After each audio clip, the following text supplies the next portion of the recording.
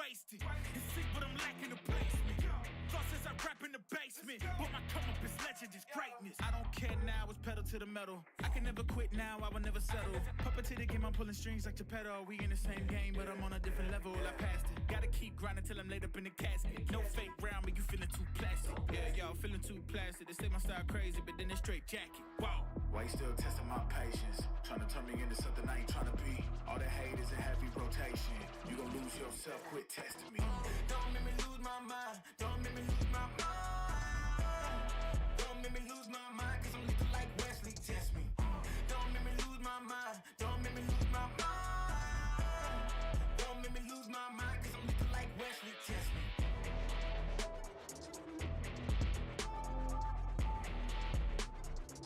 Cause I'm looking like Wesley, test me.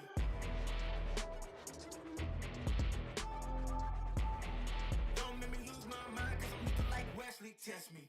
Yeah, guess I know no better. I ain't got no chill, so they call me a devil, I know. Look, I am just a man on a mission. If I want it, then I get it, I go.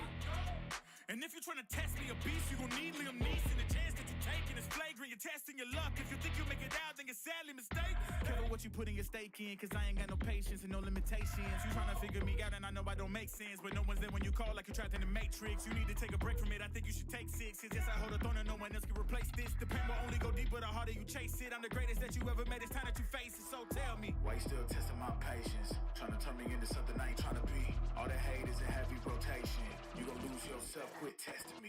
Don't make me lose my mind. Don't make me lose my mind. Don't make me lose my mind, cause I'm looking like Wesley, test me. Don't make me lose my mind. Don't make me lose my mind. Don't make me lose my mind, cause I'm looking like Wesley, test me.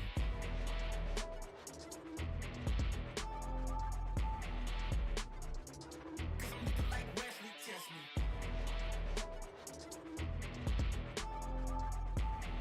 Don't make me lose my mind, cause I'm looking like Wesley, test me.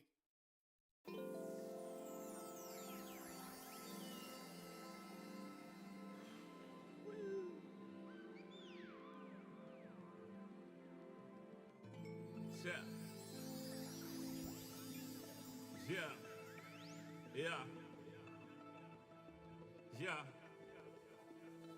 The rise before the fall, the glide before the rule, the eyes that saw the soul, the cheer before the goal. I'm here to let you know. Yeah, I'm here to let you know. Yeah, I sky gaze over my taste.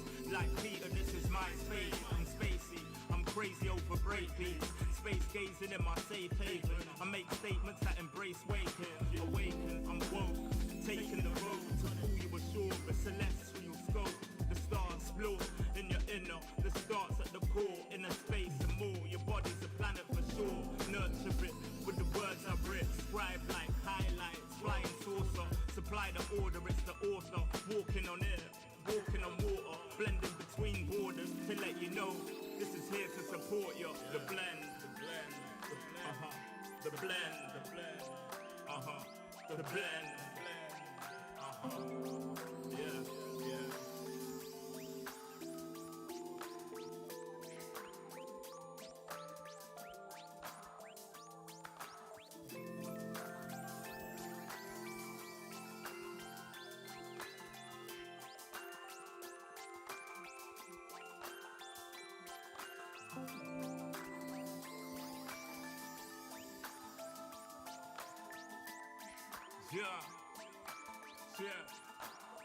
Yeah.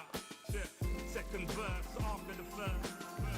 Take control with words, roll reverse, the rebirth of verb from inside out, outside in. We control the earth frequency.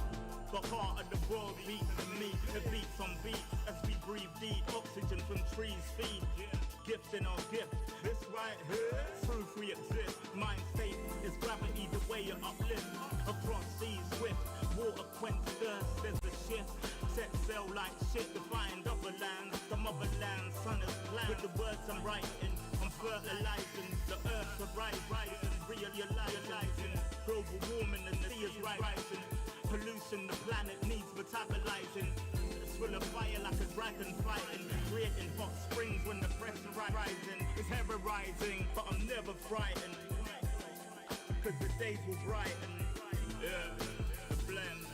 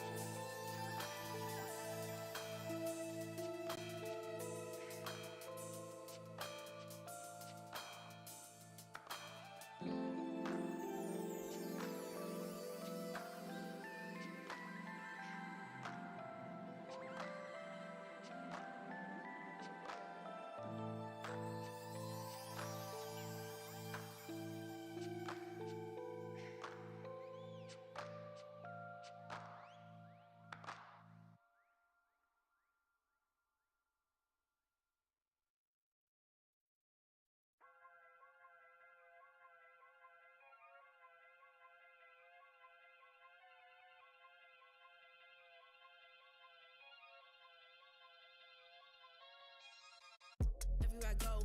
The people really wanna know who I is and who I be. They stop and stare when they see me. If I said it once, no need to repeat. Run up on me, watch you fall to your knees. Tip my hat when it's time for the kill. Ain't no beast when you're really real. I am the boss, I am the dawn. I am the one they call Lucky Charm. Got my own shit, I don't need your farm. Life was so hard, it made me weak. Built to last, this girl ain't weak. Sturdy and still when I plant my feet. Got it out the mud, now it's racks in my sleep. Look to God, he supplies my needs. Endless faith is what brought me next level prosperity. Silent power moves is what I'm giving. They love to hate the world they can't live in. Always present for the high roads. Go swim within the deep lows. Low. What told the future? Who knows? I don't do it for the likes, I do it for the love. Do it for the ones who really needed a hug, cause they had it tough, never had enough. Feared, loved, and respected. Using words as a weapon. Test and she. Hurry up quick, El Jefe's coming soon. Sit up straight when she enters the room. Be enthused, but don't look too amused. This is her queendom, please respect her rule. Hurry up quick, El Jefe's coming soon. Sit up straight when she enters the room. Be enthused, but don't look too amused. This is her queendom, please respect her rule. Smile in my face, Woody in my place, but act gully on cyberspace. Let's pump brakes, let's be frank. Running after him when you're the chase. You are the catch and he's the net. How quickly do we all forget to honor these small policies, my darling? You are the empress queen. Man, respect or he'll neglect. You are the wind beneath his wings. You are the season, you are the reason why this world can breathe. Giving sons eyes to see and daughters dreams to believe. Anything less than the best for you is high treason, queen. Hurry up quick, El Jefe's coming soon. Sit up straight when she enters the room. Be enthused, but don't look too amused. This is her queendom, please respect her rule. Hurry up quick, El Jefe's coming soon. Sit up straight when she enters the room. Be enthused, but don't look too amused. This is a queendom.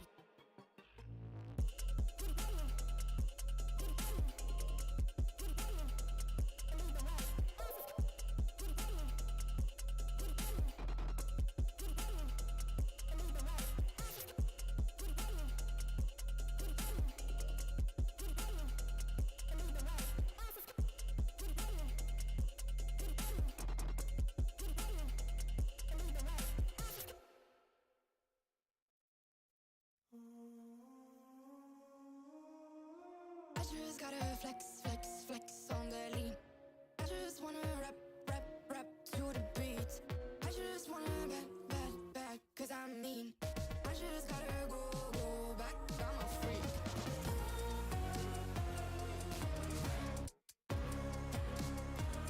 Gotta go. I just wanna rap to the beat. Move of emotion, they drunk at their problems. They always on road and they starting. She knows cause she is the same. She's trying to stop playing games. Move of emotion, they drunk at their problems. They always on road and they starting. She knows cause she is the same. She's trying to stop playing games. Where the people at, what they really wanna know. Who's your lovers and who are your bros? Who are the enemies you do keep close? Who are the people that you shouldn't know? Where the people at, what they really wanna know. Who's your lovers and who are your bros? Who are the enemies you do keep close? Who are the people that you shouldn't know?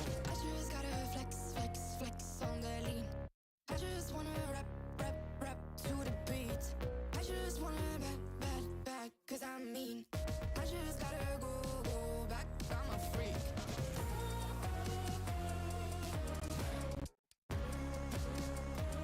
Gotta go. I just wanna rap to the beat. The chains, my vest, my watch, my belt, my cheese, my house, my sneakers, my blouse. I just party hard, popping a one in the chart. I've already won, babe, I didn't even start. Flexing on ya, flexing on lean. Flexing on ya, flexing on lean. I just gotta go, but I wanna hold on. I can't let you go, but I gotta stay strong. Unless you heard it from me, then you ain't heard it from me. Got it from me, all the energy extra. You don't wanna see me with the hitters. Generations caught up, look how things will switch. People they're quick, now they wanna move at the bits. Boy wanna go to bitch, nah. Now I'm moving. I gotta do what I do. I'm really here on my ones now instead of 4 3s or 2s. And now it's F from Paris. I could've been effing you in Paris. I don't wait for the drop, I just flow from the pop.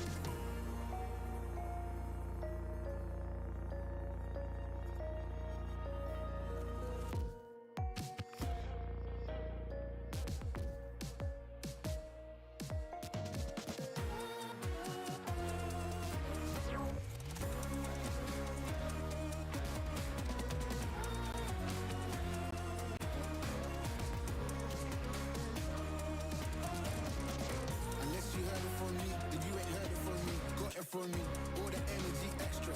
You don't wanna see me with the hip this.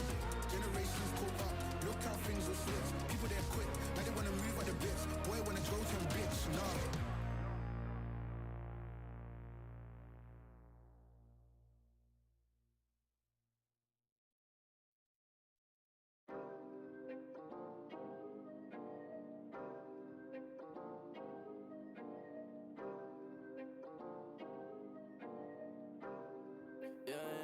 Where's the Benji? Working a 9 to 5, I had to go and feed the guys. Nobody did it right, I had to show them how to grind. I had to beat the odds, this is the life I live for God. Taking a step at a time, we going up, we headed to Mars. Taking them chances, making decisions, you know I'm never gonna lie. Till you let go, I'm copying all them, who you gon' be inside. I cannot fake it, I gotta face it, I gotta do the time. You gotta wait, make for a great pay, make sure you're doing your job. Gotta deal with the patience, 200 every occasion. Going to different locations, how they got when I need some direction. Me and Vinci go up every session. Cook it up, yeah, you know it's no pressure. Yeah, you know how we do it, we all in. We can slow up and you never catch us. Working a 9 to 5, I had to go and feed the guys. Nobody did it right, I had to show them how to grind. I had to beat the odds, this is the life I live for God. Taking a step at a time, we going up, we headed to Mars. You know my slimes, they came from the bottom to top. Taking the finest, they tryna find us. Boy, I know you with the ops. We not the same, no, you can't compare me. I don't belong in the box. Don't try to play me, no, I'm not friendly. This is everything I got. Ain't no playing around, this is no playground. It no matter, I do what I say now. I'ma go give them something to say now. Got them stuck on my back like a spray ground. See, these don't gotta complain. I'm a shooter, got eyes in my vein. They said that I would never make it, they thought I was crazy. They said I'm insane. Working a 9 to 5, I had to go and feed the guys. Nobody did it right, I had to show them how to grind. I had to beat the odds, this is the life I live for God. Taking a step at a time, we going up, we headed to Mars.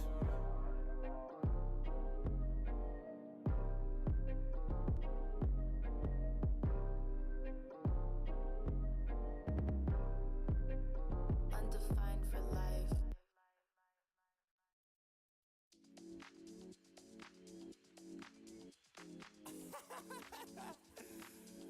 Oh man, what you talking about, man? What? You so crazy, bruh. Wasn't too long before I realized a whole lot of truth just realized. Two groups faking the real guys, and both of them plotting on your meal size. Gotta be more, is this real life? Got a bad hand, but I still try. Trying to knock me down and I still climb. I can see the promised land right over the hill line. And when I get there, yeah, we all gon' party. Learn how to surf cause the waves is gnarly. Gotta make the bread, gotta bake the barley. But it take a little time, be patient, darling. Working for the people, gotta rake them all in. But sometimes people make you hate your calling. Some people panic when the brakes is stalling. Me, I go to God when my faith is falling. Put it on the tattoos. A righteous man don't know bad news. Found forgiveness for my snafus. Nothing for the pretty girls trying to get a cashew. Bad dude, sometimes life really suck like a vacuum. The devil I don't never turn my back to. I just wanna shower love like a bathroom. And be a role model for the black youth.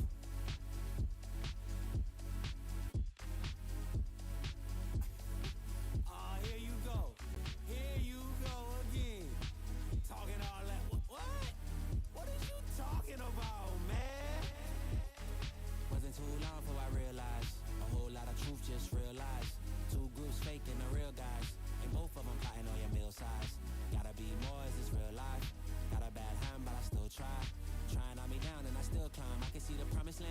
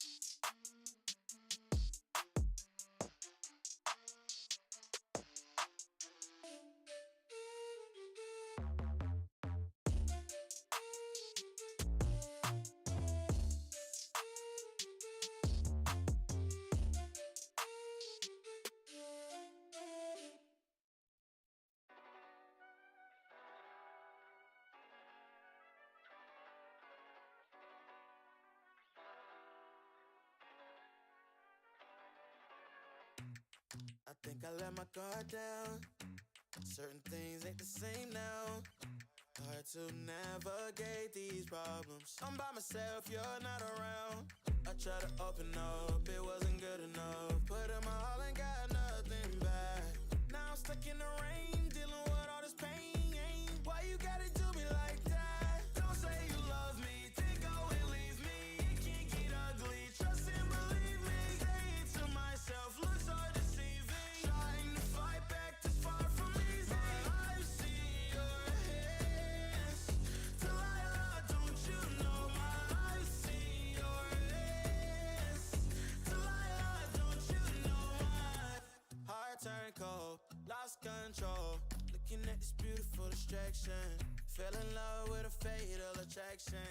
I really let my guard down, now relaxing. Why did I open up? She taking way too much. Put in my all and got nothing back. I'm feeling so ashamed, I fell into your game. Why you gotta do me like that? Don't say you love me, then go and leave me. It can get ugly, trust and believe me. Say it to myself, looks so deceiving. Trying to fight back, this far from easy. I see your hands.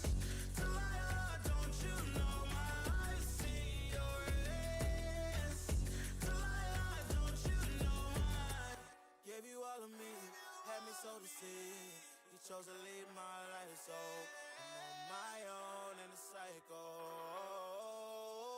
I can't believe. Don't say you love me, then go and leave me. It can get ugly, trust and believe me. Say it to myself, looks so deceiving. Trying to fight back, just far from easy. I see your hands.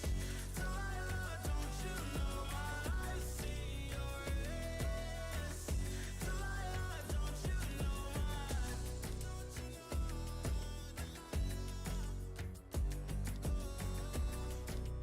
I see your hands. Delilah, don't you know my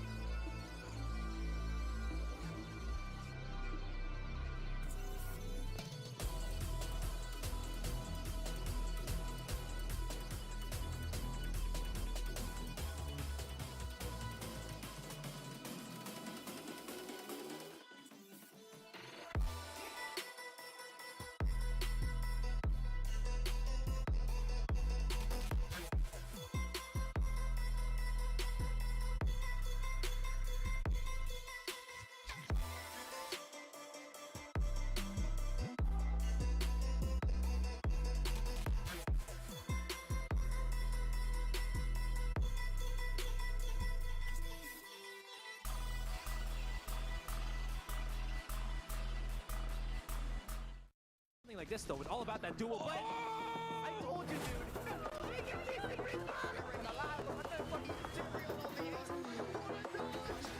Welcome to the VCT Challengers APAC Playoffs. The journey to Masters starts here. VCT Challengers APAC Playoffs features the top 20 Valorant teams from Asia Pacific as they compete for one of two spots in the first global event of the year, Stage 1 Masters. 哇，直接出手，哇，联想到，对， The tournament runs from the 10th to 27th of March and is made up of 3 stages: the play-ins, group stage, and knockouts.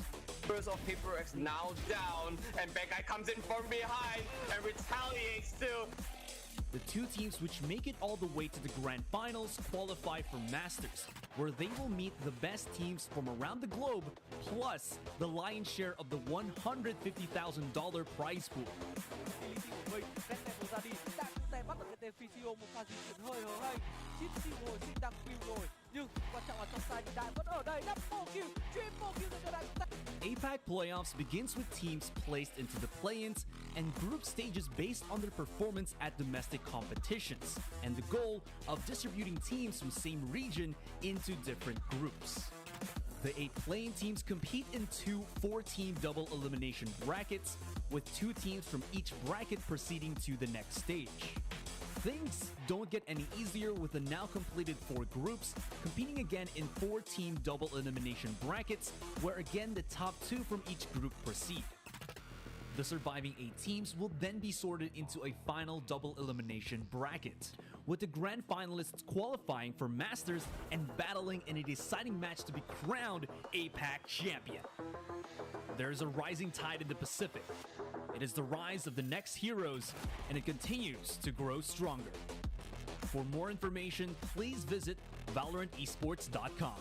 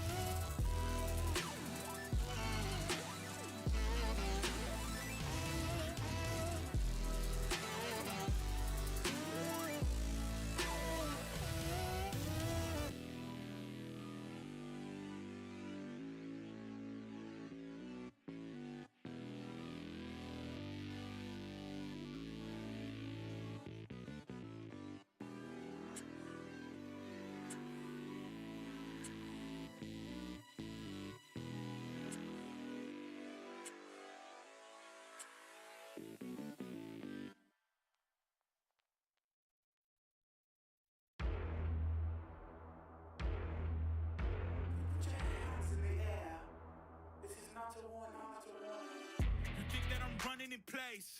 Y'all really testing my patience. Right before I blow up the spot, I had to get back to the basics. What if my talent is wasted? You see, but I'm lacking the placement.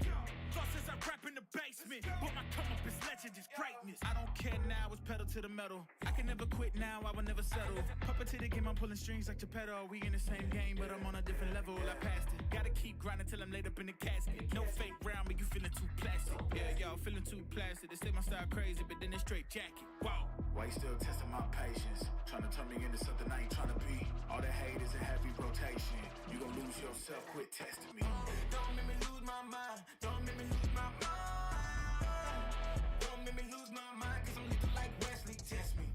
Don't make me lose my mind. Don't make me lose my mind.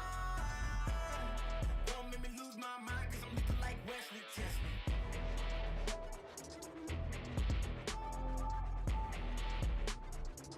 Cause I'm looking like Wesley, test me.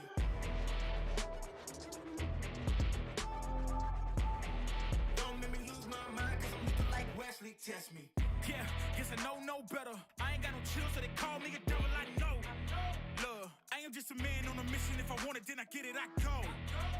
And if you're trying to test me a beast, you gon' need Liam Neeson. The chance that you're taking is flagrant. You're testing your luck. If you think you'll make it out, then you're sadly mistaken.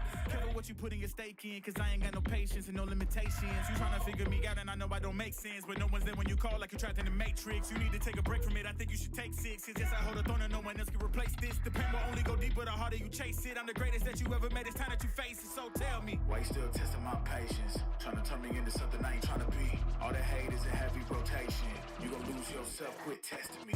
Don't make me lose my mind. Don't make me lose my mind. Don't make me lose my mind, cause I'm looking like Wesley, test me. Don't make me lose my mind. Don't make me lose my mind. Don't make me lose my mind, cause I'm looking like Wesley, test me.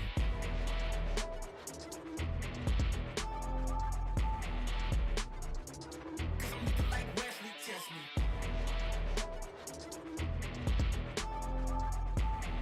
Don't make me lose my mind, cause I'm looking like Wesley, test me.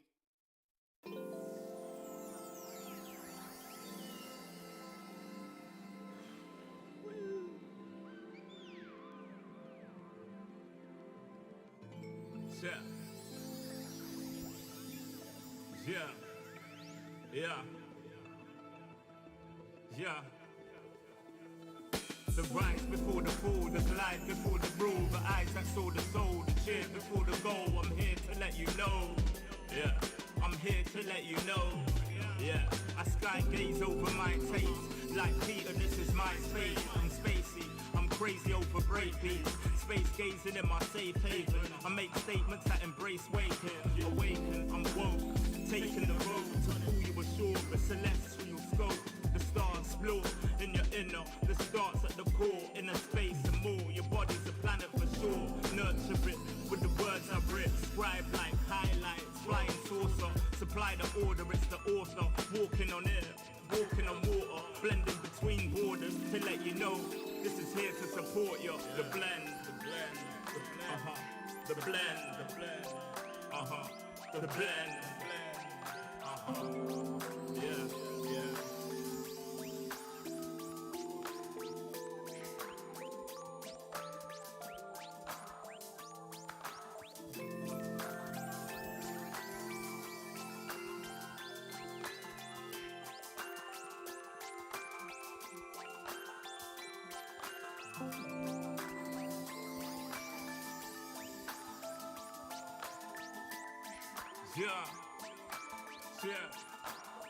Yeah. Second verse after the first. Take control with words, roll reverse, the rebirth of verb from inside out, outside in. We control the hurt frequency. The heart of the world beats in me. It beats on beat as we breathe deep. Oxygen from trees feed. Gift in our gift. This right here, proof we exist. Mind state is gravity, the way you uplift. Across seas swift, water quench thirst. There's a shift. Set sail like shit to find other lands. The motherland, sun is planned. With the words I'm writing, I'm fertilizing. The earth to rising, realizing. Global warming and the sea is rising. Pollution the planet needs metabolizing. full of fire like a dragon fighting, creating hot springs when the pressure rising. It's terrorizing, but I'm never frightened, cause the days will brighten. Yeah, the blend.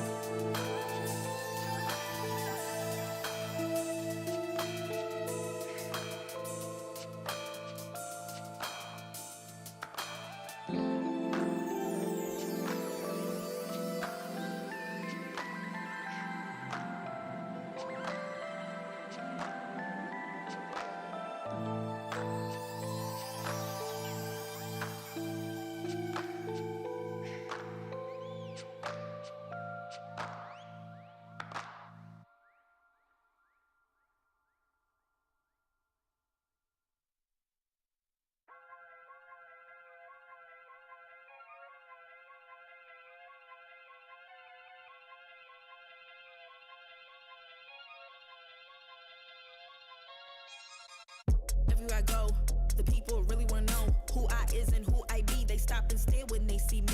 If I said it once, no need to repeat. Run up on me, watch you fall to your knees. Tip my hat when it's time for the kill. Ain't no beast when you're really real. I am the boss, I am the dawn. I am the one they call Lucky Charm. Got my own shit, I don't need your farm. Life was so hard, it made me weak. Built to last, this girl ain't weak. Sturdy and still when I plant my feet. Got it out the mud, now it's racks in my sleep. Look to God, he supplies my needs. Endless faith is what brought me next level prosperity.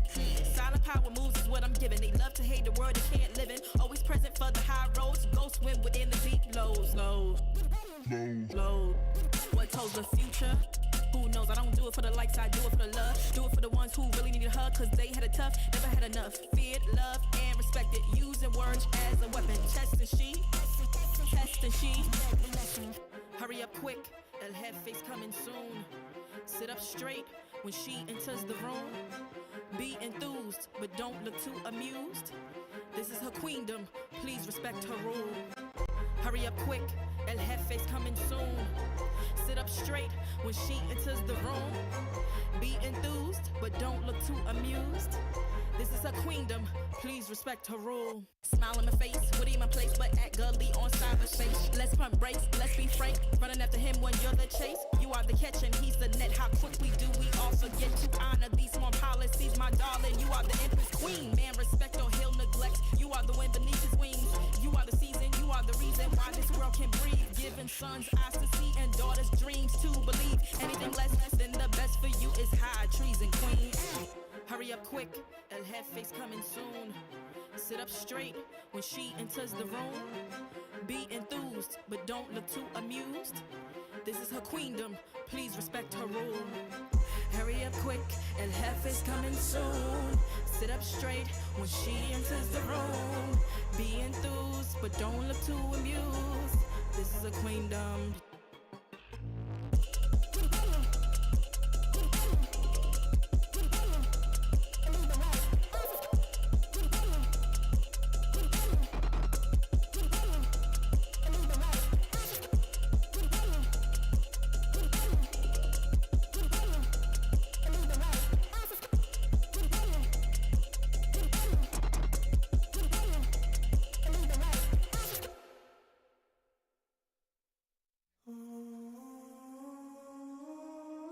I just gotta flex, flex, flex on the lean. I just wanna rap, rap, rap to the beat. I just wanna back, cause I'm mean. I just gotta go back, I'm a freak.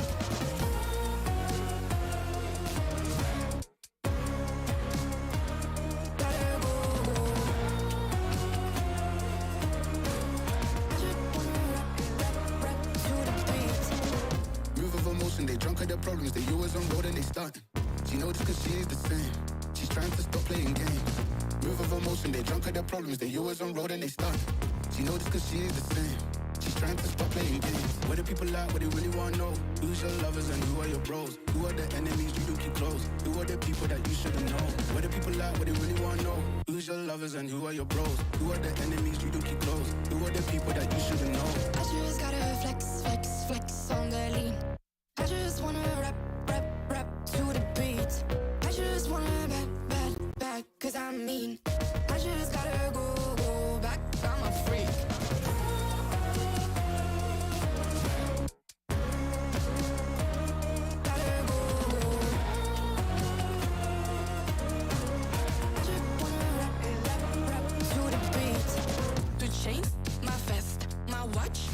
belts, my cheese, my house, my sneakers, my blouse. I just party hard, topping the one in the chart. I've already won, babe, I didn't even start. Flexing on ya, flexing on me, flexing on ya, flexing on me. I just gotta go, but I wanna hold on. I can't let you go, but I gotta stay strong. Unless you heard it from me, then you ain't heard it from me. Got it from me, all the energy extra. You don't wanna see me with the hitters.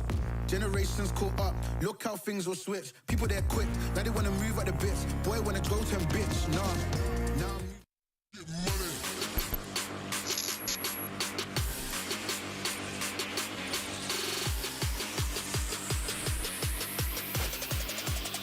Let's get the money.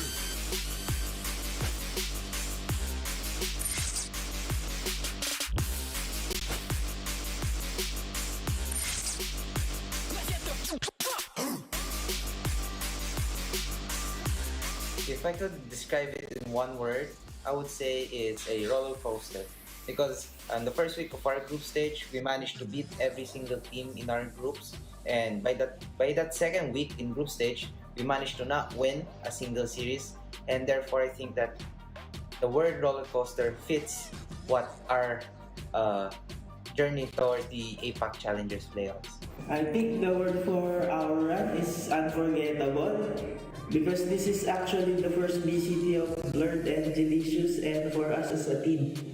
The best word to describe it is fulfilling. Mainly because that's how I felt when we won against every single team in VCT Challengers Playoffs. And I think that proves to everyone that we deserve this slot in APAC along with Naos and Action PH.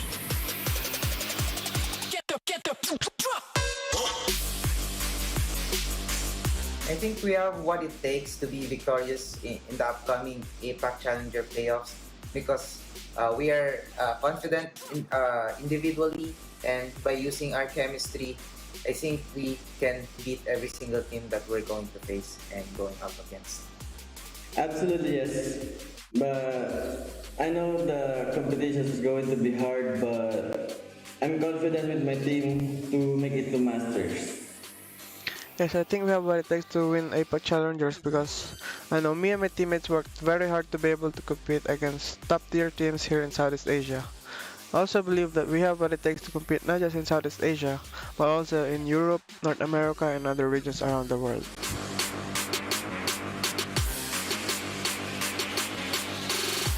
The competitive edge that we have, I think, is we have nothing to lose coming here in the APAC Challenger Playoffs because I believe that we are the underdogs in this tournament, and I think that teams are not expecting us to win against them, but with the experience that we have, I think we have everything that we need to beat these teams that we're going up against.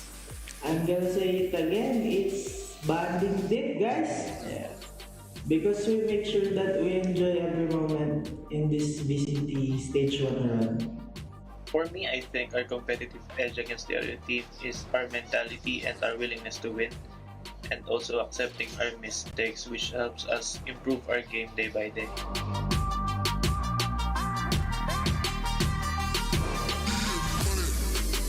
The most difficult team that we have fought against in the Philippine stage is Naos because we haven't been able to beat them yet. And we've got destroyed in our best map, and I hope that we can fight them again to show that we can get our revenge and get the win against them. Of course, it's SBE. Our matches against them are always close, and with their experience, you know that anything can happen between SBE and Naos.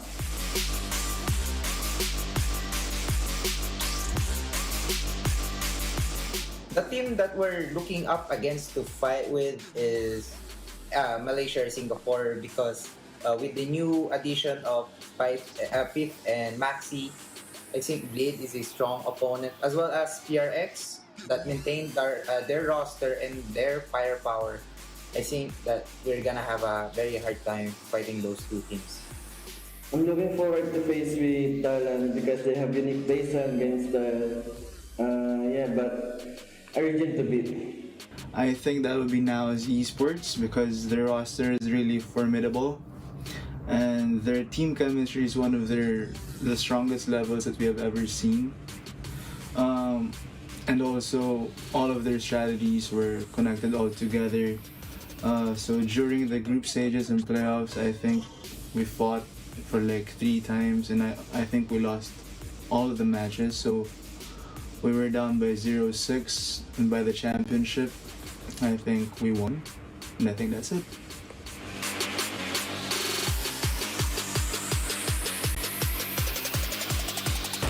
If I were to build a super team, I would be choosing Jing and Forsaken as the duelist and the second duelist. Then I'll be choosing Blaze King as the Sova main of the team. Meanwhile, the smoker would be SS Carry, and lastly, I think Sushi Boys would be the last fit that would make my super team in this competition. I already have my super team with Naos, but except them, it's gonna be, I think, PTC from Full Sets, Forsaken from Paper X, and Flip Jitter from Boom, and Papi Chulo from SB. And me.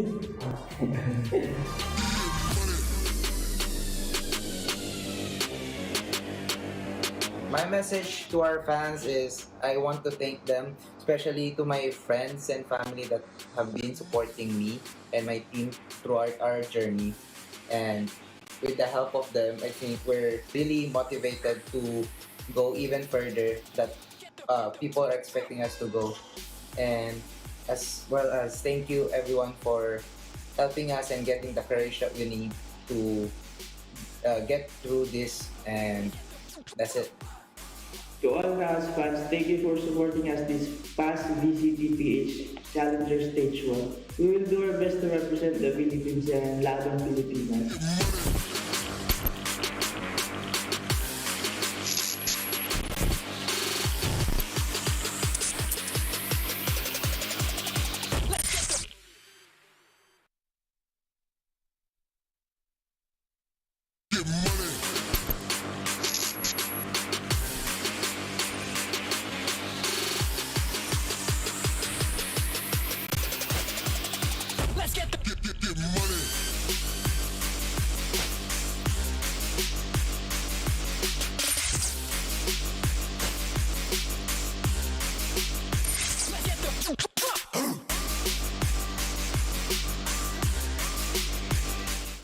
Hard work, because I think we as a team work really hard in the past 2 months coming into this VCT.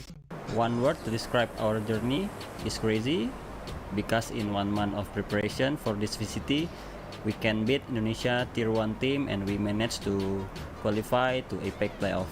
It's so amazing, like this is gonna be my first VCT win.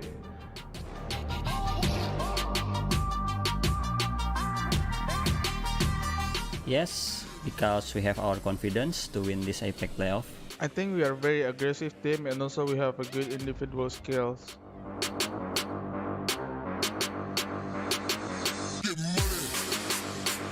We put a lot of efforts in practice and scrims because we also scrims in Saturday and maybe Sunday. So yeah, we put extra efforts to go to win the APAC Challengers Playoff. At the beginning of our journey for this VCT, our team is orcless. Basically, we just mix team so we can play without any pressure. But now we should show what we're capable at this stage.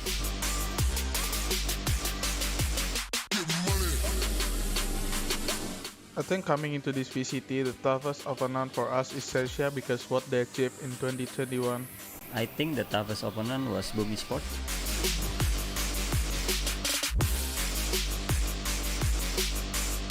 I'm looking to play against Paper X and maybe Celsia in the upcoming match. I want to face Philippine teams in this tournament just because how interesting their scene. I guess Australian team, because we've never met Australian team in VCT.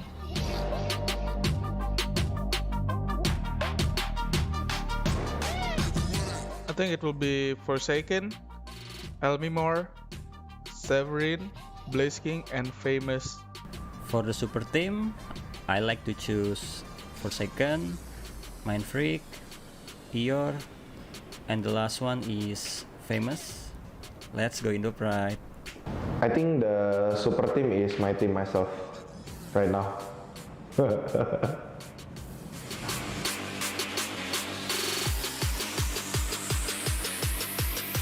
Thank you to everyone that's supporting us. We will try our best to qualify to Masters 1. Go ONIC. For all fans and supporters, please keep support Persija Esports, either we win or lose, and support all Indonesian team and player who play in APAC VCT. Message to our fans personally by me is thank you for all the supports and all the players. Hopefully we can win the APAC Challengers Playoff. Stay hungry, hungry biz.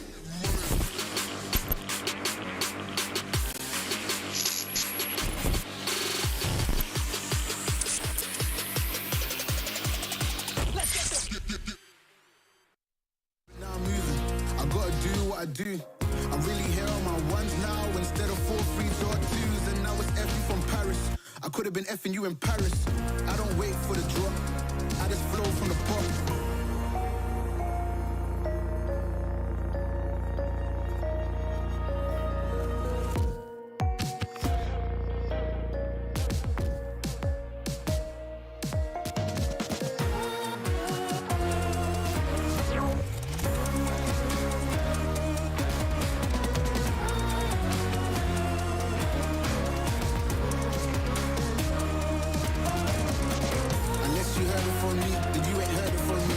For me, all the energy extra. You don't wanna see me with the hitters. Generations cope up, look how things will switch. People there quick, now they wanna move at the bits. Boy wanna go to a bitch, nah.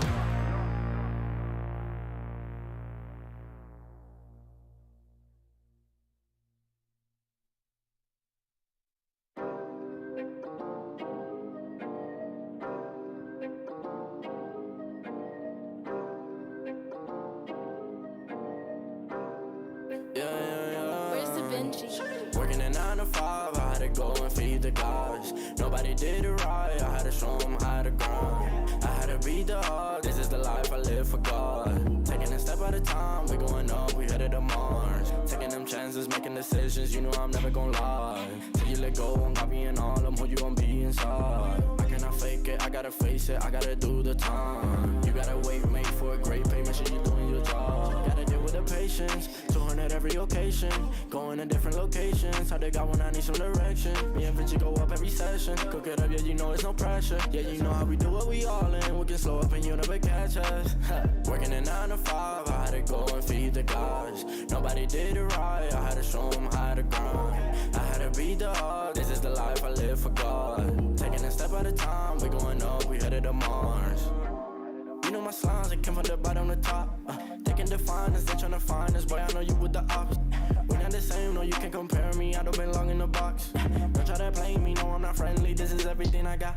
Ain't no playing around, this is no playground. It no matter, I do what I say now. I'ma go give them something to say now. Got them stuck on my back like a spray ground. See, it's easy, don't gotta complain. I'm a shooter, got eyes in my van. They said that I would never make it, they thought I was crazy. They said I'm insane. Working a 9 to 5, I had to go and feed the guys. Nobody did it right, I had to show them how to grind. I had to beat the odds, this is the life I live for God. Taking a step at a time, we going up, we headed to Mars.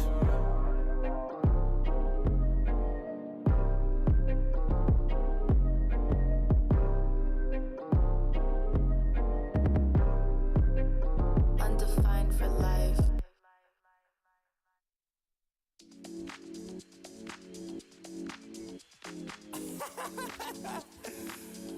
Oh man, what you talking about, man? What? You're so crazy, bruh. Wasn't too long before I realized a whole lot of truth just realized. Two groups faking the real guys, and both of them plotting on your meal size. Gotta be more, is this real life? Got a bad hand, but I still try.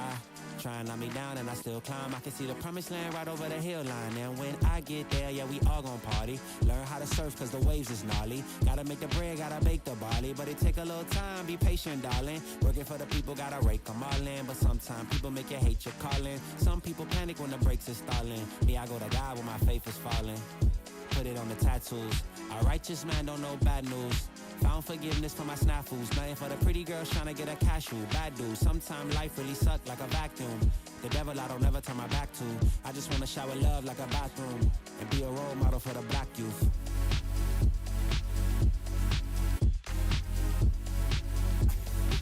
Ah, here you go. Here you go again.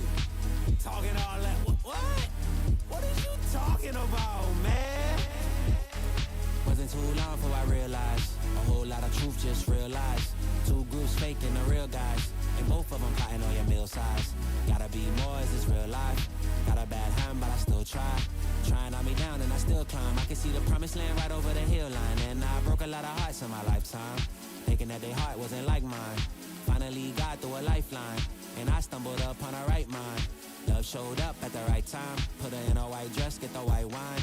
Some people do it for the nighttime, but I'm thinking more make your life mine.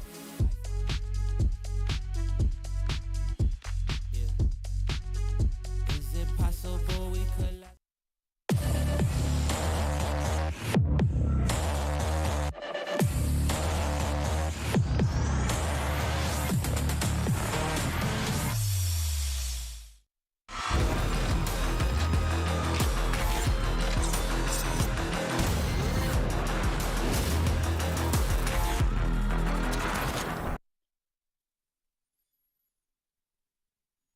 It's day 3 of the play-ins, and we've got 2 teams that are going to make it into the group stages.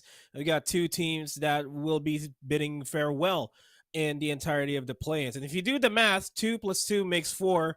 We got 4 hot series coming at you right now here on day 3 of the Asia Pacific Challengers play-ins. This could be absolutely brutal. Flaring. Derion on the edge. What a dodge!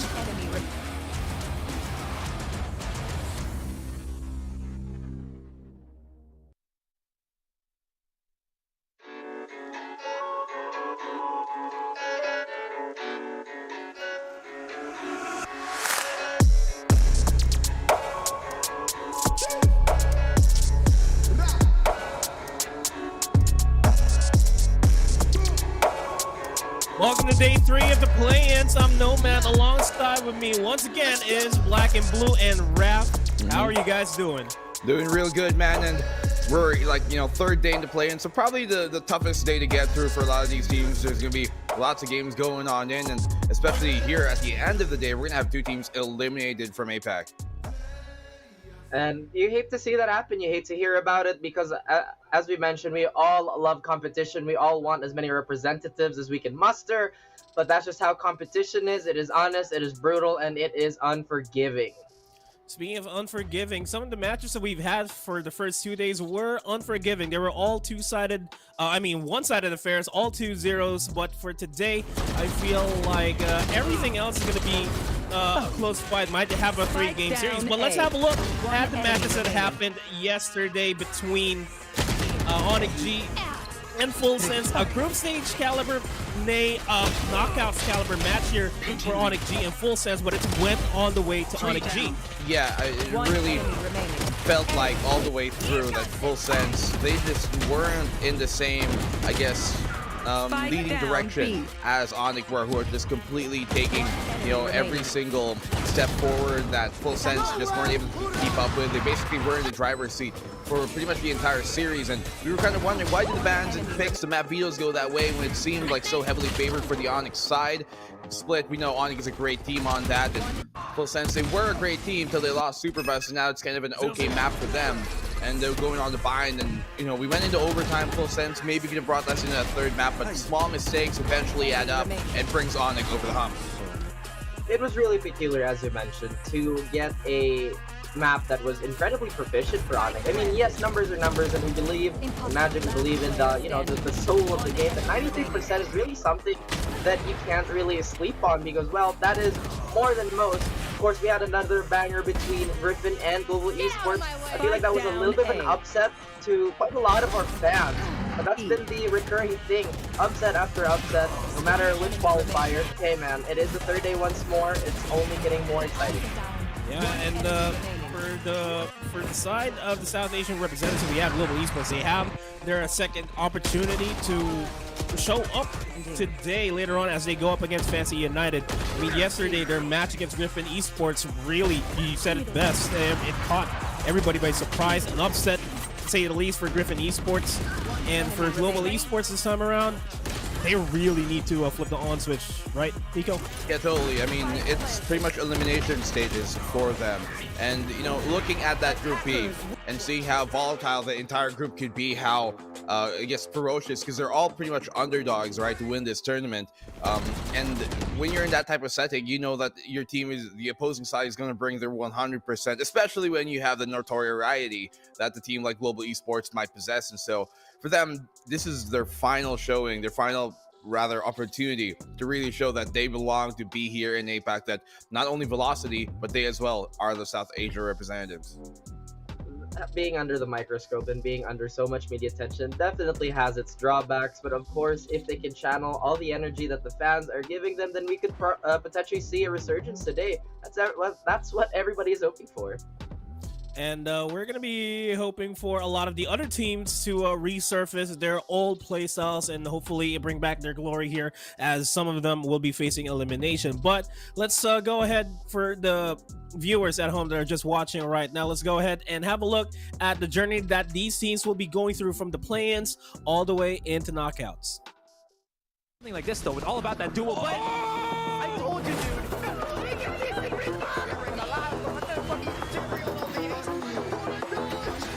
Welcome to the VCT Challengers APAC Playoffs. The journey to Masters starts here. VCT Challengers APAC Playoffs features the top 20 Valorant teams from Asia Pacific as they compete for one of two spots in the first global event of the year, Stage 1 Masters.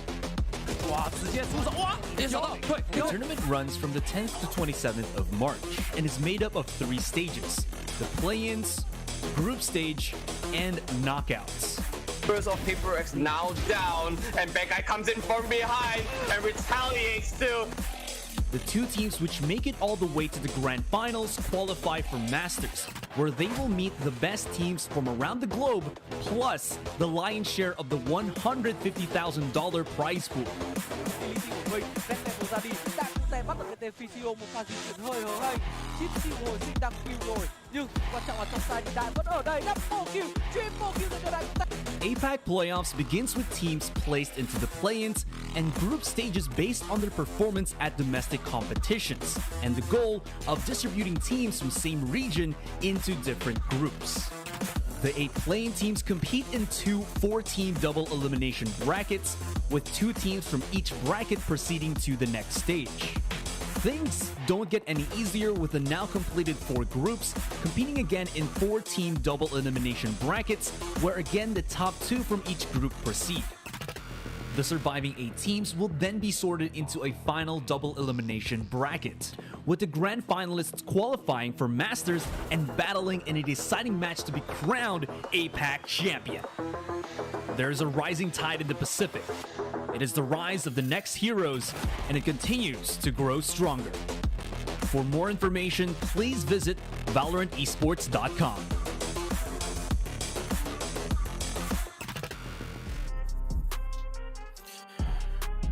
I mean, that video already said it best. It's all double eliminations, and we're gonna get 2 teams that are gonna be eliminated, so that definitely is double elimination. But that's not what's gonna happen. There is a second chance for Action Page or ONIC G, depending if they fall down into the lower bracket. We're seeing the Group A right now. We'll see that match happen up next. But then again, later on today, we got Full Sense and Team Big BAAM.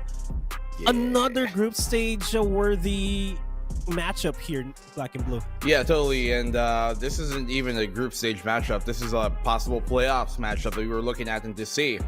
Full Sense and Big BAAM, two teams that were active and were representing their own respective regions last year during C Challengers. That's just speaks to how competitive everything has really gotten the past 2 days.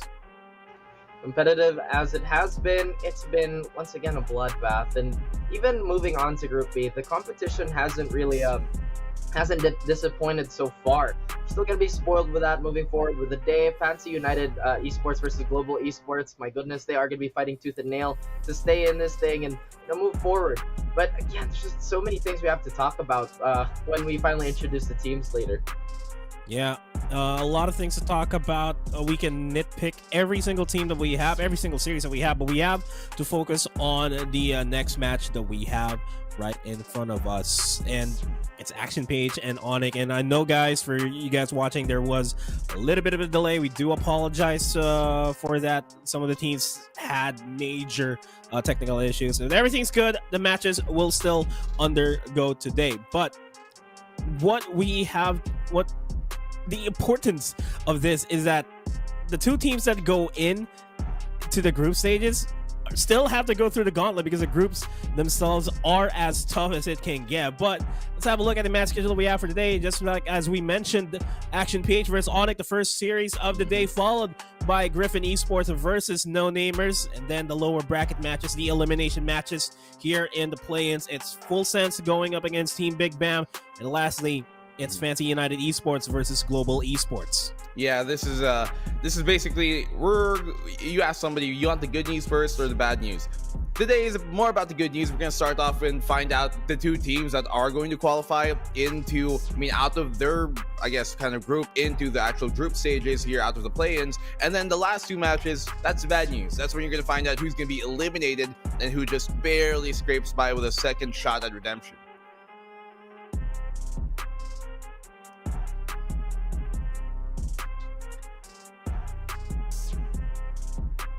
Well, it's going to be a redemption for a lot of these teams, but even more so for the guys in the lower bracket. We want to make sure that they do make their way into the upper echelons of the fighting here. But as we move forward, we got to focus on the task at hand. It's Action PH and ONIC G that's going to go up ahead here in the first match that we have for today. And what type of expectations do we have here, Black and Blue? I'm really expecting a lot, honestly, from many of these teams. They were able to qualify through very, very competitive qualifiers. Yes, we know to get that, but it seems like, especially for Group B, that the teams who don't necessarily have a name, the same kind of notoriety that the other bigger organization-backed teams are, like maybe Global and Fancy United, they're the ones who are kind of faltering. But the guys who just come in here and play their own game, teams like Griffin, teams like No Namers, they're the ones who's really impressing me. And so I'm starting to get more and more expectations upon what they can bring to the table come the group stage. Pardon me, by the way, guys. I think my mic settings kind of went on the fritz. But again, thanks for letting me know, everybody who did let me know. But yeah, again, still the first matchup we have at hand is already such a cornerstone of our day. And like we said, it's just so much to look forward to and so much to ask, really, for our teams to really get into it. Well, let's actually get into it and start the action here with the first thing that we're going to be introducing. It's Action PH.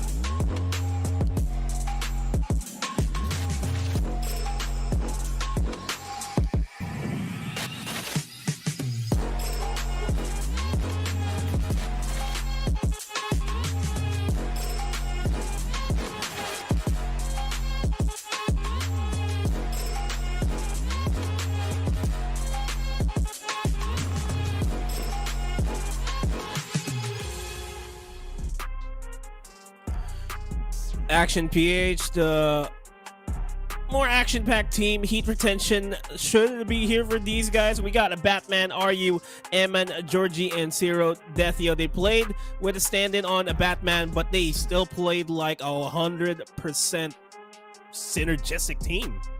I mean, yes, we know that these guys are super experienced playing in the upper echelons of really Valorant itself, really.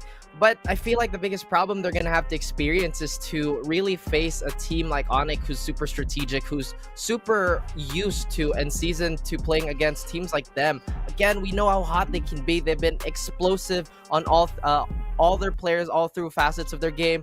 They've been incredible, but I feel like the time that they needed to really develop a strat book instead of relying on, well, you know, undeniably their fantastic defaults, well, it will be shown today.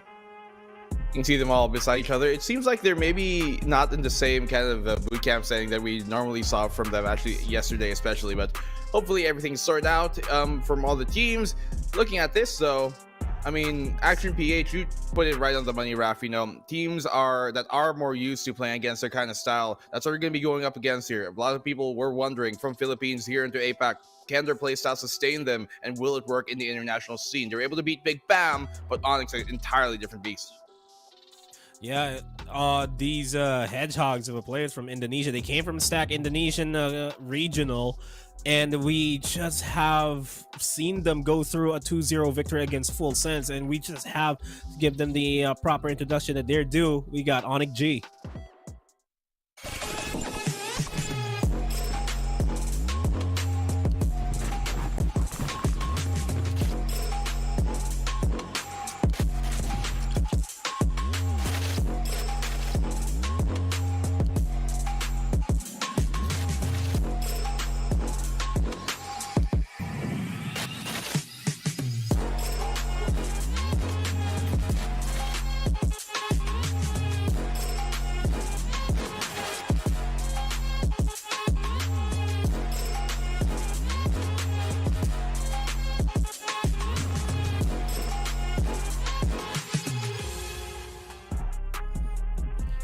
Team where a lot of people are expecting them to come out of here, and a team that nobody really expected to show up on the play-ins, but here they are, and they're fighting really smoothly in the upper brackets in their group. We got Elmi Moore, Monyet, NC Slasher, Severine, and Shiro. Man, this team, they're in the play-ins, and they came to play yesterday versus Full Sense, another team that we really didn't expect to be about, you know, coming and playing in these stages. We expected both of these teams to go directly into those group stages to even potentially qualify and win the playoffs. But ONIC, they're one of those teams who really have a very maybe kind of like, let's say, protagonist run where they go down really low, they hit the lowest of lows like an anime, but then they come back ever better than before, and they come and maybe even win the whole darn thing. So ONIC, they're one of the best teams in APAC, period. To see them here in the play-ins is a bit of a kind of like a question on like, oh damn, how good really is the Indonesian scene for them to send such a great team like this down below here? But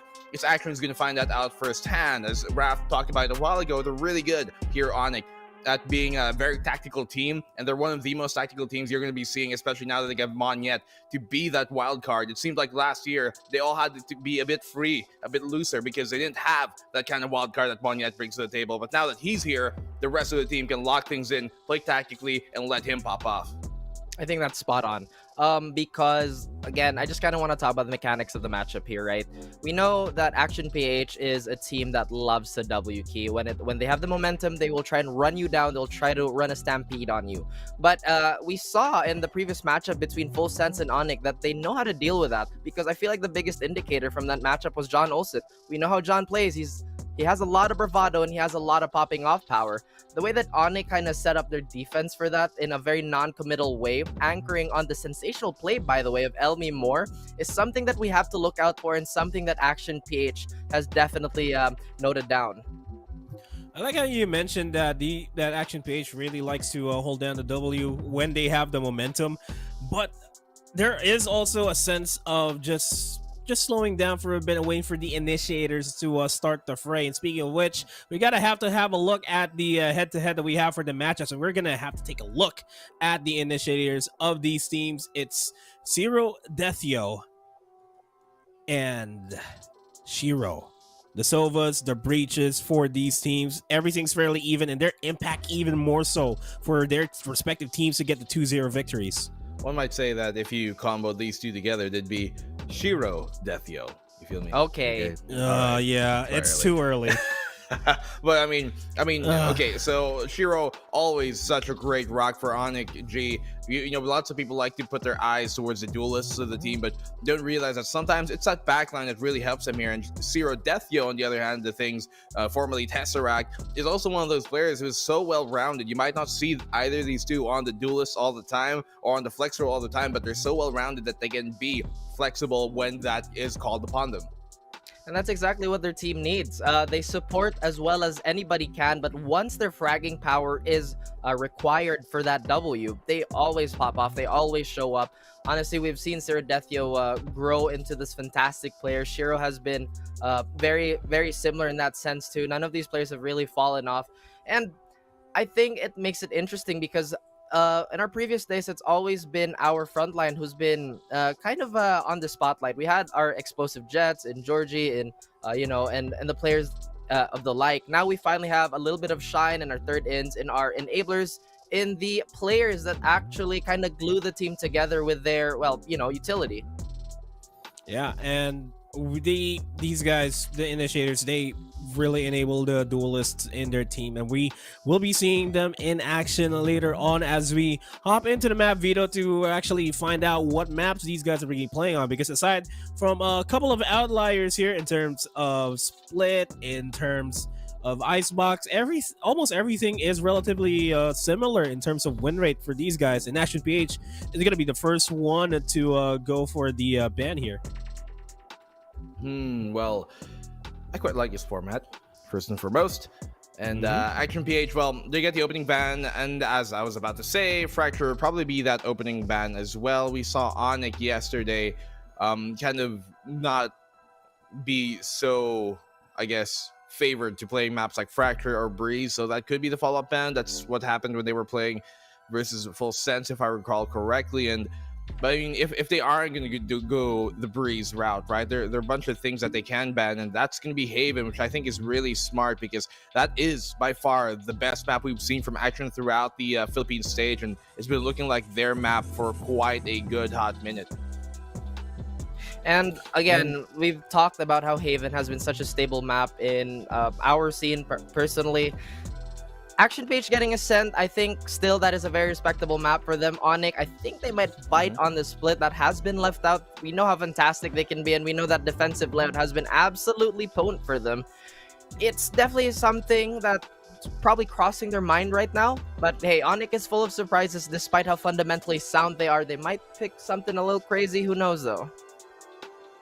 Well, ONIC knows that for sure. I bet Split. And yeah, I agree. Split is a definite choice here for ONIC, getting that game to force a game 3 if ever. But no, we get Breeze. They got a 64% win rate on that compared to the 40% that Action PH has. And if anything, Action PH needs to ban out Split. They don't want that to be the decider map here.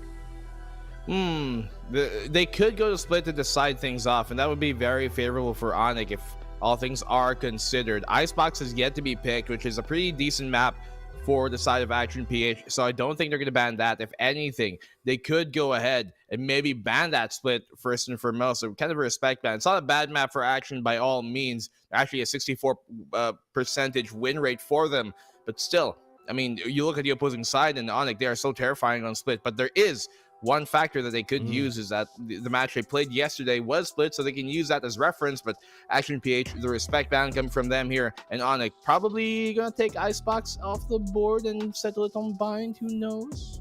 Actually, the other way around, they might actually take Bind off and play on Icebox.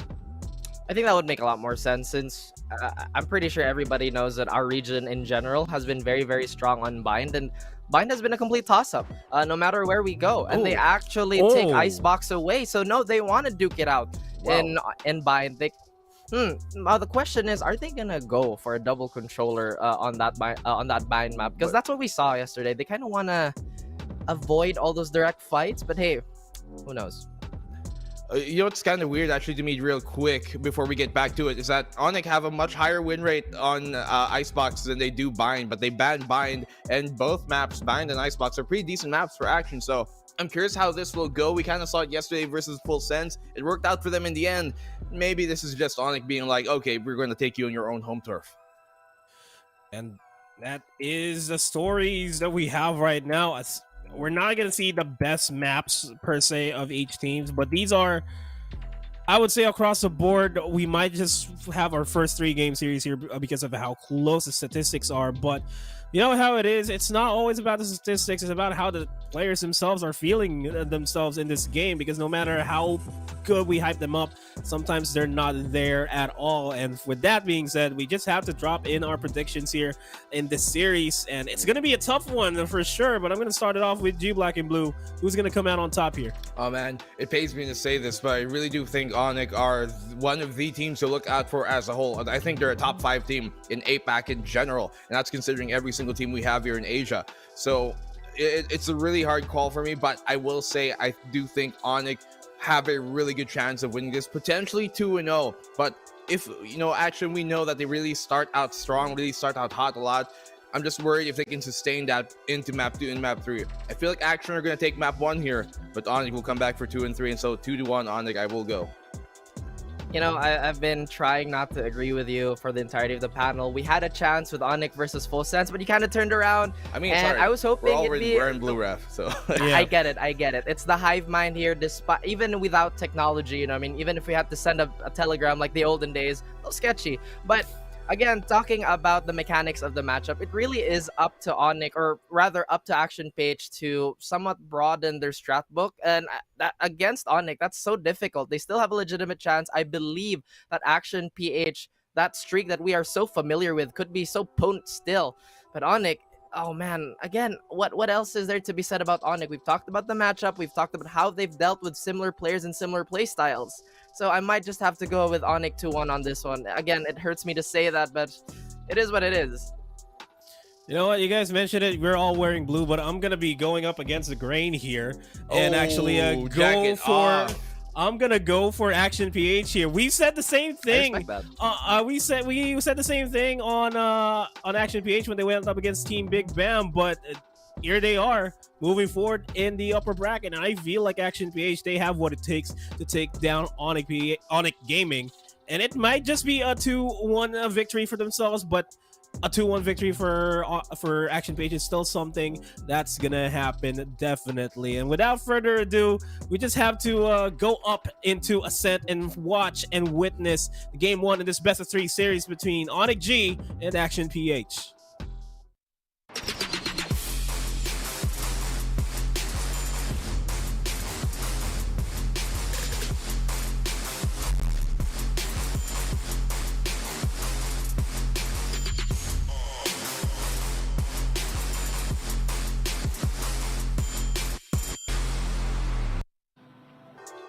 Isang magandang umaga pa para sa lahat ng mga nanonood ngayon. Welcome sa VCT Asia Pacific Play-ins Day number 3. Gising na si Ray Ray. Ready na kami para i-cast tong match na to. Kami nga pala inyong mga casters. My name is Terror. At gaya na sabi ko, with me is Ray Ray. Ray, Filipino teams, alam mo na, unbiased casting tayo dito.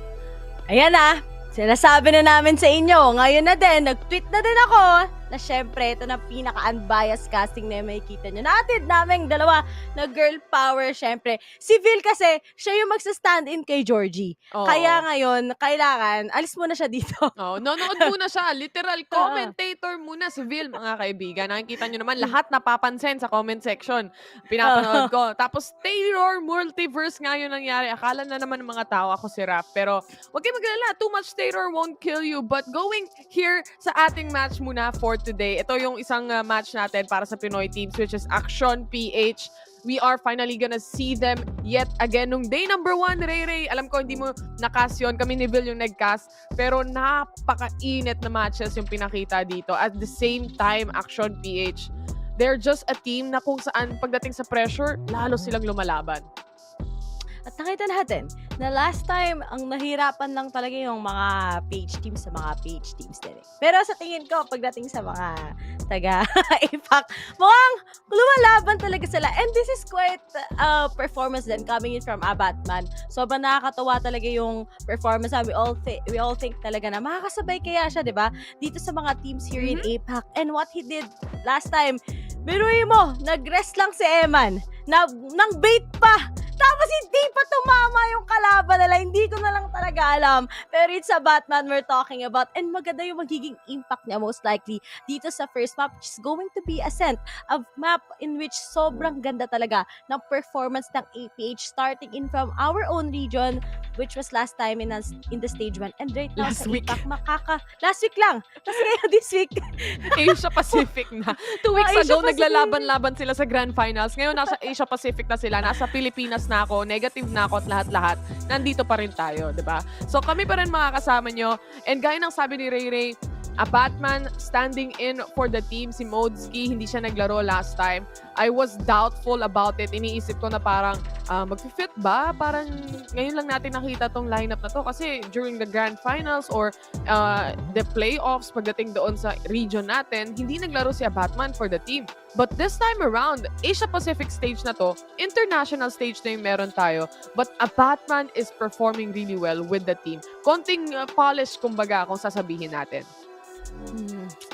So, let's see kung paano nga ba pangahawakan to ng APH first map. It's gonna be in Ascent. Second is going to be in Breeze and Bind. Parati na lang. Tama ba ako, Bind? Bind yung parating third map ng mga teams natin ngayon. Yep. And hindi ko alam kung bakit, pero I think for me, sobrang dikit talaga every time that we're gonna go in to Bind. Pero unahin muna natin dito sa Ascent. Usually, double sentinel sila dito. They're gonna be relying on that Killjoy X Sage as for Eman. And so far, sa performance nila, we're really seeing how Georgie pops off talaga very, very smoothly. Sobrang init talaga niya. At nakita ko nga yung comment niya dito sa PPGL page na kapag nanalo daw sila ngayon, magpapakasal na siya. Sabi ni Georgie yan, guys, ha, tandaan nyo, merong pruweba, may resibo. Si Georgie magpapakasal kapag nanalo daw sila. Tandaan nyo yan. Tandaan nyo tong araw na to. But let's head in to our agent selection. We are looking at APH and ONIC G. Kung may ONIC G, may Paro-Paro G, man. Ito yun, sa Pilipinas sila. Nasa BGC Tondo, nagtatapat itong dalawang teams. Aside nga yung mapa, gaya ng sabi mo, Ray, this time around, we are seeing Omen picks. Kasi kung hindi pa alam ng mga viewers natin, kung first time nyo manood, the patch that we are using right now is 4.04. So, itong Icebox, nag-iba na. Yung ibang mga controller agents natin, yung mga buff na yan, yung mga nerf na yan, nangyari na. Yung typical Astra pick na nakikita natin sa meta, that's over and done with. RIP Astra, by the way. But people still use it pag nagdo-double controller setup sila minsan. We've seen it on day number 1 nung nag-cast kami ni Vilden. Alam mo, kahapon nga eh. Nakita ko yung tweet ni RU. Nireplyan ko siya. Sabi ko, balik na ang Omay main. Diba? Ang Omar main natin ngayon. Omay. Omay main. Talaga. At ngayon, wala na nga at sa mga nagtatanong, kaya bakit Omar, sasabi ko sa mga Omen yung ginagamit nila. Kasi yung latest patch yung gagamitin natin ngayon here in APAC. So we can really see talaga yung pag-pop off na ng Brimstone maybe. Pero ngayon talaga, we're gonna be going with the Omen once again for both of the teams. Pero looking at it, mirror matchup na kaiba lang is that double sentinel nga sa APH, where on the other side, we have KO for ONIC G. MVP talaga dito yung noon ni Georgie. Araw-araw makikita natin yan, isipin mo na wala yung bangs. Medyo mainit to.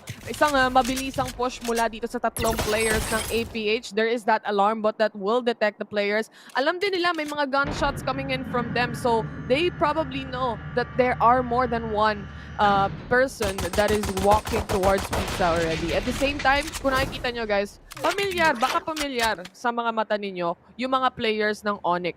This team, nakikita natin yung regions na sa taas finally. Ang saya ng araw na to. At the same time, this team, yung ibang members dito, Ray, di ba nanggaling sa ibang mga teams din like Alter Ego, like BAAM Esports as well. Sina Le Memoire, yan nakikita natin. Sina Shiro, magkakaiba yung mga team, familiar na pangalan, pero nandito sila ngayon sa ONIC G. Grabe naman. Pero balita ko, Bob, di ba natalo lang din ng Brent last time nung bago pa sila maging Team Secret. Pero on the other side, Batman was able to get 2 kills. Tapos si Georgie dito sa mid. Ina-expect na ba talaga ito ng mga miyembro ng ONIC? No, pinata si Georgie gets 1. And now it's gonna be just the last guy na si Severin. At ito na titignan na ni Georgie. timing ko. Nakuha pa ni Severin. Ano ba naman yan? Ayoko na bumati na makukuha ka agad ni Georgie, but at least it's a 2v1. How will Severin actually win this? Oh, still Eman gets it! And APH wins the pistol round. Let's go! Medyo delikado yung ano na yun, yung pwesto na yun, yung galawan no APH, but they still managed to take that around the way. Baka APH yan, baka Batman yan. And this time around, you're just seeing the replay. Mabilisan lang naman. 1-0 na nga ang score when it comes to this. And of course, APH takes the lead. Makakabilis sila at isang mabilisang upgrade para kay Eman. Nag-vandal agad. Parang battle sa ata to. Naglalakad lang si Eman, nakakapatay pa. Pero ngayon, may tatlong mini boga sa site ng ONIC. Pero tignan natin, APH still have the advantage talaga. Si Eman ngayon, makakabili lang agad ang vandal. So, napakadali lang nito para sa kanila. Sir Decio tries to clear out with the utilities that he have. Pero, meron ba silang malalason dito sa side ng APH? Medyo may smoke lang muna para mapatigil ang kanilang pag-dash in. Pero mukhang wala talagang kinakatakutan. Pero naku, si Lemmy Moore, pati si Shiro may makuha. But at least, pwede pa rin ma-trade off yun ng mga miyembro kagad ng APH. Ano ba naman yan? Gagamit pa ng boga, hindi pa tatama. Kita mo naman, si Abatan nakakuha na kagad ng tatlo. At si Severin na lang kagad na natitira sa isang iglap. There's that push mula kay Severin. It's not gonna be enough. APH takes that 2-0. Malinis, nakuha rin yung vandal na yan. Kaya naman, pagdating sa round na to, typically, hindi na natin masyado nakikita yan. Yung second round pa lang, nag-upgrade na. Hindi nila ginagawa to. Kung iisipin mo, Ray, hindi natin nakikita sa APH to on their side during the time that they're playing in the Philippine playoffs masyado. So this time around, we are seeing difference, change in meta when it comes to the teams like APH na second round pa lang, tara, upgrade tayo ng isang vandal. Bumili na kayo, mag-ready na tayo for the third round. Yung bonus round dito, this is the setup how they're doing right now. Gusto nilang makuha yung third round na yan. Confirm kagad. Pero kita mo, dinidestroy lang kagad yung lockdown dito na binigay kagad ng APH. But that's a good way to just make a few distractions. At kita naman na kagad si Georgie dito making away. Pero si Lemmy Moore, he gets the tops. Paupok pa isa-isa. Pero buti na lang si Eman nanlalaban pa rin. 3v4, very winnable pa sa side ng APH. Pero nga lang nakaikot na kagad yung mga taga-ONIC. At dalawa na lang ang natitira. But si Eman lumalaban pa rin talaga. Gets wall, tries to pick up at this one. Pero si Aryo makakapag-clutch pa siya ngayon. So may magkakatabi lang sila. Alam mo yung parang may kipag-debate talaga dito. Pero wala talaga nagawa so far. Disadvantage lang sa baril. Error. Kaya nanalo yung ONIC. Disadvantage. Wala sa lakas yan. Walang stats dito. Disadvantage lang talaga sa barrel kaya natalo yung APH. Sobrang unbiased nun Tindi no? Nakachamba lang talaga actually guys. Kaya naging 2-1 yung score. Pero kung iisipin talaga natin ang tunay at totoo, naging aggressive si Eman dun Kasi in a 2v3 situation, kailangan makapitas sila ng isa to make it even. Kaso nga lang, pag angat niya ng ganun sa yellow niya, tatlo o dalawa ang nakaabang, dalawa ang nag-aantay. This time around, makakabili sila nung kanilang mga vandal. Pero, syempre, kailangan makuha nila to. Si Eman half armor, that doesn't matter that much, especially on a vandal as well. At pantay naman Pagdating sa kabilang side though, kung titignan natin, yung dalawa, naka-specter na lang. So, economy damage. Pagkanta ko na. Sorry.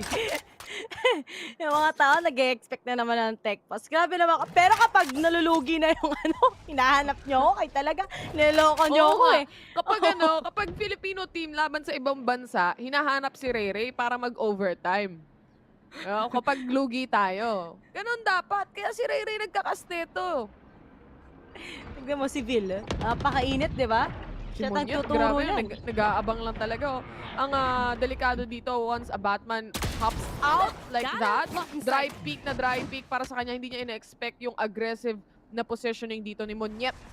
Pero he goes back a bit, just a little bit, and throws in a smoke as well to help him 30 out. seconds Talagang playing for pickings ang ginagawa dito ng ONIC. Medyo gusto talaga na lang yung mas maging smart sa APH. Pero at the same time, kita mo naman, yung APH, sama-sama pa rin naman sila, walang ka-problema. And si Your Death, will he be able to tackle at least one dahil yung oras Napakahalaga talaga ng oras. O Grabe sige, sino naman yan. ako? Sino mas lamang? Sino mas sikat? Pero looks like George and Eman is doing it. Pero yung oras, Hindi sila makapasok. Hindi sila makapasok. Isipin mo, ini-spray nila. Literal, napakalayo. Yung mga pre-fire ng mga ganito, clean round for ONIC G, hindi man lang nakapasok at all yung APH. Actually, partida. Bigay na natin yan. Generous kasi yung mga Pinoy. Hospitable tayo masyado. Binigay yung isang round. Wala na kasing oras eh. Hindi sila makapasok. Nangyari din to sa kabilang bangbang eh. Binigyan lang, di ba, ng onte. Para syempre, tignan mo, ginawa ni Georgie pagkatapos nung Ultimate Severy, hindi na alam. Binigay muna. Masyado sila mapagbigay. Ganun talaga eh, di ba? Kaya iba talaga magmahal ang mga Pinoy. Layo lang yung pinunta na. Pero sige na lang. This is the Shockdart won't connect. Up and online na ngayon yung Blade Storm ni Georgie as well. There is that recon being shut down immediately. Good play coming in from ONIC. On the other hand, the location has been revealed. The Shockdart, it connects pero intahil agad yan para kay Eman. What a shot coming in from Elmemore. Looking at it, a 4v5 situation. Nawala yung entry dito ng APH. Dami oh. Nascan sila, but at least Eman was able to take Levimore. At may kita na nga natin na kind of good pick-offs lang yun. Paisa-isa lang, play it slow, and that's already a good start coming in from APH. And finally, after getting that, makakapag-rest pa siya, and underman pa ngayon ang ONIC ng isa. So Abatman on the other side, he wants to play it first also with Mondet. Pero yun, bawasan niya ang buhok ni Monyet ngayon with that jet, and finally getting up those step-ups. Pero kailangan talaga nila alagaan niya si NC Slash. And now, Abatman gets it together with Zero Death. Yo, mapagbigay. Pero kapag nandun na sa moment na kailangan magdamot, nandun talaga ang APH. Isa-isang binabawasan. 7 na lang kagad. Pero Eman, ginawang aim lang ang mga taga-ONIC. 3-2. Ginawang fishball. Tusok lang ng tusok, sabi ni Eman dito. On the other hand, nice rest coming in from him on Georgie. He was able to get the orb. He was able to get the kills as well. Actually, this round was very much possible because of Eman himself and just the entry of a Batman. Alam mo, dry pick yun, pero a Batman this time around, ang maganda naman para sa kanya, natuto na siya sa pagkakamali niya during the first time na inaabangan siya ni Monyet doon sa A-main. This time around, kapag nag-swing siya, he will finally get it. Talaga, Batman is really doing it. And I think, sobrang iba yung synchronization ngayon ng APH. Well, we all know naman that they know personally, they do yung mga duos nga pag nagpapanak sila. But ngayon, knowing how good of step up lahat ng mga members ng APH, hindi na yung the usual Eman Georgie na inaakala natin, di ba? Lahat sila ngayon sobrang ganda ng playstyle. So let's expect more out of them. But on the other side, baka sila ay makaltas ngayon ni NC Slash if they don't take care of it. But I know RU is just trying na syempre maghihintay sa kanyang teammates so that they can go with that trade. But on the other side, mid-control lang gusto na lang ikunin dito. And finally, hinihintay nila mag-asim kasi parati ang mga taga-ONIC. Labanan to ng mga shutdown. Tunog ganja. Napansin ko din eh. Zero Death, yo! Nakakuha siya ng isang kill dito. Opening up the site right now is Georgie. Closing down the market. Pinasag din nila dito agad-agad. Hindi napansin ni Georgie na meron ding tao sa likuran. Parang sandwich lang. 3v3 situation right now. Shiro and Lememore is out and Georgie and Zero Detio patay na sila dito. They're now entering through lane. There is that one kill from Monyet. One and done para sa kanya. Batman doing the entry for the whole team once Georgie is shut down for 2 rounds already. Natin, ano pa, pwede gawin ni Severin ngayon, pero dalawa, pinipitikan na siya, 30 HP, kaya pa ba?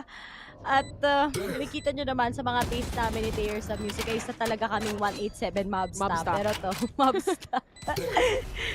Natatawa talaga ako isang araw kung anong pinagtuturo natin, syempre sa isa nating German friend. Pero on the other side, pagka masusungan pa ba? Sumilip siya doon sa smoke ng Omen. Alam mo, maganda talaga kapag natitira yung controller agent and yung sentinel kapag dating sa mga pagdating sa mga post-plant situation, hindi mo talaga mapapasok eh. Isipin mo, there's just gonna be smoke. Tapos may turret ka pang tatapatan. Meron kang killjoy na posibleng pwedeng makita. Literally malocate using the turret. So magandang positioning coming in from APH, making this a 4-2 right now. Ang kailangan nila dito, kabahan sila pagdating sa operator ni Monyet. Nag-opt din si Georgie! Sabi ni George, matapang! Operator, attacker kami! Operator gagamitin ko, bahala kayo sa life. Si Georgie yan eh. Tatama yan, Taylor. Kahit nga hindi tumama, may ka-trade pa yan eh. Kaya yun yung nakakatakot about APH. Tapatan niya kayo si Monyet. And this is a good way sa side ng APH to really shut down si Monyet. Kasi once na he heats up talaga, sobrang pinsan nahihirapan yung mga teams to take over him. Pero ngayon talaga, Georgie yan eh. Diba? Kung may Monyet yung ONIC, may Georgie ang Pinas. Palakihan pa ng mapa sa may ulo. Diba? Si Georgie Rizal yan.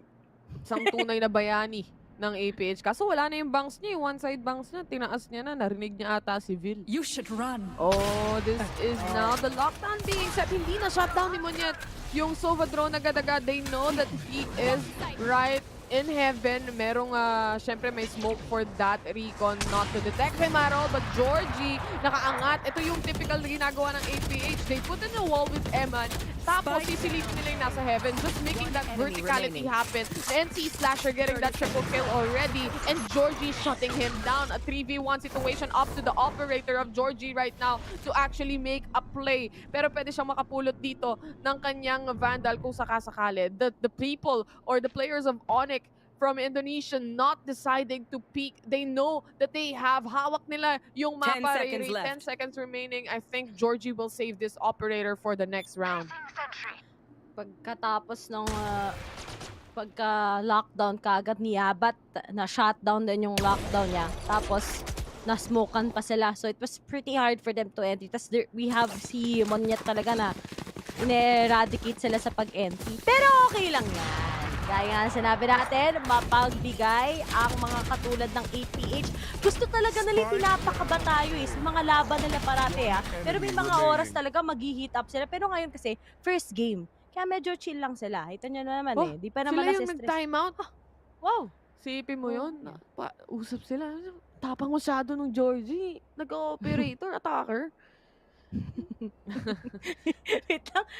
Bakit lahat inaaway ni Bill sa comment section? Alam mo naman si Bill Wala nang bago, ba?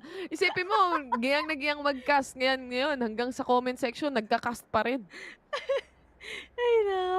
Iba talagang makakatalo sa mga tropa nating shoutcasters. Lalong-lalo na si Asoray. Diba, Tira? Oo naman. Idol ko yan Idol ko yan Idol ko rin yung mga mga shoutout sa mga tropa mong nagte-telegram. Ayan, shoutout sa mga nanonood na tropa dyan. Ayan na naman. Balik tayo sa laro. Napa-time out yung ONIC dito. Isang mabilis na run-through lang. Si Lemamore, galing siyang alter ego. Para sa mga viewers natin na nagtataka, parang familiar sila pero iba-iba yung mga teams nila dati. Yung si Severin, dati talagang from ONIC. Si Monyet, on the other hand, same ONIC din. Pero si Shiro, same as well, ONIC. And isa yung nawawala dito, si NC Slasher, na nagmula, syempre, sa BAAM dati. BAAM Esports. Going back to the game though, hindi na tayo G na to para sa ating lahat. Georgie being so aggressive in mid. Nasa pizza na naman siya. Wala siyang pakialam sa nararamdaman ng lahat ng tao. Basta siya, magiging aggressive siya with the operator on attackers on mid. Panis. Kahit rank game, di ko ginagawa yan. Saka makakita ng ganyan. Hindi mo alam kung pang tournament minsan o si Georgie ginagawang unrated Pero hanggang ngayon, ONIC timeout pa rin. Kahit naglalaro na sila. Ganun kalakas ang APH. Oo. Mawawala na din yan. Pero in-game na tayo sa mga nandiyan, guys. Baka malito kayo. Pero ito na nga. Si Georgie nakapunta siya ng isa. Sobrang laki impact yung mangyayari. Pero meron na kagad setup na nangyayari mula sa APH dito. At walang nangyari at walang nabawas sa mga miyembro kagad ng APH so far. And this is a good time dahil nilabas na rin kagad yung Paranoia 30 and seconds Georgie is just waiting for someone to pick a team here in mid. And this is just a good restraint sa side ng APH against ONIC dahil ngayon, makakapitas na naman. Audition lang kayo. Sino next? Sa Georgie Got Talent. Okay, di na siya sinilip. Natakot na sa kanya. Ikaw ba naman? Merong nasa mid eh. Ay, yun lang. Deny. Ang gandang deny coming in from ONIC on Georgie. It was a good decision for Georgie as well to hold mid. Lemon Moore nakakuha ng isang kill with the Guardian and that is RU down already. MNFPS, a Batman, sila na naman ang dito cornerstone ng team ng APH. A Batman being shot down by NC Slasher. A 2v2 right now. Post-plan situation. Time is ticking and the retake is on para sa side ng ONIC. Is it gonna be enough time to defuse the spike? It is actually. It is. Whoop! Oh my God. Point 4! Point 4! Diyos ko! Ay! Saan ba yun? Isipin mo nabitawan mo! Pag nabitawan mo lang yun ng saglit. GG talaga. Meron pang oras. Ano ba naman yan?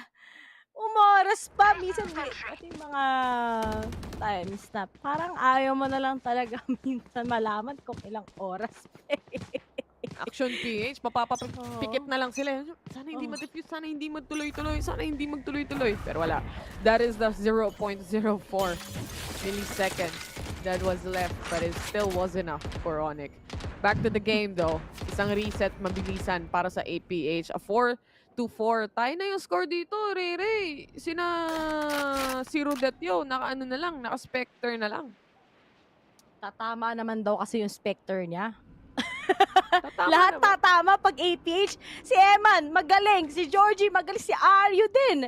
Si Zero Deto, tsaka si Abatman. Stand-in pa lang. Pero alam mo, sobrang ganda ng performance na ngayon. Hindi pagka, di mo ina-expect talaga. Yan si Abatman. That's Abatman for you. Pero Georgie, that's Georgie for you. He gets Lemimore. Open kagad ang B-side. Up for grabs. Pero si Severin, ano ba naman yan? Pag-entry mo naman, kagad. At ngayon, biglang si Shiro, on the other hand, nakapagkuha na rin kagad. But still, APH risking for the plan. Walang ka problema. May kasama rin naman kagad na rest. Pero si Severin, naglakad lang kagad.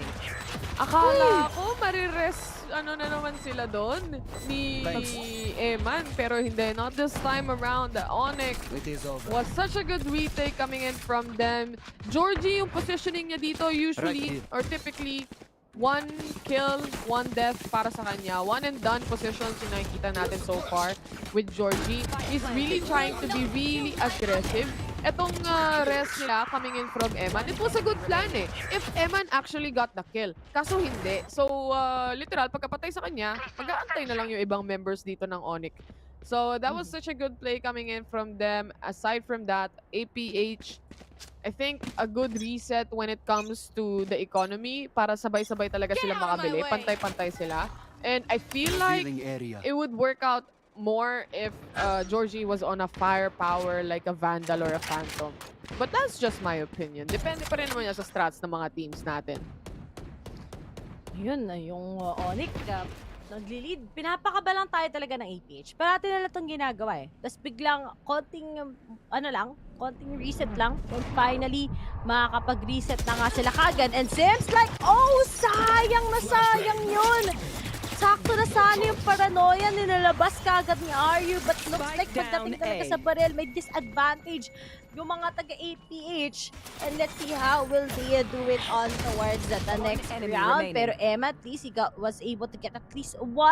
Pero alam na rin nila kagad saan nila i-expect si Batman. Kitang-kita mong liwanag talaga sa mga mata at sa mga noo ng APH. At kahit 6 more yan, Tira ako na nagsasabi, 6 on yan. Alam mo yung napapansin ko dito para sa ONIC, actually, is how Severin plays. Aside from getting the kills, ang ganda ng mga pop flash niya actually. Kaya sila nakakapag-retake dahil sa mga pop flash rin na yan.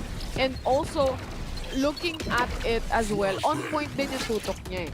Tapos samahan mo pa nung combination ni NC Slasher pagdating dun sa mga blind, pagpapasok ka, mahirap talaga for APH. Feeling ko magsha-shine talaga sila dito pagdating sa depensa. Oh! Monyet takes down si Georgie. Talaga si Peach, pinapakaba pa tayong mga shoutcaster eh. Kaya tignan mo,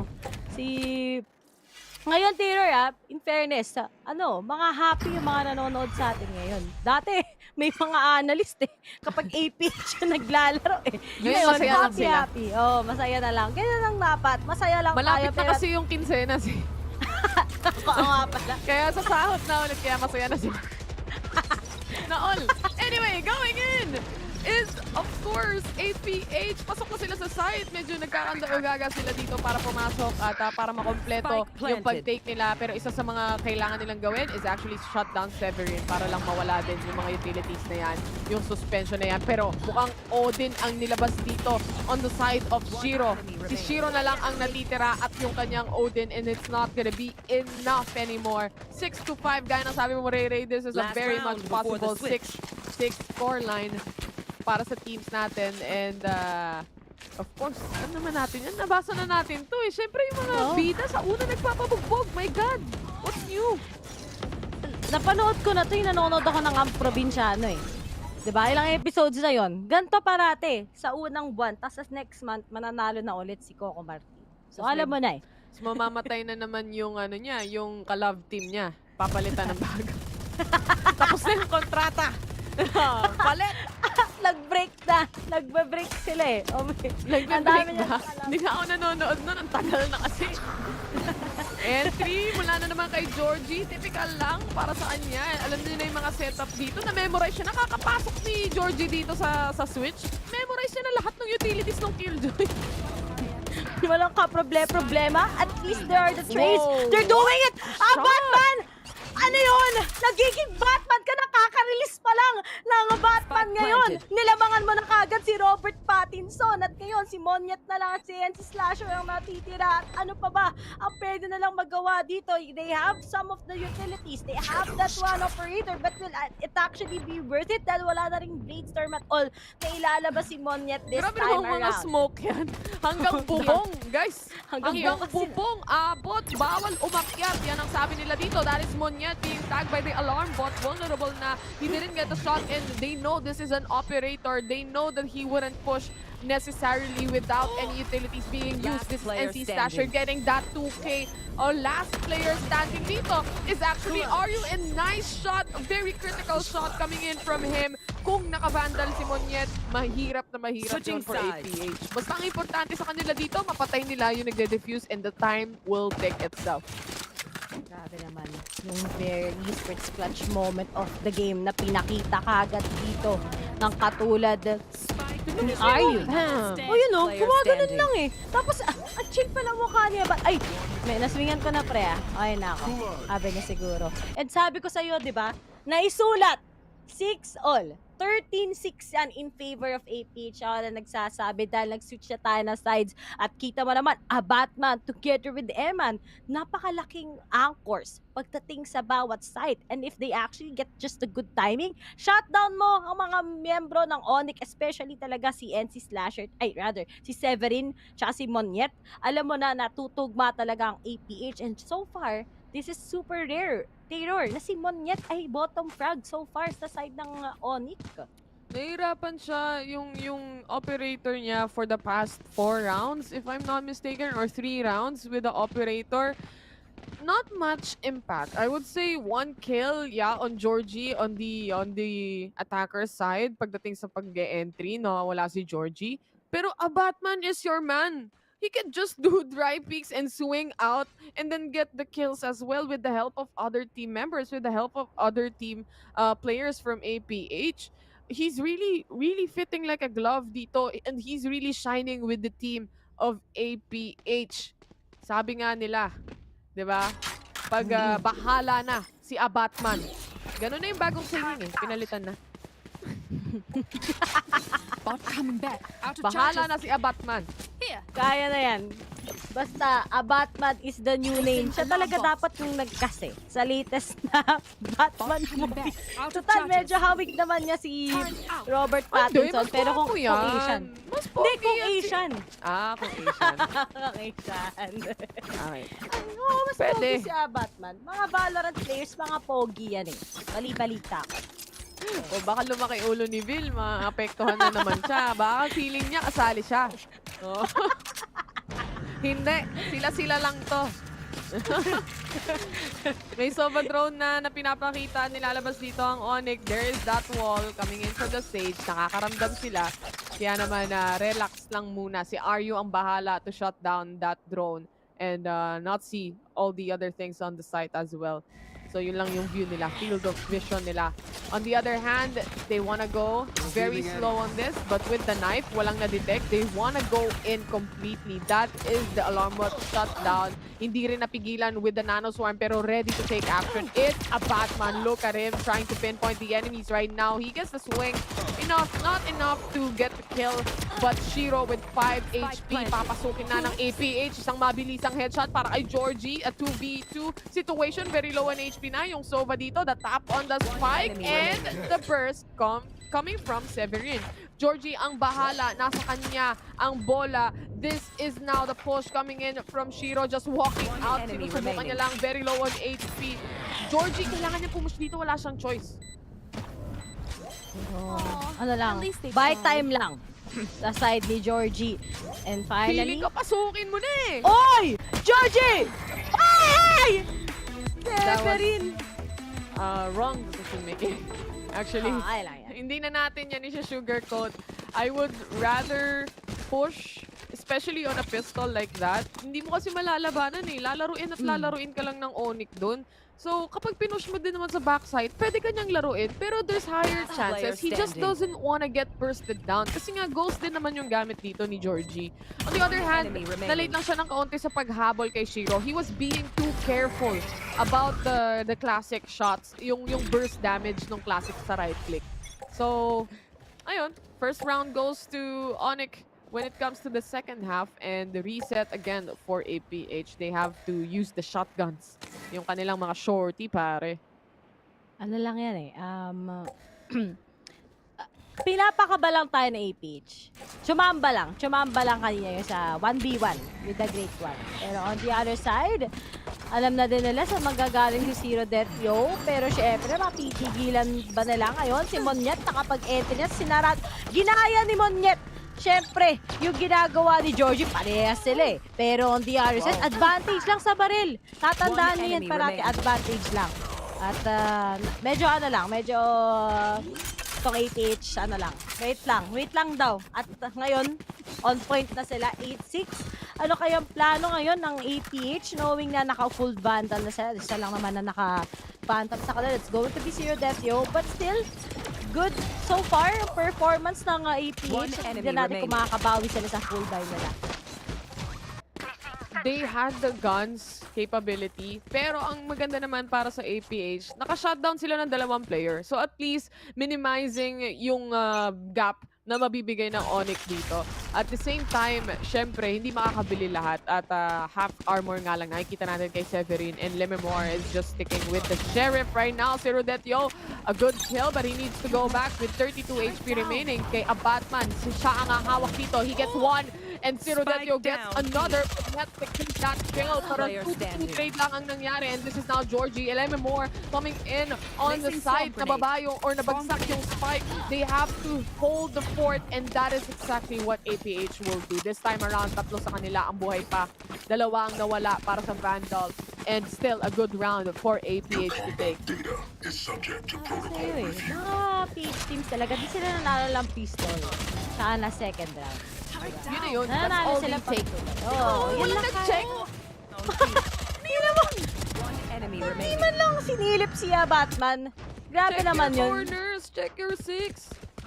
Magagalit si Taylor niya. Di niya chinecheck My yung God. corners niyo. Nandiyan na para sa'yo, di mo pa rin tinitignan. Huwag niyong i-check para mabigay niyo sa APH. Napakabayas. Yeah. Okay lang. Sige lang. Oo. Magandang play yan. Magandang play. Alam mo, wala nag-aaway sa comment section. Marami masaya sila nagchichismisan. Sinasabi ko nga sa'yo, malapit na kasi yung quincenas. Di ka ba nagtataka bakit masaya silang lahat? Naging marites lahat dito sa comment section. Nandito lang tayo para i-cheer yung APH, guys. No hate, just love. Oo. Tingnan mo talaga, pag Pinoy, napakatindi. Pero to, Monyet, okay, nabawasan. Sino dito? Ano ba naman yan? Ginawang unrated yung dalawang miyembro ng ONIC. At ngayon sa isang iglap, aram na nga din na kagad kung nasaan na. Kahit nakuha pa kasi 7 in, there's just some trades. Dalawa na lang kagad na natitira sa dalawa. At ano nga ba gagawin ni Shiro together with na NC Slasher? NC Slasher, pogi ka, pero talagang for Philippines talaga tayo ngayon. At may kita mo naman si Aryu together with Abat. Madalabas ang agad yung paranoia. It's gonna be a trade. Ano mangyayari ngayon with Aryu? All by himself. Makuha ba niya tong 1v1? And oh no! Nakuha pa rin ni Shiro. Grrrr! Ano yun? Galit ako eh. Nagagalit ako. Ang ganda naman nung plano ni Aryu actually. Doon na lang talaga pagdating sa engagement, natalo siya. But it was a good plan overall. I wouldn't change a thing. It was a good blind coming in from the Omen as well. The plan was to retake. They tried their best, but it wasn't enough. Yun nga masasabi natin. And aside from that, most of the engagements nangyari through the smoke. Wala namang nagkakitaan dun eh. Lahat nasa B main, tapos may smoke ng Omen sa may CT. Baril lang sila ng baril, kaya nagawa or kaya nangyari yung dalawang miyembro na patay agad. Pero alam dito ng ONIC, because of that blind coming in from the Omen, they know that someone will go for the advance or magpupush, magiging aggressive. Pero just some trades happening here. Parehas na Jet na wala sa isang iglap. Georgie and Monyet. At ano nga ba ang next na magiging plano ng APH dito? Abat together with Zero Death, yo. That's gonna be a good opportunity. Ma-crossfire lang nila kahit ano lang sila dito, Sheriff. That's already a big opportunity to take off the members ng ONIC. And so far, Shiro checking out everything. Alam na nga niya na merong isa, pero nga lang konting step up lang. Just in case na magpipik sa kanila ang APH. Pero mukhang sila pa ngayon yung napagsisiksika ng APH. But unless merong something fortunate na pwedeng gawin si Aryu dito. Tingnan natin kung ano yung magiging setup dito ng ONIC with the knights coming out. Severin just dry peeking everyone right now. With the help of that blind from Omen, wala namang tao on Jenny, pero si Aryu ang nasa hell. He wasn't able to hold fort. And right now, the other players, team members of APH, kailangan nila mag-rotate dito. Medyo mahirap because they have no information aside from the ones given by Aryu. Severin getting that 3K already on this round. The recon is destroyed. Zero Death, yo, with just a pistol on his hand. Masakit itong granada ng isang KO. He uses that Sova drone, spots one, yeah. But is there a shot coming in? Walang problema. Sabi nga ni Asurai, every wall is bangable, but this time around, Severin finishing the round for a 4K at least. And that is a 10-7 para sa ONIC. Alam mo, dito na talaga tayo kukuha na kami. Overtime. Tapos panalo 8. Okay lang umoti. Basta panalo yung APH. Pero ngayon, feel ko ano lang, disadvantage lang sa baril. 1v1 yung kanina eh. Pero kaya naman talaga i-hold ng APH. So not bad. 3 rounds pa rin naman para habulin ng APH. 3 lang yan. Until hindi pa 13, may pag-asa pa sa side ng APH. At tignan natin ano pwede maging mangyayari sa kanila para ngayon. Pero mag-ingat lang dapat sila. They just need to play for fixes what they did earlier. And it worked well naman against ONIC. Destroying the traps. Is it what Shiro is doing? He used 2 shock darts though. So, tatlong utilities na actually yung nawala. There is that recon that would reset anyway. Severin, they're playing for picks here. Nagpe-play lang talaga ang ONIC pagdating doon sa mga aggressive push na pinapakita ng APH kanina. This time around though, nagbago yan because APH is just holding down on site. Hindi na sila naging aggressive dito. And it's nice that they change up yung strategy book. Yung hindi laging aggressive. Yung minsan magsistay ka lang talaga pagdating doon sa mga site natin. Sana all nagsistay. Oo. Ako gusto ko yan, yung nagsistay. At pinagdadaanan. Joke lang. Sakit pighati pain. No, pigati pain. Pero Lungkot mas lumbay. importante, pag itong APH, ako naniniwala ako sa magka-comeback. At 30 ito seconds talaga, left. APH. Ito yung mga PH teams pinapakaba talaga yung mga viewers. Kaya para lang, mas patatagalin nila yung pagsasalita naming mga shoutcasters. Which is okay lang naman. Mahal namin, trabaho namin. Pero to si Monya, tag-dashin. Pero nga lang, Aryo, naabangan na nga kagad yung mga miyembro. At naku po na timingan. Pero papadelay lang ata ni Emma na mga katulad nila. Dahil nakita mo nakakagat. At nabawa sa ONIC. Si Slasher na lang, tatama ba yan? Siyempre, hindi. At kahit mag-tap-tap pa yan with your guardian, nandyan si Batman to save the day. Lumipad ang team ng APH. Dalawa na lang. Bilangin nyo para maging tie sila against ONIC. APH, such a good hold coming in from the players. Si Batman, they were just prepared, basically. Handa sila eh. Just look at the replay. Of course, RU was able to shut down. Talagang delay on delay. At the same time, with the default that ONIC showed a while ago, wala nang oras. The presence of the players of ONIC on that default took so long na pagdating dun sa pag-push nila, once na may ma-shutdown kang isa o dalawa, talagang mahihirapan sila mag-push na. Kailangan nilang mag-plant, wala silang choice eh. So, wala, papasok at papasok pa rin talaga tong mga players. With an eco round right now, Monyet up in the Blade Storm. Tingnan natin if he can go up against our security guard na tinatawag nating RU. He gets 1, he gets 2, and that is the judge for you. This is Severin and T-Slasher right now with the blind coming in. Aatras sila dito. Wala silang choice. Nakita nila na merong mga kalaban. But on the other hand, kung mapapansin mo, that's a 2-2 trade na nangyari doon. It's still a good job coming in from ONIC. They take side or B side right now. And the rotations from APH will come in. May operator si Georgie dito. 4 na players na yun. Ang buhay for the side of APH. Di niya kailangan ng banda lang. Kailangan niya lang ay Shorty pare. Batman on the other hand was able to take a kill as well. And Slasher is down. And that is around a clean retake coming in from APH right there. Nakita ko yung replay kanina. Sa 1v1. Are you okay ka pa? Are you okay ha? Okay lang yan. 10-9 naman na ngayon. Yung scoreline, sabi ko sa inyo, puso lang sa APH. Pag pinusuan nyo yan, magtatay talaga yung score net. Pero ito, nang boga lang si Ario. Tapos, sabi niya, uy, nakakuha kang dalawa. Clean take for us. And this is just the confidence na meron na ginagawang APH. Usually sa mga ganito, di ba? Pag nakakalabang yung mga kalaban nila, medyo fall yung APH. Pero right now, they improve in those crucial moments na kailangan nila bumawi. And so far, it's already 10-9 at isa na lang APH can finally get the momentum away into the hands ng ONIC.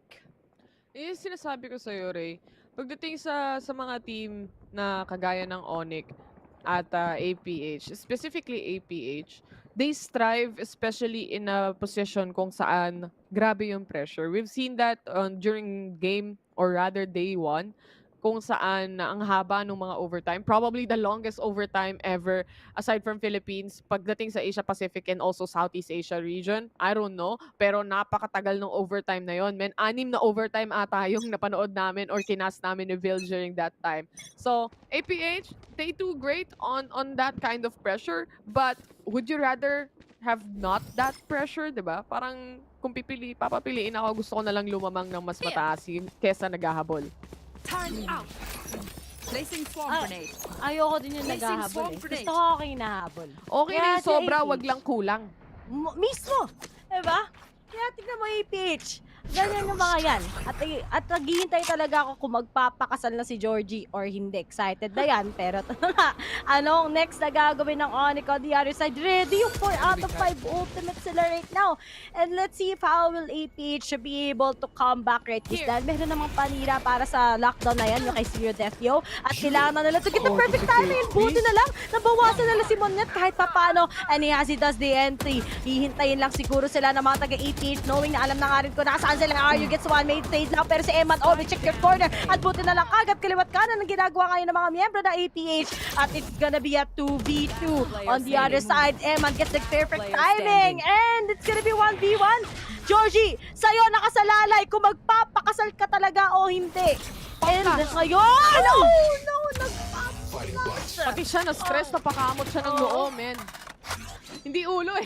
No, yung kinamot ni Georgie. Nakita nyo naman. O baka sabihin nyo, hindi totoo. May camera player, may player cams. Oh, tingnan natin yung replay. It was almost, ano yun? Yung 2-1 na talagang tuhog yung dalawang players. Kaso nga lang not enough for RU eh. Ang ganda na ng hold dito ng APH. Pero yung pop flash, I don't think Georgie expected that. He was on a wide angle already and advancing. And hindi niya, nabigla rin siya doon. Si Seven, ginawang kabilang bang-bang eh. Yung may go-go.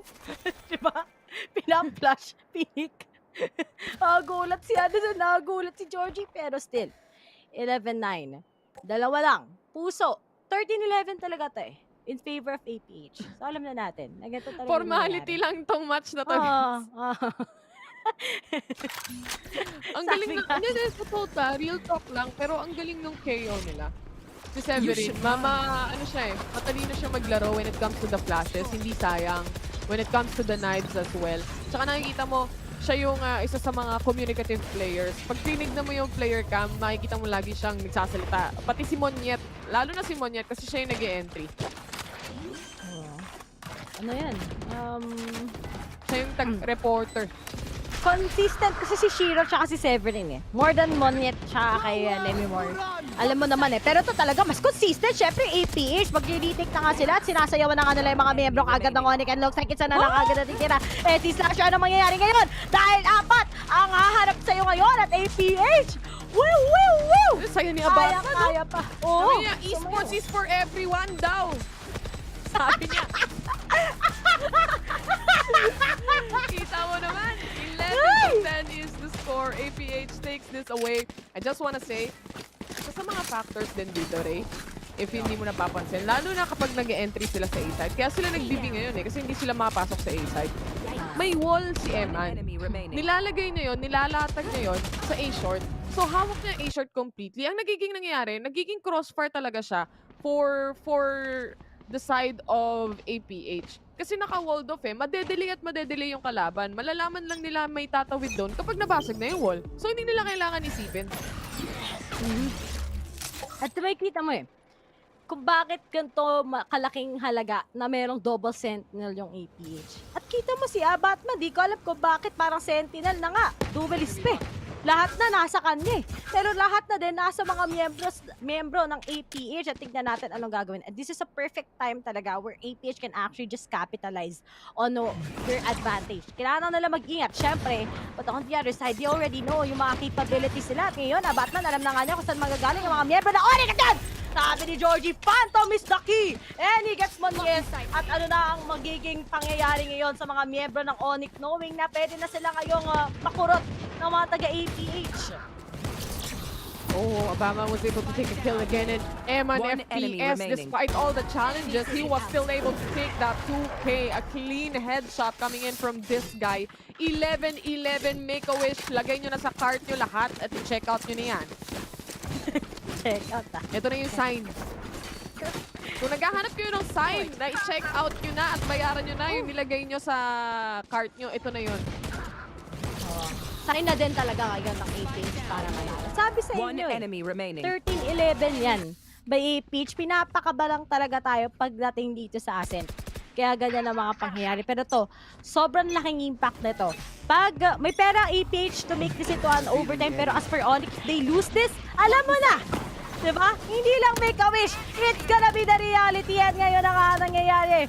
Monyet still tries to get at least one, pero si Rodette yung, naku po, may clean cell na pangyari na kay Batman lahat. Pero nga si Monyet, in-RNG lang si Batman ngayon. Tatlo pa ang natitira.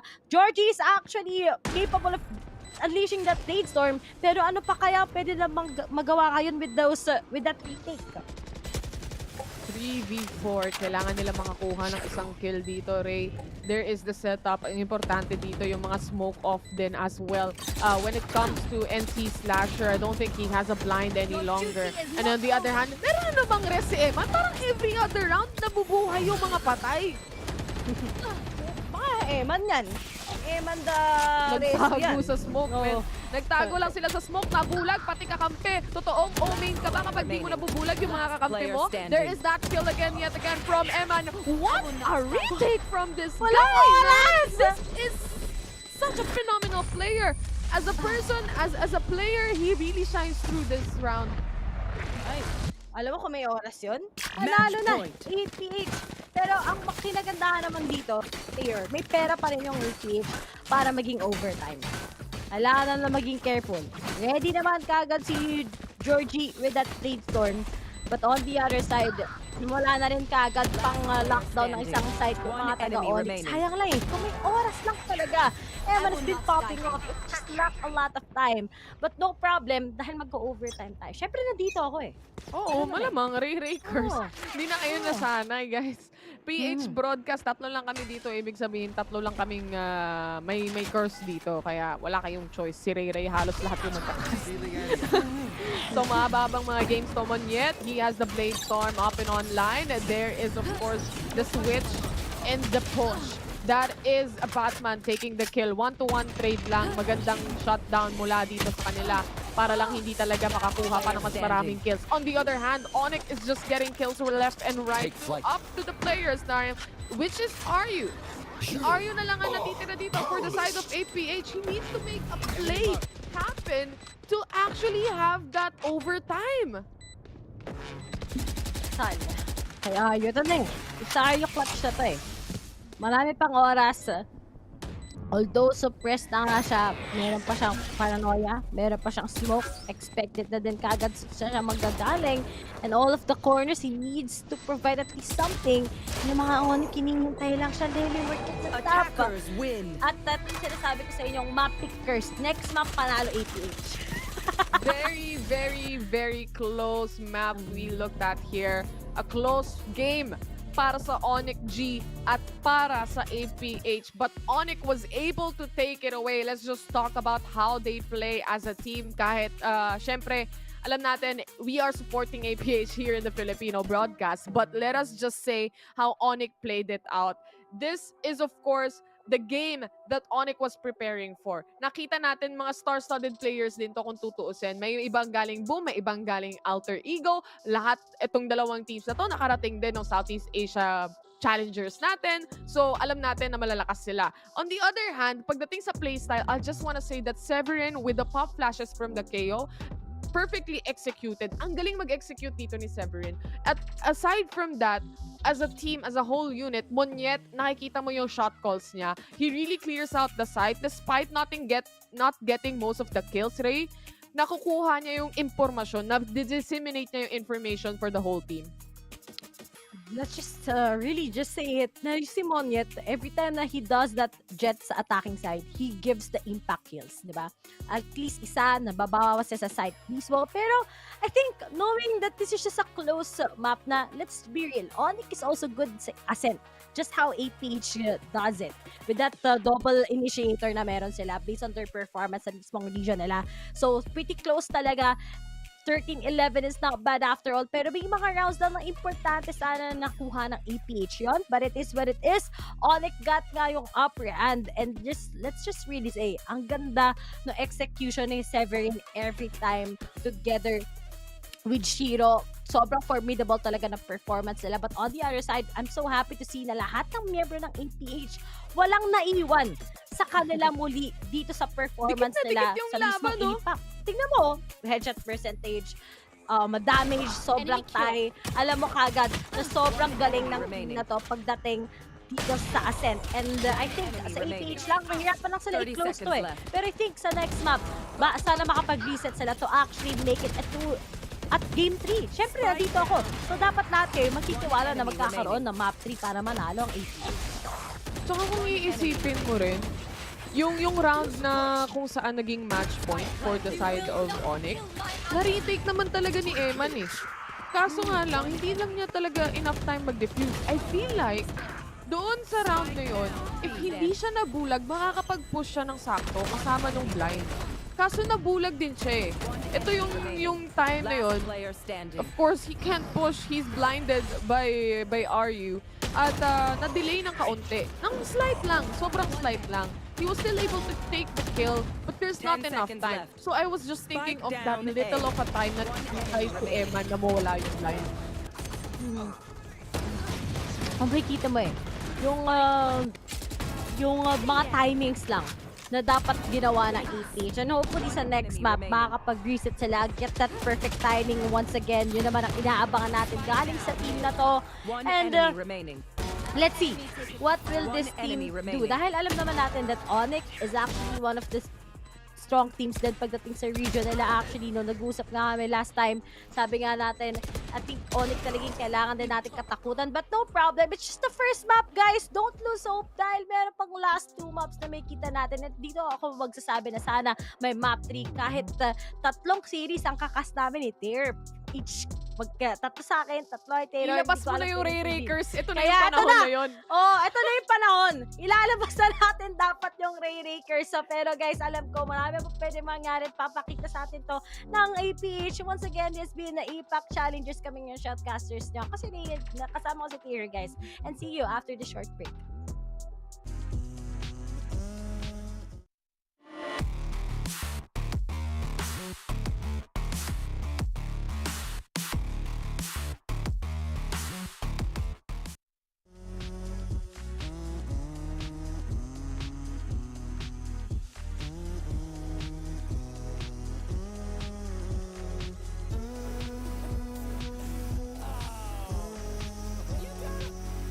You gotta be kidding me.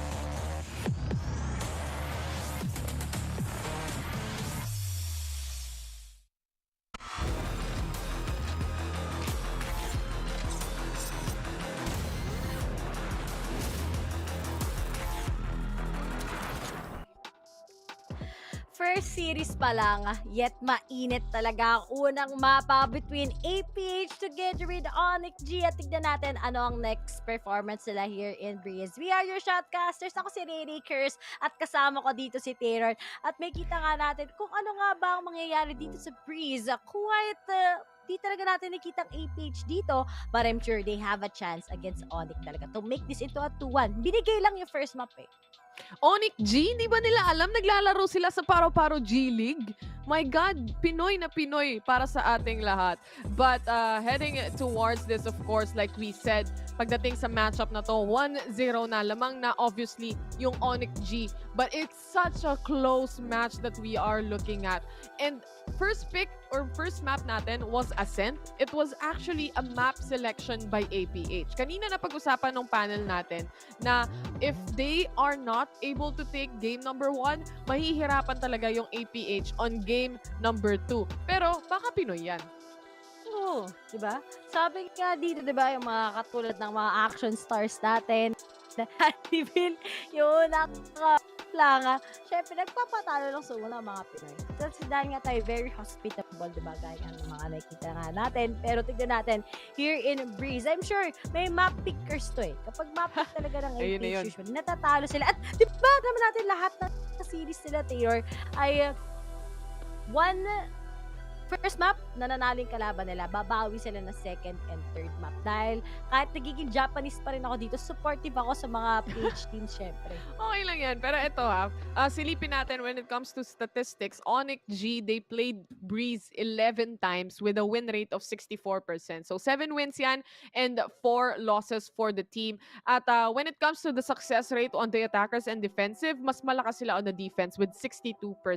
Typically, gumamit na rin sila dito ng Cypher. Typically, ito yung setup na ginagamit nila. They have Cypher, they have Jet, they have the Sky, and also Sova. Tapos may Viper. But recently, they've also used Chamber to replace Cypher. So makikita natin, nag-iiba-iba yung mga playstyle dito, or rather, yung setup ng mga teams na meron tayo. On the side of Action PH naman, kung sisilipin din natin, when it comes to statistics that we are looking at, pagdating sa mapa ng Breeze, they played it 10 times with a win rate of 40%. So that is 4 wins on this map and 6 losses already, Ray. With a total of 36% only on the attackers percentage and 58% naman on the defense. So not good statistics when it comes to Action PH on this map. And the setup that they typically use, they have the Cypher instead of like a Chamber pick. Yung typical setup na nakikita rin natin on other teams. So talagang let's see. Ano bang meron naman sa APH on the other side? Kasi yesterday, na nagkakas nga kami ni Viltier, merong Griffin Esports na wala sila ganong magandang performance sa Haven. Sobrang minimal games. Hindi talaga nila yung best map, but then they were able to conquer against Global Esports. So, pero yung mangyari ito sa side ng APH, they might not be the team na sobrang galing sa Breeze.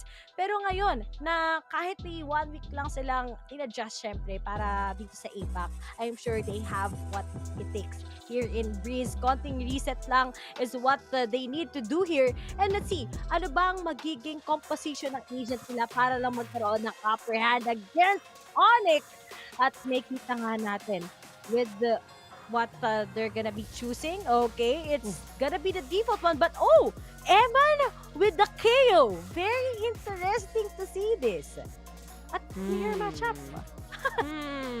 Interesting. Kung makikita natin na they played on other teams, other players as well for the side of APH. They're using the Chamber. Wala to sa stats nila. Never nagpakita yung Chamber. This is the first time they're pulling it out right here. And we are seeing that on a map like Breeze. Maybe they planned something. Remember, actually, nung mga panahon na kinakast natin si Abatman, nung nasa Southeast Asia Challenger siya, at yung team niya pa during that time ay Alpha Esports, meron siya mga clutch moments na magaganda pagdating sa Breeze. Yung defuse niya, tuloy-tuloy lang. As in, literal, pros don't fake. So, Abatman has some good highlight plays. He's a good player, formidable player, to put into a team because he performs really well on the role he is assigned to. I know. You all know when it's a bat talaga, napakalaking kailangan niyang i-pull off dito. But let's see. This is the first time makita tayo ng sa side ng APH. We usually go with a double duelist here, but with that KO, let's see how they're able to pull off the things that they need to do. Pero on the other side, wala na sila kagad ngayon sa may defending, and how will they be able to handle nga ang song team such as ONIC?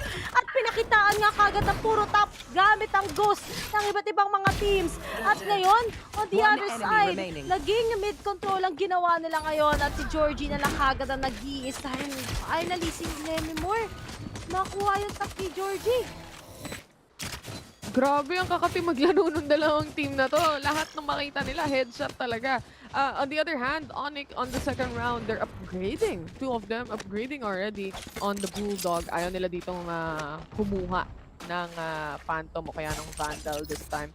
So, again, looking at how the two teams performed on game number 1, meron din kasi ako nabasa na parang it's not convincing. Like, not a convincing win for ONIC. Kasi it is true, actually. Kasi dikit naman yung laban eh.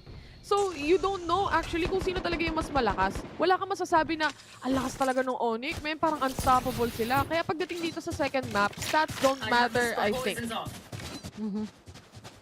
At, ngayon, sa APH, may advantage lang sa baril ang mga taga-ONIC. Alam naman natin yun, ang Pinoy, hindi nga sila nalo ng pistol. Tsaka ng second round. Oh, binibigay natin binibigay yan. Oh, tama nga dyan. Oh, ayuy! Nakita, nasa Gedli. Pasok na ang ONIC on site. This is the spike being planted right now by NC Slasher. Going down to a 3v5 situation, mahihirapan talaga sila dito dahil mahirap i-punish yung Marshall eh. Mabilisan talaga yan, lalo na kapag in a post-plan situation na 5 yung players ng ONIC na nag-aabang sa mga gilid, and that is the reload. Sinaktuhan ni Eman. He might be able to get this gun, but he has to try and go for it right now if he wants to. Very much so. Malaki ang bawas na dito, but it's not gonna be enough space para makakuha ng barrel and to actually try and conquer the enemies. That is ONIC making it to a 2-0. Okay lang yan. Ano talaga, forgiving ang mga APH. Binibigay lang muna. Ganun eh. Kasi marurupok ang mga Pinoy. Kaya, binibigay muna. Wala namang problema. Kita mo kagang gigigil tong ONIC. Bumili kagad ng Bulldog si Severin. Grabe ka naman. Tignan natin anong pwedeng gawin on the other side ng APH. Ngayon, naka-vandal na sila lahat. Tatama daw talaga si Abatman pag champions din eh. Kasi gusto niya pumunta sa champions. Pero speaking of, he already knows where they're gonna be coming from, and now he can just play along with it. He gets one! Natuwag pa nga isa! Ginong-fishballan ang mga taga-ONIC. May trade coming from Severin, pero at least aware na kagad ang mga miyembro ng APH kung sila magagaling, at dalawa na lang kagad natitira sa ONIC. At may kita mo naman na ganito ang APH. Makabawas si Abatman. Tumuhog pa nga ng isa. It's gonna be possible for them. And knowing na si Lemmy Moore na lang, pinakitaan ni Emma ng more and more by twice. 2-1 na nga. APH na lalaban pa rin naman. Bawal pumasok. Hindi pinayagan. Walang vax card. Wait, dot. Pagka-uwi ko, lumabas kasi kami kahapon eh. Kasi first day off ko, guys, kakauwi ko lang ng Pilipinas. Ang sarap! Wala ng face shield! Ay! Dito ka lang sa Pilipinas, bakit ka ng face shield talaga? Kala ko land of the face shield pa rin tayo, pero mukhang okay na. Kahit pa paano. Heading to the game though, nagkwento na naman ako eh. Mamaya ako na isi-save pag tech pause na. Mamaya ako na kayo kakwentuhan. Balik muna tayo sa match as we head on to the buy round for the side of APH. Kompleto na sila when it comes to those guns. And on the other hand, for ONIC, kompleto rin naman sila. This is gonna be a good fight. Monyet yet again going in.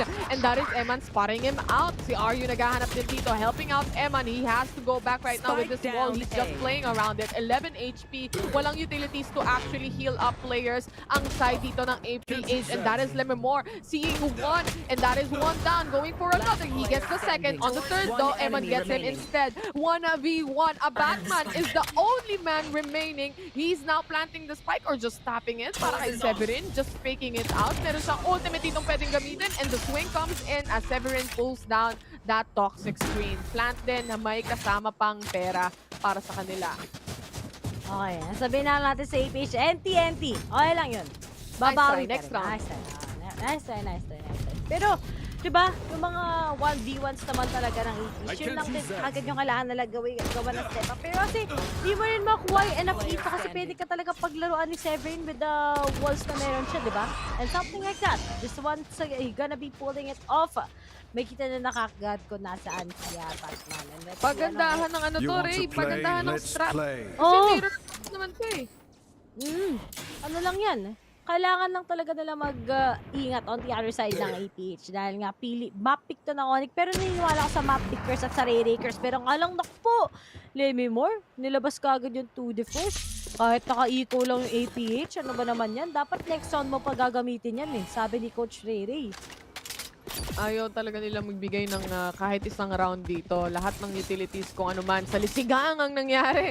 Si Lemon Moore hindi niya na napansin. And that is gonna be a big flank in case they don't notice it at all. Eman being shut down. Georgie at Aryu na lang. Ang problema dito, Sheriff lang ang kapit ni Georgie, pati ni Aryu. He's trying to see if he can get the kill. But that is Lemon Moore with the tour de force spotting him out and finishing him off. Aryu on the other hand, pumipitas pa rin dito kahit isa. 1-1 lang para sa kanya, para naman makakuha tayo ng pera, para tayo makakuha ng kills, but that's not gonna be enough against the Viper as well. Severin takes the kill, making this a 4-1. APH, kailangan nilang makakuha ng mga rounds dito, especially this buy round that they have. Kailangan ng kunin muli ito ng APH. Georgie, Spike planted. but on the other side, advantage lang talaga pagdating sa barrel kasi itong mga taga-ONIC, ano lang eh, very forgiving nga ang mga taga-APH. Pero ano, ang mangyayari pala dito, kung sino man manalo dito, makakapasok na sa playoffs next week. Tama ba ako? Yan, tama ako, alam ko. Sino man mananalo dito. Sinagot ni Ray ang kanyang sarili. Mahilig ako kasapin yung sarili ko, guys. Sorry akin. Kaya naman nata tayo lahat. Pero syempre, mas maganda pag yung APH, lalo na sila sa round na to dahil full buy na sila eh. Meron na sila mga utilities. Pwede na nila madala. Kita mo agad. Pagkasabi ko, Aryu, tinuhog na. Hindi lang natuhog, kundi tap lang ang mga muka ng ONIC. And speaking of, si Monjet nakapasok na nga lang sa side, pero they can just pinch him out. And speaking of, they will just be manipulating the smokes. Yes, pero advantage na nga ito ng APH na nakikita natin. And speaking of, Trace is coming in. Shiro Defio, hello to Shiro. And finally, APH gets this against ONIC. My God, that is such a crucial round for APH to take. On the other hand, kasi wala na naman silang pera eh. Kapag matatalo na naman sila sa round na yun, I think this is gonna be a timeout coming in from the side of APH. They wanna plan it out. They wanna map it out kung ano yung magiging plano nila dito. Kung makikita nyo, economy is not really going well for their side. And just a quick replay on what transpired during that round, what happened during that round. Monyet was actually pinpointing the enemies already. Si Aryu, natuhog niya yung ibang players dito. Talagang sumabay lang pagdating doon sa mga swings. Such a good shot, and of course, a good kill, but there are a lot of casualties on the side of APH. Problema pa rin para sa kanila ay, of course, yung pera, and it's actually a timeout from ONIC. ONIC pa yung nag-timeout? Mahilig sila mag-timeout. Yung tipong sila yung nanalo sa mga rounds o kaya naman meron pa silang pera or lamang sila, they are being careful. And this is actually a good sign for ONIC, no? They are as a team na parang umpisa pa lang or may problema pa lang, may solusyon na agad. Ito ngayon lang ulit ako nakita ng team na magpa-timeout. And si ONIC, ganun sila. At siguro, ewan ko, may mga parts din talaga na pinag-iisipan nila yung perfect timing para sa mga ganyang moments. Pero, let's see what will APH do this time around. Dalawa lang naman ang kalayuan and wala naman pwede pagkakamali ngayon ng mga miyembro na APH. Sigmo, pinaglaruan na sila ni Georgie kagad. Naglabas lang ng onting mga ano ba tawag sa knife niya? Basta yun, mga knife. Para lang maka-prevent yung ONIC from pushing here in mid. And right now, they're being entrapped. And it's gonna all up to Batman kung makakapag-pick off siya or hindi. Dahil nga may Viper's ultimate ngayon si Aryu. Just be going for the caves up until sa main para lang ma-prevent yung ONIC sa pagpasok. So, dalawa lang choice dito ng APH. They go either in mid or they go from doors, pero may dalawa kagad membro ng APH na naghihintay. So they might be choosing B for the list, pero we still have a Batman to take care of. So this is a good strat na meron yung APH just to confirm this round 7 against ONIC. Toxin screen down. Very slow play mula dito sa side ng ONIC. Talagang playing for default ang gagawin nila. Gaya ng sabi mo, Ray, they might take mid control. They have that Viper wall pulled up already on B side. So tatlo 30 ang seconds players ng APH na umaabante o talagang nagbabantay ng B. This is why they're gonna push and pounce on A side. The rotation's coming in. Alam nila yung location. Alam nila na merong tao na dito on A. Pasok na sila with the Toxic or with the Viper spit heading out. 14 seconds remaining to plant the spike right now, and it is done and over with for ONIC right now with a 3v5 situation. Kailangan lang nilang gawin dito is to just hold the post plant position. Paano nga ba maipagkukuha pa ng APH ito? Surprises by surprises! Are you? He tries to pick up at this one. Pero nga lang, naki Georgie na lang together with Eman. Pero nga speaking of, Eman na lang kagad na natitira. Dahil lang sa Viper's ultimate, medyo entrap talaga ang mga miyembro ng ONIC. Yes, pero Eman tries to go for that exit frags once again. Saving that Vandal is the key, and ONIC ang mananalo. And sabi ko nga, di ba, a good way talaga for them is to come in from maybe sa mid doors. Kaya talaga na lang makapagkaltas ng paisa-isa. And finally, they were able to get that. Pero as for APH, maganda naman yung stat nila. Medyo sa kailangan na mas maging perfect pagdating sa retake. Yun nga eh, yung retake kasi nahihirapan sila right now, and I think we are gonna be seeing a timeout on APH really soon just to head back on what happened because of the wall of the Viper, yung toxic screen na tinaas niya on B. Tatlong players yung nag-stack. Yun na nga, Nostra. Tatlong players yung nag-stack for the side of APH on B side dahil nga dun sa toxic screen, they're preparing for it. On the other hand, naiwan yung dalawa on A. The rotations was fast, but of course with the Viper spit coming in on the side of ONIC as well, tapos nagplant sila ng spike, mahirapan talaga kayo magkakitaan. Talagang at least APH, nag-timeout na sila ngayon. I think yung round na yun talaga is already a sign that they really need to take is makapag-usap lang. Anong kailangan nilang gawin? What will be the changes that they need to do for the next round? What will be the risk? Dahil you just don't want na ONIC sunod-sunod talagang manalo. Especially nga, sabi mo, yung win rate ng APH pagdating sa attacking nga ay medyo complicated. Pero lalaban pa rin ang APH. Siyempre, kitang-kita nyo naman, nagpa-timeout na din sila katulad sa ONIC. Kanina daw, may kumakaway sa ONIC eh. Hindi ko na nakikita yung mga player cam. Siyempre, nagkakas din kami. Lang naman 4 yung mata namin. Pero tatandaan nyo, sa Kimetsu no Yaiba nga, yung isang may 4 na mata eh, di ba? Na dedo ng isang character na napakalupit. Pero ito na nga on the other side. Kaya hindi ko tinignan yung player cam. Oo. Baka iba na eh. Sabi ni Vil siya na lang daw. May kipag-trash talk. Si Batman, nahuli na siya dito. This is an eco? A force buy for Eman, a hero buy. Kasi meron naman siyang 2K pa na natitira. So, hindi naman problema for him yung economy na yan.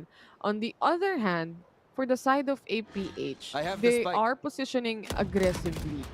Tignan mo, pinupush nila yung mid, oh.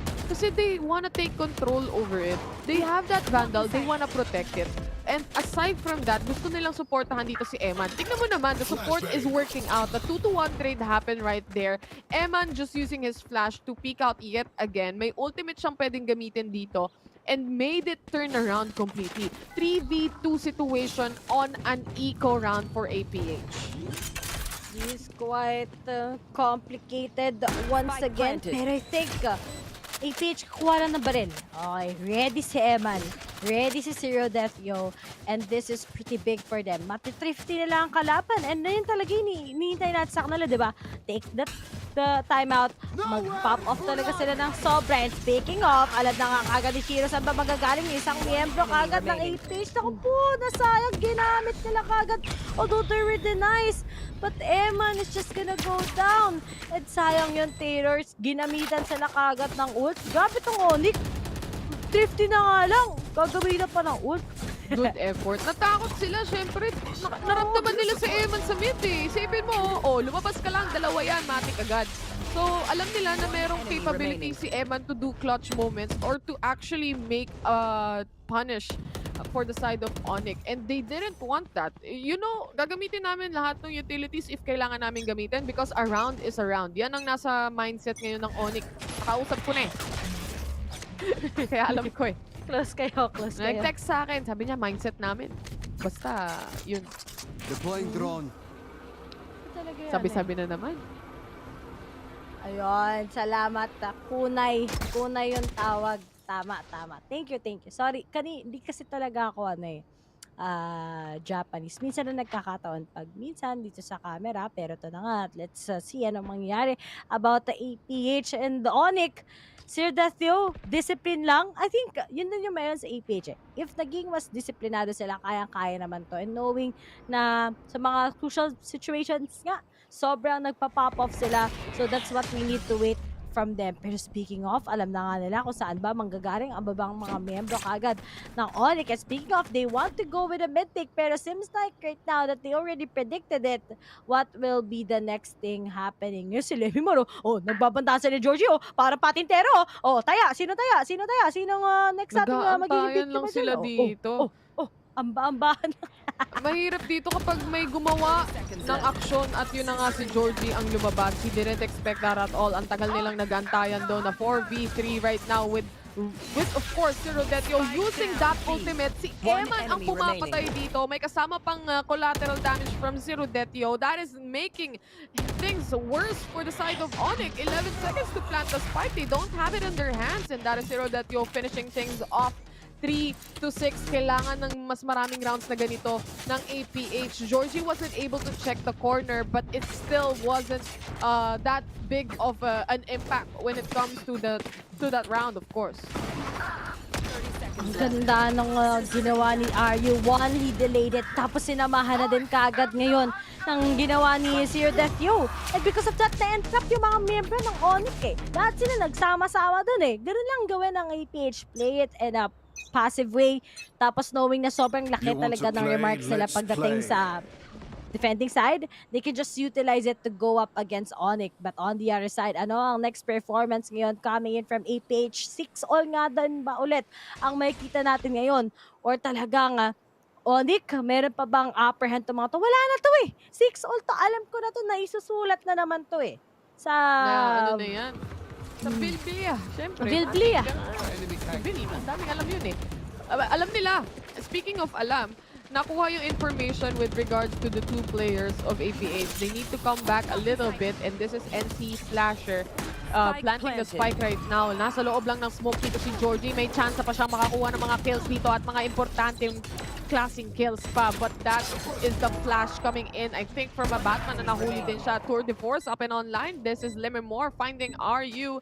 Hinahanap niya, susubukan niyang hanapin. And they got the information, of course. But RU with, of course, the Bulldog, can he make things happen? That is the Tour de Force looking at right straight at him. Aside from that, meron ding nasa loob ng A-main.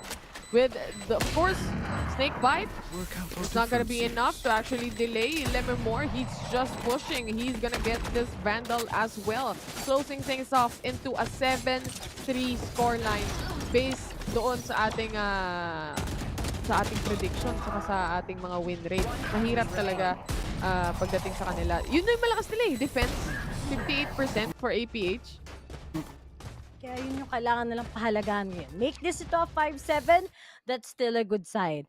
And, pero nga lang, di ba? May mga bali-balita tayo dito sa Blitz. Pagdating sa 9-3ers, nakakahabol yung team na magigipit. Nakita natin to. Pero on the other side, Georgie will be unleashing na nga kagad ang kanyang Bladestorm. Magpapakasal talaga to pag nanalo. At magnininang kami dyan sa'yo, Georgie. But on the other side naman, nilabas na rin kagad ngayon ang ultimate ni KO just to be able for them to go directly here in A side. Pero anong next move ng APH? Knowing na meron na sila mga pistol, knowing na meron ng dalawa sa kanila na naka-sheriff, what will be the next strat? Pero nga lang on the other side, ano naman ang next move ni Georgie? May mababawas ba siya kagad ngayon? Dahil utilities lang itatapos na ngayon against ONIC, and it's gonna be possible for them. Pero grabe naman si Moniet, talagang nang si swing-swing lang. Alam nila na advantage nila mga baril at si Zero Death Kill na lang kagad na natitira sa isang iglap. Nahihirapan dito yung APH. They have to go back to the drawing board and find their footing on this match because it's just getting bigger and bigger. The gap is what I'm talking about. Shiro Monyet was able to Last do the round post in the plant half. 8-3, 9-3 curse ba ang nangyayari dito? Or magiging 8-4. 8-4 is not too bad actually. Yeah, for a breeze map. Pero enemy kailangan remaining. talaga i-improve dito ng APH is yung attacking nila kung sakasakaling ang magiging 8-4. Pero knowing na si Georgie, ready rin kagad with that operator, Eman also. So let's just wait and see ano ba ang next nilang ipapakita sa atin. Kasi hindi pa naman imposible para sa APH na manalo. Syempre, PH yan eh. Pinapakabalang talaga tayo niya ng mga bida sa una, nagpapatalo. At totoo yun, kita mo, Spike Georgie down pumalo mid. na kagad. He gets the first one. And what will be the next flick? Naku po! Nag-audition na nga kagad ang mga miyembro ng mga taga ONIC. And speaking of, isa na lang kagad natitira and si Slasher gets on by Georgie. At buhay na buhay! Diba? 8-4! Not bad for a first half ng APH here in Breeze. Not too bad, definitely. Lalo na kapag nakuha o Spike makukuha down. nila yung first 2 rounds on the next, or rather on the second half. Such a good positioning right now for Georgie. Literal, itong round na to. It just worked out perfectly for him as well. And for APH, it was too late to find that spot or that kind of positioning already dahil maglilipat na tayo ng sides eh. They are now on the attacking. They, based on stats, it's not too good looking for APH on the attacking side, but of course, there are days that you just don't know. Never pa naman nagkatapat tong dalawang teams are right in front of our eyes eh. So APH, ONIC, literally APH is the underdog right now and they're surprising. Nakita mo naman before mag-start actually yung broadcast natin, may mga interview yung mga players kung napanood nyo. And actually, for the side of APH, they were saying, RU was saying that they are the fairly new team. Sila yung underdog dito and no one is expecting them to actually win. But they're surprising everyone since day one. What will be the next scoreline ngayon si APH? Ito yung importante tier. To get this pistol, magiging smooth to para sa kanila. And maybe this is the time that they can just really impress us with how they play sa attacking side. Gaya nga sinabi mo, di ba? Yung percentage na attacking nila medyo low, but how will they give a full shutdown? Iba rin talaga pag meron kang Batman ngayon na talagang powerful also in this lineup. But on the other side, ang ONIC, ano nga ba yung next strat nila? Dahil nakikita mo na yung mga paiba-iba na strat eh. Sometimes those holds, sometimes those aggressiveness. Sobrang workable for both of the teams. And who will be the better game style pagdating ngayon sa performance nila? Pero this is it. How will the setup go? APH, baka naman. Baka naman. Ito na yung panahon. Kung hahabulin nyo na. 1-0 na yung score natin sa best of 3 series. And on the side of ONIC yan, kung hindi alam ng viewers natin. And just a quick tip, silipin nyo yung diamond sa taas na dalawa. Yun ang score natin, guys. Georgie, nakapasok siya dito nang walang nakakakita. But there is someone behind him and that is actually Monyet. Too late to clear out. He was able to get one. Shiro, on the other hand, is being shut down already by Georgie. Ang ganda ng entry niya dito. Diba? Talagang hit lang ang kailangan niya ng APH. Mag-init ang kailangan nila and it will be possible. Low on HP na nga sila. Kagis gonna be the 1v1 17 versus Georgie. Ano ba ang next na mangyari ngayon? Naka-frenzy si Georgie. Medyo makatiyan. And right now, nakita na nga na nag-dash away. Dash away. Gumanon eh. Lumipad. Pero pwede paglaruan lang to ni Georgie talaga. Actually, maganda pwesto niya dito. Pero there is Georgie heading out with a 4K on this round. Exactly what APH needs to get back into the game. Ang performance na ginagawa ng APH ngayon. Not bad for Georgie to actually start it off like that.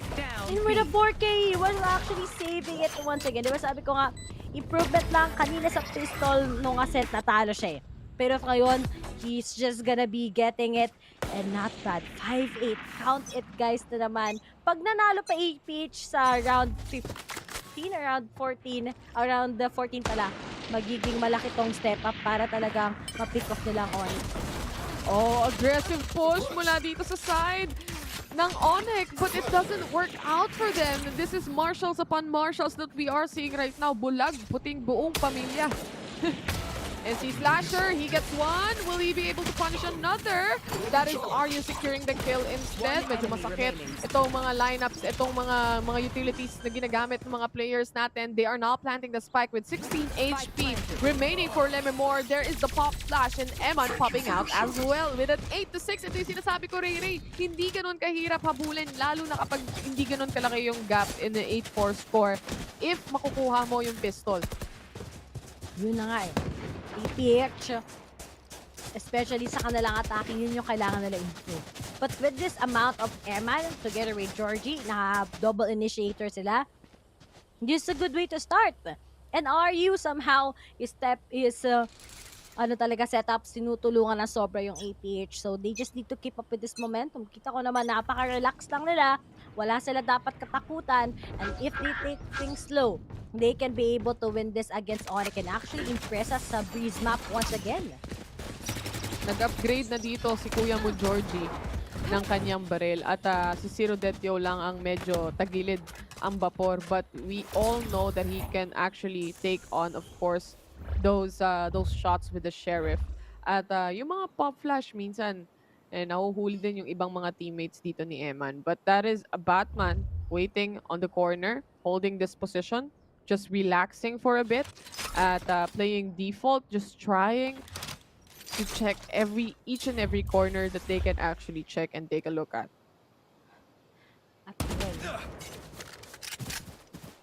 Ano ang next na ilalabas ng APH this time around? 6-8. Ito yung round na napaka-importante sa kanila. Kita mo naman, bumalik na rin kagad sila. That every round is gonna be so possible for them. And speaking of, nabawasan na nga nila. That can be possible. Manit nga lang. Ano ba naman yan, Manit? Ang kulit mo. Buta na lang Aryu is just there to save the day. Pero nga lang yung oras kailangan nila. Baka na Batman does it! And ano next? Nasagot ng ONIC. Naku po sa NC Slasher. Boy bots!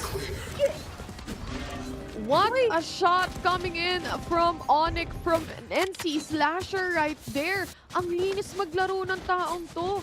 Grabe, nakita niya lang talaga na sumilip. Patay insta-death agad with that headshot coming in and connecting just each and every shot.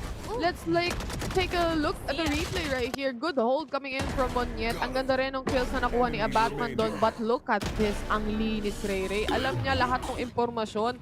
Nagamit niya onto his hands. And this is what I'm saying a while ago.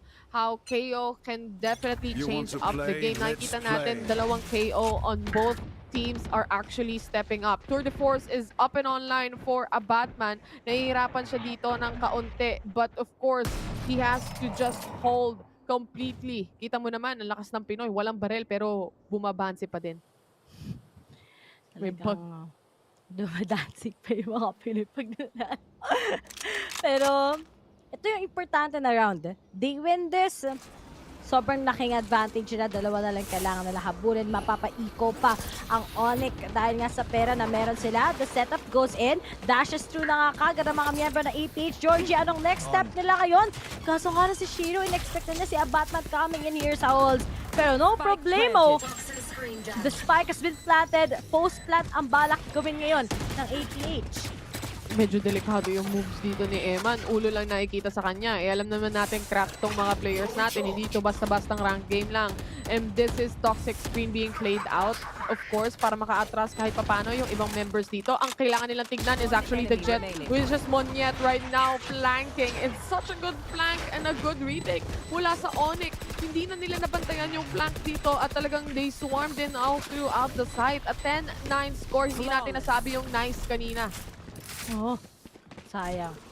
Ano kami? Very concentrated kami sa APH kasi.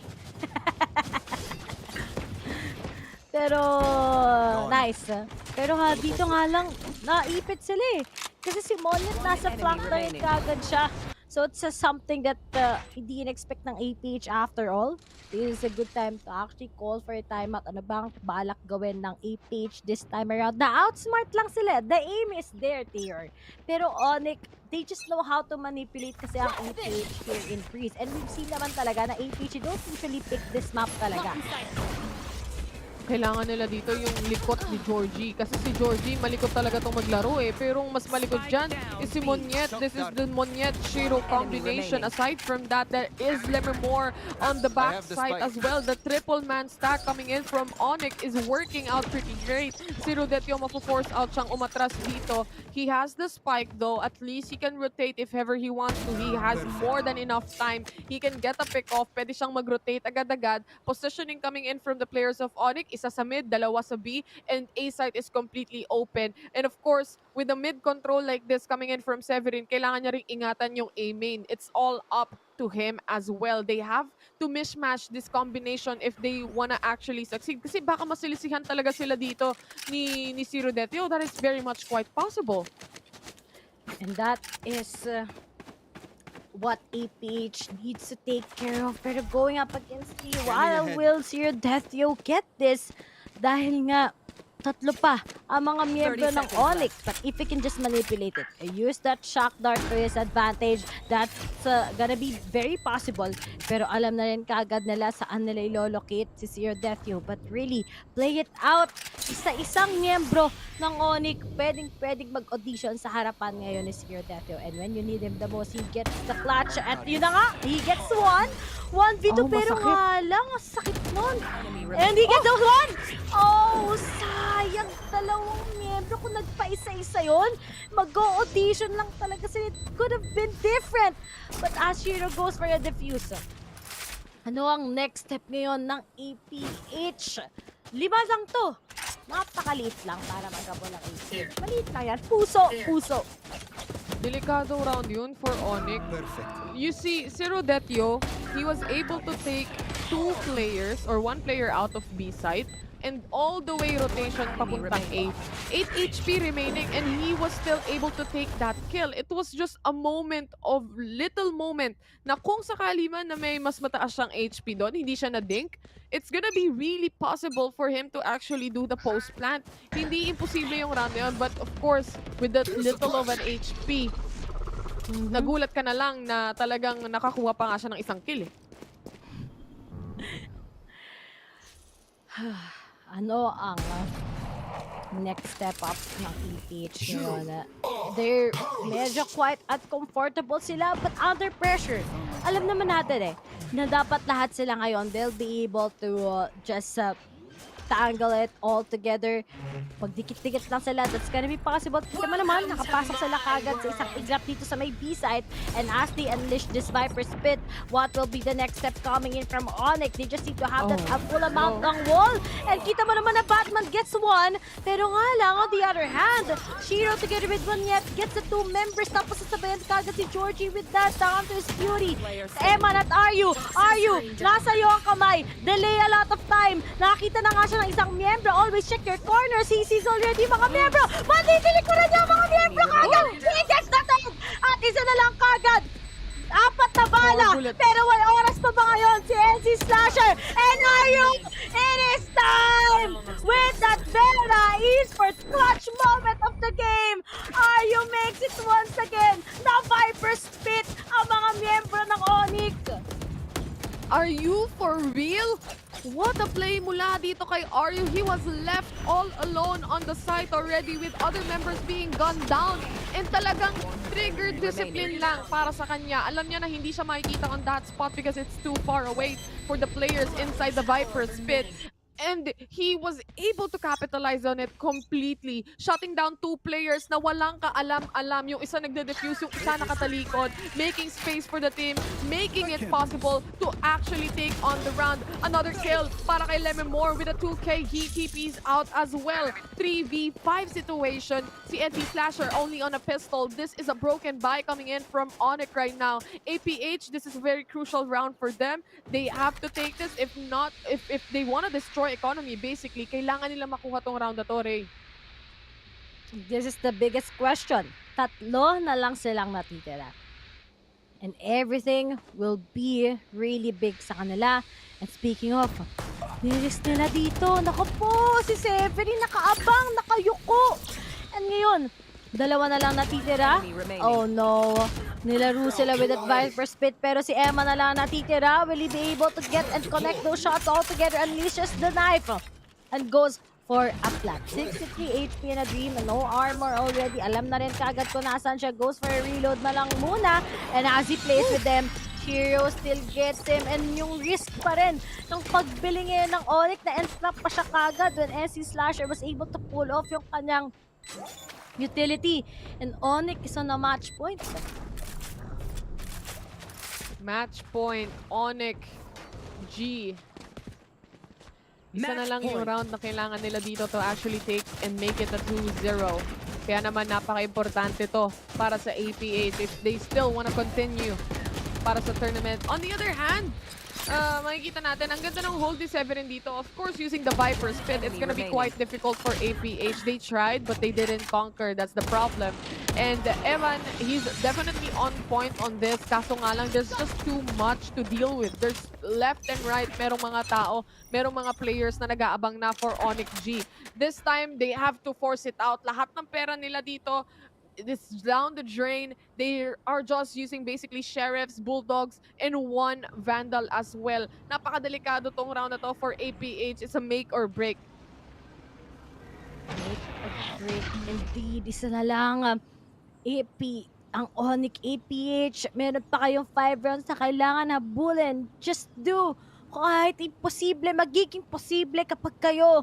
And you take out Monyet, that's gonna be a big play here in B side. But on the other side, sila pa yung naipit ngayon. Advantage kasi ng baril, nasa side din ng ONIC all throughout. Emma tries to make a good pick off ngayon with that Sheriff, but won't be able to. Pero maganda na rin yung information na nakuha nila. Pero Georgie, ito yung risk dito. Galing silang mid-doors.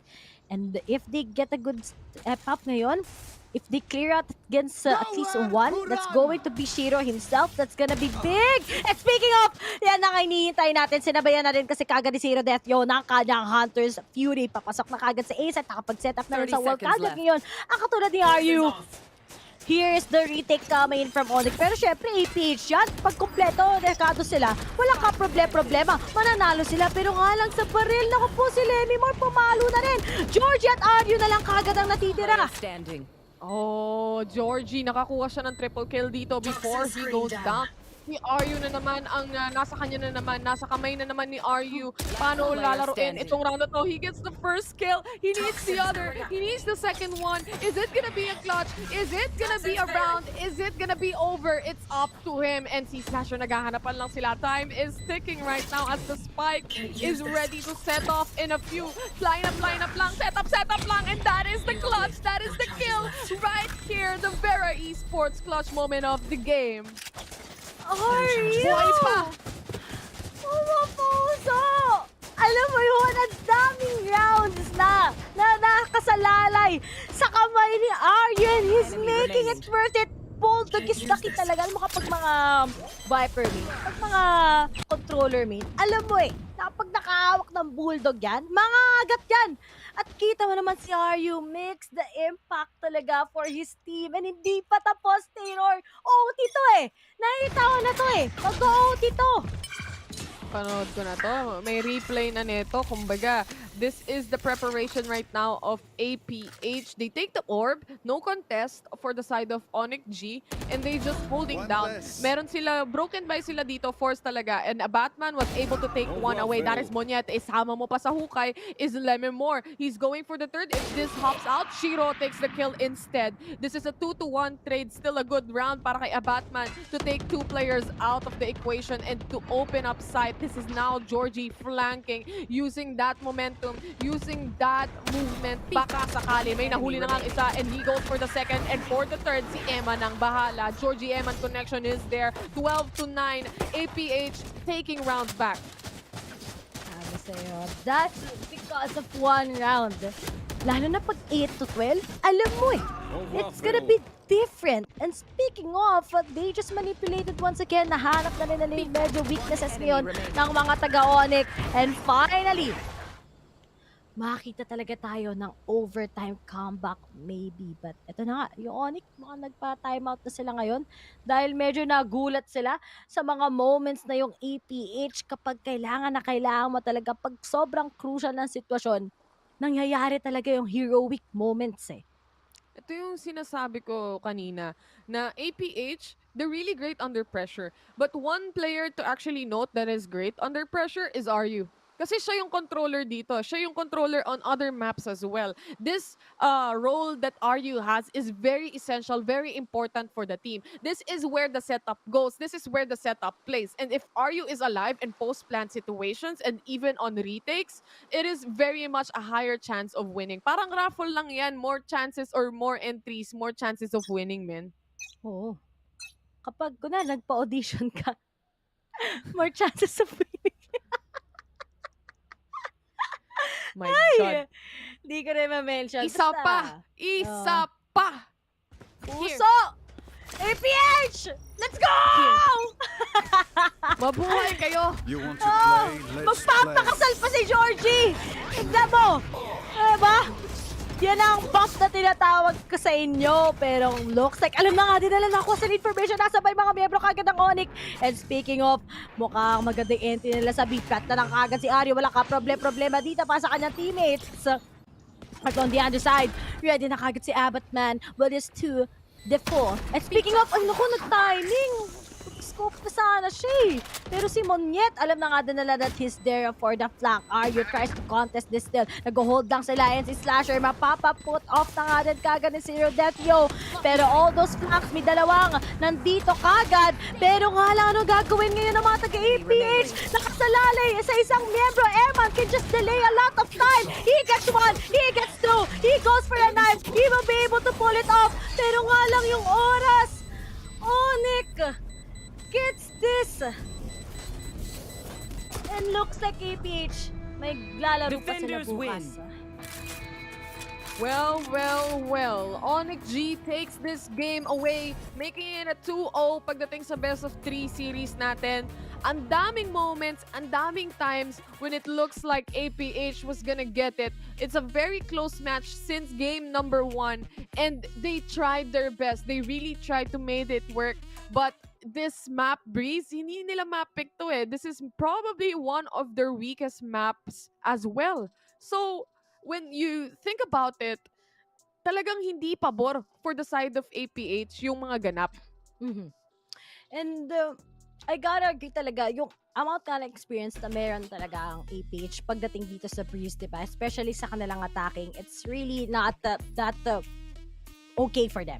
Pero knowing na 39 dito sa Breeze, tapos iba yung naging aggressiveness ng APH sa attacking, it shows so much potential, Taylor. And all we can say right now, even if talo ang APH dito, napakadikit. Knowing how outstanding yung performance ng ONIC, consistent sila sa Ascent, consistent din sila sa Breeze, pero APH, they were able to cultivate something in just a short amount of time given bago mag-start ng APAC, and ganun to kagad yung naging performance nila. Although, gaya nga na nakita natin, ONIC is having the upper hand ngayon pagdating sa kanilang slot going in for next week. On the other side, APH, we can really see a team na on par against ONIC, and most likely sa next game nila dito, sa lalaruin nila bukas, alam natin that they will be able to take that slot. Tsaka mararamdaman mo eh. Naramdaman mo yung presence ng lahat ng players ng APH. Eman was popping off during game number 1. He made plays completely happen. There is RU making clutch moments. There is also Georgie opening up site. And hindi mo talaga makakalimutan yung mga players because they all tried. They all performed as well. A Batman is really good during game number 1. He's having a hard time on the chamber here in the map Breeze, but still on most crucial moments, he was still able to pick up 1 player, 2 players. That's already big for the team. That is just something you need to watch out for. A scary team. Sobrang scary ng ONIC, but I really do think a good contender such as APH, siguro kung given tong second map tier, magiging iba rin yung ihip ng hangin para sa side ng ONIC. And kita mo naman yung mga moments, diba, na kailangan na nila tambusin, yet one member ng APH will be able to pop off with those clutches.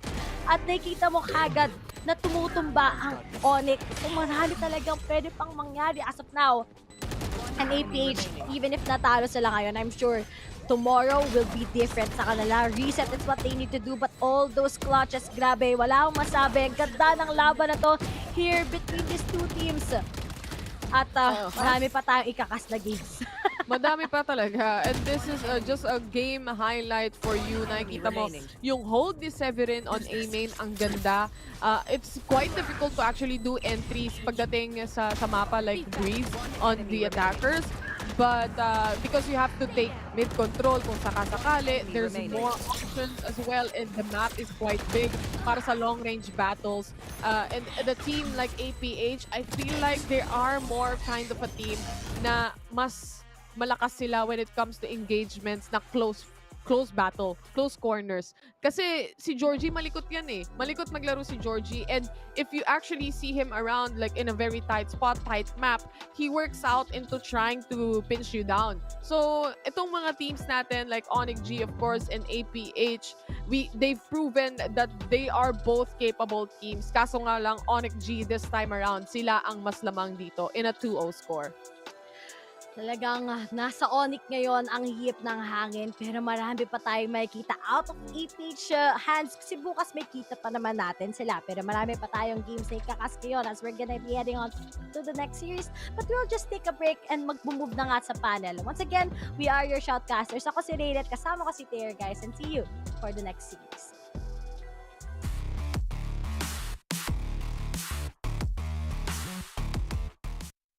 Certain things ain't the same now. Hard to navigate these problems. I'm by myself, you're not around. I tried to open up, it wasn't good enough. Put in my all and got nothing back. Now I'm stuck in the rain, dealing with all this pain.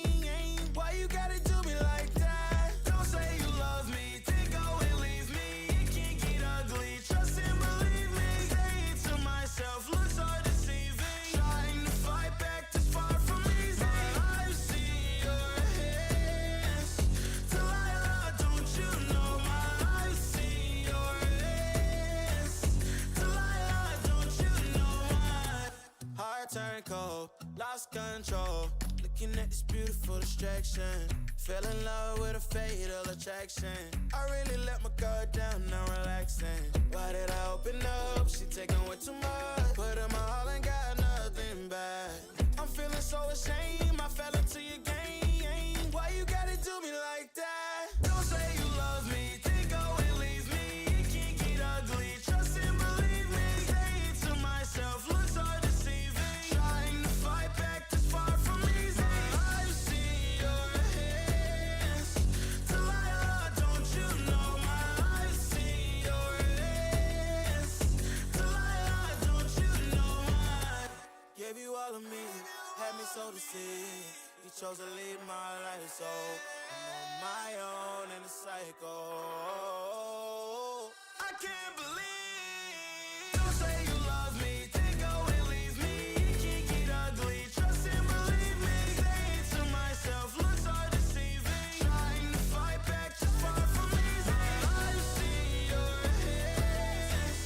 Delilah, don't you know I've seen your hands. Delilah, don't you know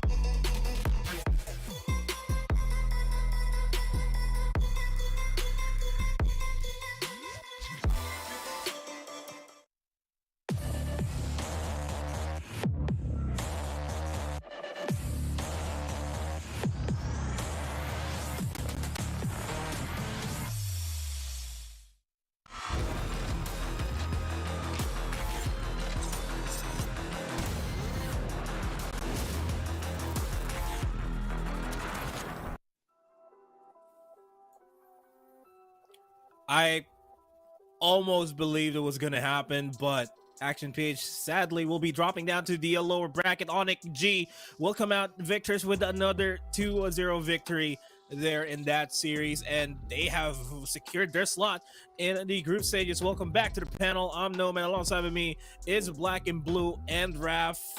Raph, we got to start it off with you, man. What went wrong there for Action PH? No, I don't think you'll start with me. No, I'm kidding. Okay, guys, we know that ONIC is such a strategically sound team, but overall, when teams look at Action PH, and they should have done this to begin with if they weren't, you look at Action PH, you say they're gonna be a problem. Because honestly, there were small mistakes that could have led to big swings on the side of Action PH.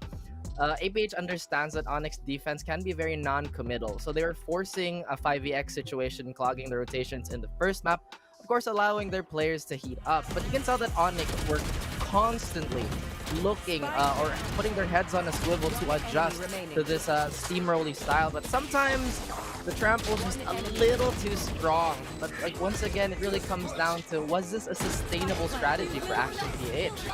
You know, the thing is about Action, they come into every game with a game plan, which isn't a bad thing, but the thing is, when that game plan doesn't start to work, their plan B isn't necessarily as effective or seemingly as practiced to really make that work on out as some other teams might. ONIC, they've got multiple parameters for multiple situations that they can flex to. There's a problem here, they know what the fix is, and they're really good at making those mid-round adjustments, making those mid-game adjustments, more importantly, after attack timeout, after a very important swing of a round. That's where they really shine here on it. They're very cerebral as a team. They know when to keep the pace up and know when to slow it down. And that's one of the biggest things that teams like Action will struggle against. Now, that's not saying that Action always are a fast-playing team. They do know how to slow things down. When they slow things down, though, sometimes it just doesn't work in, I guess, to what they practiced. And you see that especially on Breeze, on a big map like this. There are moments where, yeah, you can see like Dorothy popping off here with the operator. That's natural for him to do that, but it's ONIC who really are able to turn those, I guess, the tides of things. And you talked about it, Raph, for them to be so non-committal on the defense. They are much more of a team that likes to initiate, retreat, then retaliate here ONIC on the defensive side. And that's something that's super important in a map like Breeze, and that's why they really ran away with it at the end of things. That's primarily the reason why they will be securing their slot here in the group stages. They will continue on their journey. They will be joining in with the other Indonesian teams that made it into the group stages. But this begs to ask the question now. Action PH will be in tomorrow's decider matches going up against potentially Team Big BAAM once again, or Full Sense. What does this mean for themselves, though? Oh man, it's still going to be very difficult. They've got the job done here today. Yes, they were able to get past Action PH. Yes, but teams they're going up against, they're not exactly going to be easy to any point. I mean, their entire group is just stacked. So ONIC, actually with that win, that means they're now qualified, yes, but moving on forward, the other teams still in the bracket for Action who are going down. Team Big BAAM or Full Sense, whoever wins that, I honestly do not want to go up against them in the lower bracket of the play-ins of all things. Absolutely. Again, just whatever name that is thrown at you, even in our play-ins. We've talked about how this is step one to our, grander scheme of the APAC Challengers. But yeah, if you run into any of those names at any point of the tournament, much more so on the lower bracket where you're fighting for your tournament life, it is going to be a bit of a doozy. Yeah, and with ONIC qualifying on the group stages, this is definitely a sign of redemption for ONIC G. But that's already all said and done. We have to move to the next series of the day because it's another qualifying match and another team will go down into the lower brackets. It's time for the second series of the day. It's Griffin versus No Namers. We have to introduce the first teams here that surprised everybody from the Hong Kong, Taiwan region. We got Griffin Esports.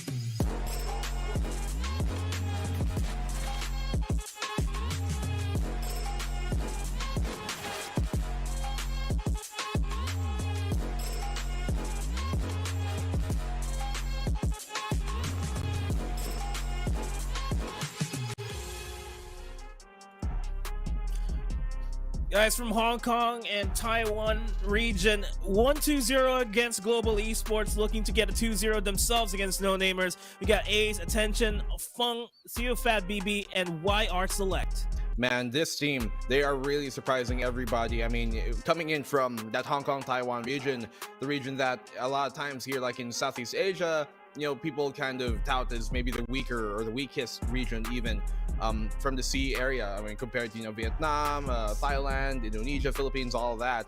They really do have a lot more to prove, but it also puts less expectations on their shoulders for them to carry. And I think that kind of pressure not being necessarily on them does help propel them forward. Now, they were playing against, you know, Global Esports, which, to be fair, is one of the, if not the best team from South Asia. But then again, you know, South Asia is a region that is generally a bit more underdeveloped for that competition. Now they have a bit more of a bigger challenge going up against No Namers from a region that is very, very, honestly, one of the biggest regions we have here in APAC from MYSG. So even though you might say like No Namers, they're not really a popular team, they're playing a very, very hard qualifier, and they made it third year against, you know, some of the biggest names in the world. I mean, the difficulty has always been present, and with that Griffin versus GE we had yesterday, it really proves that sometimes you just kind of need a little bit more R&D, because the individual talent was so present on both sides, and we know that all these players can pop off and create as many highlights as they want. But again, it's just more on the tenure aspect of the game, you know. Yeah, and for these guys that's coming up next, they caught the MYSG by storm during their challengers, and they did catch us by storm as well yesterday with their match against Fancy United Esports. Here comes No Namers.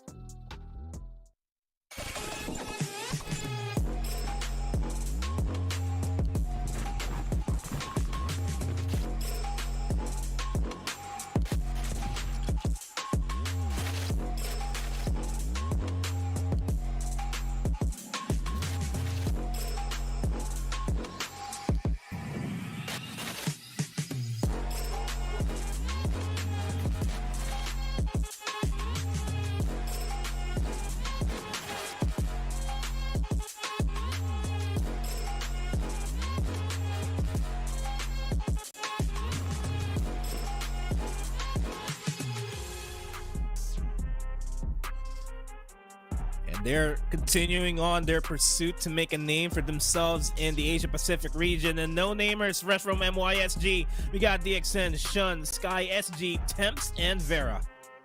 No Namers, again, Black and Blue mentioned a fantastic point, is that they come from a way more competitive region, or at least a region that has been exposed to international competition as much as they have. And No Namers, despite, well, the name or the lack thereof, have surprised all of us with that matchup with, I believe, Fancy United. Again, we touted that match for them to be the heavy underdogs. By heavy underdogs, we thought that would have been a 7-3 matchup. But so far, they've proven everybody wrong. Just looking at them at the eye test, they're fairly fundamentally strong already. The base level in comparison to Griffin, I would say, is just a step higher. And that could be, you know, something that they have to, or at least something Griffin have to address, that, hey, these guys are not pulling any punches. They are absolutely deserving to be here. This is, again, still in the VCT. The competition's really only getting higher and higher. For sure. I mean, they might not be the most, you know, technically and strategically sound team, but their base level, as you talked about, Raph, it's right there. And, you know, coming from, I guess, the kind of matchups that we saw yesterday, where honestly, it seems like the big teams with big orgs backing them, Global Esports, Fancy United, they're the ones who have been surprised and stunned here, honestly. Who would have expected NN to go up against Griffin immediately in the upper bracket, and the semi-final upper bracket to qualify directly into it? So one of these teams at the end of this match is going to be qualifying, and that's going to be a big hit for those two other teams down in the lower bracket. But, you know, No Namers, the name might suggest otherwise, but these guys, they came here to play. They tried to make a name for themselves. Maybe now they don't have one. They don't have that title to try and go back to, but they're going to try and build one of their own, a name of their own based on their renown, their skills, and the results. Yeah, and you mentioned it yourself. Whoever wins this will have a big confidence boost going into the group stage. It's really coming out of nowhere. But we have to focus on two players that really shone during their series yesterday. Let's have a look at the tail of the tape of two of the individuals that we also highlighted in their matches. We got Vera and Siufat BB. They're the guys that we have to look forward to here. Everything is even Stevens here in this head-to-head.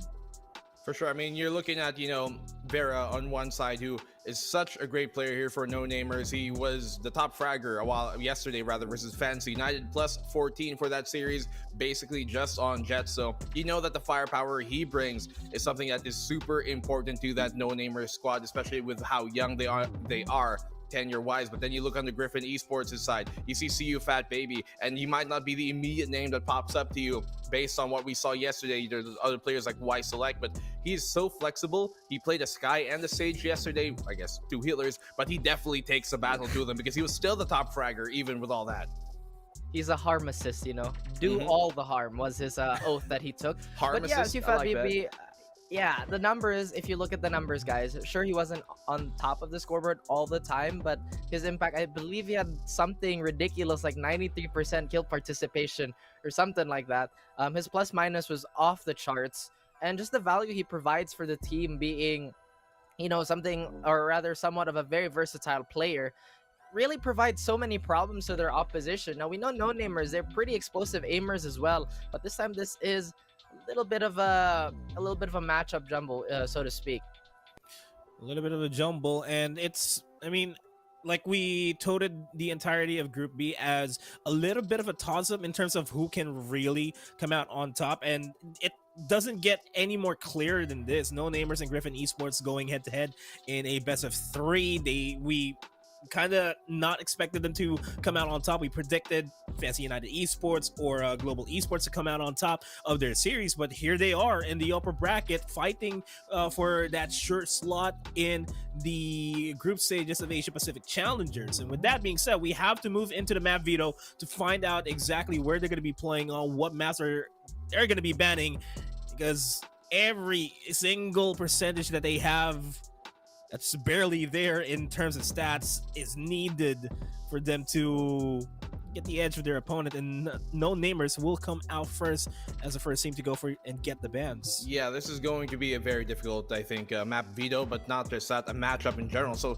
Split to be banned here by no namers. Okay, well, to be fair, Split as a map from them, first of all, we haven't really seen too much Split from them in general, but they've only been playing one map, so like it's kind of hard, I guess, to kind of get that research on their side, because they're not even a team that even likes playing Split. But you look at the following bans here from Griffin, they could probably ban like something Fracture, but no, they go for Ascent, which is something I wasn't necessarily sort of expecting. They're kind of 50-50 on that, actually right on the money. It is a good map for no namers, but there are other maps as well from Griffin who we haven't really seen too much of, like Bind, for example, which is much worse. And so I'm curious that they pick Ascent to ban over Bind.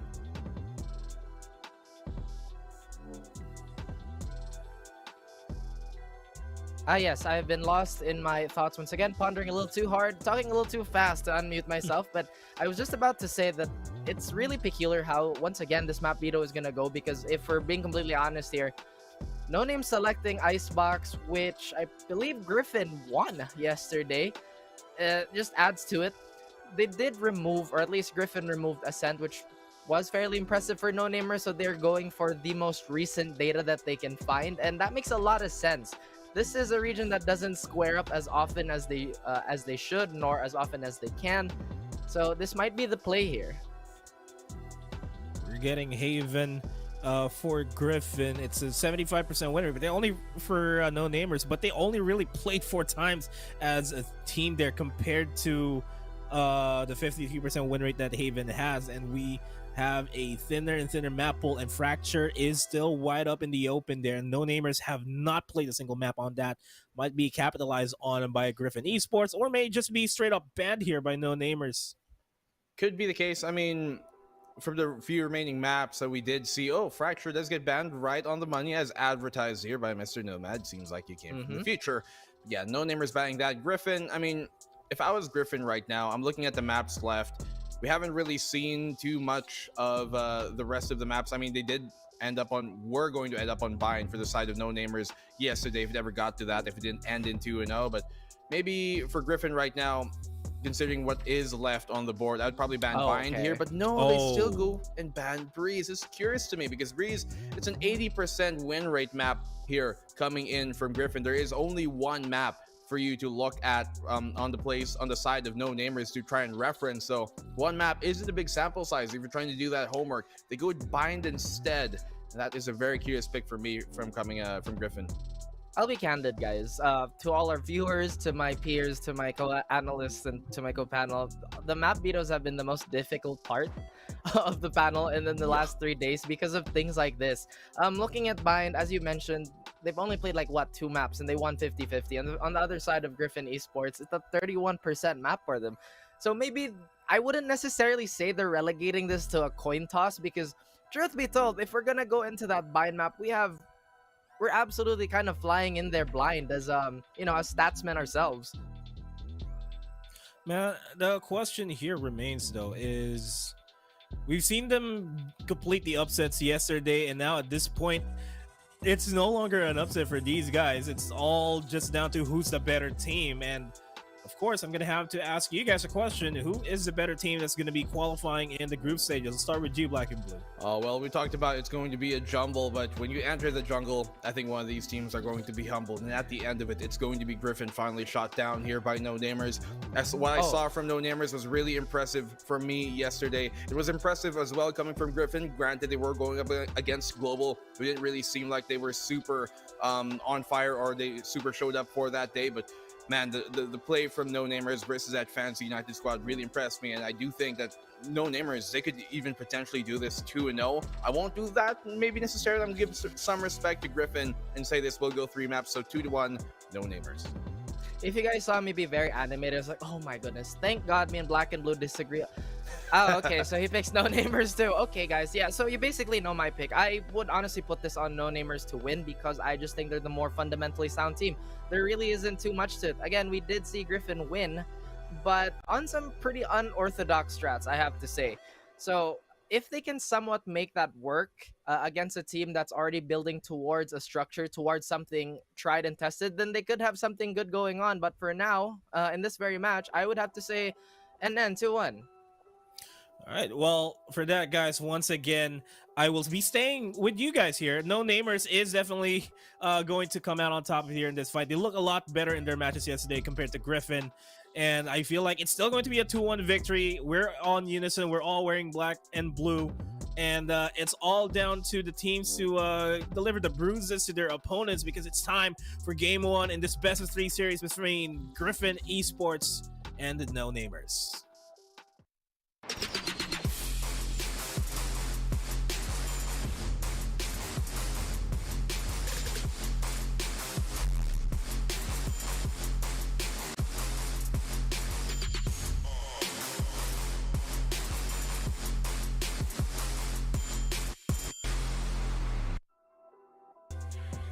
Isang maulan na hapon sa inyong lahat. Nandito muli kaming Shoutcasters. Ako si Riri, kasama ko si Taylor. Tiyahatid namin sa inyo second series here in APAC Challengers. And may kita na nga natin ang laban between Griffin together with No Namers. And kita-kita nyo naman na napaka-unorthodox nga ng performance ng Griffin yesterday, but looks like a solid team such as No Namers also will be one of their contenders. So there, ano kayang masasabi mo between these two teams? Medyo kalmado lang tayo ngayon. Una sa lahat, gusto ko sabihin na ang ganda naman ng jacket natin dyan. Wala ba tayo dyan? Neon Swag Kit represent. Sheesh! Pero going back to it, ito nga, No Namers versus Griffin Esports. Nagcast kayo reveal about for Griffin Esports, unexpected events nga, and maraming nag-expect na, of course, maraming sumusuporta talaga for global esports as well, but Griffin Esports, you shouldn't sleep on this team right before. And aside from that, kung sisilipin natin when it comes to stats, looking at it, Icebox actually ang pinakamalakas na mapa ng Griffin Esports, and that is picked by No Namers. So, interestingly, we all know na yung Icebox ng Griffin, di ba? It's something that we didn't expect at all.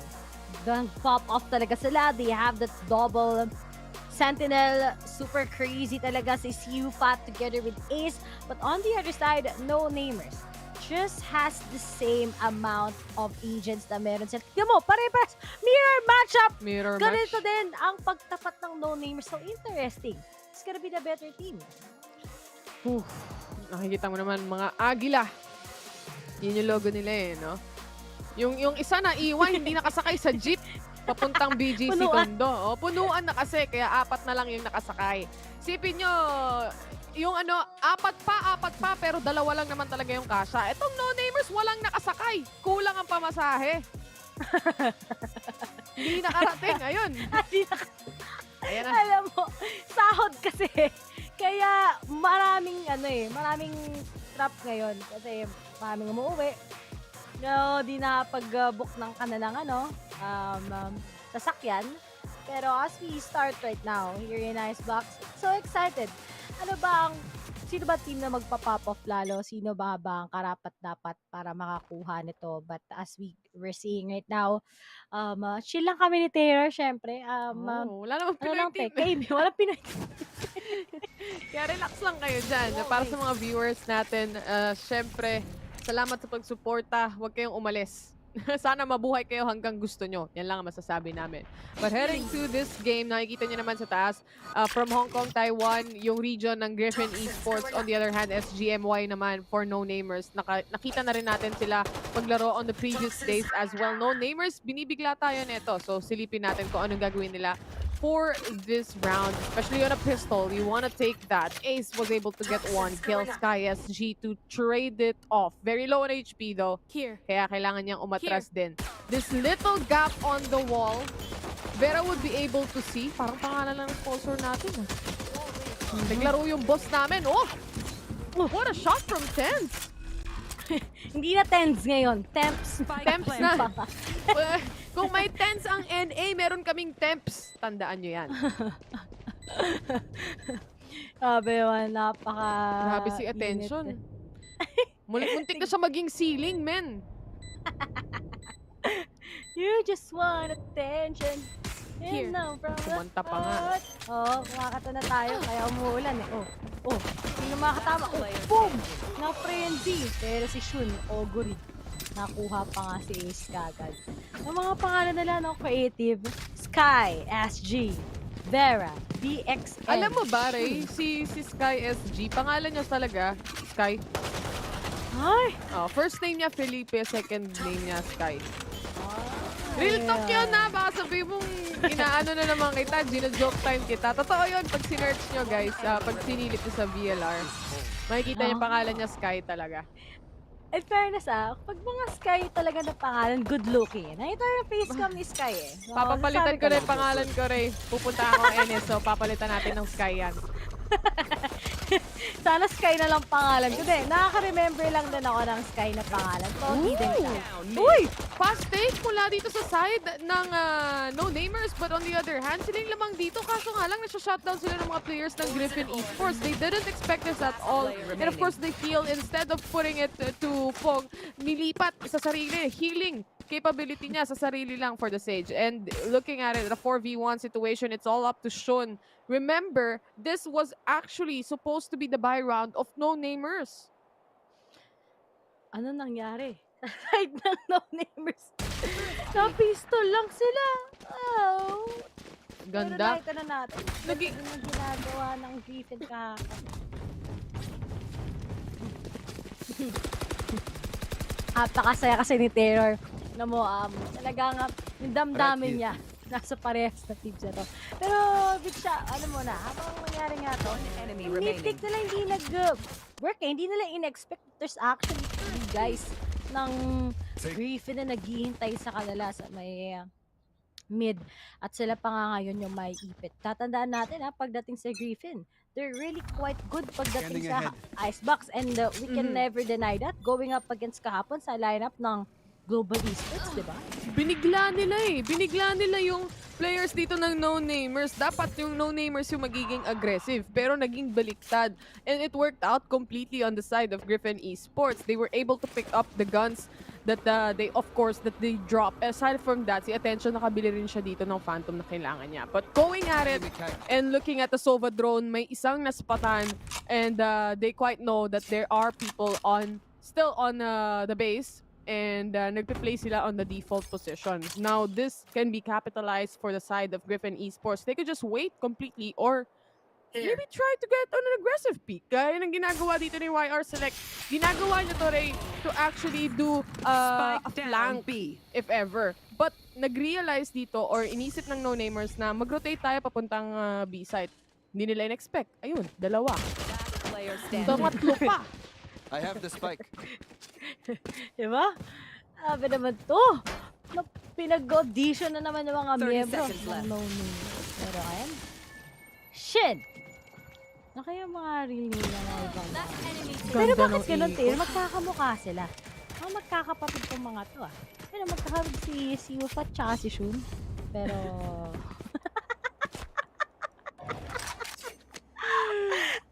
Well, isipin mo, sinubukan naman ng no-namers na papasok sana sila ng A-site.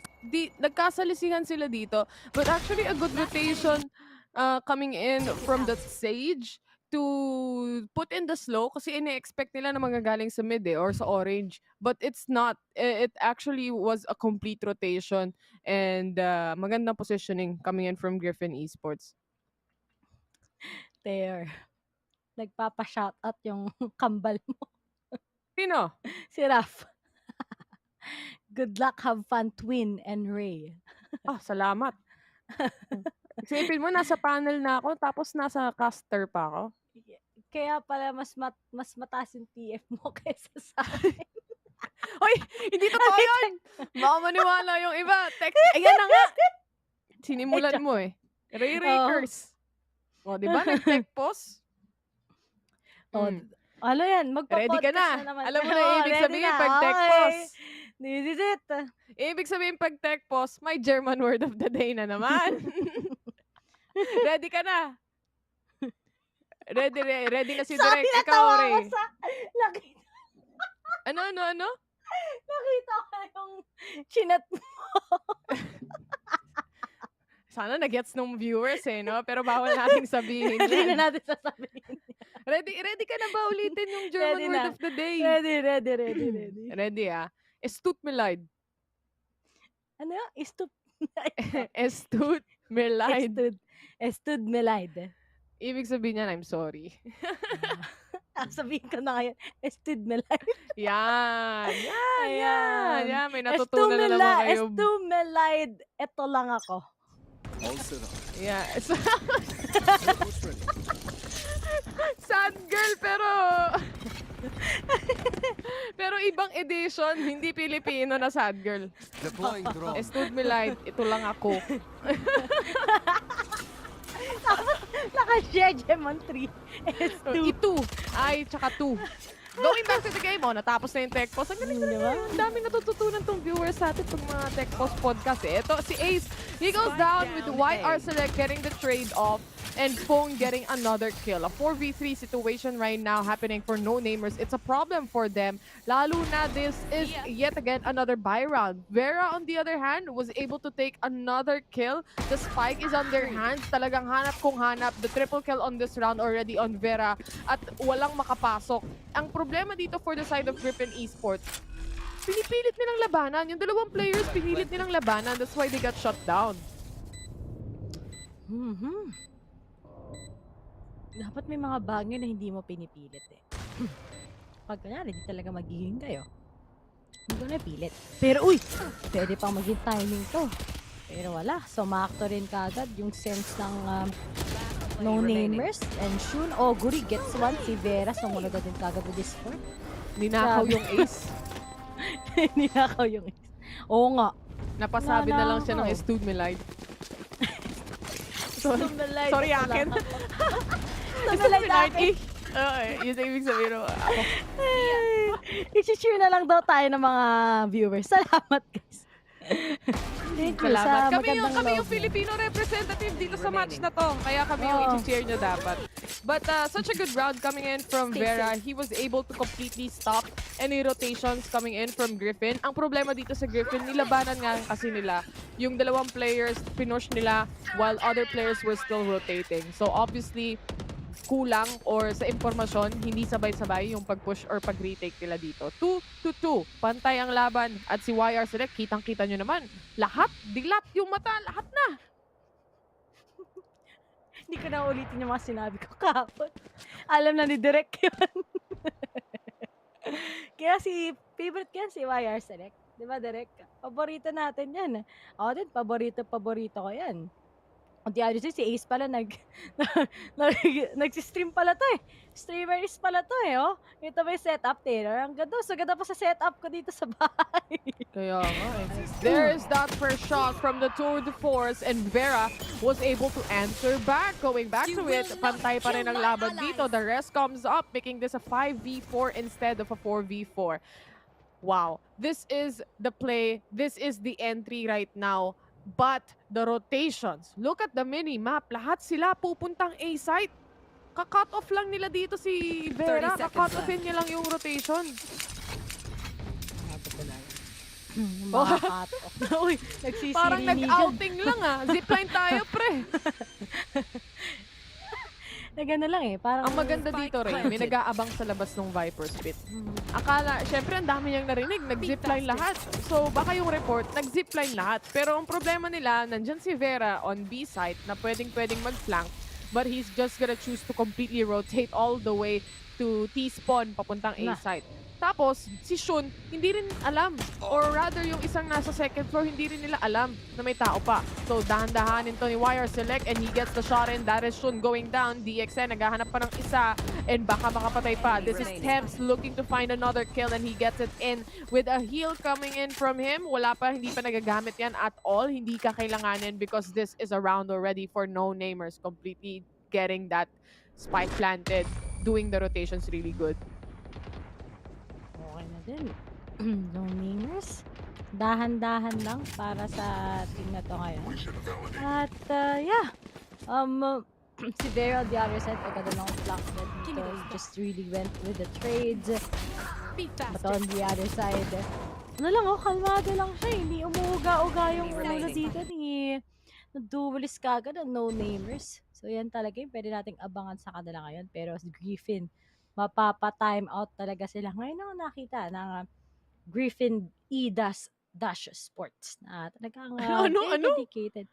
Sa Griffin E-Dash Sports. Yan, Griffin E-Dash Sports. Sports. Bakit? Ano naisip mong ibang wala bagay? lang. Kasi usually ginagamit natin esports dire-diretso lang. Pero choice naman nila yan eh. Kasi sila masaya eh. Buhay na nila yan. Griffin eh. Griffin tapos yung logo nila parang eagle, di ba? Yan. So, gusto ko lang tanongin yung meaning. Well, no namers. Di ba kung, di ko na alam pero di ba kung may LFO dito? Sila ba yung parang LFO sa region nila? No namers. Wala lang. Curious lang. So, di ko na alam nga Sila yun. Wala pa silang org. So, para silang LFO. Ata. Correct kasi pala talaga. Salamat kay Derek sa pag-update. Iba kasing nasa isip ko eh. Hindi ganyan eh. Kaya, wag mo nang tanongin. Hindi mo ba nakita si Gryffindor? Sa Harry Potter. Ibang Harry Potter ba yung napanood mo? Parang hindi mo alam Parang ibang Harry Potter yan, Riri. Kinakabahan ako sa mga sinasabi mo Parang hindi ko nababalikan.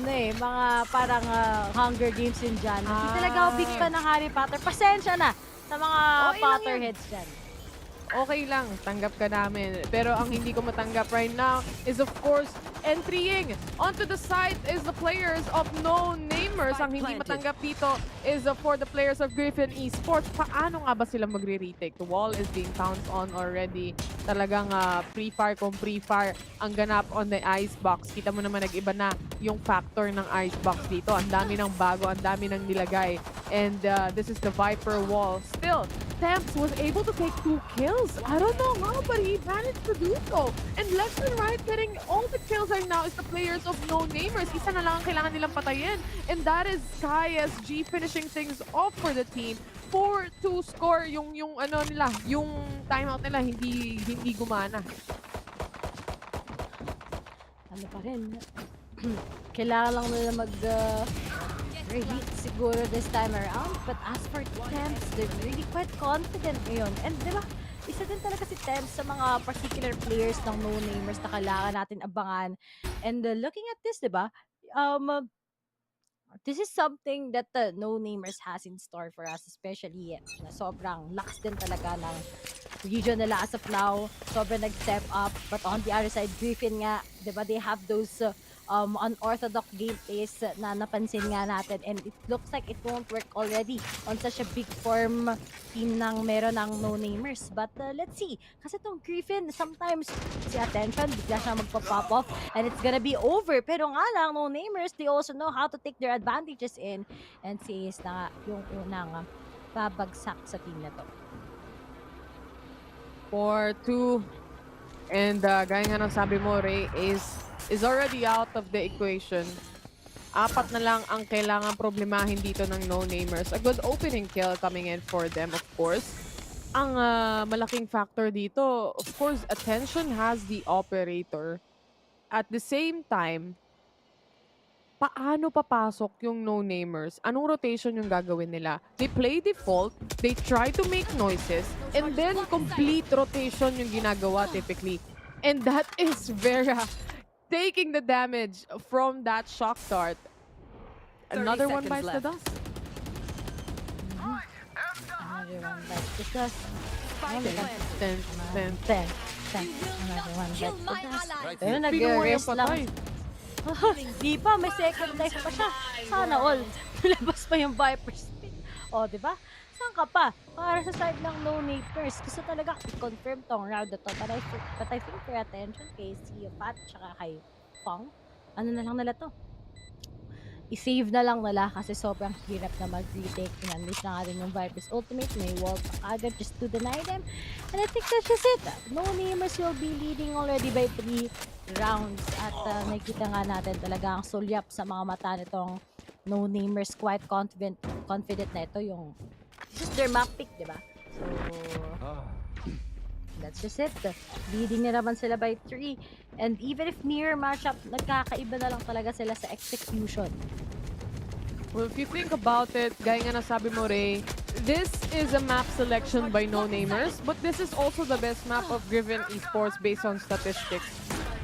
It's not too far off pagdating sa rounds kasi hindi pa naman nagkakatapat yung dalawang teams na to ever eh. So, kumbaga, ito yung portion, ito yung time na nagkakapaan pa lang sila ng playstyle. Talagang, alam ba yun? Parang kinikilala mo pa lang yung tao. You want to play? Let's play. Kiki-podcast tungkol sa ano, pagmamahalan. Ayan, diba? DJ Ray Ray, may problema ako. Ganon. Tatawag ka na lang, tapos si Ray Ray yung sasagot. Ay, nakikinig kaya ako dati yung mga, kay Papa Dan, yung mga ship nila, ganon tatawag. Sabihin ano Di yung... mo ba kilala si Papa Jack? Ay, si Papa Jack. Meron din nakikinig sa barangay something, barangay LS. Yung ship nila, tatawag yung girl tsaka boy. Kami na sinabi ni Rere, yung Tour de Force, di mo na napansin. Oh. That is DXN being shut down. Tour de Force out already. 3v5. 3 players ang kailangan makapag-entry dito. The toxic screen going down a bit. This is gonna be slower than usual for No Namers because they are lacking players already. Vera, saka si Temps, nakakuha sila dito ng 2 kills. They're gonna use this wall para makarotate. Aha. Kailangan nila makatakas safely. Yan ang priority ngayon ng No Namers. They put up the wall so they can rotate, but they're just actually pushing. They're mind games lang, Ray. Mind games lang. Temps was able to get the kill. Alam pa rin nila na nandito pa rin sa B-side. Meron siyang Rico na pwedeng gamitin. Hindi na kailanganin yan because Ace was right around the corner, wrapping things up. 5-3 score. No Namers, ganda na sana ng plano nila na psychohin. Kaso hindi nag-rotate. Medyo nalat yung Griffin Esports on that part. No namers. Medyo inalat sila kanina at disadvantage, but looks like they're doing it. And attention! He is already popping off. And yan talaga yung kailangan natin hintayin. Once na mag-hit si Ace tsaka si attention, it's gonna be a different one. But still, no namers. They're winning a lot. So, kita mo naman yung money din nila. Makakabili pa rin sila kahit matalo sila sa round na to against Griffin. But then, on the other side, quite few distractions lang sa side ng no namers. They can still get this. But as for Griffin, they are also throwing their utilities para lang hindi maging aggressive ang mga katulad ni Vera. But on the other side, Ace once again gets to tap against Sky. And medyo naipit na naman ngayon ang mga miyembro kagad ng no namers. Pero Vera, ine-expect na nila ngayon na meron pa at least isang naghihintay sa kanila, kaya passive lang ang takes ngayon ng Griffin. Passive gameplay or game style that we are looking at para sa no namers. DXN. Anong tour de force? Wala. Bibili na lang ako ng operator ko. That's his plan. That's the P.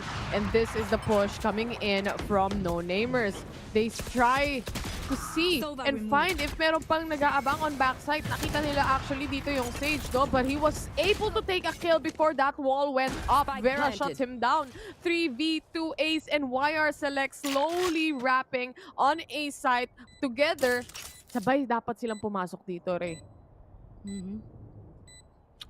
Sabay-sabay tayo.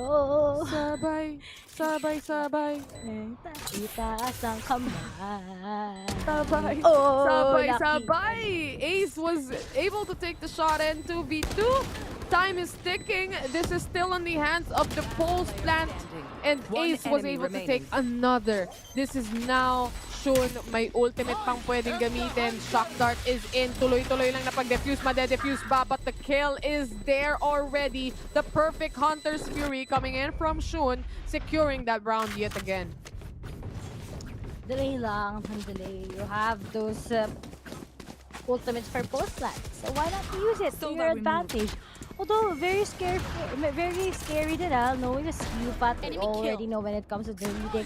Buti lang nakapag-pick off din kagad si Vera, and she was able to deny si Select just because of that Hunter's Fury. And now, si No Namers leading na nga sila. Chill lang kami ni Taylor, guys. Syempre, energy kanina. Para sa page team yun. Pero dito sa mga, lang natin, di Pinoy, okay lang. O yun, okay din yun, si Sky. Grabe naman, he was able to take at least Select in just the sneaky pick. And apat na lang kagad na natitira sa isang iglap coming in from Griffin. Oh, make that 3-man para sa kanila. Tatlo na lang ulit yung players dito. Nakakuha sila at least ng isa. It seems like they can't punish the economy of no namers kasi nga tuloy-tuloy lang yung momentum eh. No namers is just completely riding on this. At talagang on point at hot na hot ngayon yung ibang players dito ng no namers like Vera, Temps. They get the shots in and just completely dominate, and they have control over the map. Ace, on the other hand, this tour de force might kill people, might kill players, but is it enough to do a retake? I don't think that he has a gun unless he picks up, of course, that Vandal. DXN was able to take another. It's now up to Ace. It's not gonna be enough. 7-3 scoreline para sa no namers, still in an advantage. This is quite hard for Griffin to actually adjust with yung no namers. Alam lang nila eh. Ano ba yung mga plot, ano ba yung mga holes dito ng mga taga-Griffin? Where can we actually push right through? And the post lands talaga nahirapan mag-retake and Griffin. This was their problem also last time. Pero mukhang magkakaroon tayo ngayon ng meeting. Time out. Meeting out muna. Emergency meeting para sa players hata to ng Griffin Esports. If you think about it, we have no namers. We have the last two remaining rounds that we are looking at, and no namers, they decided to go for a timeout. Maybe just to breathe, you know? Kailangan, minsan yung mga timeout na yan, hindi naman kailangan gumawa ng mga strategy o mga play. Ang kailangan lang nila minsan ay huminga o kaya naman tanggalin yung momentum para sa kabilang side. So mga maliliit na bagay, but of course, behind the scenes, it can make a lot of big difference pagdating dito sa mga teams natin. And that is no namers. A gift. That works. Mahirapan talaga mag-adjust ngayon ng Griffin, but let's see what will be the next chance that Griffin would like to take. Ito, si Vera will just be playing up with his knife. Walang tumama. Okay lang yun. Bawi na lang ulit tayo. Vera, wala namang problema yun pag nagkamali ka. Pero sige, kamunti ka na Di din siya siyang- makalabas, man. Oo, Wala na ipit siyang knives, wala siyang baril, wala na rin siyang Q niya. So, talagang aabangan at aabangan siyang lumabas dito. Yung shock dart, yung iba nag-connect pa. They know that he is still above tube. So, let's see what the Griffin Esports, what would they do? O kaya naman talagang mag-aantay lang siya dito kung sakali mang may lumabas. Tapos tamang right click lang sa ulo. Tamang offs lang kung kinakailangan. Tuhan! Ang ganda. Na-predict. Predict na nila. I feel like nakita actually nung isang nagbabantay sa mid na meron ng papasok na gano'n. Nasakto nila na meron tao rin na nag-aabang sa danger. So literally, they just spray and pray because they know when the smoke comes up. They know that it might be players passing through. And exactly what Ace was thinking is exactly what was happening. Or Griffin na sana yun. Pero na-predict nila tong no-namer. So, they can actually just take a good read eh. Kailangan lang nila kunin yun. But on the last round before the switch, what can actually no-namers do this time around? But as you can see here, si Vera lang talaga, he just need to have that composure para makapag-push sa kanilang mga kalaban. Clear out everything. But then, di ba? Taylor, sabi sa'yo yung Griffin kakaiba talaga yung ano nila. Setup nila, doon sila nag-wall, a lot of things up hand. Yung slow orb, hindi ko alam sinong gusto niyang maslowan. Pero okay lang talaga yan. Tao lang din sila nagkakamali. But on the other side, medyo out in the open lang si Vera, but this can also be a big opportunity for him to actually pick off. But si Fat tries to play it out lang, play it safe. And now, speaking of, Vera na nga ay babagsak. May susunod pa at ang gusto maging next na biktima. At kita mo naman, attention, he got against DXN. Tatlo na lang kagad na titira sa isang Right ugla. here. Pag kasi mag-asim, medyo masakit-sakit talaga yun pag nag-aasim masyado. Oh, medyo mahirap na naman to for no-namers to do an entry. But they actually have the rest up and online. So, ginamit nila yan. DXN is alive yet again. But this is an operator on his hands too. So, I don't think that he would push with the team. But it would definitely help out when it comes to post-plant. Ang problema, Temps ang gumagawa ng trabaho dito. Para sa kanya, ang gusto lang niyang gawin, pumatay. Attention seeker, literal. Hinahanap niya si Attention and he got the kill. YR Select, he still has the Viper's Pit too, but there's another Viper's Pit that he has to answer back. YR Select, kailangan niya mahanap at kailangan niyang makapitas. Kahit isa lang, kahit isa lang. And that is DXN getting the shot. And no-namers takes this round yet again to at 8-4. At alam natin yung mga 8-4, hindi naman ganun kasama.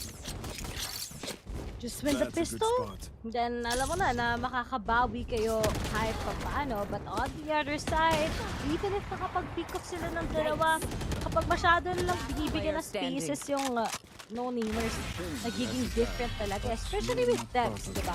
Sage na nga, Battle Siege pa, medyo komplikado talaga para panghawakan ng Griffin yun.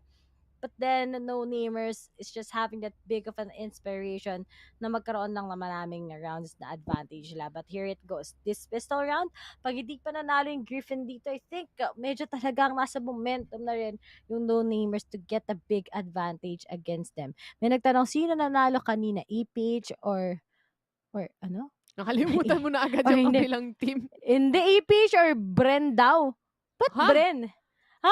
BRN nakalagay. Saan ang galing yan? Saan Fake news yan Parang nung last 3 weeks ago pa. 3 weeks ago, medyo na ano ka doon na Internet Explorer dati.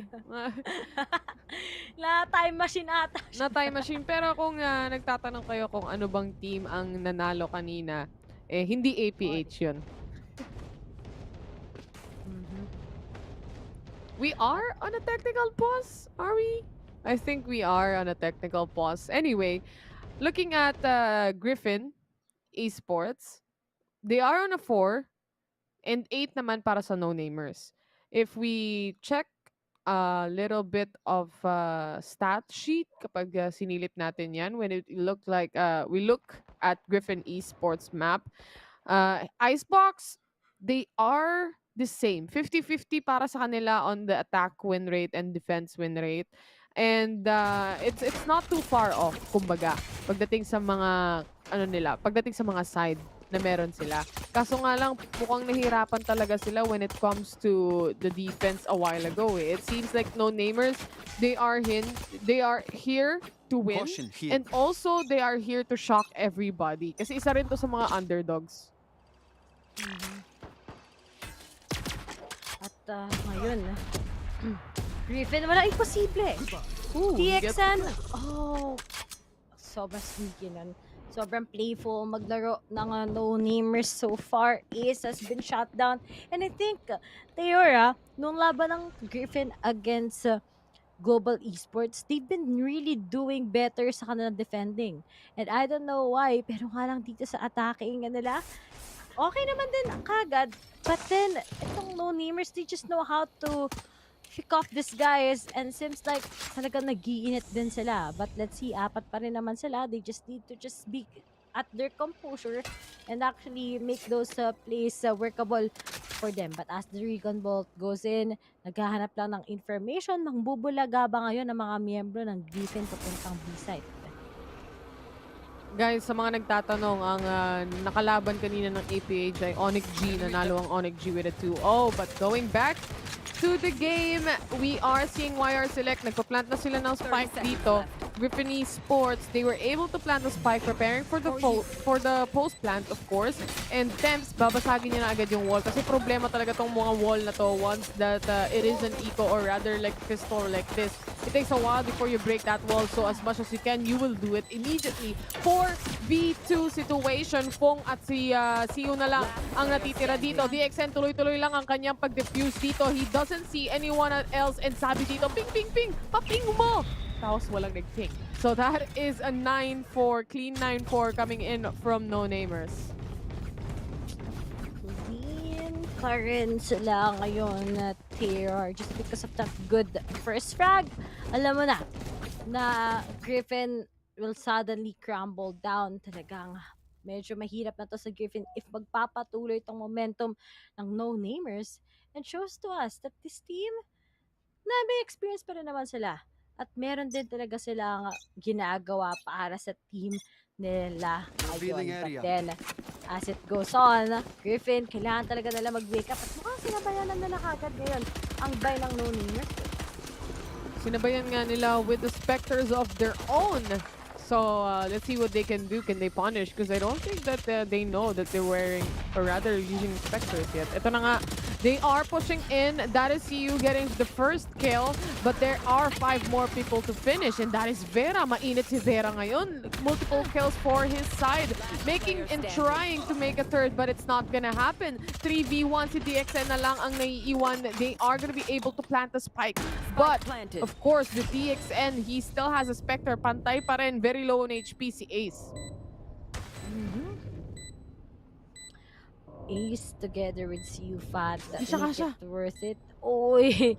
Oh no! Dalawa yan! Bakit sa iba ka tumingin? Ba't ganon? Kailangan talaga tignan mo sa mga mata. Huwag kang titingin sa iba. At yun nga lang, di ba? Ito na nga yung meron about Griffin. They're winning yung mga rounds agad kasi nasabayan nila yung no-namer, something that you just don't expect at all. And the timing then also as DXN tries to just, pipindutin lang. Intruder tries alert. to go. But then, ito meron ng, may imposter. Intruder. At now, magiging nice score ba to in favor of Griffin or still no namers might be winning this pa? Wow, advancing is actually DXN. Right behind him is the Sage though. Makikita ba siya? But this is DXN spotting someone first. That is gonna be a 1-to-1 trade happening here on B-Long. Looking to find another. Yan ang sabi dito ng ibang players ng no-namers at saka ng Griffin. Especially Griffin, they wanna take sides so they have to clear it out first. It's complete mid control mula sa no-namers and mukhang bait and switch ang balak nila dito. Tatlong players ngayon ang hindi maka-forward because of the snake bite versus the snake bite. That is one down. And of course, that is Vera. Attempts sumama sa hukay. Another one is gonna bite the dust and that is KSG. Na-shutdown yung buong mid. Tatlo sila dun. Isang iglap. Ano nangyari sa no-namers? Griffin still takes the upper hand. Our score still naman, leading pa rin naman so far ang no-namers. And it's 6-9. Nice. Na-trap lang sila kagad sa snake bite and lahat sila. Minama ngayon ni Select 3-round difference. And Griffin looking good in their form. But Bear right now will be able to pop off with that operator. And that's something scary na kailangan abangan ngayon ng mga taga Griffin. Kung sisilipin natin ang pinaka-nakakatakot na players talaga dito, yung duo ni Vera at ni Temps. Para silang Georgie Eman connection eh. They have that good chemistry as a teammate. Insta-heal agad kapag may nabawas lang ng kaunti kay attention. And look at this, KSG completely punishing the players that were coming in downstairs. Si attention naman ang nakakuha ng kill though. With a 3v1 put into this situation, mahirapan siya ng slide. Siyempre, 1 versus 3 pa din yan eh. But it's still quite possible. He has the spike. He can still decide, is it gonna be a full retry? Iikot ba siya? Magsistay ba siya dito? There's a lot in question, there's a lot in mind, but also there's a lot of time. He can just play along with it. But then, yung crossfire, nakatingin si Vera. Nakatingin din kagad si Shun Oguri. At, ayun. Oh, no! He got him. But then, advantage. 1 HP, 30 HP, and no name is finally will be able to win this round against Griffin. Tatlo na lang where they can finally manage to get this map out of the hands ng Griffin. But Griffin, syempre, they can just take their time. Pero knowing na diba sa kanila medyo kulang-kulang sa pera, how will they manage to get this? Pero di nila napansin actually si Sky. Kaya talagang nakapick off pa siya ng dalawang miyembro ng Griffin.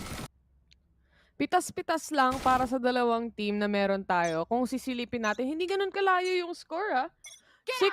6-10 ang score natin. 4 na rounds ang kailangan habulan dito ng Griffin Esports, but it's still very much possible. Gamit ng dalawang players ng no-namers, they have the Tour de Force. They also have the Blade Storm. Utility-based ang labanan o ang gamit dito ng dalawang players. And the no-namers, they really have that lots of money that they can use up for the next following rounds in case. So, hindi masyadong nasa top spot ngayon ng no-namers. Talagang yung pressure, bumubuo o nabubuo sa side ng Griffin Esports. Ano kaya ang plan ng Griffin? They're showing yung expectancies natin sa kanila versus sa nangyari kahapon. But so far, looks like it's quite complicated pa sa side ng Griffin. But they're trying. And they're seeing those big chances and then yung kailangan nila. But Vera, pretty chill. Nakapag-laro lang ng kanyang unay kasama ang mga taga-Griffin. But at the same time, we have the Tour de Force coming in from DXN. So talaga, 30 seconds left. Medyo hesitant ang Griffin. Tapos yung oras pa. Anong next na desisyon nila? Tatakbo sila ng AES. Pero, magiging late ba to kapag si Sky dinanay lang sila with his utilities? I feel like Griffin Esports, they had this doubt in their minds of what they want to do or what side they want to take. nahihirapan sila mag-decide kung saan sila yung entry. You've seen a lot of rotations coming in from this team. Aabot ba yung pag-plant ng spike? There are shock darts being set. And syempre, itatap lang nila yan. That is Shun taking advantage of that position and taking the capability of those shock darts to connect. He gets the triple kill. He managed to finish this round all by himself, basically. Why? This is looking bad sa Griffin if this continues. Pero to, si Shun, okay sana. Yung shock dart, he was able to get at least 2. And he got the third one. So, sobrang nakakatakot talaga yung saktong utilities na tinatapon ng no-namers. So, tells us so much the potential na meron tong team na to. Pero ngayon, na, no-namers pa yung nag-timeout. Siguro kailangan na nila pag-usapan. Paano nga ba natin i-end to? Yeah. Pag-uusapan nila, anong ulam natin mamaya? Anong pagkain natin pag nanalo na tayo ng 2-0? Mga ganun yung usapan ng mga teams dito eh. Nag-text sa akin si Vere. Tropa. Sabi sa ni Vera. Yun nga, nag-uusap sila ngayon. Anong ulam daw? At, ako may favorite akong food sa Vietnam. Tama ba ako? Tama ako, Taylor, di ba? Ang pho. Sa Vietnam. Sa Vietnam siya nag-originate, di ba? Pho. Fa pala. Fa, hindi siya pho. Fa. Pero ganun Okay, yung now spelling niya, learning. pho. Pho. Fa. Fa pala yung tawag doon. Ang sarap pag nilagyan. Ewan ko, dito kasi di ba pag umorder ka, may lemon na kasama. Meron din, di ba doon? Meron din ata doon eh. Di ko alam eh. Text ko si Vera. Sige, pakitext nga. Itatanong ko. Pag nanggaling na ako doon, kikwentuhan kita. Okay. May kwento na lang sa akin pero ngayon, kikwentuhan tayo ng no-namers kung gusto na nilang tapusin to bago pa sila kumain ng kanilang handaan. But on the other side, Griffin ba? Mag-retaliate pa rin ba sila? Will they be able to get the contest dahil hindi pa rin gumagalaw ang kanilang score ngayon? Yun nga, hindi na gumagalaw yung score. Yan ang isa sa malaking problema ngayon ng Griffin Esports. Kailangan nilang pagalawin yung baso dito kung gusto nila makabawi. The double pick, double swing is working out. They get a kill and that is Shun going down for V5 right now. One-man disadvantage para sa side ng no-namers. Naghahanap pa rin sila dito ng baka pwede pang mapatay. Baka meron pa tayong makita. Ang importante for Griffin Esports is to check each and every corner that they can actually check. Closing up right now, closing it up para sa kitchen natin, para walang makadaan, para walang makaflank. And welcome to my world. Yan ang sabi ng Viper. At yan ang gagawin nila for the toxic screen as well. This is very interesting toxic screen nowadays. Oh, Temps, he gets a kill. That is Fong going down. Retake ang kailangan ngayon ng no-namers. They are swarming in on site already. Hati dito, 2-2 ang rotations nila. But being shut down by attention. Ngayon ang nangyari, dalawang natitirang players for their side. That is Vera DXN, very low on HP already. Spectre, Vandals, yan ang mga gamit nila dito. But I think, Ray, it's gonna be a save. Huwag nang pilitin kung hindi kaya. Tama. Go for the exit na lang. But then, ang ganda ng is it me or tong, well, ginawa naman na to ng teams usually dito sa B na ganyan yung Viper's ult. But really, just some,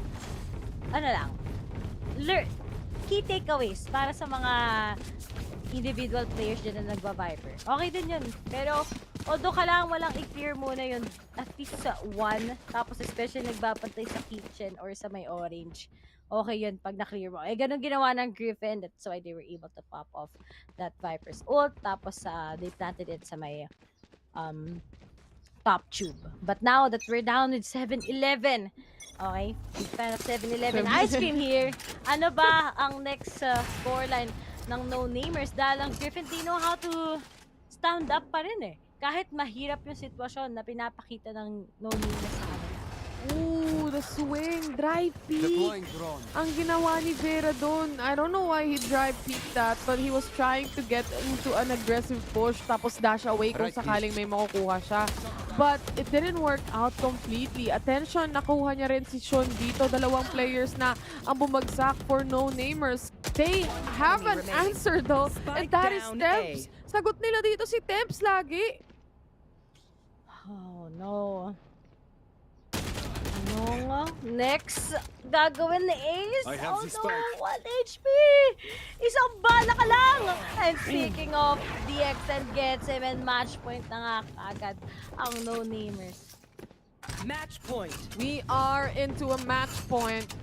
No-namers, isa na lang kailangan nila dito, Ray. Sabi ko sa'yo, deadly duo talaga nila dito, si Vera at si Temps. Pero it seems like Vera is being behind Temps already. Literal, kung Temps, may NA sa Temps. May NA sa Temps. May Temps sa NA. Merong Temps sa Southeast Asia, tandaan niyo yan. And we are looking at it right now. He's really doing great. And keep up the great work. That's really something. Na itong no-namers, they're really surprising us every day. At yan talaga yung meron sa mga underdog teams natin. Even if it's Griffin. Pero isa na lang before they can finally win this first map. And ready pa naman si Shun together with Temps just in case something happens. But Ace gets that perfect timing. Although meron pa tayong distraction with that Hunter's Fury. Temps! Hello! Oh! Guns out, sir! Guns out! Yan ang problema ngayon for Griffin Esports. That wasn't a good play. That wasn't a good spot to be in. Nagbigla na lang sila. Nagulat na lang sila. Pagtingin nila, merong may Sage. Akala nila kakampi nila, pero hindi. This is a game for no-namers, and they take game number 1. They just have to defuse and find the spike. Nahanap na. Nahanap. Nasabihin ng mama ko niyan, gamitin ang mata. Wag ang bibig. Alamat ng pinya. Ganun. Dami na talaga niya sasabihin. Shoutout nga pala sa mga importanteng babae sa buhay natin. Pero syempre, no Women's Day. Oo. Diba? Ang malakasan, pero ang lakas din ng no-namers on that last part. But I really do think they have they have those particular strategies. Hindi talaga sila nagkakalat here on form. Even if tong mga members ng Griffin biglang magpa-pop off, no-namers was able to just work on something. But we really see yung battle stage nitong no-namers, si Temps. We just really need to watch out for this guy together with how good Vera is. But really, we just need to compliment yung dalawang jet parehas sa mga teams na to. Attention is still at his form. But I think si Vera lang talaga yung nakakuha ng clear opportunity para sa kanilang team. Yun nga. Aside from that, I actually wouldn't agree with the MVP. I would say that it was Temps who was the real MVP. Yung kills niya doon, it might not be much or as much as we can see on Vera, but the important kills, the kills that makes an impact on the game was actually from Temps. They might be punished for 1 to 2 players, ma-pick up si DXN, si Vera, but Temps will take it back. He would kill 2 people in return. Ganun yung nangyayari. And I assume for no-namers, of course, the communication is very much on point for them as well. Kulang nga talaga pagdating sa Griffin Esports. And obviously, for no-namers, they take this game number 1. They picked this map and they wanna take it, and they did. At no-namers, they know kung ano yung weaknesses ng Griffin. They watch kahapon paano nga ba na manipula ng Griffin ang global esports. But yeah, consistency talagang meron sa team na to. And nakita din naman natin. Ang malaking step up talaga yung ginagawa ng mga taga Vietnamese region. These guys are really doing great. We've seen other particular gameplays, and looking at no-namers, siguro, I'm not sure, but they are so young, di ba? Ang kita mo naman, gaano sila ka-young and gaano yung kalaki yung potential ng team na to. A lot of relax lang yung mukha nila mga faces. You don't see that they're really tense at all. They know their stats. They know what they'll be able to do and execute here in Icebox. But as we go sa next map, what will Griffin Esports do? Sabi nga natin kahapon, it was not their best map, yet they won it against Global Esports. So very particular din talaga ang meron para sa Griffin that might surprise us. But I think no-namers talaga is definitely their value ngayon.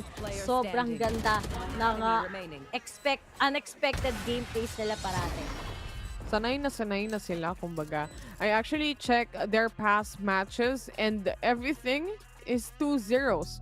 aside from the match that they had with Shiba and the homies doon sa kanilang specific region, no, natalo lang sila when it comes to the grand semifinals and grand finals as well. But heading towards here in Asia Pacific play-ins, they looking pretty strong against these other teams as well.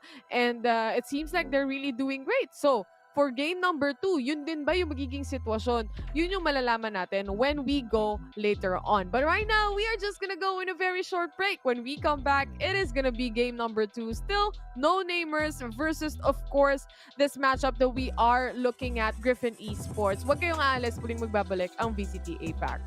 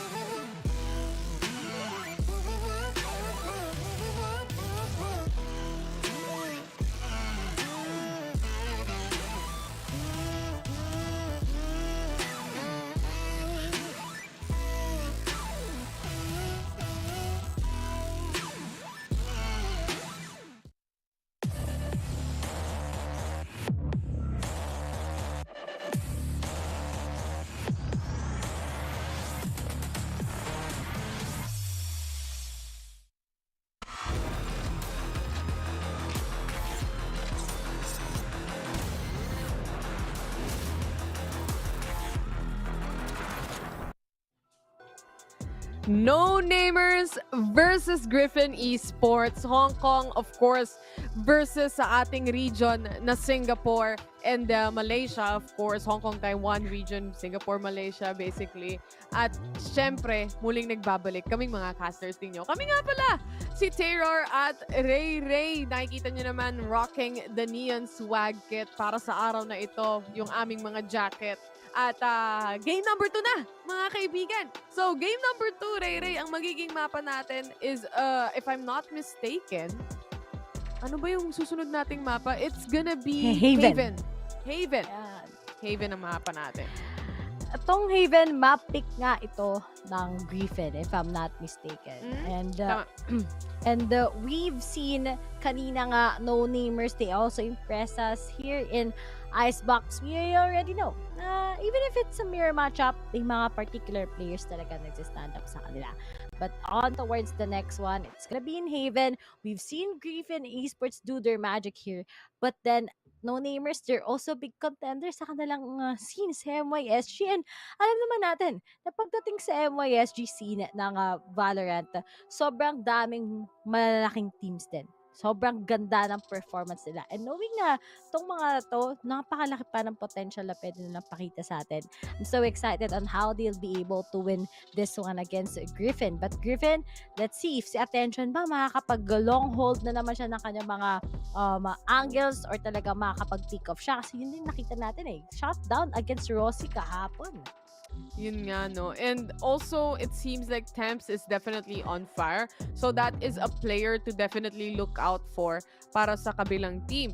On the other hand, based on the performance of Griffin Esports, hindi naman siya yung parang star-studded lineup na talagang show kung show, highlight plays kung highlight plays, at clutch kung clutch. But they have this strategy that works out. In some rounds, yeah. And they actually won against Global Esports yesterday. So they definitely have something na kayang tapatan itong no-namers. But I think no-namers, they can ride on this momentum. No-namers. What they have, very strange, but at the same time fresh to see this kind of team na nag-introduce nga sa atin sa MYSG scene. And although there's still lots of what they can do, dahil nga dikit pa rin naman kahit pa paano laban nila against si Griffin, I think I'm more excited to see them sa Haven kasi kapag nakita din natin yung performance talaga ng MYSG teams, they're actually good in Icebox. We've seen that from Paper Rex, we've seen that from them, but here in Haven, will it be the same way ba as what we've seen? Pero nakakita nga tayo ng mga nagla-livestream. Kita mo si Vil, pumasok dito mismo. Naririnig ata tayo. Ang tibay no? Isipin mo, ang tibay, nagka-cast tayo, siya yung susunod na caster, nag-stream sa Facebook niya. Diba? Kasi game 1 pa lang daw Kaya pwede pa. Pero of course, going back to the match that we have on our hands for today, gaya na sabi natin, Ray, kumbaga, pagdating sa dalawang teams na to, no-namers, pag inisip natin, they haven't have much of stats in VLR. Kasi fairly new lang naman yung team nila as well. And also, looking at the players, it's not much as well. But heading to this matchup, I think it's on the side. Kung may prediction tayo, feeling ko no-namers yung mananalo. I don't mind if it goes to game 3 or game 2, but I think it's gonna be no-namers. I agree with that. Iba talaga ang no-namers, even if medyo complicated pa rin yung ginagawa ng Griffin. But looking at this, nasa agent selection na nga tayo. And, okay, aside ng no-namers, Brimstone! Okay, Sky, alright, Chamber and Jet. But on the other side ng Griffin. Si Fall, okay, double initiator, the usual, and that Omen. So, makita na ulit tayo ng Brimstone player. Parang ngayon lang ulit tayo nakita. Puro Omen, di ba? Or Viper. Pero ngayon, we have... Nung day 1, madami. Di ko pala kasi kinas yung unang araw. Kaya di ko nakas na may Brimstone. Pero, uy, so happy to see that we have that Brimstone X-Jet. So, very excited to see paano nila ma-utilize. Alam mo kung saan ako mas excited? Sa breach ng Griffin Esports. Kasi if they have a breach, they're probably gonna be aggressive because they wanna use yung utilities ng breach, yung blind niya. Mabilis na flash kasi yun so they have to fix that and they have to have a good strategy as well. So if we look into it, yung makakasabay niya dito definitely is the Jet. And it really depends on the players kasi may Sky din sila, Ray. So meron din silang blinding. Pero feeling ko, ito yung setup niyan. A site, trees, Sky. Yung breach, tutulungan niya yung Jet sa may A main. Tapos yung Sova nasa B site. So we're seeing those predictions para sa side ni Taylor kung paano mag-play ang Griffin. But at the same time, ako, excited ako. It's been a while since I've seen this here in Haven. We've seen that Brimstone. But at the same time, how will be giving a lot of impact. Captain Moody, Steam Beacon nga, sobrang na-buff siya ng sobra. But apps for Griffin, excited to see ano yung next nilang shutdown sa mga miyembro ng no namers once they pop off. Pero we have that Killjoy versus Chamber. So, medyo kakaiba nga talaga eh. Kasi usually mga teams, pipiliin nila dito Cypher or ano talaga eh. Or Killjoy. But as for no-namers, we'll choose Chamber. Really good din naman kasi for all those long angles. So, why not to use him here in Haven? Very effective pa rin naman. Tsaka pagdating din kasi sa Haven, of course, you have these tight spots. Kapag may chamber ka, isipin mo na sa long scene yung depensa ng chamber. Once na meron siyang matamaan ng tour de force, it's gonna be a slow in the entire or big area that surrounds the kill. So, once na may gustong pumasok, once na may matamaan ng tour de force, masoslow lahat. Ganun ka-tight. And ganun din naman pagdating sa A-site. A-main and A-short are very tight corners as well. So, a chamber pick is very much viable in this case. Masakit yung damage na yan na tinanggap, 46 HP on remaining para sa kanilang Jet or para kay DXN rather. Si Temps ang sumalo nung mga damage na yan. Sinundan niya kasi lumabas din siya. Si Temps napabagsak agad. So, makakita ba tayo ng comeback ngayon ng Griffin? Pero on the other side, si Select, ano ba ang next na madidiscussion niya dito? At speaking of, ng Bulaga, may ipit ata sila. Vera knows, oh no, crossfire dito sa Valorant kahit may flash. Tingin-tingin din, na frenzy pa nga kagad. 2v2 is what we have. Pero slow 1 HP na lahat sila. Sige, hinga! Sino ba ang mas makakalamang pagdating sa buhay? May heal pa dito yung Griffin. So that can be an advantage. And you already know where these guys are gonna be coming from. And speaking of, uy, what? Nagtago-taguan sila dito sa Haven. 30 seconds left. Oh my God, tago-taguan sa Haven. Parehas mga low yung buhay ng mga players. Hanapan kung nasan yung ghost, kaso wala. Enemy detected, yan ang sabi dito for DXN. They know that it is not gonna be here. It's gonna be on C. And that is Fong already planting the spike. They can do the retake completely. Sabay sila dito dahil malayo-layo actually si CU. Nag-aantay siya sa mid pero walang tao dyan. Talaga dyan. Speaking of, okay, he tries to go for a concuss, goes for a flash, and still, Sky will be able to get him. At si CU na lang ang natitira. Pero hinahanap na nga saan ba siya manggagaling. Pero kailangan mo lang i-watch out for that. He gets that up. Uy! Hindi binibinawan! Hindi pinigilan. Defuse lang. Kung defuse, trabaho para kay Sky SG. He was able to take the pistol round for no namer. Sila na naman nakakuha ng pistol dito, Ray. Nakakalukot. Sa side ng Griffin, siguro akala na mag-isa lang yun na yung top. Kaya di niya narinig gano. Akala niya eh. Okay. Pero hindi pala yun. Iba pala yun na fake news siya. Advantage pa ni Sky. Up for it. And Griffin, sasabayan nila to Mosaki. Ganun sila sa second round, sinasabayan nila. Kasi alam nila, confident naman silang nananalo sila on those rounds. Yun nga eh. The confidence is showing. It's reeking off the players. And what Griffin Esports can do, syempre, the momentum is on the side of no-namers. They have to do something about it to stop the momentum para hindi mag-snowball completely. And one of the key factors is actually making sure you get most rounds from the start. So you have that confidence boost. You gain that confidence. Kasi if you actually take a look, attention, yeah, he might be able to get some kills, but is he really shining through the team? Is the team really shining? They have something lacking in, hindi ko ma-pinpoint kung ano yun. Parang, okay. Grabe talaga yung mga co-casters natin. kung ano-ano ba talagang napipick off ng kanilang mga utak. Napakatalino talaga. Pero ito na nga, 4-4 pa rin. And there's just a few denies coming in from the side of Griffin. Very 30 seconds particular left. talaga sila every time that Select tries to come up with something. May pipitasin talaga siya. Ace still goes for a plant. Retake it is na lang para sa side ng no-namers. And now that they have that Brimstone na position na shock dodge.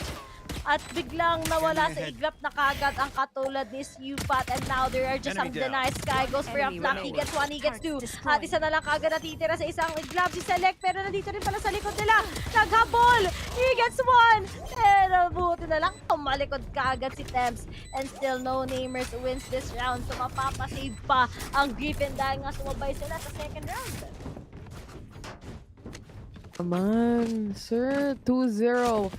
Right now, No Namer is taking the lead. Not too much of a lead, I would say. But, of course, yung momentum talaga eh. Feeling ko dun nawawala eh. They're doubting themselves. Look, they just push. There is a trade. Pero ang layo na nung teammate na kasama nila. Nasa malayo na, nasa may likuran pa. So, it was already expected also. Maganda naman sa No Namers, Ray. Ina-expect talaga nila na may trade. So, ready sila na bumaril ulit after that first kill.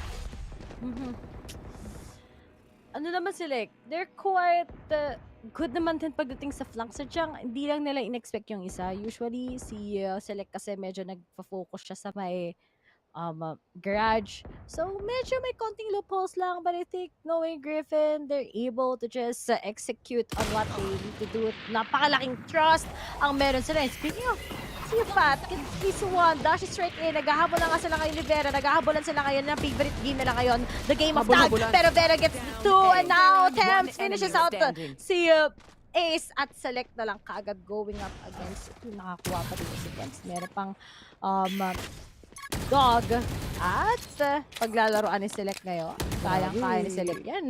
Ano yan eh, 2020 vision yan eh. Kalahi ko yan. And speaking of DX and gets him. At hindi nga lang nag-connect. Pero alam mo kung nag-collateral yung kill niya dun sa may wallbang lang niya. Medyo dangerous pa yung no-namers doon. Hindi pa naturuan ni Ja. Nakita mo na ba kung gaano kagaling mag-pistol yung mga players natin sa PH stream? Na hindi pa nila naturuan itong mga players ng ibang bansa. Men, isipin mo kung naturuan ni Giant, Matic, 5 bullets, 5 heads, yun lang yun. Kahit 3 lang yung kalaban. 3 lang yung kalaban pero 5 yung napatay. Mga ganun. Siguro kung si Ja yun, baka na collateral kill na niya, diba? Pero wala eh. Wala eh. Siyempre, iba pa rin ang time out na lang ang sagot. Kailangan talaga nila pag-usapan to. Kasi this is their first buy round. And yung first 3 rounds na yun, magandang panimula na yun para mabasa kung paano maglaro eh. So hopefully, Griffin Esports, if they wanna take rounds back, if they wanna take the game back, they have to get a read on how no-namers play.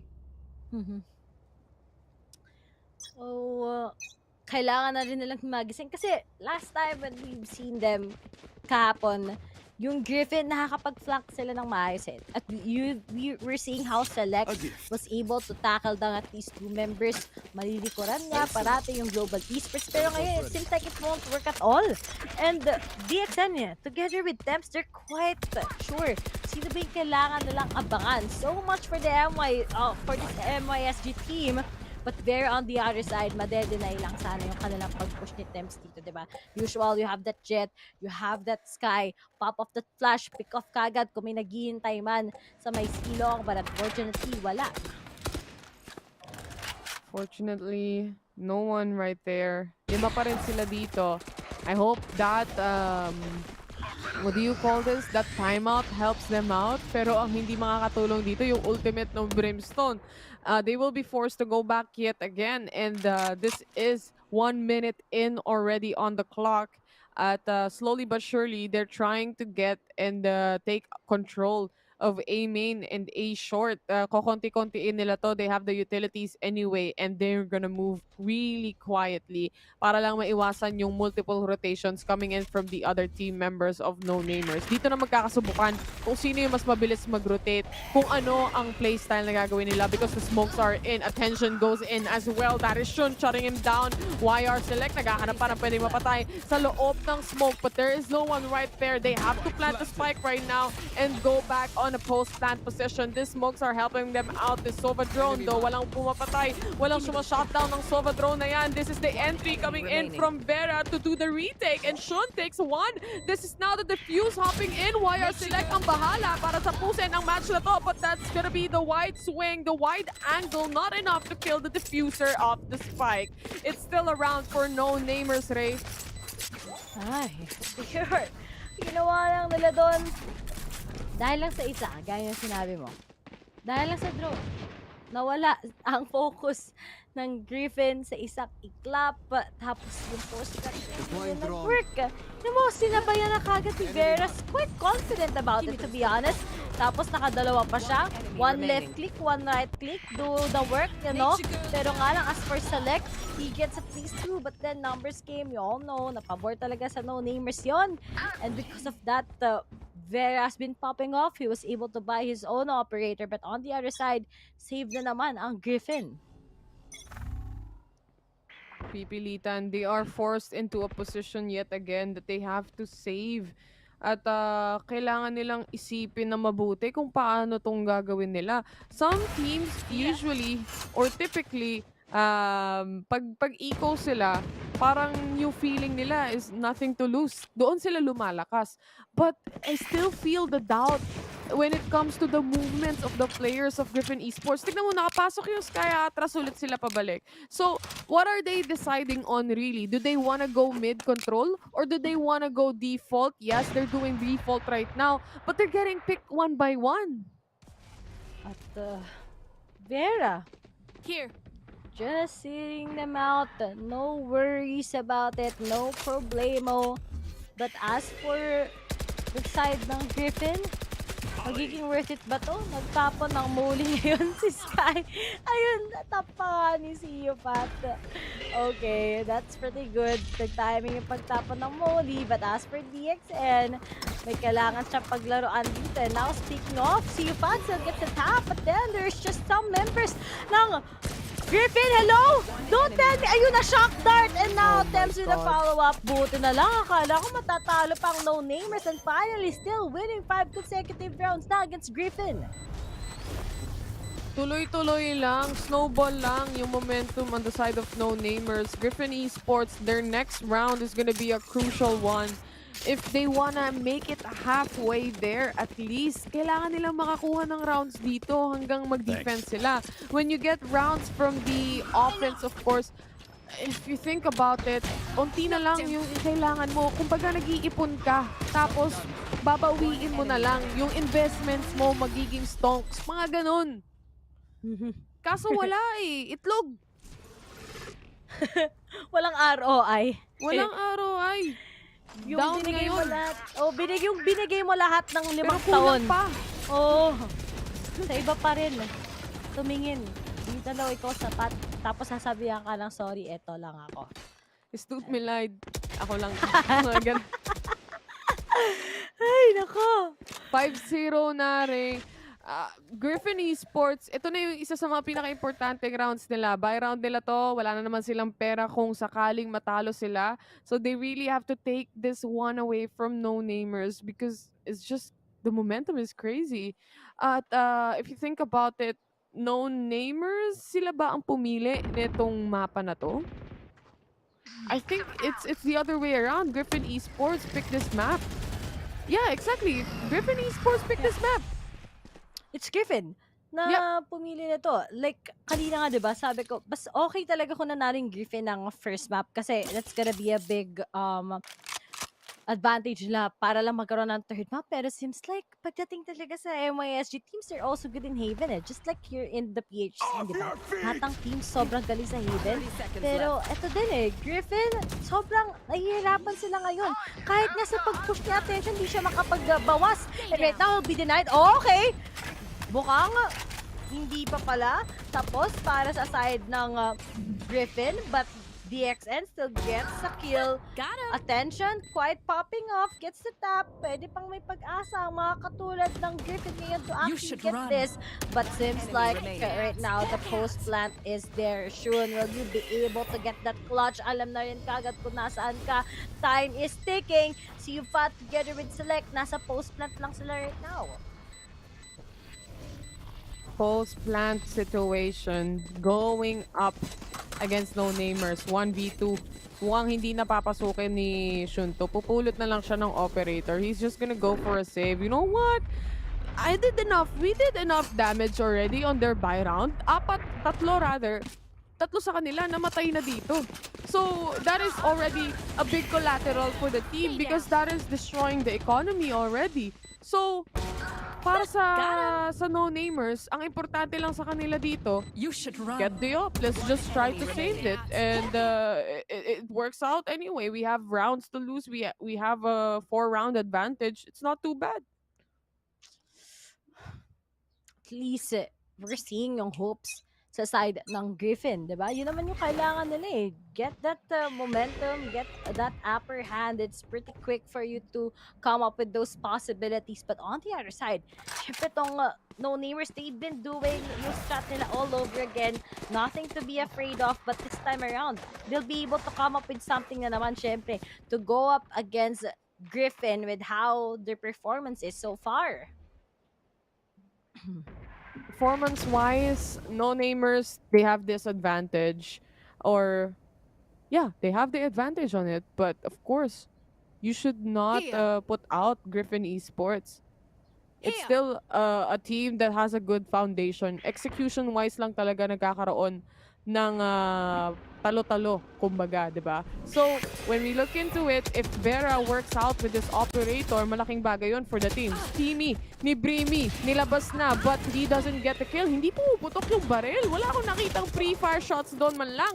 But Temps was able to take on a kill as well. Trades after trades happening left and right. The spike is down. And this is being planted by Ace right now. Vera, hawak na pa rin yung operator. Will he be able to get one shot in or even two if he managed to do so? DXN on the other hand, rotations mula rin naman sa kanya. Nandito na siya sa may A-link, kaya naman naghahanap na lang din, checking each and every corner. That is Ace popping out and getting the kill as well. DXN, up to him. Sa'yo nga. First. Okay, at dami pa ng oras. Oh, buti na lang. Ace actually took that risk and finally still gets it. And Griffin, after making few adjustments, looks like you're doing it. And kailangan lang nila maging confident eh. Yun lang yung kulang sa Griffin eh. Dahil yung no-namers, they just play it all along, you know, nothing to just be afraid of. Take off those angles, pitasin lang sila isa-isa. But finally, when you get those 1v1s, medyo hindi na kinakabahan ng Griffin at all and nakapag-adjust na siguro sila. Yun nga eh. Adjustment ang kailangan talaga gawin dito ng Griffin Esports. They have no excuses, kumbaga. Diba? They have to adjust. This is Asia Pacific stage already, and if they have to step up their game, it's now the time to actually do that. We are already, para sa series na to guys, para sa lahat ng nanonood, 1-0 na tayo. And that is already in favor of no-namers. Pag nakuha pa nila tong second game, it's gonna be over for Griffin as well. So they really have to take this one away. And kung sisilipin natin, actually, Ray, kanina sinisilip ko yung yung Liquipedia. Lang, sisilip ko lang, share ko lang. That works. Kasi tinitignan, nandun yung brackets eh. So kung gusto nyong hanapin, guys, nandun lang yun. Inaaway tayo ni Nino? Ni Bill. Hindi pala, kala ko inaaway tayo. Sabi mo listahan. Here. Nag-share kasi siya eh. Sabi niya sa chat. Ano daw eh? Ano gagawin ko? Wala talaga. Pero ang meron tayo pakialam nandito kay Ace, the fault line won't connect, but of course with a triple kill already on his hand, he's going for the fourth, looking to fire one. That's the biggest flank of his life right now. DXN only using the pistol. He goes down. YR Select finishes off. Flawless round coming in mula sa Griffin Esports. Kaya naman pala Ay, hindi naman pala Griffin, ngiti na yan. Ngiti na yan. Pero, nawala na yung kamot ulo moment. And I think yesterday, Ace was really scary with that Omen. So, parang hindi naman na-nerf at all yung mga controllers natin. Mas lalo lang silang natuto ulit on how to play it aggressively. Siyempre, nung may Astra ka, may pagka-passive ka at the same time, di ba? Pero ngayon na may Omen ka, you just need to be like that kind of duelist na may smoke, di ba? Technically, ganun lang din naman talaga ang playstyle kay Omen, and Ace is actually utilizing everything that he has with that agent. But on the other side, no-namers, nakapag-adjust ng Griffin. What will be the next? Kasi they've been doing just the same things all over again so far on those 3 rounds na nakuha ng Griffin against them. No namers. Dito na nagsisimula ang lahat. Minsan, once na maput into pin, maput into stop on whatever no namers is doing, maaaring mas-snowball din sila dito ng Griffin Esports. They have the breach to hop in right now. And of course, with this entry, there's no one on site actually. It's still a 5-man rotation coming in from no-namers. They can do a 5-man retake. They completely left out C without anyone. So, kailangan umikot ng ibang players dito. Yung alarm bot actually na-trigger on backside sa mga nagpa-flank. So, kung napansin nyo, kung hindi nyo napansin, na-trigger alarm bot. Kaya naman si YR Select, nag-aabang siya dito. There is that operator, the Trailblazer out. There is the operator swing. This is a 2-man or duo na sisilipin nila dito. They get the kill in already. Clear na ang kanilang flank. But this is Temps hopping in. The retake is in action as CU is the only man remaining. That molly is gonna hurt a lot. And this is the defuse coming in. What a retake mula sa no-namers. They're doing it! Yun lang kailangan. Adjust quite a few of those gameplays, of those styles, at alam nilang panghawakan nila against Griffin. But, medyo nasayangan lang ako dun kasi ganda na sana post-plant ng Griffin, but Temps got that good timing once. Tapos those trades also has been perfect once nag-control na sila sa Maylong. Sinabayan na nga din nila kagad yung coming in from the city side. And looking at it, 6-3 na nga. Sorry, ala ko may lumipad na ipis sa may pako. and looks like, resibo lang pala, resibo lang. Oo, nagulat ako. Madami talagang lumilipad dito sa kwarto ko Pati yung isip ko minsan nalilipad na dahil sa sobrang intense na laban between Griffin at no-namers. Biruin mo, 3 series tayo each player. Napakatindi nga naman talaga, di ba? No, dami-dami Tuloy-tuloy ako hanggang mamaya. Magkakas pa ulit ako 3 games Pero speaking of no-namers, si Vera nakakuha ng opening pick-off. And that is the operator in the action. Problema na naman for Griffin Esports. Ang linis na ang linis ng retake nila. Iniwan nila yung C side kanina completely. And they decided na, you know what, if they go C, and then we can just do a 5-man push. Tapos meron ding nagpa-flank. So, ano retake capability nila dito? At how will Griffin once again come up with something? Si Attention, alam naman natin, he's just gonna be really good momentum sa mga pinagagawa niya. Pero nga lang ngayon, seems like he's just gonna be shot down ngayon ulit ng no-namers. Alam na nga rin nila saan magagaling ang mga taga-Griffin. So medyo stuck sila on a pitch right now. Dahil yung oras din, they're just gonna be hesitant about it. That is the Seekers heading out already for the players. Pero 12 seconds remaining. They have to plant the spike. They have to clear outside. This is why the chamber is good. Long-range battle, and the slows are literally really slowing out the players of Griffin Esports. The pressure is on, and they can't take it. To plant the spike and to have other players preparing for post-plant situation is quite difficult. This is yet again another round for no-namers. No-namers. nagsimula ulit sila. Here, pwede maging 90 na naman to kasi patuloy-tuloy na lang eh.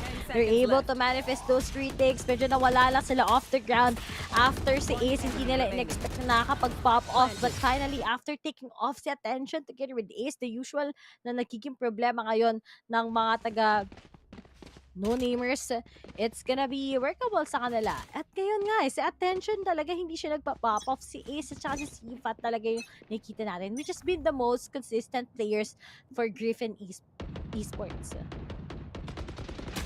Shoutouts pala kay Bill na kausap namin sa group chat. Pero balik muna tayo dito sa match on hand. We are looking at may mga ano na dito. Kumbaga, pre-fire, hindi natin masyado nakikita yung mga players actually na nagpi-pre-fire unlike yung iba talaga na malala. Kumbaga, ubusan ng bala, ubusan ng lahat. But heading towards this, 33 HP na lang ang natitira for DXN. This is still fair play for both of the teams. We still have no entries. We still have 1 deaths on both sides. But of course, the bigger side here is Griffin because they have to make an opening play. Wala nga lang silang entry fragger because the duelist is out already. But they managed to hop in. Clear ang A-side aside from the player on Heaven. And shock darts coming in wouldn't connect because it's not a default plant. And right now, Griffin, they're still trying to come up. Those flashes, why it might work, yep. Pero sinabayan nila ng paranoid. It's a good way. Ace is still alive. Ace gets the second. At ngayon, going up against two. Ay! So iba kayo nakatingin. Di kayo tumitingin kay Select.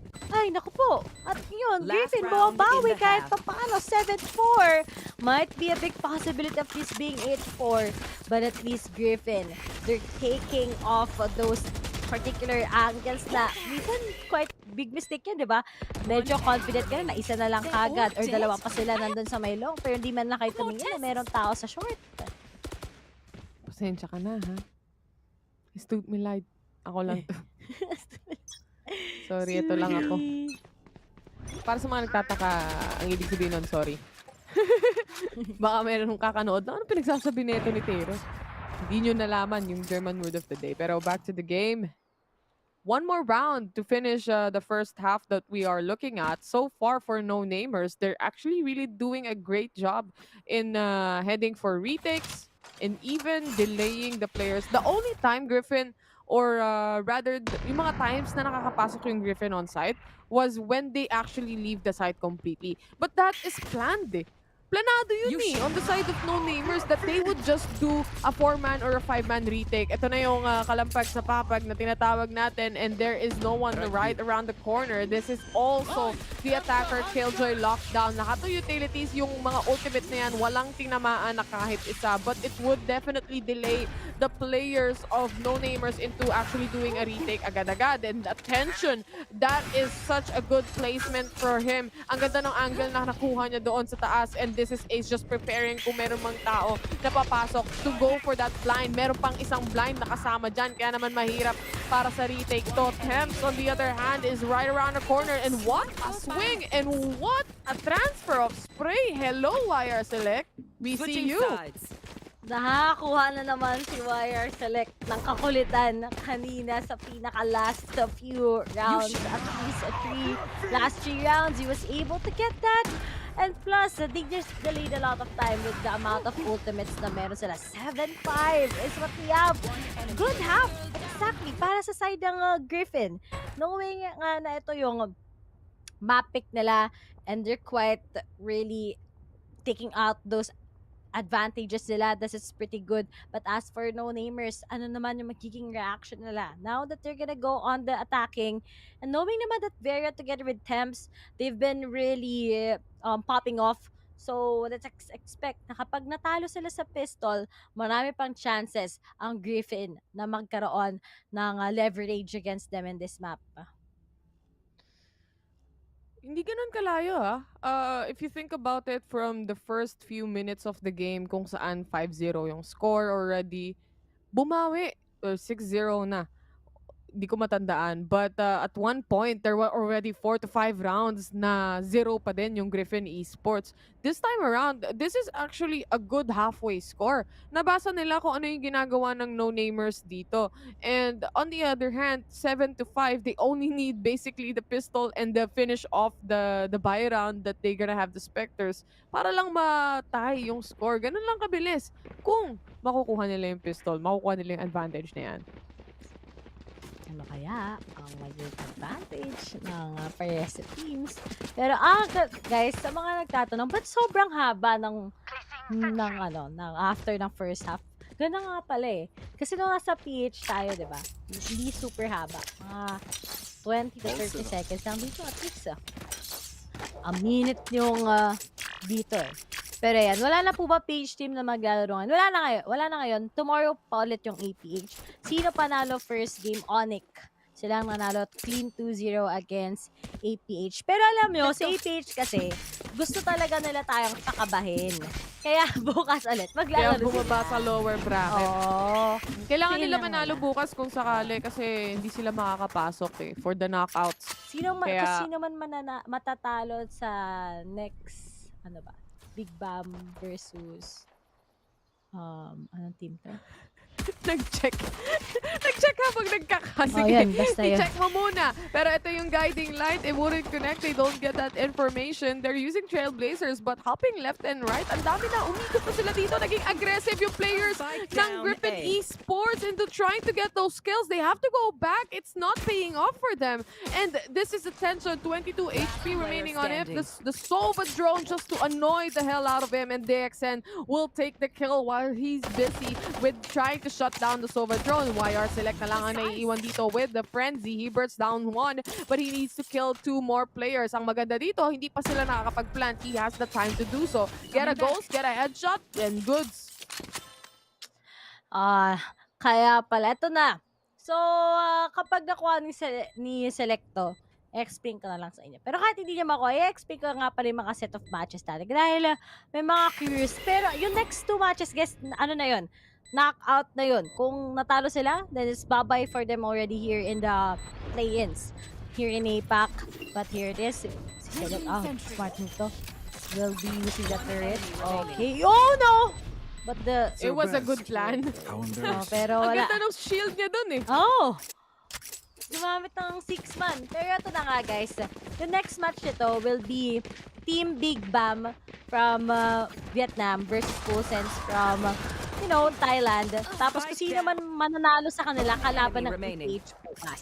Pero kung sino man matatalo sa kanila, babay na. On the other side, Fancy United Esports, they come from Vietnam also versus Global Esports. Kung sino man mananalo sa kanila, makakalaban ang basta yun, makakalaban kung sino man matatalo dito sa bracket na to. So yeah, basta ganun. Basta kung sino man matatalo sa teams mamaya, matatanggal na sila dito sa APAC natin. So medyo sad but it is what it is. 8-5 and no namers pa rin. Nakakalamang. Hindi na nag-force ngayon ang Griffin. It's quite complicated sa kanila pag natalo pa ulit sila dito. Yun nga eh. Kanina kasi nagkaroon na ng problema doon sa economy. So once they were punished o hindi nila ina-expect na matatalo sila sa round na yun, medyo nagulo. Kaya nagtuloy-tuloy yung mga rounds na nakuha ng no-namers din kanina. But this is no-namers deciding to wrap around. You know what? Let's not try pushing A. We push C. Na-setup or not-setup na rin naman ng Brimstone na yan eh. And this is now the spike being planted for the team at ready for post-plant position. They have smokes from the Brimstone. That takes forever to get rid of. So, kailangan magantay dito. On the other hand, isa lang yung nasa site and that is the Brimstone. Ay, yep. Okay. Nakabawas pa rin sa isa.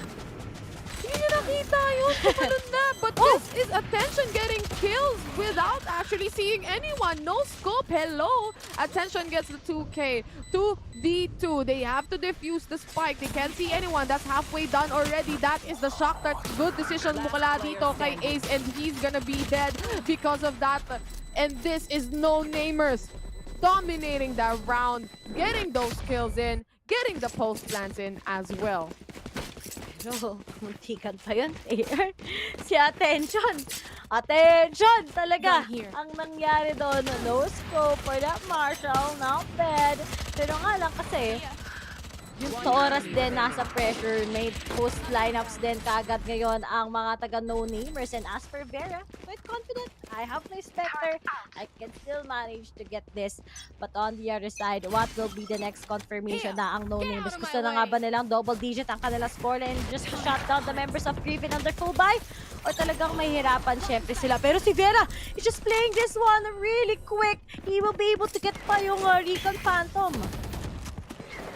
Nakabulag. Totoong Sky main ka ba kung di mo bubulagin yung mga kambi mo? Siyempre hindi. The spike carrier has been killed. Yan ang sabi dito with Ace getting that shot in from Sky SG. And this is blind coming in but the spike will still be planted completely. Temps using the frenzy trying to get and punish the players left and right. No Namers takes this round yet again away from Griffin Esports. Ang linis na nila maglaro ngayon and getting those stakes as well.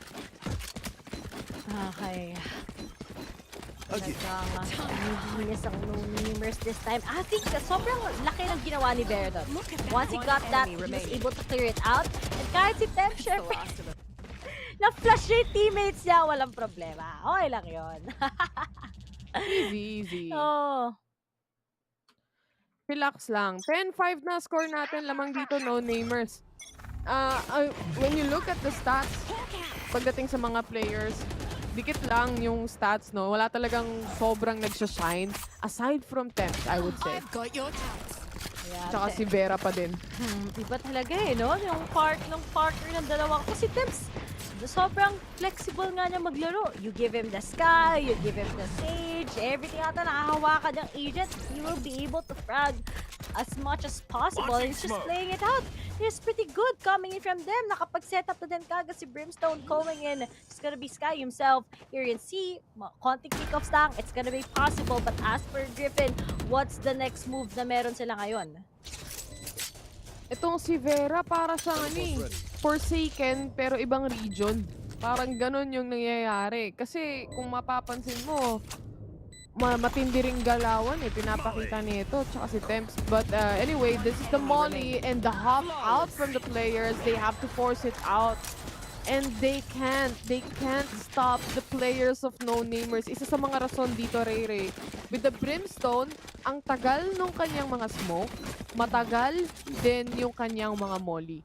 Isipin mo, papasok ka sana, magpaplano ka ng retake. That's why a while ago, he was also the other guy who was left on site. He had the molly and he has that smoke. At isa lang siya doon sa site while all the other players are just out trying to get a kill. Trying to help things out for the side of no-namers. And it works out like that. They're looking really, really great on the attackers. Really tough onto the side of no-namers. And alam mo, yung mga jet talaga ng MYSG is something to look forward to, especially here in APAC. Tignan mo, si Vera has been popping off. We've also seen si Ching together with Forsaken. So, we're really seeing those, those combos then at the same time. Diba? Si Dividen, sobrang laki ng momentum na binibigay niya. A lot of smart moves coming in from no-namers. Pero yung Griffin ngayon, medyo talaga nasa shutdown sila, especially here in Aven. Akala natin advantage nila to when they're on the defending. But seems like no-namers, hindi pa nila pinapagalaw ang score ng Griffin at all. And if they win this, ng no-namers, may kita natin na low buy lang ang Griffin for the next round. Kasi attacker-sided naman talaga tong mapa na to eh. Already like that, they have that advantage because it's a triple site kind of map. You have to map out yung mga players mo kung saan sila pupwesto. May maiiwan na site, posible. Merong maiiwan na isang player lang on site, posible din yun. And there's a lot of things that can happen. That's why it's attacker-sided. Kapag nag-rotate ka din, malayo-layo din yung hahakbayin mo, lalo na kapag C to A, diba? So, mga ganong factor. And that is already giving a hard enough time for Griffin already. Nahihirapan na nga sila pagdating sa pagdepensa, nahihirapan pa sila pagdating sa execution. Then, Temps? Hello? Ano yun? What was that? Okay, medyo may mga nagmamadali lang talaga ngayon. Ano bang pupunta natin? May date ba tayo dyan? No-namers siya, Griffin. Became Nagmamadali? 3v3, pero bigla si DXN may sarili ding mundo sa may Seawers. Seawers. Oh my God. Seawers. Oh my God, si Pit sinabi na Seawers. Pero on the other side, Sky na lang. Saka si Shun, medyo complicated to. Kailangan makapitas sila dito kahit isa 30 seconds para left. mabawas-bawasan. Ito naman yung kinaganda ng Haven na pagdating sa dalawa na lang yung players ng no-namers. Pero kailangan pa rin bantayan nung depensa kahit tatlo sila. Kailangan nilang bantayan yung napakaraming angles. May C, may B. Wala ngang tao sa A eh. Only the turret, 10 only those seconds left. alarm bots maybe, or actually a nano swarm. Di sila na-spot dito ng anything else. Walang turret detection. And of course, with the Killjoy putting down that lockdown, made-delay o aatras talaga tong players ng no-namers. Ang kinaganda naman, ang Brimstone na Molly dito, isa sa mga pinakamatagal sa game. Kaya naman made-delay niya kahit papaano, but not enough to actually punish the one who defuses the spike and the retake as well. Meron na naman tayong masabihan. Tear ng another one bites the dust. And finally, Griffin, it's not yet over for them. They're getting what they need to do. They're quite confident. But I think medyo messed up din yung ginawa ng no-namers doon. Medyo inasim lang naman nila yung kailangan nilang gawin sa may mid part. Workable, yes, but then hindi lang siguro nakatama kanina si Temps doon together with Vera for the trade-offs. But then, Griffin, 5 lang. They can still count this one. But then, no-namers, kailan nyo balak ito tapusin dahil may nakalabas na kagad ngayon na isa sa kanila. That's gonna be the 2 force ni DXN. You wanna play? Let's play. Yan ang sabi ni Chamber. Kaso nga lang, meron ba siyang makukuha? Meron ba siyang mapapatay? Yan ang tanong. And like I said, I really feel like on the defense, especially for no-namers, ang ganda ng Chamber pick. Yung mga slow plays na yan, hindi nila magawa. Yung mga fast-paced, lalo na with force. But it's over and done with already for Griffin Esports. They have the Trailblazer not spotting anyone though sa may A lobby. Kaya naman nag-aantay lang din yung ibang players dito ng Griffin Esports. Ultra report lang kung sakaling may maramdaman. And already like that, there is someone, and that is DXN. The blind comes in, a bulag, but Vera, despite being blinded, he was still able to take the kill. No problemo for them. Okay, quite good when it comes to that.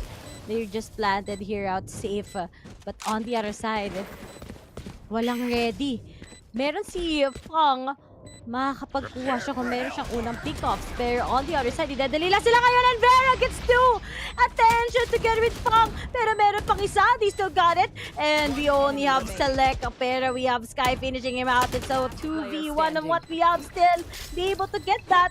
And si Teps na lang on the other side. And now he goes for a flash. And now, di na alam na si you anong kailangan na gawin.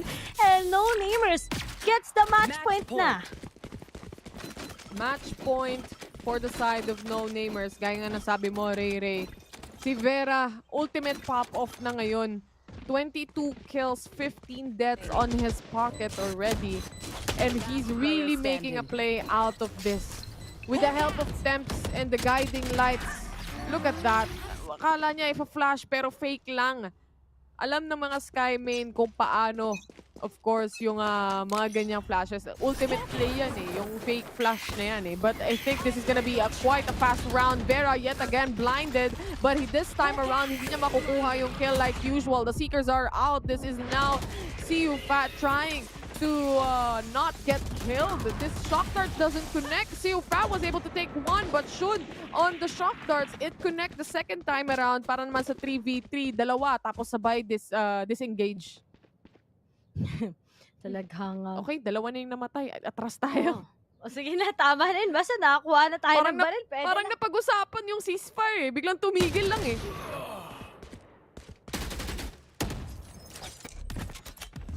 Launching smoke.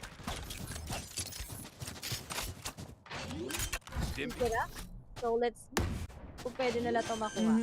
Tingnan natin kung kakayanin nila dito. 12-6 ang ating score. Match point na nga for no-namers. 2-3. Ito ang kailangan nila. Isa na lang ang kailangan nilang patayin. And that is attention. Finishing things off. 12-6, 12-7 na yan with this defuse coming in as well. Griffin Esports, buhay pa. Isa pa. Kaya pa. Yan ang sabi nila dito. They just have to lift the spirits up right now, but they still managed to take some rounds in.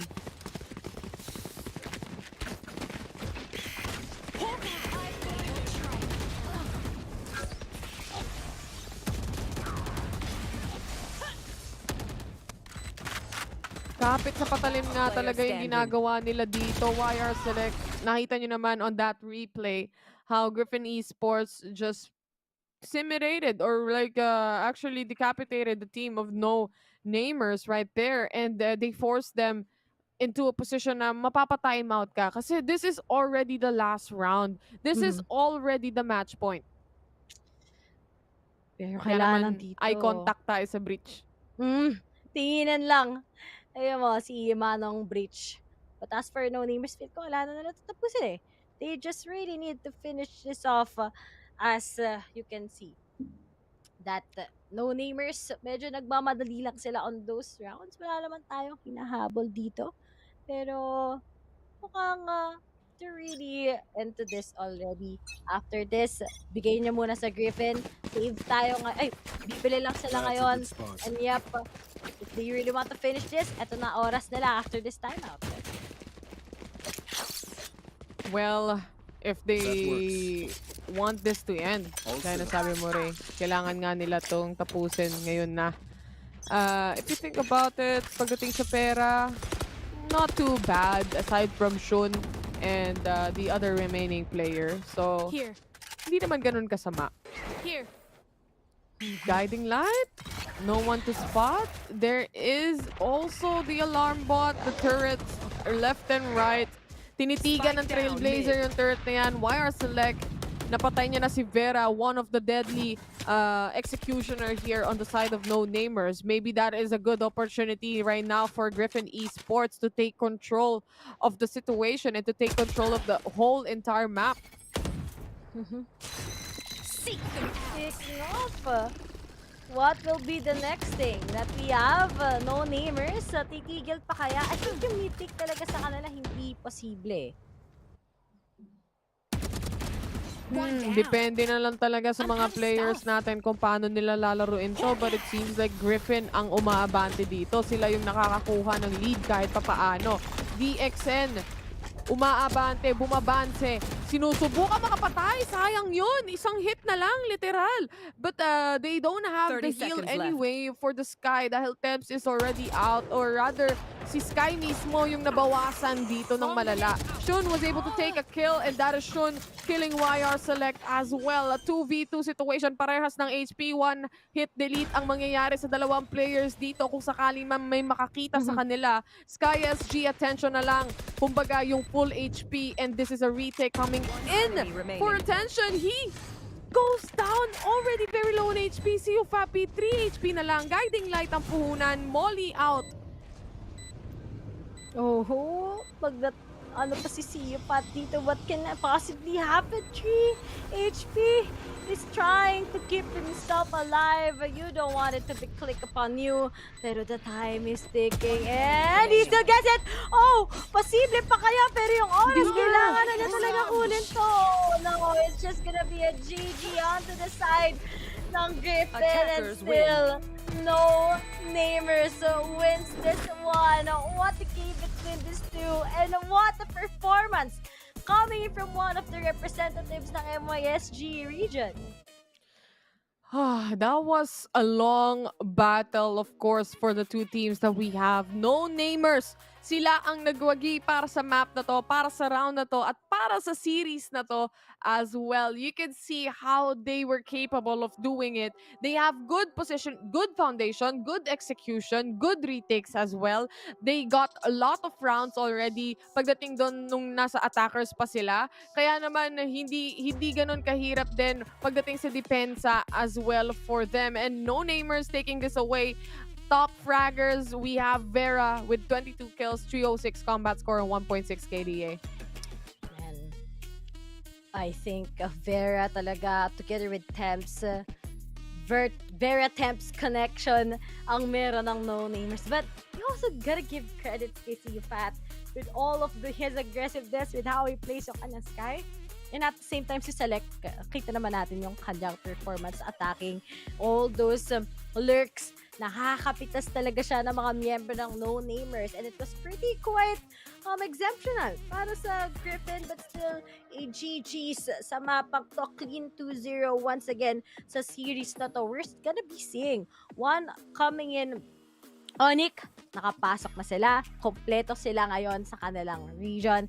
Ang no-namers din, Taylor, nakapasok na din ang last one nila papunta sa next week here in their own region in MYSG. But as for the others, it's still a big takes on what we need to see dahil yung next two series ay talagang knock-off stages na, ay knockout rather stages. Kung sino man matatalo, they're gonna be saying bye-bye here in APAC, and we're gonna be seeing them on the next stage ulit kung sakasakali. But looking at the highlights, di ba? Grabe talaga yung connection ng Sky tsaka Jet, especially in this map. Yung confidence makikita mo kay Vera on how he actually takes the site, how he does the entry as well. I was saying a while ago, there is something lacking on the side, of course, of Griffin Esports. And I think one of that is confidence. Wala yung confidence nila during that first half. That's why they were doubting themselves. They were doubting if they would entry and they will still push. Would we rotate? Yun yung nangyayari from the first half. And they got that confidence back during the second, but it's already too much round that they lost, and malapit o dikit na talaga pagdating sa no-namers onto the match point. So talagang mahirap nang sabayan yung momentum ng no-namers dito kung wala kang confidence. Talagang it's really something na meron ng mga teams dapat Hindi dapat nawawalan ng alam mo yun, panghihinaan rather ng loob to actually battle them out. And kita mo, diba? Sabi yung confidence yung meron Kahit na kukuha pa nga sila ng mga utilities ng kanilang kalaban, alam nila kung anong form na meron sila. And seems like MYSG, they're a team talaga, they're a region that we need to watch out for dahil dito pa rin yung mga teams nila, isa pa nga to sa mga magagaling nilang no-namers. But then, ano kaya pa ang mangyayari sa mga next years to come? Because it's now or never for those teams. At kung sino man mananalo sa next series natin between Big BAAM together with Full Sense, yun ang makakalaban ng APH tomorrow.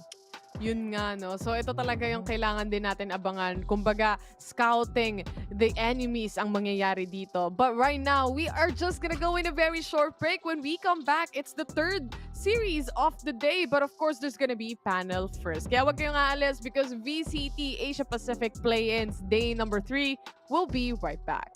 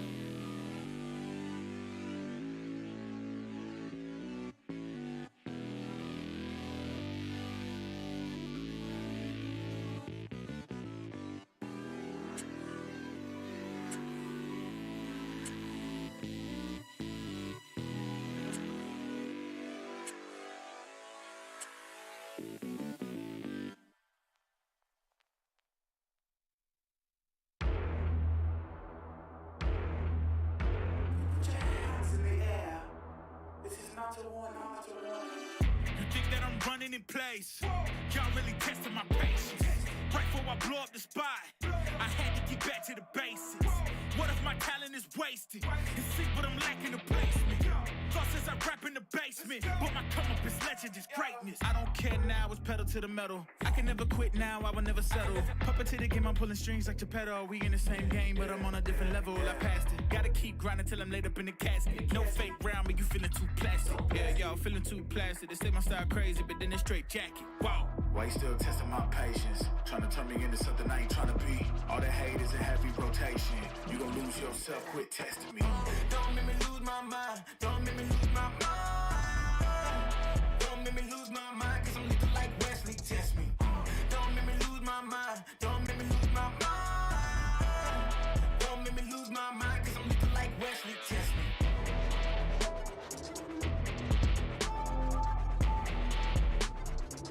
Cause I'm looking like Wesley, test me.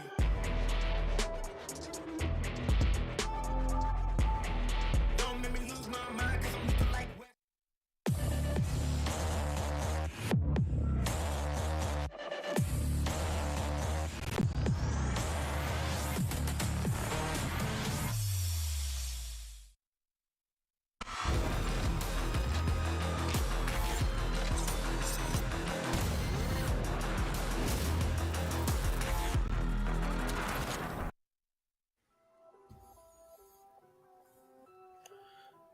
And it was the same outcome for No Namers there. A 2-0 victory once again for them, and 13-7 for both games on Icebox and Haven. Welcome back to the panel. I'm Nomad. Alongside with me is Black and Blue and Raph, and the No Namers from MYSG are slowly making a name for themselves. They qualify into the group stages, and what does this mean for this relatively new squad? Who knows? These no-namers might just be household names by the end of this entire stage.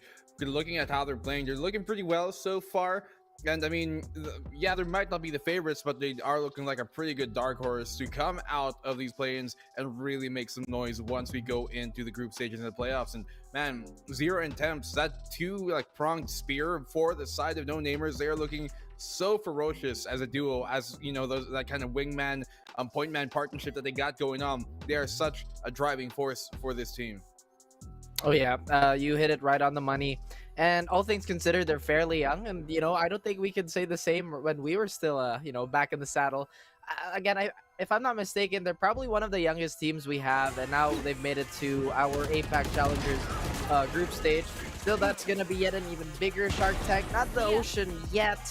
Still a very impressive outing. I think one thing that NN did so well was to capitalize on the rounds that honestly GFN could not really finish. They had a lot of strong starts, GFN, but it seems that they're closing out with something that had to be they could have asked for more of it.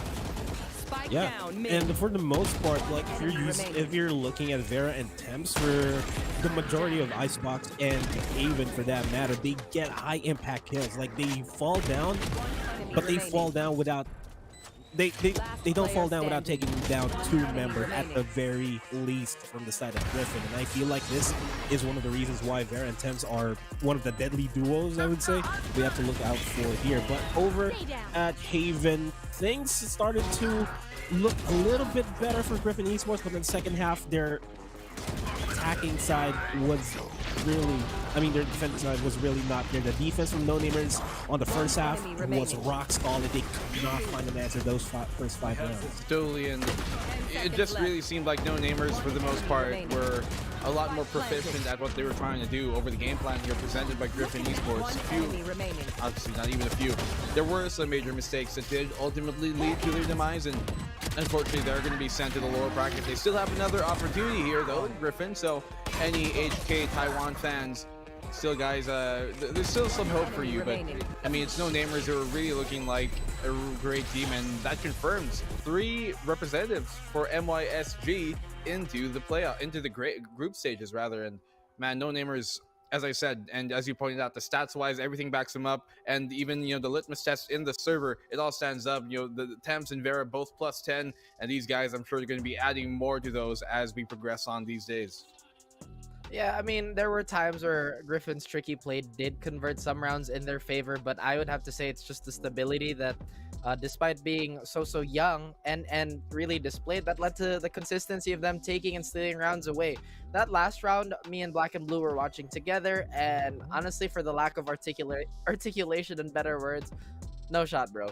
No way they win this 2v5, right? And then was like, I don't know what you're talking about. Then they just kind of steal it away. So GFN, although that might be a big blow to their morale, they still have one more chance.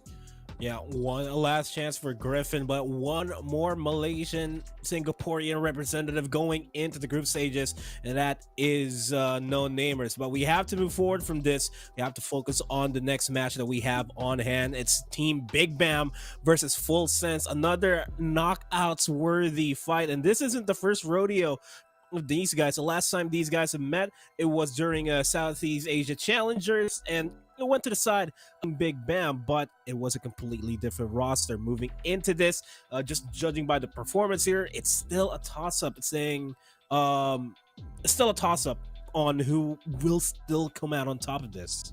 It totally is, and I mean, as I said, these two teams, time and time again, are two teams we're looking at to make it out of these play-ins and into the group stages, and we were kind of expecting both of them, but, well, here they are, and they're certainly going to be playing for pretty much at this point tournament life.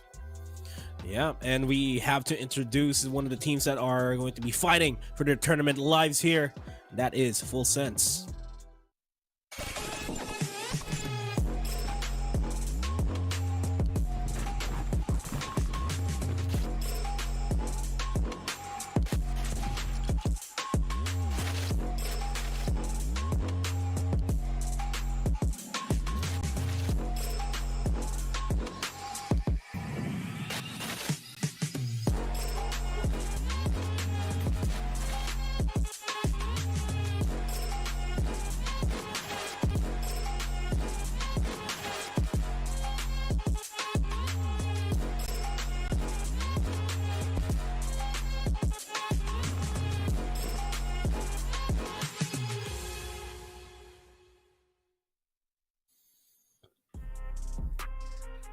The Thai powerhouse that is Full Sense, fighting for the tournament lives here, will try their best to come out on top against the Vietnamese counterpart. We got Chalalala, John Olsen, Lammy Snacks, PTC, and The Love Family. Yes, the Tigers of Thailand, as we love to really, emphasize that moniker. Although they have had such a ferocious start to, their careers, and have found quite great success when it comes to representation and champions and stuff.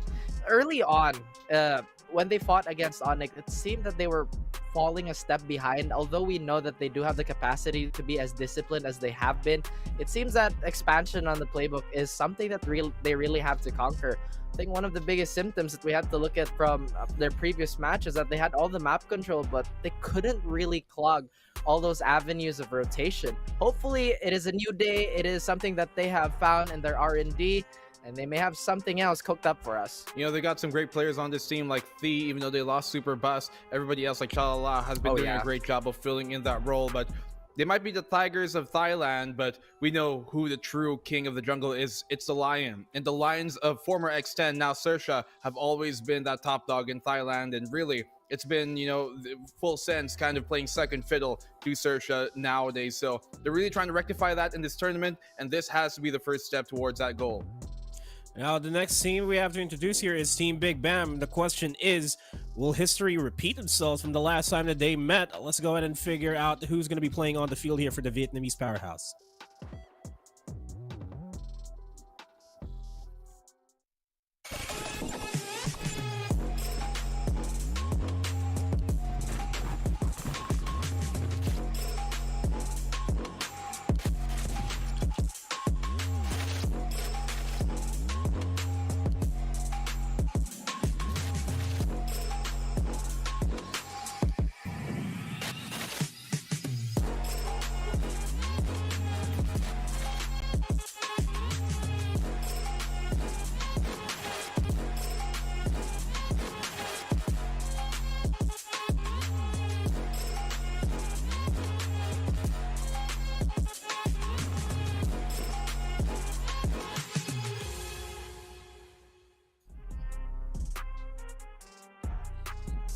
From Vietnam, Big BAAM wants to move forward here, wants to be the representative that they have for their country, their region here in the Asia Pacific Challengers. You got Dorf, Pina, Mof, Not Thong 2K, and NTK. Man, looking at the end of last year, it seemed like BAAM were on that path to really claiming to be the #1 team from Vietnam, and they were really almost there up until lately when things have kind of went wayward. They had an almost perfect run throughout their qualifiers, yes, 2-0 all the way, aside from when they face the other two representatives from Vietnam here, which they have yet to beat, which are Fancy United and Cerberus. And for them to lose Crazy Guy rather late last year, and then Red Neville to Cerberus, or now the #1 Vietnamese team, I'm not gonna be around the bush here. It really has hampered them. I'm not gonna say the players here can't make it happen, but those are two big players, two superstars that you did lose to such a already great roster, and was two of the biggest reasons why they were looking like to be the best team coming into 2022. But losing that, still they're able to reform themselves, still able to work on what they've got, and they do have the proper tools to make things happen. But they're going up against a full sense team that has had more experience, more tenure, as well as just more prowess in being able to prove that they can make it to the biggest stages of all. So can BAAM do it this time? I'm not too hopeful about their kind of I guess their chances here, but we've been proven wrong many times over, and I'm hoping here for BAAM that this is going to be one of those instances. It really is interesting to see that both these teams have been stifled due to roster changes. But I would say that BAAM, aside from losing Red and Crazy, all that superstar power, it's not just that. We also lose the veteran presence, the potentially cool heads when you really need to clutch and really muster up enough fortitude to, endure the clutch, endure being down in the hole. And you just gotta, sometimes, or actually all the time, you really need those glue guys. And speaking of people trying to help out and coming out of the hole that they're currently in, we're gonna have to have a look at the two players that, despite losing the series yesterday and the other days past, it's still up in the air that they can help their team out here. We got The and NTK for the head-to-head. Everything is even except for the ACS, because NTK, he has been on point for the most part in his performance yesterday. His performance against Action PH. Yeah, NTK has been such a big driving force, and so is The. And I really want to talk about The Love here, because he is the newest addition to this full sense roster. He's stepping into some really big shoes, although to be fair, he's not taking up the same role as Superbus was, as he flexed over Chalala to take that responsibility. As The Love playing a bit more of the flex, we've been seeing him on agents like Chamber, which has been putting to great effect. Unfortunately, just not enough to get them over the hump of their loss yesterday, but I do believe that this guy is certainly well worthy of the praise, and I think on the big BAAM side, Raph has something to say about NTK too.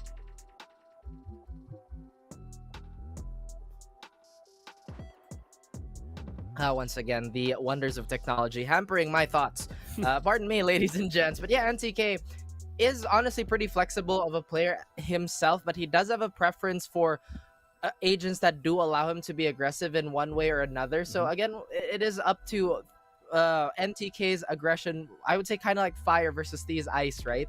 Not in the literal sense, but oh boy, these are two different pillars from different teams, and we'll just have to see how both teams really somewhat allow them to do their own thing.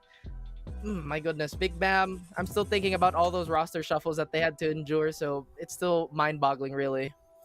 It's mind-boggling, but there were signs of hope there for Big BAAM in their match the other day. But the question remains here is, yeah, there are big changes in the rosters for Big BAAM. It's a completely different roster going up against Full Sense that have relatively stayed the same.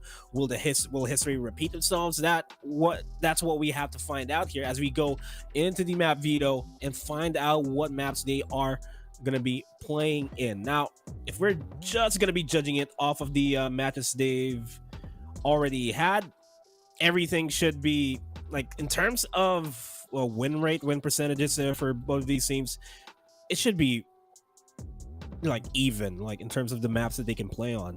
Yeah, I mean, if you're talking about like how wide their pool is, they do have a pretty wide pool. The question is the depth of those individual maps. And looking at BAM here banning Split, I think that's the proper decision. We have seen some pretty fancy stuff coming in from Full Sense on Split in the past. Lately, not super. They did play it against ONIC, lost it, but it wasn't really a stomp. So, you know, BAM, I think this is more, not even a respect ban, but more like, okay, we're not super comfortable on Split. It is kind of a 50-50 map for them considering the stats. So Full Sense, they go for the Icebox map in return. Not a great map for BAM, but we haven't really seen great stuff out of Full Sense when it comes to playing Icebox, at least internationally in the past. So I think it's a good decision for them to take this map out. I would have hoped they went something like a Haven ban, but it does seem like that's going to be in the hands of BAM. The question is, are they willing to choose it? Because once again, the map vetoes have been a little bit of a whirlpool of, I would say, out-of-pocket picks here. BAM, they have all the freedom in the world. Instead, they go with Bind, a very proficient map on both sides. I think we've already seen the decider here. This is an imperative map to take either way, even if it's Full Sense or BAM. Yeah, 69% win rate by Full Sense on Bind, a 77 for Big BAM. Haven looks like a good option here for Full Sense, for that matter. For sure. I mean, I think like if you are Full Sense right now, you're looking at that Haven map. You see it's a pretty good map for the side of Big BAM, but knowing Full Sense, they want to take things strong, and they're going to go for Breeze instead, which, to be fair, is also a great map for Full Sense specifically. We haven't seen too many big things coming from Big BAM when it comes to Breeze. They've only played like a few maps on it, and the only times we ever have seen them play against it have been from other teams within Southeast Asia, within, you know, other Vietnamese teams too, especially. So I think it's a pretty good map here from Full Sense. You talked about Haven. We could end up there, especially now that BAM has the opening veto. And I think they're going to try and leave that Haven open, considering it is one of the more proficient maps. I'm glad you touched on the depth of all these maps, because if we really look at the raw numbers, it's Full Sense who have the more compositions, albeit a little more slight in variations, but instead they do take away that Fracture. I feel like Fracture is still a little bit of a wild card here, even though BAM barely plays that, or rather Full Sense. Actually, no, I think Full Sense actually plays that quite often. My goodness, my stats are all mixed up. But either way, back to my point, I feel like Fracture is a map that still hasn't been as exposed as much as it should have. And none of these teams are taking any chances, really, BAM especially. And now we actually lose Haven. Oh. Yeah, we lose Haven, arguably the better map between Ascent and Haven for Big BAM. And that is a good pick. Good decision. 65% win rate for Full Sense on Ascent compared to the 56 that Big BAM has. By looking at the map, it seems like we're gonna go into a third game, but we've been saying that all day. 2-0s have been happening all throughout. Is that going to be the case here, guys? Oh, it could be. I do think it's a smart decision here by Full Sense to ban Haven at the end of things and then go to Ascent, because both teams are pretty decent on both maps, right? But statistically, the gap between the Haven of Full Sense and BAM is larger than the gap that there is between them statistically on Ascent. So I do think it's a proper decision for them. Could we go 3 maps? I do believe so. But I think it's an 11% difference, right? Correct me if I'm wrong, because once again, the numbers have been jumbled up in my head. But either way, my goodness, it is still ending up in a toss-up with the map veto. So far, we haven't really seen the obvious picks to be an opening pick. But I think this Bind game is also going to be a statement in the sense that Full Sense, although I think they lost it, they lost it to ONIC very recently, but still they look very sharp. They look to refine that. So moving forward, when we get into the later stages of the game, there's quite a bit more data for them to mine and to, once again, refine. Well, you've been talking about the numbers a whole lot, Rap, but what do the numbers mean? Who's going to come out on top here? Mason. We'd ask him, right? But looking at things here, I do think we're going to map number 3. I think map number 1 will be taken by...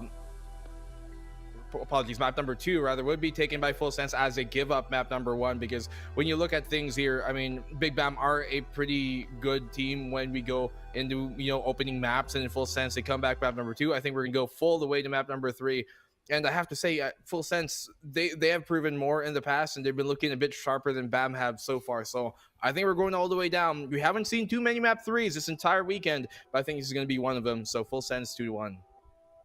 I think it might be the other way around, actually. I think Full Sense might take the first map because we know Full Sense can be pretty brazen with their buys, and I think that might bleed out because they took the first map. Might bleed out into their second map. They might get a little more experimental with whatever they're trying to do, and maybe this could be the opportunity for Big BAAM to take. But I'd have to agree, it is probably going to be 2-1 Full Sense. Well, I'm gonna be agreeing with you both at the same time disagreeing with you guys. I feel like Full Sense will take this, but it may just be a 2-0 victory for themselves, just judging on how their game has been throughout the entire weekend. I feel like Full Sense is in much better shape in this matchup against Team Big BAAM, but that's us on the panel desk. We have to throw it on over to our casters to break down the first game of this best of 3 between Full Sense and Team Big BAAM.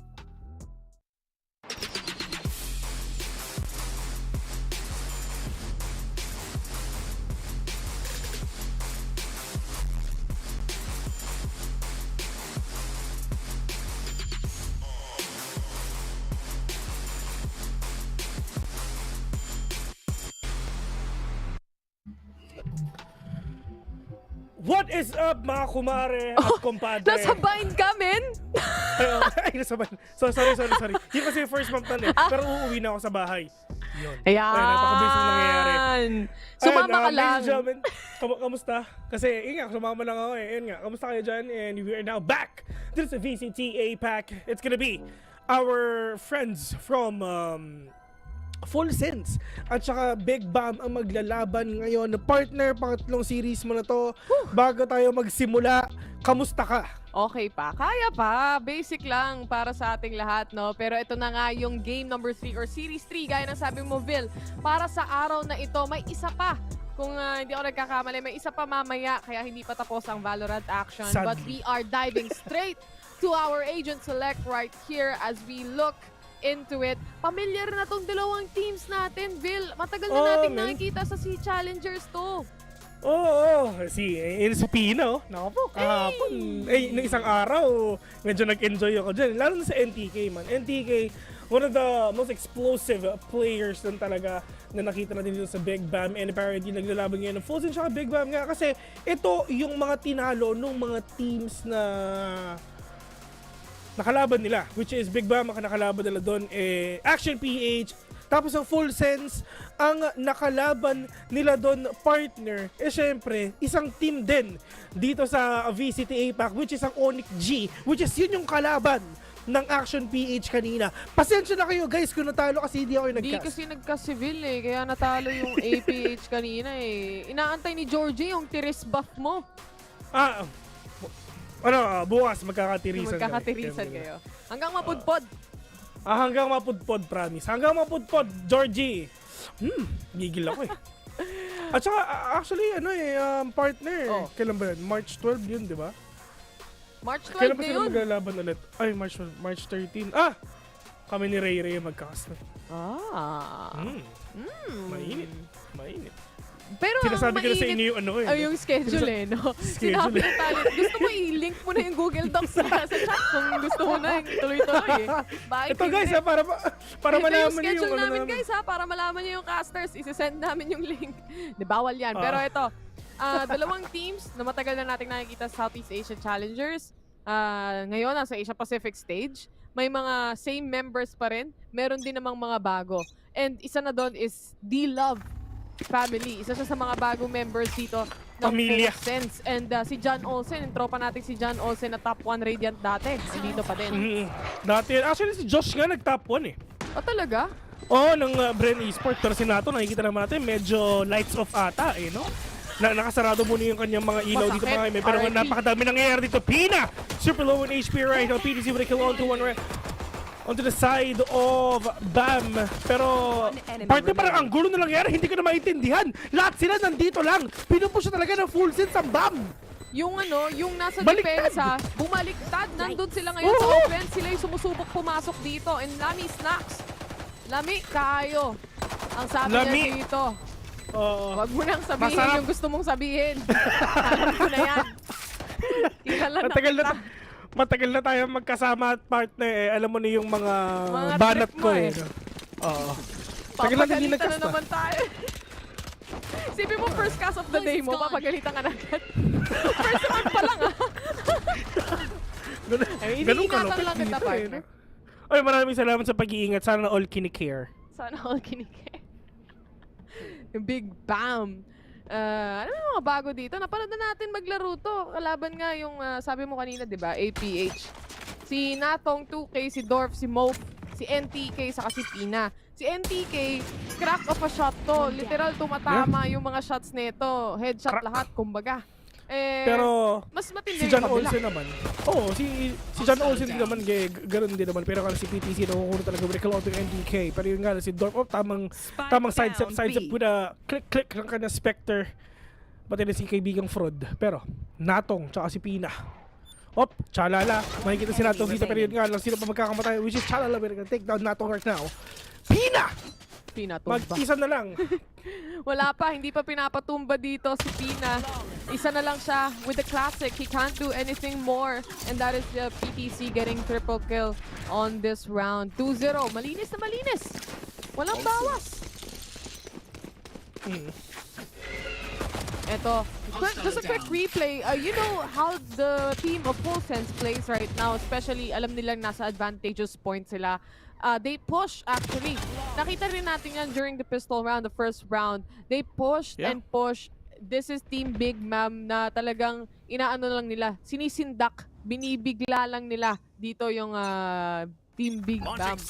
But heading to this round, they have those utilities they need. They have the Vandal and the Phantoms as well. Let's see how Team Big Bam will actually play this out for this round. Importante para sa kanila to. Sobrang importante rin talaga party kasi knowing na napakadami nilang pera. Kompleto ang kanilang mga barrel dito. With all these utilities at well, they need to win this round agad-agad. Big shoutout nga pala kay Pico na hawak ko. Kasi nag-iingay kasi si Baby Boy. Nag-iingay si Baby Boy. Parang hindi ko daw siya pinapansin eh. Pero ito yung mga players oo. Ito mga players ng Full Sense naman ngayon. It's just na talaga yung mga Spectres na gamit nila kanina. If ever nanalo sila dito, may napakadami nilang pera next round. Ano ni? Full buy, full sense, full bank account, mga ganun ba? Oo, men. Oo, yan yung gusto natin, di ba? Sa mga jowa natin. Dapat mapera. Ano? Joke lang. Joke lang. Sabay balik eh, no? Joke lang yun. Oo, kaya may visa, mga ganun. Nasa ibang kontinente.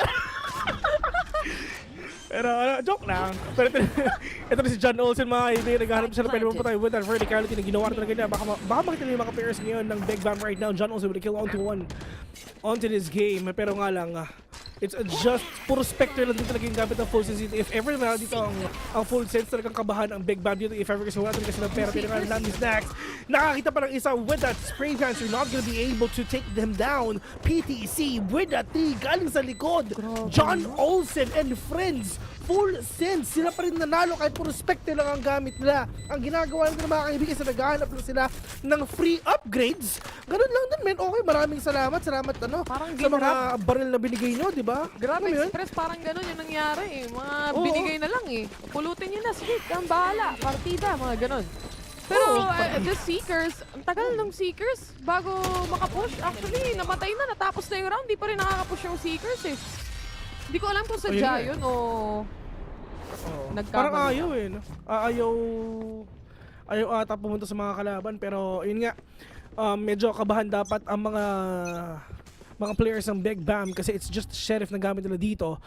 This is actually Thailand versus Vietnam here in this game. Meron ng pangalan ng region sa taas.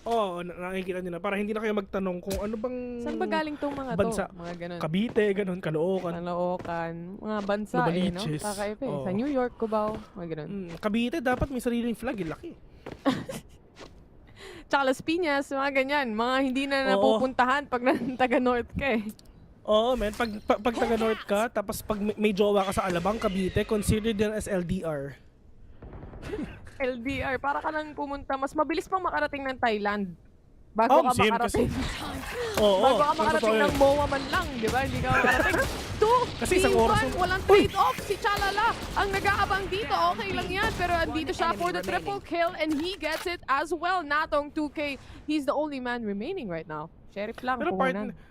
Pero partner, I mean, sasabihin ko sa'yo ito. Actually, ang Thailand, nung pumunta kami doon, 4 hours, mga 3 to 4 hours, mas mabilis pang pumunta ng Taiwan or Hong Kong. Mas malapit lang yun. 30 seconds left. Or Singapore. Kaya nga. Singapore, 3 hours, mga ganun, 3 to 4. Oo, malapit lang, di ba? Ano ba yung mga 3 isang 3 oras lang? Ooh! Davao. Cebu. Ayan, 45 Cebu, minutes. Oo. Kunyari, ano Ano ka pa lang nun? SM North papuntang ano pa lang yun? Trinoma. Oo. Kunyari, naiya. Tapos baba ka sa SM Clark, ganun. Mayaman ka. Tinatamad ako mag-drive papuntang Hindi ka naman Clark. nagda-drive eh. Mag-ano na lang ako, men. Sinong naloloko mo? Hindi ka naman nagda-drive. Hindi. Kunyari lang kasi, hindi pa ako tapos. Nag-aaway na naman tayo eh. sorry. Masanay na yung mga viewers dyan kasi lagi naman kami nag-aaway ni Bill. Oo, hindi na bago yun sa amin. Ang aggressive na itong full sense, no? Talagang tatapatan nila kung tatapatan nila. Yeah, I mean, they have the money. Ano sila, parang, they can actually risk everything that they have here in this round, here in this game. For a full sense, actually okay na matalo sila dito. Well, tinan mo yung pera nila. Pa 9,000 na sila. Oh, buo na eh, no? Kompleto na yung ano. Oo. Kumbaga, meron ka ng pambigay doon sa mga anak mo. May pamasko ka na, lahat na. Pati New Year, kompleto na. Oh, meron ka pang charity. Ito mga players ngayon ng full sense, mga kaibigan, medyo mahirap na ma-retake to kasi tatlo na natitira sa kanila. Pero yun nga lang, in terms of utilities, kailangan din ng PTC if ever kasi para syempre magkaroon sila ng idea kung nasa dalawa yung mga players dito ng BAAM. Pero nice molly na ginawa dito ng NTK will actually stop the possible push of full sense. Pero yun nga lang, they have an idea at all kung nasa pa talaga ang full sense. Yun, tatlo ang tao dito sa may U-Hall, mga kaibigan, dito sa may lamp isa. The pop flash onto one though, actually take down NTK1. Pushing into a 2 vs 3 situation. Diyos ko po na lamang pa ang FS. My God! There's a 3v5 situation. Pero full sense pa rin ng panalo. What happened to BAAM? Ang dami nilang pera, ang daming tao dun sa may U-Hall at saka dun sa may labs. Pero it's just PTC 1v3. And walang ano yan pagdating sa full sense, walang 1v3, 1v3, sanay na sila eh. Look at the confidence of this team and how they handle the site and how they handle the retakes. You could see how aggressive they are and it's paying off. Yung ibang mga teams nagiging aggressive tapos hindi gumagana on the first round, hindi na nila ulit susubukan. But full sense, on the straight 5 rounds, it just keeps working and working. So why not do it and do it hanggang ma-figure out lang ng Team Big BAAM tapos saka mo palitan. Yeah. Pero, ito ka na naman sa, yeah. 10 naman sa- sentence analyst. Tapos biglang, men. Oo. Pero ito natong 2K pushing it already. PTC mga kaibigan. May nadrikasyon dito. Pero wala na chup-chup na kasi sila itong 2K dito. And yun ang ginawa ng full sense. Alam nila napakaraming tao dito sa may bilong. And it's just double kick lang ginawa dito ng full sense mga kaibigan. Pero meron tayo dito sa may hook. But si D to take down one. Pina! Na naman na nag-isa dito pero sabi ni John Olsen, akin ka boy! 6-0 already onto the side of full sense. Pero partner ko napapansin ko parang sobrang shaky na rin talaga na ginagawa ng Big BAAM dito. Well, paikot-ikot na lang sila eh. Eco-save. Ganun na lang din talaga. At saka, yun nga eh. At saka partner ko rito kasi yun sobrang dami ko na sinasabi sa play-by-play. Kaya pagka-analyze mo, men na lang sinasabi ko. Lahat na nang pwede mong sabihin, sinabi mo. Ito na yung timeout. Ngayon lang pumasok on the 7th round.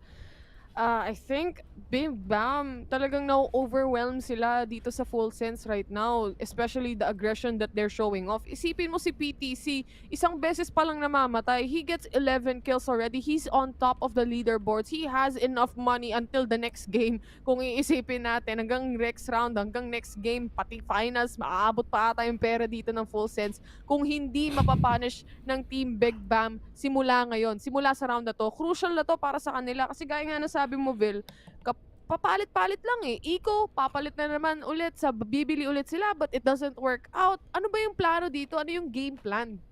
Yeah, they need to change their game plan if ever. Kasi parang basang-basa na ng mga tropa natin sa Thailand yung ginagawa ng mga tropa natin sa Vietnam dito.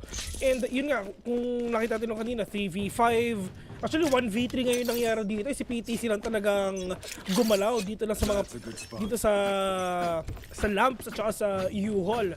But still, yung mga players ngayon ng Big BAAM is medyo split sila ngayon. Pero that is actually a really great opening. We'll take down PTC agad-agad natong 2K. Nakasama dito with si Lamy Snacks. Pero tulad nga sinabi natin ngayon, sobrang split ang ginawa nila. Pero kung napapansin mo, this is actually the rotation of the players of Full Sense. Pero sabi ng NTK1, anong ginagawa niyo dyan? So, the Love Family, the only man remaining 1v4. Mukhang ito na ata, Taylor, ang unang puntos ng Big BAAM if ever. Si D, ang gagawin lang niya, pre-out na lang siya dito. Para siya lumaban, marami siyang pera. Pwede rin siya mag-out, nating to win, nating to lose, okay lang yan. Pero siguro, sisirain lang nila yung economy ngayon ng Big BAAM. Alam nila na walang pera at all, pero nga lang, Pina, we're gonna go down. But Natog with a big trade. And kung napapansin mo, Taylor, si Mof at saka si Pina, wala silang pera. Meron pala si Pina. Meron si Pina. Pero si Mof lang wala. Kumpleto pa rin naman yung bili nila dito. On the other hand, this is a good start right now. Like I said, it's very crucial for Team Big BAAM to actually take this round away from Full Sense. Just destroy that momentum. Just make a comeback. Just make a round happen and at least have that confidence back as a team. Now, if you actually take a look doon sa last remaining player, the Love Family, maparotate siya ng B side eh. Tapos biglang umangat ulit lahat ng utilities on A side. He was still able to get 1 kill. Still a punishable para sa sa economy nung kabila, but it's still not enough to actually take the win. On this round though, they wanna entry, they wanna make sure that Kuka is completely clean, completely clear as well. Natang 2K, nag-aabang siya ng pwedeng mahanap o pwedeng mapatay dito, but no one is actually peeking out. Yeah. Omen. Omen. Omen. Omen main ka eh, no? Omen. Sa analyst. Omen. Naalala ko yun, VCT Stage 1. Big shoutout nga pala kay Mr. Christopher Magallanes. Pero on to this game right now, Natong 2K. Really great open na pa rin agad yung mga players ngayon ng Full Sense. Pero nga lang, John Olsen, anong gagawin mo? 4 pa ang kalaban mo, pero si PTC na talaga natitira dito. Pero si PTC at si John Olsen, sa totoo lang, magandang combo to eh, no? John TC. Oo naman. Tsaka may mga blind din. Pagdating sa pagdating sa role, pagdating sa agent selection na meron sila. Takbo talaga, talon-talon. Yan ang gagawin ngayon dito ni PTC. Napakano eh. Isipin mo, pumipindot ng spacebar yan habang nakatayo na sa upuan, mga gano'n. Pati yung time-up na, tumatalon-talon din ng onti. Pero ito nga, kina-cut off na! Hindi niya na-cut off yung rotation na yun. Ang ganda na sana ng pwesto niya, kaso hindi nag-workout pagdating sa engagement eh. The spike now planted, they have the operator. Sa tingin mo, magsisave kaya to? Kailangan i-save to partner, pero okay lang naman kasi meron naman siyang pera next round. May 3K na siya eh. Meron pa rin siyang, pwede pa rin siya makabili ng operator and half armor later. So okay lang yan. Pero siguro hindi na siya mag-operator din eh. Feeling ko mag-vandal na lang siya next round eh. Kasi kailangan niya sabayan yung pera na makakakampi niya. Pero at least Big BAAM slowly and surely try to get back in this game. And ayaw naman nila syempre magpalamang ng sobra dito sa Full Sense, knowing in terms of experience, pareho lang naman sila laging napupunta dito sa stage na to, VCT APAC, ganyan-ganyan, ilang beses natin sila nakast, pero pagdating sa champions, isipin mo, Full Sense ang nakapunta doon, di ba? I mean, nagulat tayo, sila yung nag-champion doon sa LCQ. Iba ka magulat eh, no? Parang umubo lang eh, no? Parang ang nabahing lang, mga gano'n. Gano'n ka pala magulat. 12-3 na si PTC, di pa rin nila nasa-shutdown tong... actually, medyo shutdown naman na din kasi kanina 11 kills lang eh. So, saktong shutdown na. Hibernate ka na eh. Sakto ka na lang. Sleep mode. Sleep? Di pa siya nag-update and shutdown eh. Wala mo nang ganun. Tapos, what if pinari may bilang nag-update na PC? Oh, ang dami mo! Ang dami nakatingin dyan! Diyos ko po! Lahat naka-flash! Lahat may hepa! Oh! Diyos ko po! Lahat may hepa. Walang hiya ka talaga. Buong pamilya, buong squad. Lahat man. sila kumukuti-kuti-tap yung mga mga players. Galing atang recto no? Uy, masarap kumain dyan, men. Show my rice. Tas, doon sa may tapitan. Yan ang ginagawa mo dyan. John Olsen will kill on to move further, pero nilabas na nga ni Sky ang kanyang mga petsa. Pero that is the spray na ginawa ni PTC. John Olsen nilubos na lahat, pero pinaasa itong mga players na to. Akala nyo, mananalo pa kayo. Pero sabi ng full sense, hindi. Grabe yung hold ni John Olsen doon. Triple kill on the operator. The first shot down. The Seekers were out a while ago already. Pero hindi enough yon para maging human shield, para maging shield ng ibang mga players. Look at this. This is the first kill and it just rolled over the snowball from the teams. Kung titignan natin yung player kill field, feed. Hindi ko masabi Puro ka feel. Feel. Ulitin mo. Bagalan mo. Kill feed. Ayan. Puro siya yung kills doon, men. Oo nga, tatlo na patay na dito Alam mo, lagi ka nag-agree sa akin no? Syempre, kasi... Buong season hanggang last year, nag-agree ka lang. Malamang, babae ka, diba? So, lagi kang tama. Matik. Diba? Kaya wala naman ako magagawa kung umagri ako. Pag nag-disagree ako sa'yo, mag-aaway lang tayo, bes. Yun nga kaya nga yung mga away natin, yun yung disagree points natin. Pero, it's over. Yan talaga. Pero ito, nalabas na nga si Doggy dito, mga kaibigan. Kumahol. Walang nangert-ngert dito sa hook. Pero, ito mga players ng BAAM, they have an idea na baka meron nagpa-play close nandito, pero it's just a PTC. Pwede nang ilabas yung kanyang birdie, pero wag muna. Ayun, nilabas na nga. Wag muna. Hindi pa kasi handa yung kabilang team. Hindi kayo maganda Google natin. Dalawa yung operator nila dito sa full sense. This is the smoke, or rather, not the smoke, but the ultimate of the brimstone being used already. Pero walang matatamaan dyan, walang mapapatay. Just to make space, basically. D-Love fam with a kill again. Tamang snap lang din ang finger pero si Lamy Snacks, Diyos ko po, nagkahampasan lang ang long ganun dito sa may A mga kabi para NTK1. Medyo delikado siya dito because andito na rin yung owl drone dito ni Sovando, pero yun nga lang, alam ngayon ng mga players sa FIL, nasa pa si NTK ngayon, pero nagbabantay lang din. 1, 2, 3! They tried to do some triple peek dito, and it's just chalala. John Olsen and the squad of Full Sense. Inuubos ang mga buhay ng Big BAAM. Ang ganda ng retake nila doon. First of all, we have the operator on the hands of 2 players. That is John Olsen and of course D-Love family. Now, si D-Love family, kinlear out niya yung bats. May isang natitira, ito yung replay natin. After that kill, he just TP'd back. Habang nagpa-plant sila ng spike, tinuloy talaga nila on the default plant. And they have that ultimate from the Sova, yung Hunter's Fury, saktong-saktong tumama talaga doon sa nagpa-plant. And immediately like that, 2 players na yung napatay, hindi pa nila alam yung impormasyon kung nasan yung iba, kung saan nag-TP, saan nga ba manggagaling. Tapos si John Olsen, inipit na lang din sila.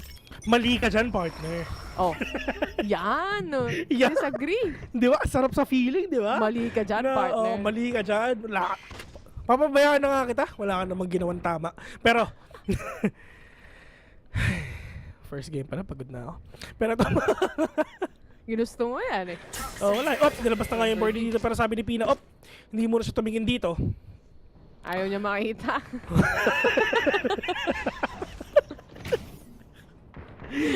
Nasa mali ba ako? Tama. Diba? Umiiwas siya. Ay, ayoko niyan. Ayoko niyan, sir. Alam nila, Miss Nax. Shock dart. Is it gonna connect? It will not. Aldo na lang din lumilipat na CCTV, mga kabiting natin, if ever meron mamahit dito sa may Gedli. Pero mukhang wala ata. Diyos ko po, hindi tumama si D-Love fam. Sobrang sayang naman nun. Pero kung napapansin nyo, sobrang dami nilang pera, nag-double up setup sila. Pero yamanin talaga, pero walang pera dito ang Big BAAM, mga kabi, para si Pina and TK1 doing a job done. We'll take down PTC and D-Love fam rin naman, pero meron pa 2 vandals, isang operative dito yung mga players ng Big BAAM, pero napakagandang Viper spit dito na ginawa ni kaibigang Pina, kasi sobrang covered ang A, sobrang covered ang sobrang covered ng ng U-hole at lamps. Muntik nang tumama yun, pero nabawi naman ni NTK. Pero John Olsen, is he gonna push or not? Pina and squad of of BAAM Esports. We're gonna shut them down 8-3. Last round before the switch. Inulit ko yung sinabi, literally. 9-3. Last round before the switch. Kung paano din yung tono. Pero ang importante dito, ito hindi tumama yung shot. Pero tumama naman with the sheriff. Mas magaling mag-sheriff tong mga to. Nakita mo naman si NTK nung mga previous days, yung kinas natin yung Big BAAM. Talagang kuhang-kuha yung mga ulo ng mga players So, itong dalawang teams, or rather dalawang players like NTK and Pina, they really do great on Sheriff. So, yung mga thrifty rounds na yun, posible talaga. Sobrang posible yung mga ginagawa dito, pero it's just the players lang din talaga kung sino bang pinakaunang makakatama. Pero napakadami ng pera dito mga kaibigan. Ulitin ko, hindi sa D ang kumuha ng ultimate, pero actually pwede kasi sila mag-triple up kasi may ultimate si D-Love dito, pero yung alam na delikado ko yun. Ang BAAM kasi, it's just a trade-off lang din talaga na ginagawa ni John Olsen. Pero kung papapansin mo, diba, if ever may nagpupush na isa, laging meron niyang body system mga kaibigan. Meron talaga siyang katabing isa. Pero syempre, mag-trade-off. Hindi yan magmamaasim na mag-isa lang. Hindi yan ako. Maasim kasi ako Ito na, last round na to So, naka-ready na lahat for the side of Full Sense. They literally had no problems at all when it comes to money. What is money? Paper only. Yan ang sabi dito ng Full Sense. And looking at it, this is gonna be a push onto B side, and rotations are already hopping in mula doon sa Astra and also the Sky. They seem so sure that it would be a B hit, pero hindi nila alam Lami Snacks is actually here. And magkakakitaan ba sila? Pina, busy masyado with that snake bite, and he sees one. That is Lami Snacks getting the kill habang nakaplant na yung spike, paatras lang yung ibang mga players for the post-plant position. D-Love nagkakaskas ng yelo, gagawa ata ng halo-halo ang kuya mo, pero ito nahati na ang mundo. D-Love nagbabantay lang dito sa may corner ng wall, mga kaibigan, inaantay lang siya if ever meron pa makakataman isa, pero nga ng D-Love, nice crossfire na ginawa dito ng Full Sense though. Pero meron pa dalawang players oh my god, ang hirap nan, may molly na, meron pang orbital strike, pero meron pa silang oras dito meron pang oras, pwede pa pero that flash, na-flash yung marami, pero D-Love with a kill on to one right now. Lami Snacks hindi siya tumitigil. MTK! Diyos ko po! That time is not in your favor, Mike. Hindi na narinig na merong nagdi-defuse kasi naghati nga siya ng mundo. Napakaganda na nangyari dito. And doon sa ginawa dito ni NTK, pwede natin sabihin na medyo maaga lang din ng ilang segundo yung orbital strike at saka yung molly, sabay niyang ginamit, di ba? Sana pwede naman yung like after molly, after ilang second. Pero hindi naman ako yung naglalaro, di ba? So hindi ko na problema yun. Oh, man. Anong feeling? Mag-analyze. Tapos men lang yung sagot. Ha? Ang saya. Ang saya. They tried Yun nga, the timing was just off para sa Team Big BAAM. Look at the spray transfer on that finale during that round. After the spike was defused already, makikita mo yung spray transfer was put in perfectly, so he can definitely get in the kills, yung engagement na yun. But yun nga timing wasn't on their favor. 9-3, kung may curse man, ito na yung chance nila, kumbaga maging makaakyat o makabawi, maka-comeback. Ito na ba ang comeback na inaantay natin dito sa Big BAAM though? Yes, they can if everything will go in their favor. Pero kung napapansin natin, medyo inaantay ata natin si kaibigan NTK. Iniikot-ikutan sila si NTK dito bes Pero syempre half naman to, di ba? Ino-orasyonan half to. So apparently meron silang enough time para kumalma, para chill lang muna. Sana all, di ba? Tagal ng oras kaya tagal nung nila, nung wait sa halftime. Pero ito mga players ng Full Sense, all they gotta do is syempre, they're in it to win it. And they're in it to destroy each other. Dito sa masakan ng pangarap. Sisirain ko yung pangarap niyo, men. Kasi if you Big BAAM already lost already. And of course, itong dalawang team members na to naglalabanan to para makapasok on the next stage, which is actually the knockout stage after this week. So, kailangan talaga full force, full effort, Full Sense, still looking at it, big lead para sa kanila.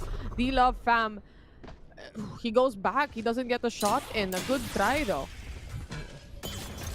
Oh, man. Pero, saan ba magpupush yung mga players ngayon ng full sense? Pero, napakaganda rin talaga na anti-flank na ginagawa talaga ng isang chamber dito sa bind eh. Pero, PTC, nagkakaskas ng yelo, gagawa ata ng halo-halo. Magtitira siya ng isang butas dyan for sure, ng isang... Ingat, tama yun. Nagtira siya, hindi niya completely sinira yung wall. Magtitira siya ng siguro mga 3 to 2 hits dyan bago masira yan. Oo, tama. Pang scramble na yun. Kasi tapos na yung halo-halo eh. Mag-overflow yung ano eh. Oo, yung baso. isiyan nyo lang. Oh. Pang scramble, isi-save natin yan maya-maya. Oh! Muntik na yun. Grabe naman, pixel perfect. Pero nga John Olsen pushing in already. Pero andun na si NTK. Pero meron siya rin sa baba. Pwede kunin ni NTK yan. Pero ang tanong, kukunin pa talaga niya. Pero ang problema na din si John Olsen, super low in HP. Pero one tap na John Olsen. Meron tao sa likod mo. NTK will kill on to John Olsen. PTC with another one right now. 2v4. And dito kay NTK, meron siyang isang comms dito, partner. So, pwede pa niyang gamitin to, pero nakikita na ba natin si PTC, wala na siyang Trailblazer, wala na din talaga siyang heal kasi syempre first round to. So, kay Dorf naman, wala, I mean, nag-armor. Ay, armor tuloy. Tama. Nag-armor? Tama. Ba't 50 nakalagay? Naka full armor yan. Uy, meron na rin siyang guiding light. This is the hop out. Ang gandang TP out nun. Buhay pa si D-Love Fam dito. D-Love Fammy. At saka si Shalala. Pero may dalawang problema pa sila. Which is NTK and Dorf trying to defend the spike right now. BAAM, NTK 1. Very low on HP. He doesn't need to see where he is any longer. Dahil isang pitik. Isang ano na lang yan, isang kembot na lang yan, isang hinga na lang. Oh, sorry nagkamali ako doon sa nakita ko. Okay lang. Tanggap pa rin. Nagkamali ako. Ah? That's a good spot. Ay, hindi ko ginagawa yun eh. A gift. Isa lang, partner. Isa lang. Patry lang. Saglit lang, konti lang. 10-3, ang laki na nung gap. 7 rounds continuously kailangan makuha ng Big BAAM kung gusto nilang makabawi dito. That's a good spot. Out of charges. Teleport's ready. Default play to mula dito sa side ng Full Sense. They wanna look for the pickoffs and they exactly got it already with Chalala getting that 2K. PTC, Lamy snaps. One by one, it all just crumbles for Team Big BAAM. Si Dorf na lang naiiwan and he's rotating all the way from A or from T-spawn papunta sa A site and may nag-aabang now which is John Olsen. He's just on point. Look at the headshot, the clean, flawless round for Full Sense. 11-3. Partner, that's how the cookie crumbles, mga kaibigan. Pero at this point, we can say na 11-3. Napakahirap nito, partner. Dun sa 19 nakita natin kanina, it's just, yun yung chance ng BAAM para makabawi. Para lang maka-close ng card counter, siguro 9-5 or anything like that. So just to push it to a 6-9, nice. Pero 11-3, kailangan manalo ng BAAM ng 8 rounds in a row. That is 8 rounds, 8 chances, mga kaibigan. Napakadami pwede mangyari sa 8 rounds. And for Full Sense, like what you said, they're really on fire. Lalo si John Olsen though. And kung napapansin mo, they actually really trying to stop the possible push of Full Sense, pero sobrang confident na nila dito eh. There's no way na talaga sobrang mahirapan sila dito, partner, if ever. Wow, sinilip lang. Dry peek. Here you go. Chalala to get the trade. At nakapasok na sila dito. He wasn't able to use or capitalize on the utilities that he has. Nagdalawang isip siya sa pag-blind. And maybe when he goes for the blind, it might be possible he gets the 2K. But he doubted himself. He doubted himself. Nag-isip siya. Tama ba kung gagawin ko? Sino ba talaga ako? He doubted himself. Nalito siya. Nalito siya. Ikaw yung ito yung Tagalog broadcast. Ako yung Englishero. Tapos taga-translate si Vil. I've got your trail. Oh, I've got your trails daw, Vil. Anong ibig sabihin yan? 30 seconds left. Nasusundan ko ng mga yapak mo. Oo. Lalim. Pero ito na, John Olsen. John Easy Olsen. one. Wow, what a kill coming in from John Olsen. This is over. Tapos na to, partner. Wala na. Full sense. Grabe. Galit, unstoppable force eh. Galit. May mga date to pagtapos ng match na to. Men, kailangan nila mag-usap-usap. Pwede nga sila mag-time out eh. Hoy! Ginagawa mo dyan, kaibigan. Ito nga nakakatabaan na nga dito sa natong 2K, pero it's not enough, my guy. Sarap talaga pag ako nag-cast, no, partner, ang bilis. Match point. Pag si Ray talagang... Bukas pa kahit... bukas matatapos eh. Oo. Pero wala, I mean, sa totoo lang, ito labas na to ng game pero I really love the bootcamp of Full Sense. Ang luwag, alam mo yun, parang ang sarap mag-stay. Nakapunta ka na? Nakikita ko, diba? Nakikita mo. Oo. Share mo lang. SKL. Pero, tapos na stream mo kanina. Ang bilis nga. Gulat kaya, no? Match point na! My God! Match point na, mga kapatid. Napakabilis ang pangyayari dito, mga kaibigan. Pero this is a time na pwede makabawi ang Big BAAM. Pero ang problema na din talaga is puro Spectres lang din ang gamit dito with a Bulldog and a Vandal dito kay Dorf. Kung kasi yung Dorf, bigyan mo lang kay Natong yung Vandal na yan eh. Pero it's fine. You are the pseudo-duelist anyway. So you can actually take down these players na nandun talaga. Pero John Olsen nagbabadya lang dito na papunta dito sa may mga kaibigan. Pero ang ginagawa lang dito ni Chamber, which is si V, medyo... I'm out of stuff. Naghahanap na siya dito ng pwedeng ma-pick off if ever. Yan muna ang kailangan nilang gawin. They need to pick off someone muna bago talaga sila fully makapasok. Shockdown will actually hit Dorf right now. Wala na siyang armor as well. Pero yun nga, napakadami nangyayari dito. Vulnerable na nga yung isa, pero siya lalawin na kill onto Pina right now. Pero hindi pa sila pwede makapasok dito because the players of BAAM is actually trying to stop their way. Pero it's just a one by one. They're destroying Big BAAM right now. Natong 2K will be falling down 13-3. First point goes to Full Sense of Thailand. What a dominating game that Full Sense showed. Kita mo naman from the attackers, from the defenders, sobrang tight ng gameplay or game style nila. And when you look into it, you could just see how confident John Olsen plays, how other players also are confident into making this place happen. Kasi hindi lang naman nakasalalay yan sa mga duelists or sa mga entry frag. It all relies on the other team members as well. Yung mga team na kayang bumulag, kayang mag-trade in, doon nagmamatter lahat. And Full Sense just complete control over it. Natanggal yung mic ko, nagulat ako. Pero kung napapansin mo, talaga si NTK talaga. I mean, this player, siya talaga yung isa sa pillars ng Big BAAM talaga, partner. Napanood natin to kalaban ng Action PH. Ito yung, si NTK yung Sage na matilok. Nakakainis size box. Makikita mo naman sa stats eh. Like, look at it, NTK, obviously, dominating win for Full Sense. He was still able to get 12 kills. Siya na may pinakamataas na KDA dito, over 1. At nahirapan talaga ang Big BAAM dito. If they want to get back to it, they have to snap out of what they are looking at right now. They have to really figure out paano nila matatalo tong Full Sense. Kasi masakit eh. Kita mo parang perfection yung napanood natin. Oo, tama. Sobrang perfect na nangyari dito sa side na ginawa nga ng Full Sense, mga kaibigan. And it's just hindi nalaman ng Big BAAM yung pwedeng counter sa ginagawa ng Full Sense eh. Sobrang solid nung nung attacking nila. Sobrang solid din nung def nila. Isipin mo isang beses lang nanalo. Ay hindi pala nanalo ang Big BAAM ever dun sa defending sila.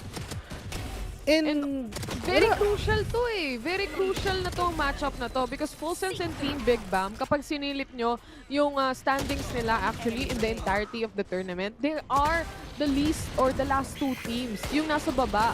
And when you are in that red zone, you have to make a fight for your life. And Full Sense is having that full fight of their lives right now. And they're trying to make it work against Big BAAM as much as you can get those rounds. Kasi hindi lang rounds yung game or rather match series yung binibilang dito, Vil, diba? Pag sinilip nyo yung Wikipedia, makikita nyo, pati yung rounds binibilang. Kasi importante yan when it comes to tiebreakers. Yeah, for sure. And ito pa yung isang malupit, partner. Eliminations na to eh. Laglagan na to. Yun nga eh. Ang matalo dito, mga kaibigan, laglag na. Dito sa... Hindi makapasok sa knockout. Sa group stage, partner. Sa group stage. Tapos, if ever nanalo dito ang Full Sense, meron pa silang isang match para makapasok, para mapunta dun sa qualifiers. Para sa group stage rather. So, they only have two chances na lang din talaga. And this is their second to the last chance. So, if ever na manalo ang Full Sense dito, Full Sense will advance and Big BAAM will have to say goodbye. Eliminated sila and sana makababa na siguro sila sa stage 2 and okay lang naman kasi hindi naman sila uuwing luhaan kasi at the end of the day. Ang galing no? Tinapos na natin game 1 pa lang. Oo. Kasi wala at the end of the day may pera pa rin naman sila Yun nga, ang ganda talaga ng pinapakita ng Full Sense. Pero ang tanong, tutuloy-tuloy ba yan up until game number 2? Malalaman natin when we get back because VCT Asia Pacific, of course, is gonna be right back. So please don't go away.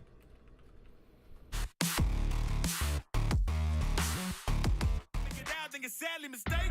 Careful what you put in your stake in, cause I ain't got no patience and no limitations. You tryna figure me out and I know I don't make sense, but no one's there when you call like you're trapped in the matrix. You need to take a break from it, I think you should take 6. Cause yes, I hold a throne and no one else can replace this. The pain will only go deeper the harder you chase it. I'm the greatest that you ever met, it's time that you face it, so tell me. Why you still testing my patience? Tryna turn me into something I ain't tryna be. All the hate is a heavy rotation. You gon' lose yourself, quit testing me. Don't make me lose my mind. Don't make me lose my mind. My mind, cause I'm looking like Wesley, test me. Don't make me lose my mind. Don't make me lose my mind. Don't make me lose my mind, cause I'm looking like Wesley, test me.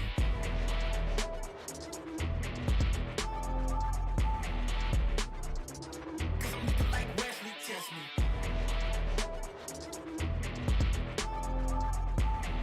Don't make me lose my mind, cause I'm looking like Wesley, test me.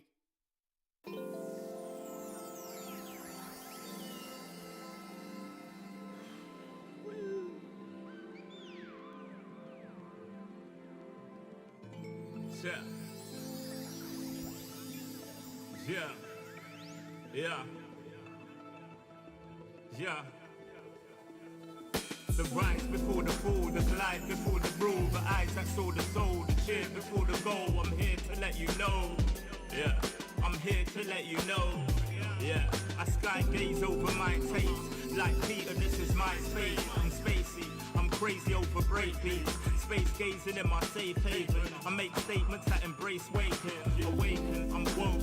Taking the road to who you assure. The celestial scope. The stars explore in your inner. The starts at the core. Inner space and more. Your body's a planet for sure. Nurture it with the words I writ. Scribe like highlights. Flying saucer. Supply the order, it's the author. Walking on air. Walking on water. Blending between borders to let you know. This is here to support you. The blend. The blend.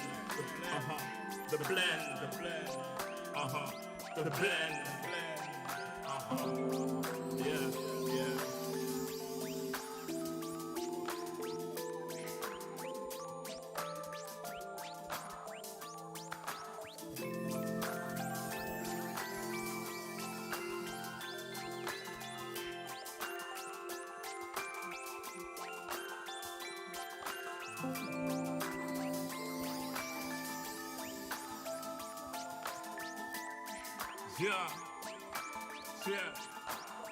Yeah.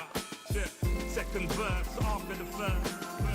Take control with words, roll reverse, the rebirth of verb from inside out, outside in. We control the earth frequency.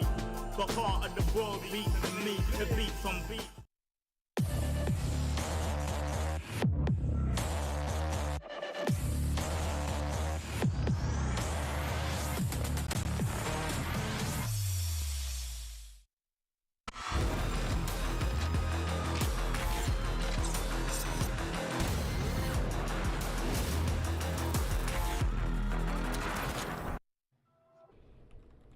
Welcome back sa VCT Asia Pacific. Andito na tayo sa pangatlong araw natin at nakikita pa rin natin on our third series for today, Full Sense versus Team Big BAAM. Pero bago magsimula ang lahat, kami nga pala ang inyong mga casters. My name is Terror. With me is Bill. Kami ang gamot. Sinabi ko na ang lahat. Anong pakiramdam ngayon, Bill? Anong tingin mo para sa matchup natin nito? Okay lang. Okay, yun lang. Okay lang. Kakulay ko pala yung upuan mo ngayon, Tika. Oo actually, pinlano natin to. Oo. Kahapon narinig ko, naka-neon jacket ka eh.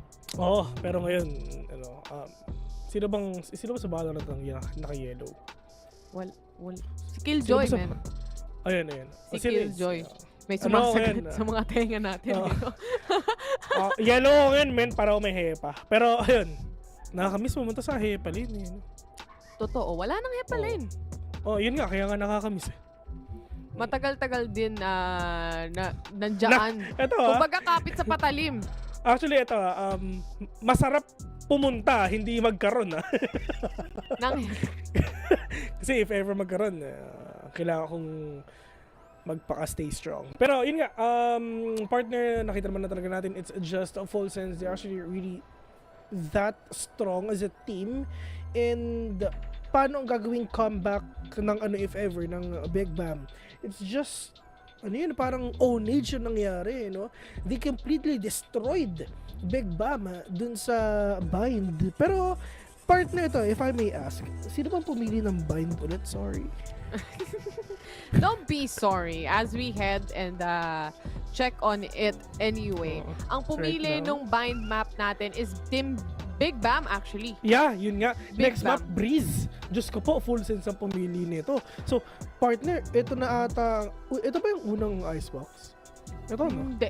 Ay, hindi. Sorry. I mean, Breeze. Hindi rin ito yung unang Breeze. Hindi Kanina ba? naglaro tayo with APH. My God! My God! Sorry. Hindi ko nanonood. Nag-stream ako. Yun nga yung nangyari literal. Literal. Sorry. De, pero yung pumili, guys, pagdating sa first map natin kanina, Bind, ang pumili nun is actually Big BAAM. And full sense pick Breeze. And the third map, kung sakali mang makarating tayo doon, Ascent yung susunod doon. And looking at, of course, our stats as well sa VLR, lalo natin, tropa natin yan, ay when we look into it, Breeze, hindi ganoon kadami yung nakikita natin, but tatlong games lang eh. Mahirap tignan yung stats dito sa Big BAAM. Ito. I mean, yun nga yung maganda actually. Kasi dun sa Champions, Zeta Division ata yun. Zeta Division. Ang sinabi ng panel, which is yun din, sinabi nila, basta yung mga nag-i-English doon. Hindi kasi namin naintindihan. Ano sinabi?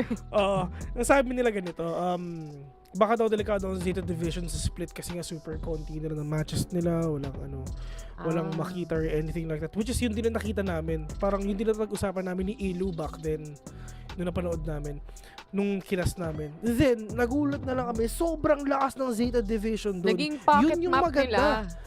Yun nga yung maganda.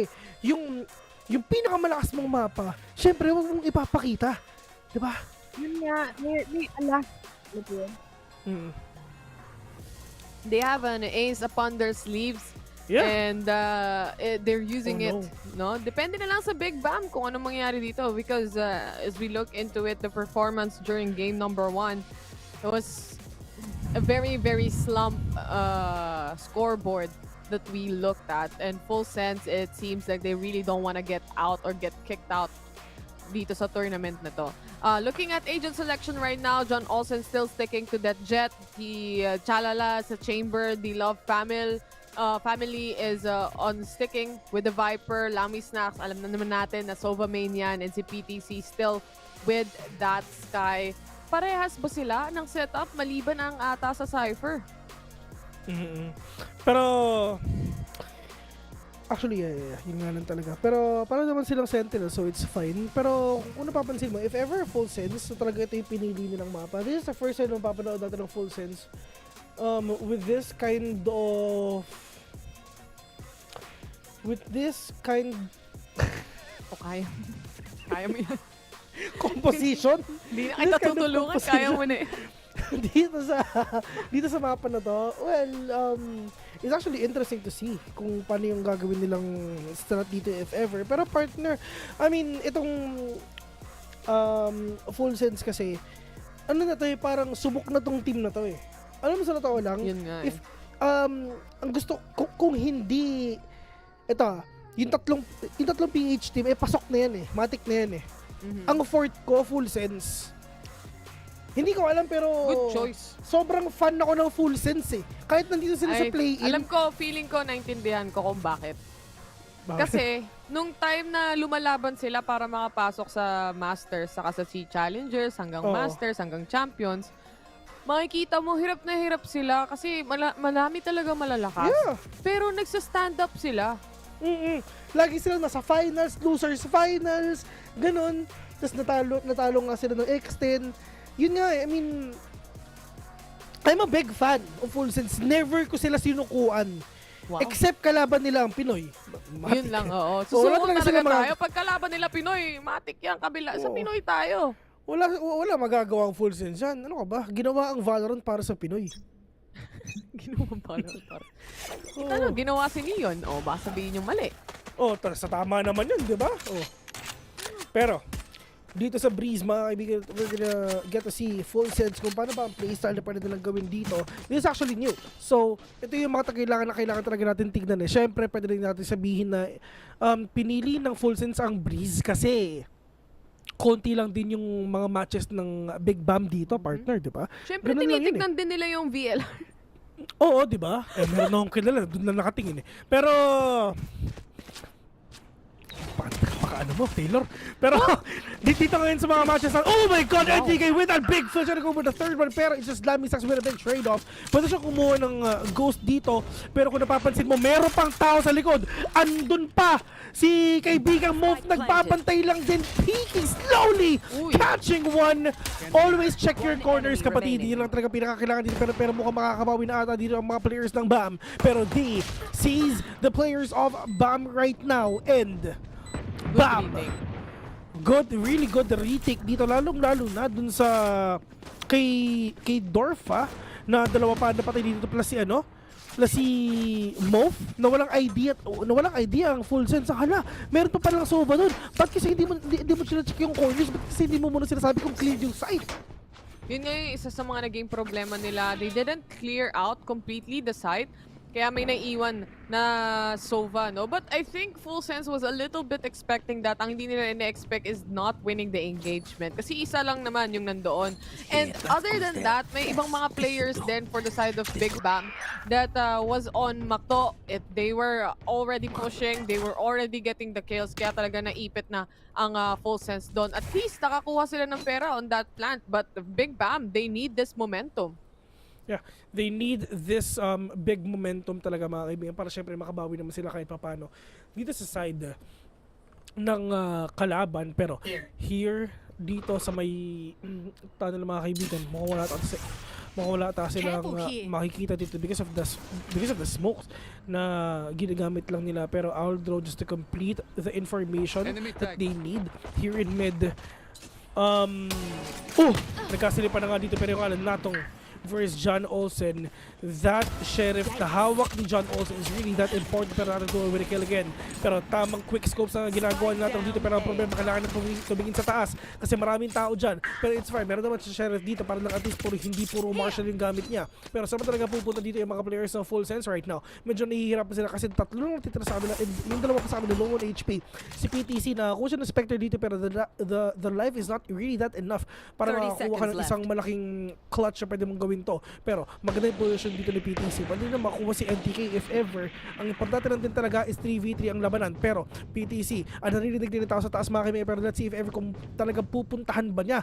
Naghahanap na siya ng mga dito, yung mga magandang openings Pero oh my God, PTC from behind, taken down 2. Not tong 2K mga kami. Medyo delikado siya because of that Sheriff tsaka Marshall na gamit niya, partner. 1-1. Na 350 sila dun. Na 350 sila Ayaw talaga papigil na itong Full Sense. Ayaw nilang makapag-bonus pa yung Big BAAM. As much as they can, they want to take all the rounds in. They want to take all the scores in as well. And we are looking at a very, very powerful Full Sense today. PTC, isa na nga dito. Talagang na-psycho niya yung iba. And that is actually miscom as well. Like delayed communication. because hindi nila alam na may tao on stairs and the other team members weren't looking as well. So, 1-1 na nga ang score. We have the upgrades. Nandito na yung tatlong Vandal. Ganun lang. Isang pitik lang, isang round lang, and everything changed again. Yeah. It's just the change na talaga na kaya nilang gamitin dito. I really thought that BAAM would get that, pero it's just wala eh. Sobrang ganda nung lurk na ginagawa dito ng PTC. Chalala catches one as well. At kung napapansin mo, wala pa namamali dito sa side ng Full Sense, mga kaibigan. Napakadami nilang pera next round for sure. Si John Olsen, hindi siya pwedeng mamatay dito kasi it will mess up with the economy of Full Sense. Kasi for sure, si PTC, mag-drop na to if ever meron pa siya napatay dito na isa. Pero, Chalala, completing the round with a win again. Once again, Full Sense picked this map. At dun sa thrift na nakita natin, talagang it's really proving na talagang they have an advantage here. They memorize this course of the map when it comes to strategy and kung saan lumalabas talaga yung mga kalaban. You can definitely see that. How comfortable they peek out. Yung information is on point for the team. They're just looking really good right now. On the other hand, Big BAAM, despite being shut down into a 1-1 score and now heading to round 4, bumili sila dito ng operator. Si Natong 2K, magpo-forward siya, pupush siya dito ng kaunti, baka sakaling may papitas siya. But there is actually some players, 2 players playing default as well, and that is Chalala going down immediately. Super fast kills na nangyayari dito, pero down pinatay sila, Miss Nax. Kaya pa ba ng mga players ngayon ng Full Sense makabawi dito? Ang dami pwedeng sabihin kay Pina eh, no? Oo. Pinatay, pinaasa, pinakain, pinaisa lang, gumusto pa. Oo. Dami. Pinakita.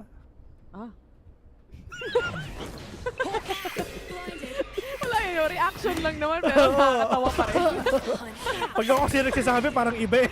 Oo, no? Kahit normal lang, parang isipin mo matatanggal ka ng trabaho. Pina, he was able to take 1 kill down, pero meron trade-off sa kasama dyan. Si Mo naman, tumitrade din naman. At ito na nga, si John Olsen, he goes down in the hands of Pina. Pina, tuto niya na.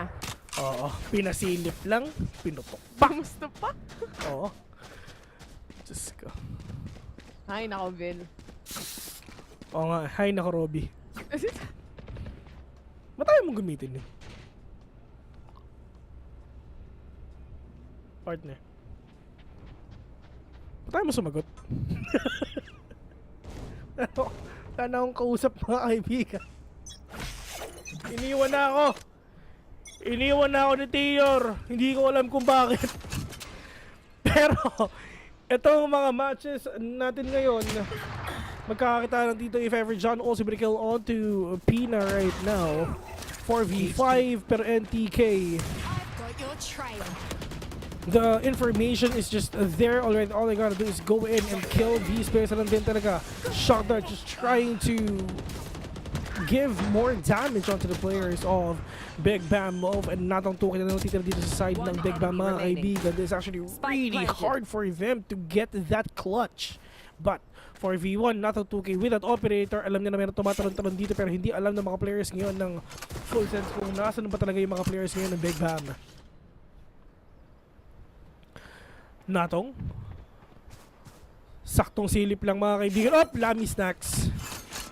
All these jump peak na ginagawa talaga ngayon ng players ng Full Sense is just really that intense. But apparently, Natong 2K will gonna fall down into the hands of Chalala.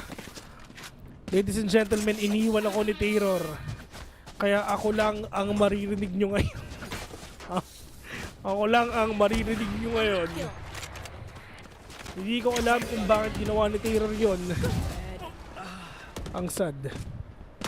Muulan sa labas.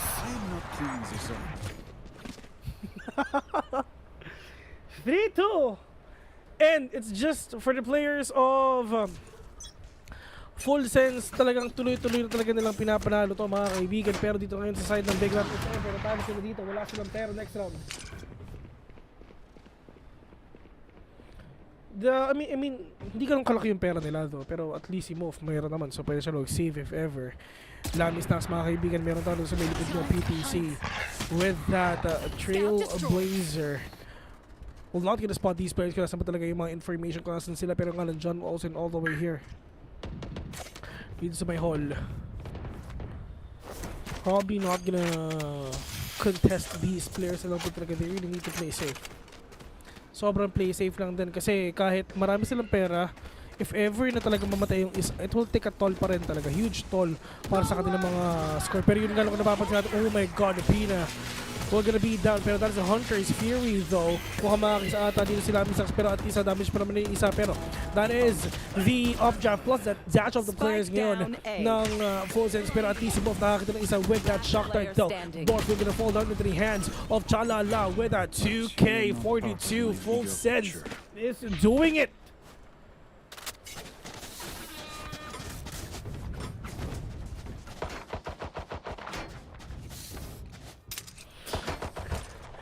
But dito ngayon sa mga matches natin ngayon mga kaibigan, medyo delikado na rin talaga dito sa side ng ng Big BAAM kasi it's just wala naman talaga silang pera. Ngayon wala silang pera. Actually yung iba pwede mag-drop. So ang gagawin talaga ni Mof dito, yes, pwede siya mag-drop, pwedeng Spectre, up to you, pero natong at least meron naman siya Blade Storm, so pwede siya makabawi kahit papano. But a big shoutouts nga pala sa mga nanonood dyan. If ever na umuulan sa inyo, don't forget na magpayong. Kasi malakas ang ulan dito sa Marikina. Hindi ko alam kung bakit. Umiiyak ata ang mundo. Umiiyak ang langit. Dahil talo ang APH. And kung napapansin natin ngayon, the Love family. We're gonna take down NTK, which is actually that important. Napaka-importante ng kill na yan. At least, wala na rin talaga silang mga players ngayon na pwede makabawi. Pero, kung napapansin nyo, Tira is now back! Akala ko iiwan mo na ako, partner! Hindi, dito lang ako, man. Dito na nga tayo with PTC planting the spike. 4-2 scoreline. The operator up and online din para kay John Olsen. And Eco to para sa Big BAAM. Kailangan nila makakuha ng pitas ng kill man lang. And this is already full sense, taking full control of the site. What a shot mula kay John Olsen. On the other hand, Pina, kumukuha din ng kills dito. All they have to do right now is just to at least have that punishment on the economy. Pero hindi nila magawa at all. Wala, parang talagang pinadalawa lang daw gusto pang manalo. Tsaka lala. Kung napapansin mo alam mo ang problema ng Big BAAM dito? Ano? It's just full sense. They're all over the place. Gold ka na lang na merong bubble sa gilid, sa harapan mo, sa likod mo, kahit saan, sa taas mo, sa baba mo, lahat, andun na sila. Hindi mo ini-expect yung mga posisyon ng full sense. At saka so, I mean, hindi ko ba alam kung ba talaga sila nag-dry pick ng todo? If ever guys, ito ang dry picking, ang ibig sabihin nun is pumipick ka na walang flash, na walang anything. Na walang utilities. Oo, na walang utilities. Kaya, mahirap yung mga ganun, yung mga dry pick, tas wala kang support, wala ka ring trade. Oo. Mahirapan na wala ka talaga makukuhang kill. Kung meron ka makukuhang kill, one and done yung magiging position mo. Kumbaga, one and done, kapag sinabi natin yon, isa lang mapapatay mo, pero hindi ka na makakatulong sa team kasi mamamatay ka rin pabalik. I am the hunter. The Sofa, the ultimate is connecting to 2 players. Nabawasan niya, naging kalahati or halos kalahati. At least yung mga buhay na ito. Eto I mean, if ever pa natalo ang Big BAAM dito, ewan ko na lang, pero merong Viper Split sila para at least magkaroon sila ng konting advantage dito mga kaibigan. Pero uulitin ko, marami ng damage ang players ng full sense ngayon, pero the spike is not being planted by him. Mofoy! Tumingin sa kaliwa, nakakuha ng isa, pero the Love fam inside the Viper Split mga kaibigan. 1v3, Dorf, super low on HP. Wala naman siyang mahihilito, so okay lang yun. D-Love fam, all they gonna do is syempre just utilize that snake bite na meron siya. Pero meron tayo sa kanan. D-Love fam, katabi mo lang, pero Dorf! We're gonna shut you down. 3-5. Still in favor of full sense. And yun ang importante na rin yung ginawa ngayon ng Big BAAM. At least napakadaming natamaan nung Hunter's Fury ni Mof. Tatlo. Yun nga eh, ang daming na-detect during that Hunter's Fury. Natamaan din yung iba, nabawasan yung HP kahit papaano. And right now, we are heading to round number 9 na kung nakikita natin yung mga buy dito at just a quick replay for the teams and for also the viewers that were watching. Yung positioning ni Mof dito, saktong-sakto lang, tamang timing lang din. And si Dorf, talagang nagsistep up siya on this game compared doon sa game kanina na napanood natin. Yeah. Pero, ang mga ginagawa naman ngayon ng BAAM mga bagay-bagay. Oh, mga bagay-bagay. May operator na naman sila dito. Isipin mo, attackers tong mga taong to. And John Olsen being very comfortable using and picking the jet and using that operator to push as well or wait out para sa post-plant situation. The complete trust on the teammates. Shalala goes down in the hands of Dorf already with them left and right getting the kills. John Olsen secures one. This is the smoke from the jet and John Olsen is ready to take the action. Isa lang ang kailangan niya. Operator lang. Hindi niya na kailangan ng Vandal on the attackers. Shock darts coming in from Lamy Snacks with the help of the Sova drone. Baka sakaling may makita siya and that is of course Mo already being spotted out. Masyadong na-excite si John Olsen dito dahil nakakita ng isa yung drone pero syempre may nag-aabang dyan sa may halls. On the other hand, meron din isa pang nag-aabang which is si Natong 2K. He didn't get the kill. Instead, Full Sense still got it? I actually don't know, man. It's just Full Sense are all over the place. For Big BAAM, I mean, they're really struggling really bad as well. Tuloy-tuloy lang na ginagawa ng Big BAAM itong lead na meron sila. And it's just the small mistakes nga talaga ng Big BAAM. That is the thing that Full Sense is capitalizing. They're actually capitalizing every little thing na ginagawa na mali ng Big BAAM if ever. Pero dito naman ngayon sa Full Sense, there's a lot of questionable plays. I mean, sa Big BAAM, there's a lot of questionable plays. There's a lot of misplays, mishaps. Miss na kita. Madaming mga bagay. Madaming mga ganon talaga eh. Yung bigla na lang magdadrop ng ganon. Oo. Pagka-flash mo, nakita niyang may kasama ka ng iba. Mga ganon ba? Wala na, naapektuhan na rin ako. Kaya ako napapagalitan dahil lang din sa mga ginagawa mo eh. Wow! Wow! Kapal nito. Ako pa talaga may kasalanan. Nananahimik ako. Joke lang. Bati tayo kasi sinalo mo ako. Siyempre. Ba't ng mga ito hindi sasaluhin? Yan. 6-3 is the score. Full Sense, 3-round lead on their hands. Si John Olsen, isipin mo yung Full Sense pumasok kanina on site. Hindi na sila lamang during that time because 2 players was immediately cut off. Pero si John Olsen na nag-aantay sa A-main, masyado ngang nabibisi yung Big BAAM dun sa nangyayaring engagements close by. Hindi na nila napapansin si John Olsen, nasa likuran lang, kumukuha ng kills. Ito na naman siya. He gets another. Nakapitas na naman ng isa dito. John Olsen quite knows that there must be someone close by. Hindi tumatama yung Sheriff. Diyos ko, Lord! Ay, naku. Ewan ko na. Is this a 9-3 again? I wouldn't be surprised. Are you kidding me? Nasa ulan dito, partner? Ano yun? Nasa ulan dito. Malakas din ang ulan dito. Kaya nga nabura ako sa ano eh. Sa lipunan. Nabura ako ng 13 seconds eh. Ano nga masabi ni, abay shoutout nga pala kay Yulia. Ayan. Kanino? Kay Yulia. Abay shoutout kay Yulia. Oo naman. Naramdaman na niya ang ulan ng Pilipinas. Oo. Masyado daw bang malakas? Malakas. Kasi yung ulan dun kakaiba eh. Oo. Ito mas malakas, saka mas malamig ma. Yung ulan sa Germany kakaiba eh. Yung ambon dito malakas sa kanila eh. Yun nga, yung ambon dito bagyo doon, man. Oo. Signal number 4. Wala. John Olsen na naman. Diyos ko, di na nagbago. Araw-araw, gabi-gabi, Valorant ang gawain. Oo nga eh. Akala ko alam yung ano eh. Nagkabalbas na sa ano eh, dahil sa Valorant eh. Hindi ko alam kung bakit ganun. Pero saan taon na? Punish ng Big BAAM. John Olsen, ano to eh. Talagang, parang hindi siya pure Thai. Alam mo yun? Parang may iba. Diba? No, hindi siya.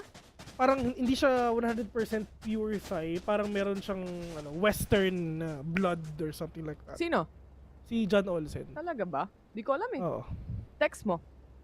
Sige, wait lang. Send ko dito sa... Sa group chat natin ni John Olsen. Send mo. May Viper spit na nilabas dito on the hands of course, Big BAAM. So they might kind of delay at least yung pagpasok ng ibang players. They're not gonna go for that orb contest. The Sova drone spotted, syempre si Pina, alam nila na nasa labas ng Viper spit. So I think they wouldn't decide going on A. Panggulo lang. Oo. Panggulo lang talaga. And they really want to mess up with the heads of Big BAAM. Is this gonna be the same thing all over again or not? Mga kabawi, ba dito ang Big BAAM or not? Pero makikita natin dito if ever nagkasilipan na nga, pero that is the Love Family. Actually, take down these players talaga. Oh my God, complete domination. Big BAAM is destroyed already. 9-3 once again. Mga kapatid, mga kaibigan, mga kababayan. Turn up! Ito ha. Turn up, magingay! Pilipinas! Oo. Wala namang Filipino team eh. No? Pilipinas, magingay! Oo. Pag natalo ang Big BAAM dito, it's over! Wala, natanggalan na to eh. Elimination match to. So they have to make sure that they can win this round. Kailangan nila tong game na to eh. Oo. Ito si John Olsen. Pero kasi kung ikaw kalaban ni John Olsen ng full sense, anong gagawin mo? Ano? Anong gagawin mo kapag kalaban ka ni na full sense? Ngayon, kung ikaw yung nasa posisyon ni BAAM. Wala. Alt-tab. Uninstall. Uninstall. Tetris battle. Give up sa Valorant na lang. Oo. Di talaga sila mga puwelo. Ano? Hindi sila Alt-tab, makapasok. auto-jump. Auto-jump. Wala eh. Hindi makapuwelo talaga yung Big BAAM kanina pa. Even on game number 1. Parang gumising yung full sense ngayong araw. Tapos sinabi agad nila pagkagising nila, gusto kong manalo. Hindi. Si John Olsen talaga. Ano para siya? Hindi pala siya, wala pala siyang... Wala siyang... Siya si Chanawin Nakchain. Si John Olsen? Oo. Ah. Born May 20, 1998. Oy, data privacy. De lahat yan naka-post naman sa ano eh. Naka-post naman yan sa sa Wikipedia eh. Sa Wikipedia eh. Paano ka? Data privacy act. Pero naka-post. Of 22. 9 Treakers. Magtutuloy-tuloy ba to? Or finally, Big BAAM or Full Sense will just take it away. They look really great right now. Isa na dyan ay, of course, si John Olsen. He's really making plays happen.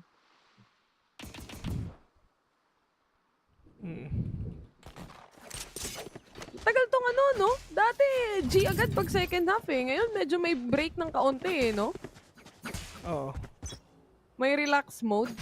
Ay, salamat sa nag-cheer sa PPGL VCT PH. Sino? Nag-cheer. Cheer 1. Cheer. Uy, salamat! Grabe. Yan. Uy, meron na tayong TF. Tig-isa tayo dyan. Tig-isa tayo. Yes! Isa kay Riri, isa sa'yo, isa sa akin. Pero back to the match here, ipinapaulan na ng bala ng Full Sense ang Team Big BAAM. Nagka-plan sila dito ng spike. Yung iba na bawasan, yung iba naman full HP pa. Pero ito na yung mga players ngayon ng Big BAAM. Let's see if ever makakaisa mo ba yung mga players ng Full Sense dito mga kaibigan. Pero importante, halos wala talaga bawat dito ang Full Sense. Pero patulong natin sila sa kanila Pina, super low on HP. Pero napatay rin sila dito. Pero ubos na nga. Ubos pati patutubos. Napakabilis ng pangyayari dito. 9-3. Parang ito lang yung nangyari kanina. Ang tanong, makakakuha ba ng puntos ang BAAM sa second half or not? Kasi if ever, Diyos ko po, it's like a deja vu of what happened a while ago, partner. Are you kidding me? Yun nga eh, parang replay pero ibang mapa lang. Parang ganun yung nangyari dito sa Big BAAM. Hindi talaga sila makabuelo. Nakukuha naman nila yung kills eh. Pero may something sa execution ng may something sa execution ng Full Sense na hindi nila mapigilan. Oo, pare. Feeling ko, unstoppable force. Hindi nila napapansin yung nasa likuran. Lagi lang nila nakikita yung nasa harapan nila. So they really have to think outside the box when they look at or go up against Full Sense, like a team like Full Sense, because they play fast. Yung sobrang bilis nilang maglaro, hindi mo na talaga mapapansin yung ibang players. Yeah. Pero dito ngayon, uy, grabe naman ang mga aerial natin. Big shoutout nga pala kay May na siya ang gumagawa niyan. Pero amang bigayan lang din talaga pinahiramuno ng Spectre itong mga players natin ngayon. Pero nakita natin ngayon sila itong 2K bumalik. Nag-force buy na rin talaga yung BAAM, no? Kasi wala kailangan kapit sa patalim alam naman natin yan kailangan talaga nila makabawi kahit papano kaya wala silang choice. Kundi pumili lang talaga, tamang full buy lang din talaga, and finally! Yun na. Nakabawi na rin ang Big BAAM dito. Finally, nakakuha sila dito ng isang round against Full Sense. Pero enough ba to snowball upon? Because, of course, it's still 6-round lead that it's still quite big for these players. At nakita naman natin kung gaano rin sila nahirapan dito on trying to get the kills. At least, there is a breathing part of this team right now. 4-10 ang score natin. They're gonna buy. They're gonna use that Bulldogs. 2 of them and 3 Spectres ang makikita natin dito. Paano e-entry ang Big BAAM? Mahirap um-entry sa Breeze, Sobrang mahirap talaga um-entry. Kaya biski ako, inis ako, lalo na sa A. Ay, naku, lalo ayaw na mag-entry sa A. A-side. Kailangan may matindi kang setup dito Humirap ang attackers dito sa A. Pero, oh my God, dilag, pan, chalala, sirep lang sa kalam. Sirip lang sa kalam. Talagang literal na sheriff lang ang puhunan ng dalawang members dito bago bumagsak yung isa. Si John Olsen sumusugod pa. Nakakuha pa siya ng kill doon. My God naman! Oh my God, isa na lang! Sino panalo? BAAM, okay. Well, sila yung nanalo on that round, but at what cost? 3 casualties ang meron sila doon. And good thing at least they would have enough money to buy the Vandal still. At nakikita rin natin na Molf is just sticking to the same gun, probably. Just a Spectre as well. On the other hand, Full Sense, they have now a full guns right here. We have the Vandals, we have the Phantoms. Ready lahat para sa kanila. 10-5 na ang score. 5-round disadvantage na lang dito ang team Big BAAM. At maybe, konti-konti, umabante to.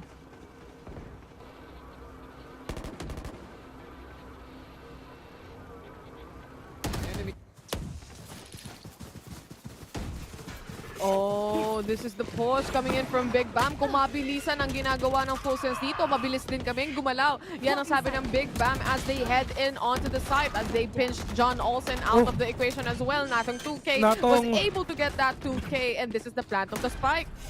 This now, the spike being planted by Big BAAM, mga kaibigan. Medyo may ihirapan nata ang side ng Full Sense dito kasi at least nahanap na rin talaga ng Big BAAM ang groove nila para makabawi dito sa game na to.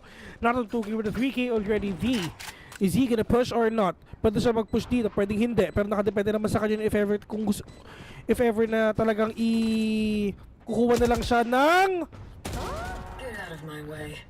trigger discipline ng exit lang. frag. Yung trigger discipline, delikado pa yun.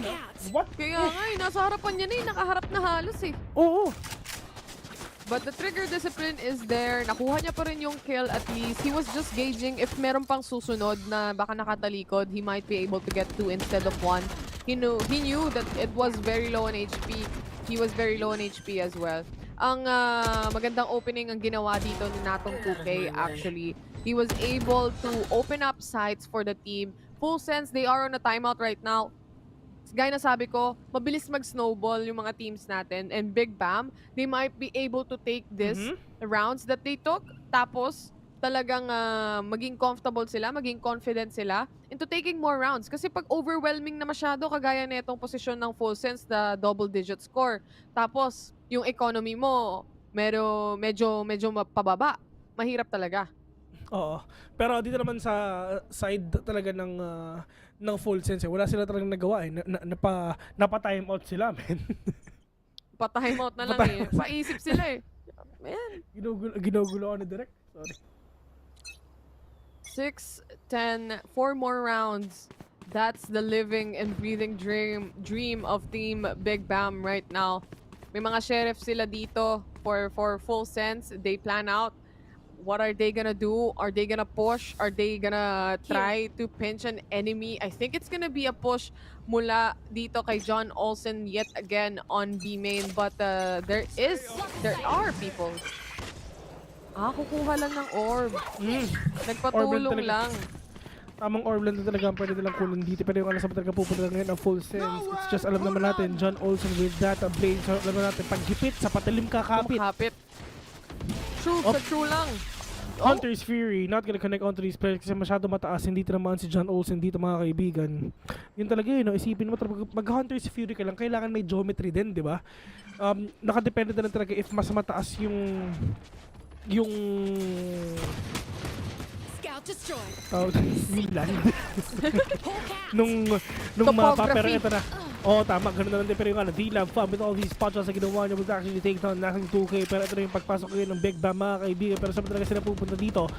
That Seekers is alam na talaga nila kung saan ba yung nagbabantay ng talaga. Saan ba talaga kung yung pwesto dito ng Big BAAM if, I mean a full sense if ever, sorry. But John Olsen pushing in, taking one down, trying to go for the second one. John Olsen popping off! And once again, that is a 350 round for the side of full sense. They don't care kahit wala silang pera. Alam mo, maganda sa full sense. One-man team to. Parang si John Olsen, kahit iwan mo siyang mag-isa, kaya niyang gumawa ng plays eh. Maliban pa doon, yung ibang mga players niya, yung mga ibang teammates niya, nagpe-perform din. Yeah. Uy! Grabe naman yung shot na yun from the replay. And of course, this is how it all ended. This is how John Olsen made the opening for the team. Just beautiful to watch as well. This guy is definitely on point pagdating doon sa mga shots niya. Pati na rin doon sa kanyang aim, of course. A big shoutout nga pala kay Hana. Shoutout sa'yo, Hana. Bod. Dito si Hane. Hawak-hawak ni si Pico. Mof, inubos isang clip para lang sa patches na magagawa niya pero kung ubusin lahat ng bala ng bundle mo, men. Hindi pa nakakapasok, ubus na eh, no? Paglaban na, ito rin tutulog eh. Nauubos eh, pero nakakuha siyang kill. Nakakuha pa siya ng kill. Diyos ko po, worth it! Sige lang, ubusin yung clip niya. Isa pa. D-Lab fam dito lang sa Getty mga kami. Pero kailangan mo na umalis dyan, baby boy. Pero tatang 2K. Siya kayon ang babawiin naman ngayon yung mga players ngayon ng full sense. Pero healing over here, yan nasabi ni Dorf. Pero Lamis Nax, they have the idea. Pero neural step, one pushing again. Pero John Olsen, what? Lumilipad-lipad lang dito mga kaibigan. Nakapatay pa ng isa. And DK is low and it's dead right now. Dorf, the only man remaining. Tamang jiggle peak lang din. Pero BAAM with a big win! Sila pa! Pero, men, sobrang ginawa ni John Olsen dito. Halos munti ka nang mawalan ng pera ang full sense dun eh. Hindi lang yun Actually, if we break it down on how John Olsen played it out, it's a very, very smart play coming in from this guy. Remember, looking at this replay, yung upload ng Cypher, he will stand up, he will updraft, kasi madedetect siya eh. Nadetect siya sa land, pero nasa taas na siya dahil nga nasaktuhan niya yung updraft. So that was timing. If you aren't like looking really close, hindi mo mapapansin. Akala mo nag-updraft lang siya randomly, but that was timing for the neural def coming in from the Cypher. It was beautifully executed. He was able to take the kill and another one as well. Iba na naman ang story dito as Team Big BAAM though. They were able to take that round, but are they gonna take yet another round against Team Full Sense as John Olsen is just smashing for all the players for Team Big BAAM. Lamis Nax is also stepping up as well. Ipit na si Mof dito. They have the sheriffs, yes, but of course, behind. Nako! Diyos ko po, they're completely destroying BAAM dito sa mapa na to. And yes, natalo ang Big BAAM, ang full sense kanina, pero mabilis ang pagbawi. Partner, mahirap. Tignan mo yung pera ng Big BAAM. Wala. Allow silang RF orb. Ang Really goods yun, bro. Ganda ng play ng Full Sense dito. I'm not sure if it's just Big BAAM not being able to get the kills and use their utilities well, or it's just really John Olsen or the whole team really making a way how he can perform. The space being created, lalo na yung kills ni Lamy Snacks doon, they were all busy trying to pinpoint John Olsen. Merong wall, may toxic screen, hindi nila mahanap, tapos malikot pa si kuya mo John Olsen. Di busy si Lamy Snacks, kunin ko na yung 2K, easy. Easy Bugatti. Easy Bugatti. May Ferrari. Lahat na. Lahat na. Speed lang. Pa-time out tuloy. Ay, kailangan nila mag-isip-isip dito. And Lampere eh. pero si Natong meron naman siyang pambili dito kay Pina at Bulldog lang. Pero ay, hindi, mag-vandal wala. ata. Taghirap to. Force to kung force. Oo. Wala silang Push choice. yun namin. Oh my God, nagsisave pa ata. Nagsisave sila? Ay, hindi. Oh, yan. Ito rin, all binigay. out na to, men. All out na, all or all out. nothing. All or nothing, mga kaibigan. Bahala na si Abatman. Uy, binulag yung kakampi. Binulog yung kampi. Good start. Good start. Try lang daw, baka di gumagana eh. Oh! Ay, nakagat! Nangert-ngert. Camera taken out. Si NTK, umaatras lang ng kaunti. Oh, no! Ang grabe yung FS! Nasa loob na eh, parang ang pabilis sa pangyayari. Pero ito na nga, may hinahabol is, oh, Lamy Snacks! Wow. That flick of the wrist! Sarap to move. Iba yung Full Sense ngayon? Oo. Ang huling player ng BAAM, mga kaibigan, is it over? It is. It is. BAAM, Big BAAM is now eliminated sa VCT Asia Pacific. Good try, good run. Coming in, of course, for Team Big BAAM. But it wasn't enough effort to actually punish or matalo itong Full Sense. First of all, they have to punish John Olsen. Next, you have Lamy Snacks. The whole entire team just works. Yeah. Yeah. Salamat sa lahat. 2-0 na naman. Ang swerte ko, no? 2-0 lahat ng kinas ko. Ako rin naman. Lahat din ng game is 2-0. Pagkasama kita, mabilis lang talaga lagi. Oo, pag si Ray may konting technical pause, pero 2-0 pa din. Feeling ko, ako yung taga-negate nung curse. But looking at statistics right now, John Olsen with total of 24 kills, a 2.1 KDA, and combat score of 327. I guess he is the MVP when it comes to those kills and those plays as well, but I would say lahat sila dito nagtrabaho, Vil. Lahat dito parang MVP ng buong team eh. Oo, talagang lahat talaga sila is really nag-perform, partner. MVT tawag doon, MVT. Most Valuable Team. Oh, tama. They performed really, really good dito sa mga matches na nakita natin ngayon. Pero, dito naman sa side nga ng Big BAAM, they really tried so hard. But it's not that good enough sa ginawa nila. Pero, complete domination. They destroyed Big BAAM. Full Sense. Nasa lower bracket sila ngayon, mga kaibigan. And, meron pa silang chance na makapasok sa meron pa silang chance na makapasok sa group stage if ever, pero yun nga medyo mahirap na rin, partner. Pero meron pa rin chance, yun importante. Ang next makakalaban ng ang Full Sense, ang makakalaban nila is Action PH. Action PH versus Full Sense. So ang manalo doon is pasok sa group stage. Napakainit. Yun, man. Full Sense versus Action PH. Bukas. So, kailangan nilang dito. Mag-ingat-ingat, kumbaga, pagdating sa susunod na matchup ng Filipino team natin. Mainit ang Full Sense eh. Looking at the two maps that we've watched, they just completely dominated. Pero, may mga bagay kasi minsan, Bill, na yung mga team, malalakas sila, pero may kryptonite. Feeling ko, Big BAAM, kryptonite nila tong Full Sense. Kasi if you look at it, sila yung bottom 2 ngayon eh. Yeah.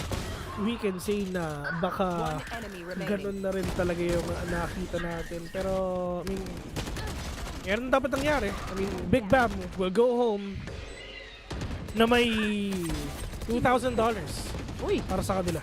Wala ba tayo dyan? Nanghingi pa eh, no? Talo na nga, nanghingi pa. Grabe si John Olsen, yung ano na yun, yung kill na yun, na dalawa. Chamba yun. Chamba, hindi calculated yon, yung updraft niya, pati yung neural depth, calculated lahat. I think John Olsen is a very smart player. He knows what he's doing. He knows which battle to take and what engagements to take as well. And that was a clean 2-0 for Full Sense right there. And pasok pa rin sila at least for the group stage. At makikita pa rin natin sila. And like you said, they're gonna go up our Filipino team, APH. Yeah, APH. That's gonna be their next match tomorrow. First match, mga kaibigan. Once again, the Full Sense versus APH tomorrow. First match. So, abangan natin yan. Pero huwag kayong magalala kasi meron pa lamang isa. Meron pang isang game ngayon. Actually, naglagan din to, partner, no? Fancy United versus Global Esports. Naglagan to, so it's gonna be that exciting na makita tong match to. So, yeah, thank you very much for watching. Once again, you're watching VCT APAC for the last time. Next match, Fancy United Esports versus Global Esports. We're cast for the day. Vil and Taylor, the mods. Signing out. We'll be back. Signing out.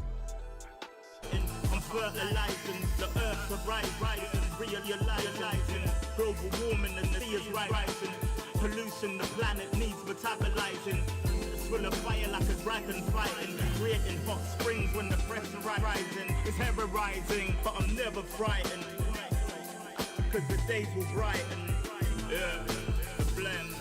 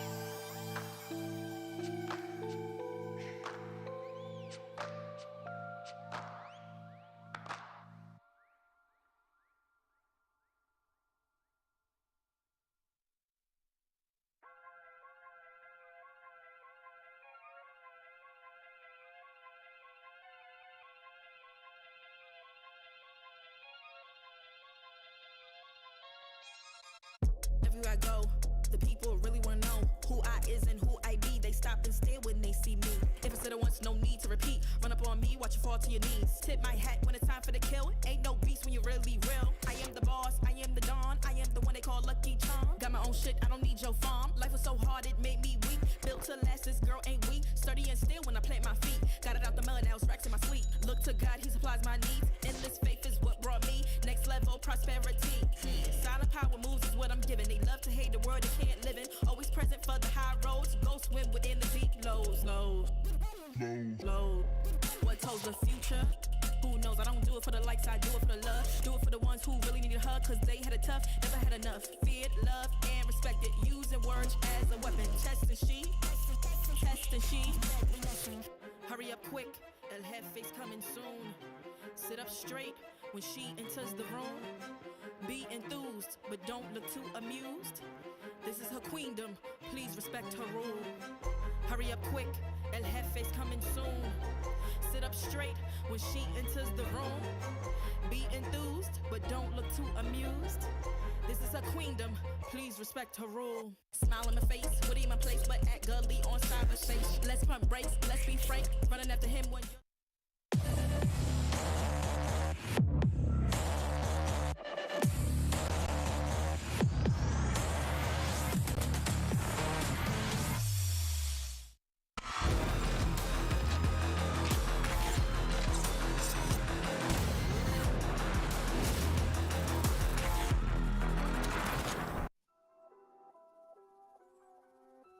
History will not repeat itself, and off of the backs of not Full Sense, but John Olsen, Full Sense secures their 2-0 victory and kicks Team Big BAM away from their chances in going into the group stages. Welcome back to the panel. I'm Nomad. Alongside with me is Black and Blue and Raph. That game, John Olsen was completely switched on, as well as the rest of Full Sense. Yeah, all senses for them at full effect. And John Olsen, he is such a big driving force. We've seen him on the biggest of stages performing. Once again, he does here. You have to talk about the backline for them as well. Chalala, PTC, always reliable, always great. But John Olsen, really, you got the first name, you got the last name, and he's going to give you a bit of the middle later on. I mean, if you had to ask me which map, like, we'd talk about Full Sense, because those are two very clinical performances either way.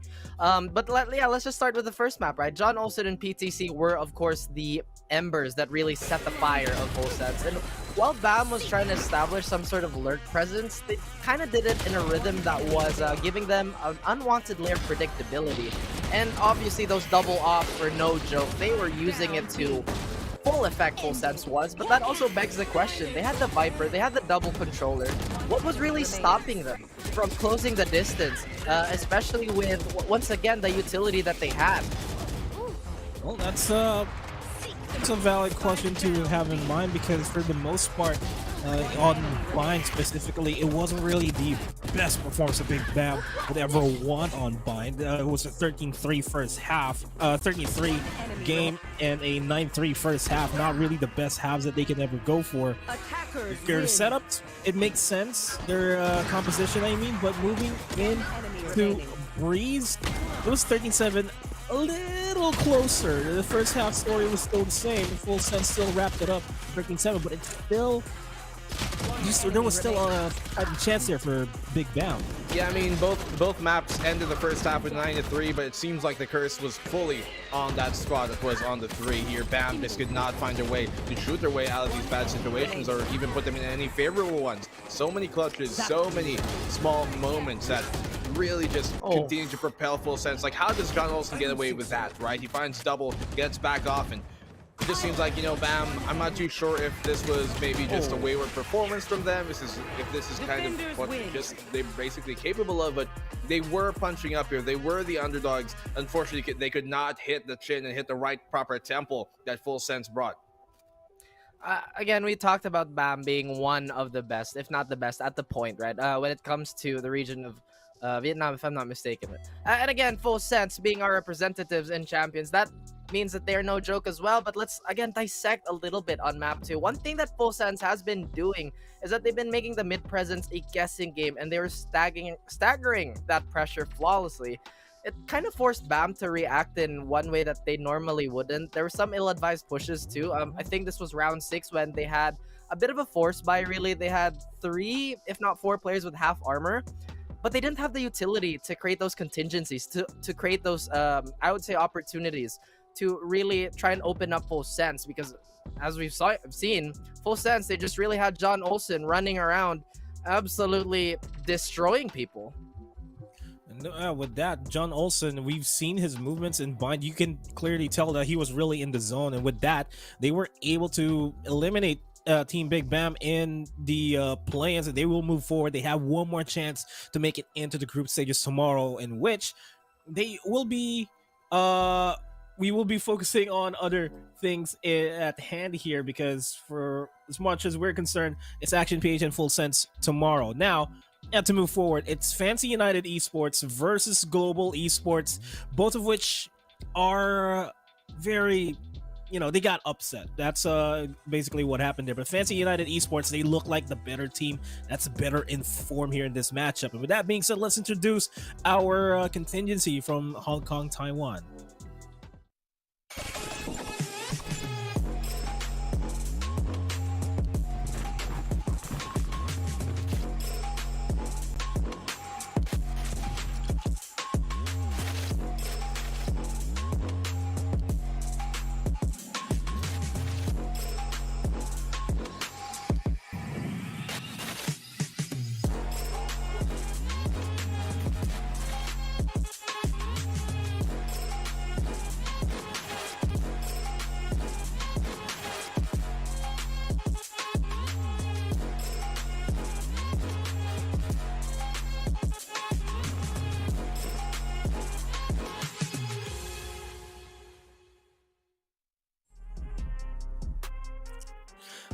Apologies from that. These are the Vietnamese representatives. They went up against the HK Taiwan presence there. But let's have a look at Fancy United Esports, who they have in store for us in this match. It's Ace, Rolla, Heisey, Yes I Can, BMVZ, and Killers.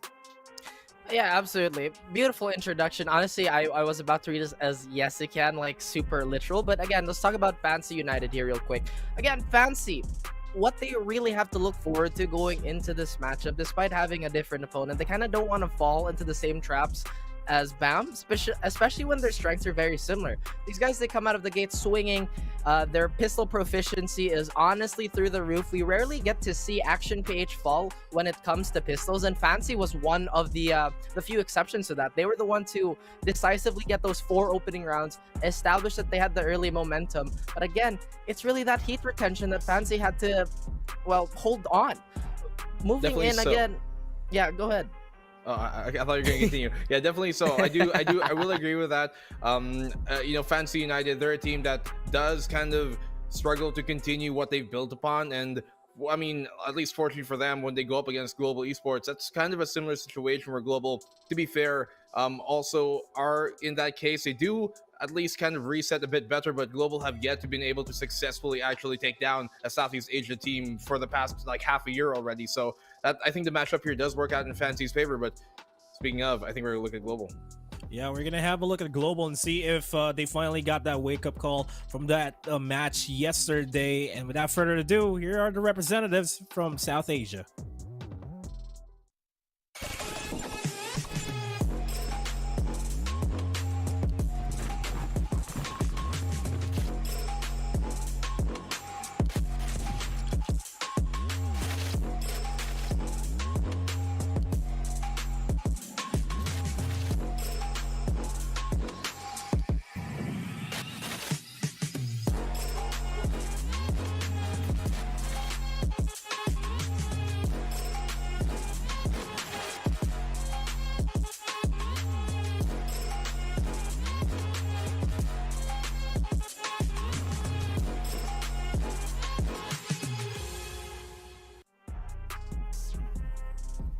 Wake up. That's a game plan that Global Esports wants to shake up here in this series. We got Golu, Hellranger, Kappa, Skills, and SK Rossi wanting to prove themselves that they belong in the Asia Pacific Challengers. Well, they gotta leave everything on the table. Here you go, create another fable for these guys because their Cinderella run could be put onto a really quick end here. If you don't continue this on, I mean, Global Esports, so much hype coming into this. They've got lots of talent mechanically. Yes, Hellranger on that IGL and captain. You got, you know, Skills, who's a really good backline. And you got SK Rossi, everybody knows him. We don't even have to talk about him because everybody knows that he has probably one of the most highest expectations for any APAC player playing here. But even to that, they have yet to be able to actually been, I guess, making the goals that lots of people have set for them and that they have set for themselves, seemingly just not having the prowess to be able to execute and perform what they've maybe planned or worked on for their local qualifier, just not really finding that success here. And one begs to wonder if it really is kind of a big matchup difference between the South Asia style of play and the Southeast Asia style of play here that has been hampering Global time and time again. And just pardon me earlier, by the way, I think I got my stats a little mixed up there. It was actually Fancy versus No Namers, which, you know, we know how that turned out. And again, it's just the same thing for me. Just to add on, it was really the heat retention that kind of stifled Fancy United. So now that they're playing against, once again, the most inspected and one of the most revered teams from the respective region, they kind of have to buckle up because we know what SK Rossi can do. We've seen the flashes of brilliance, but as we've mentioned, fortunately, or rather unfortunately for them, that was the only great thing going in for them in their previous outing. Hopefully they can rectify and improve upon that performance. Yeah, and with that being said, the good thing that you brought that up because SK Rossi has been touted as the best jet that South Asia has, and we'll actually have to compare him with Killers going into the tail of the tape that we have going into this matchup. And yeah, SK Rossi, he was doing whatever he can to really uplift Global Esports, try to get a couple of rounds in, but it still wasn't enough. And I would still say the same for Killers, despite his plus and minus not really being that close to SK Rossi, he still delivered an impactful game for Fancy United, despite everything. Definitely so. I mean, he hasn't really found that form here yet, at least when they played against no-namers. But, during their own qualifiers in the Vietnamese scene, he played absolutely killer for, the grand finals versus Cerberus. He played spectacular on many of their other matchups. But seemingly when they get to, more tougher opponents here internationally, that is really where they struggle. The same could be said true as well, though, for SK Rossi and for either side. And so sometimes, especially with teams like this who maybe don't have that depth of strategy that other teams might be bringing to the table, teams like ONIC, BOOM are bringing here, sometimes it relies on these kind of big time players making big time plays. And for either of the respective regions, there's no one bigger than SK Rossi, and there are very few players in Vietnam that are bigger than killers when it comes to the big stage. So these guys, they're gonna have to perform, otherwise this is gonna be their final show here at the APAC Playoffs. I really hate thinking about that, right? Like, one of these teams could just disappear off the face of APAC, and none of us really want to see that happen, right? But we've talked about how they can lead their team. The question is, especially on the side of Global, where we know SK Rossi's doing SK Rossi things, but the death counter that he has, I think that's also kind of indicative of the trades that are happening. Where is the backline? Has it been a little disjointed? Again, this team has been under the microscope, and they continue to be, because the expectations they have on their shoulders, they're absolutely colossal, and we only want, or at least a lot of the fans and everybody expects them to grow and improve and, have better results, and for the lack of a better word for it. Yeah, and maybe we'll see Global Esports finally put a leash on SK Rossi just a bit, so that the rest of the team can catch up, as well as on the side of Fancy United Esports for killers. But with that being said, we just have to have a look and go straight into the map, Vito, figure out where these teams are going to be playing. And again, for you guys that are watching right now, this is the final best of 3 series that we have, and it's an elimination matchup. So whoever loses this says goodbye to their chances of going into the Masters, into the group stages at that.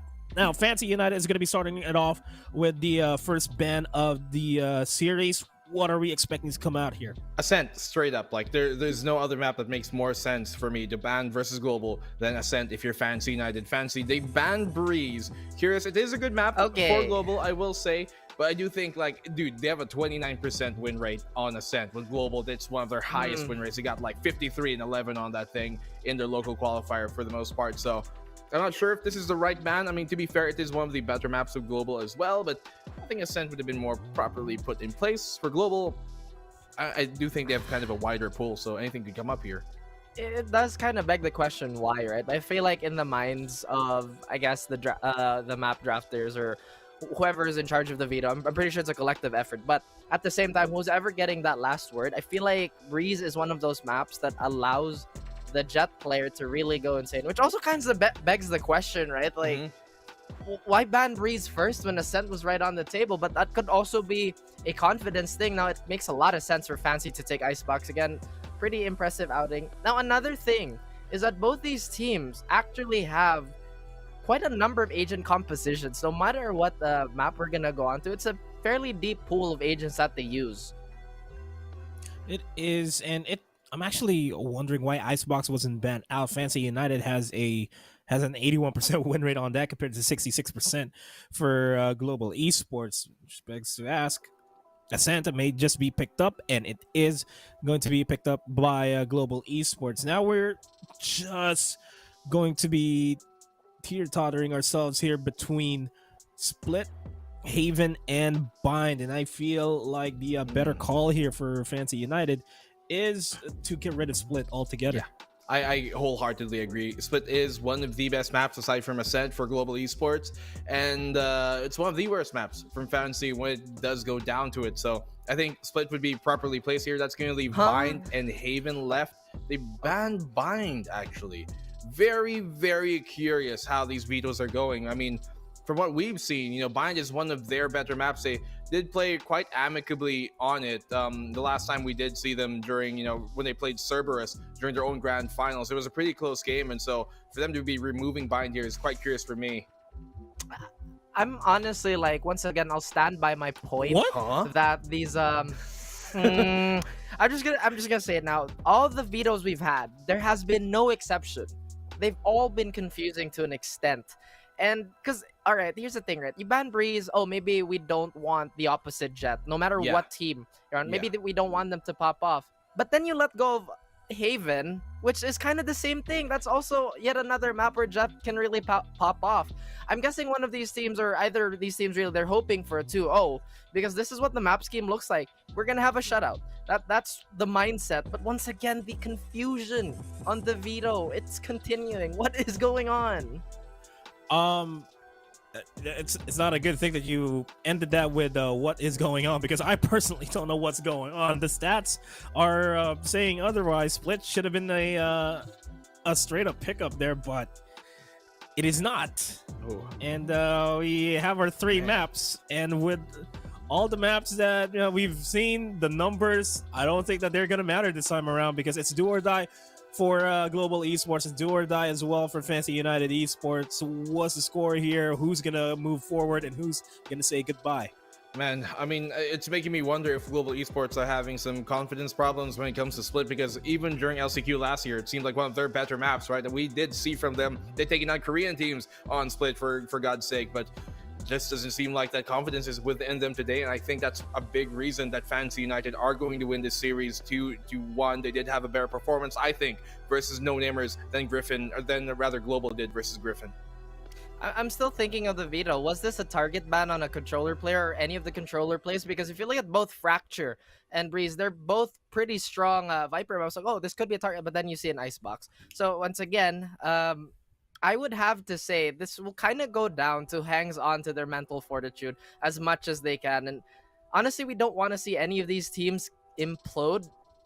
I'd have to say Fancy 2-1 on GE. Yes.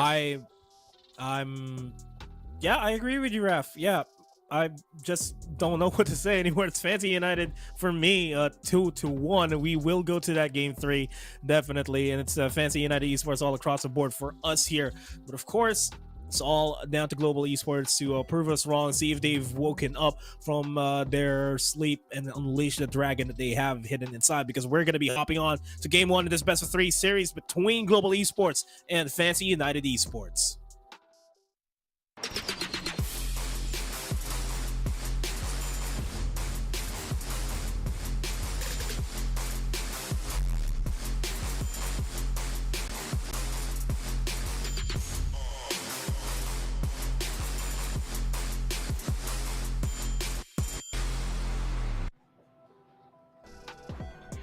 Good evening sa inyong lahat. Nasa last series na tayo ngayon between Fancy United Esports versus Global Esports. At kami magkakasa ko si Rere, kasama ko dito si Vil. At so far, clean 2-0 tayo ngayon. Wala ganang mga tech pauses, wala ganang anything. At last, parang hindi masaya si Vil na nasa last series na tayo. Pabayaan mo na kasi, may mga bagay na hindi na binabati eh. Alam mo yun? Huwag mong i-attract, pwede ba? Okay, yun lang. Yun lang po. Galit ka? Hindi po. Hindi naman. Hindi ka naman galit. Pero sige. Pupunta na nga lang ako sa bind. Uwi na ulit ako. Ayun. Flinex na pala ni Bill ang pagpunta ng bind. Pero dito tayo sa icebox muli between Global Esports at Fancy United. And okay, talaga nga gusto nila ang open sa side ng Global Esports, while ang Fancy naman ay magkakaroon ng double controller. Okay, very interesting to see this. Ka-excite ko anong pwedeng mangyari, pero they will be going with a double sentinel naman this time around.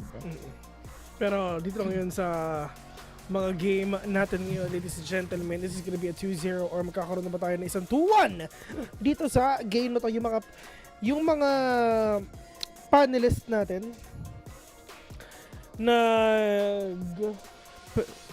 nag-predict sila na baka FCY nga talaga ang pwedeng manalo, pero let's see if makakaisa ba ang FCY dito sa GES. Kasi ang problema kasi ng GES correct me if I'm wrong, yung tatlo sa kanila is magkakasama. Hindi ko lang alam dun sa iba, knowing Ray laglagan na to. Laglagan na to, men. Tingnan natin kung... Kasi ito kasi yung velocity kasi, that's from India as well. So, makikita natin if ever na sasamahan ba ng global esports ang velocity sa group stage. Pero, ang pagkakaalam natin, ang global lang ang lumipad sa Singapore. Ibig sabihin nun, talagang nag-effort sila. Para lang, alam mo yun, hindi sobrang laki yung magiging differences when it comes to something. But then, as we're gonna be starting, they're gonna be pulling off with that Omen.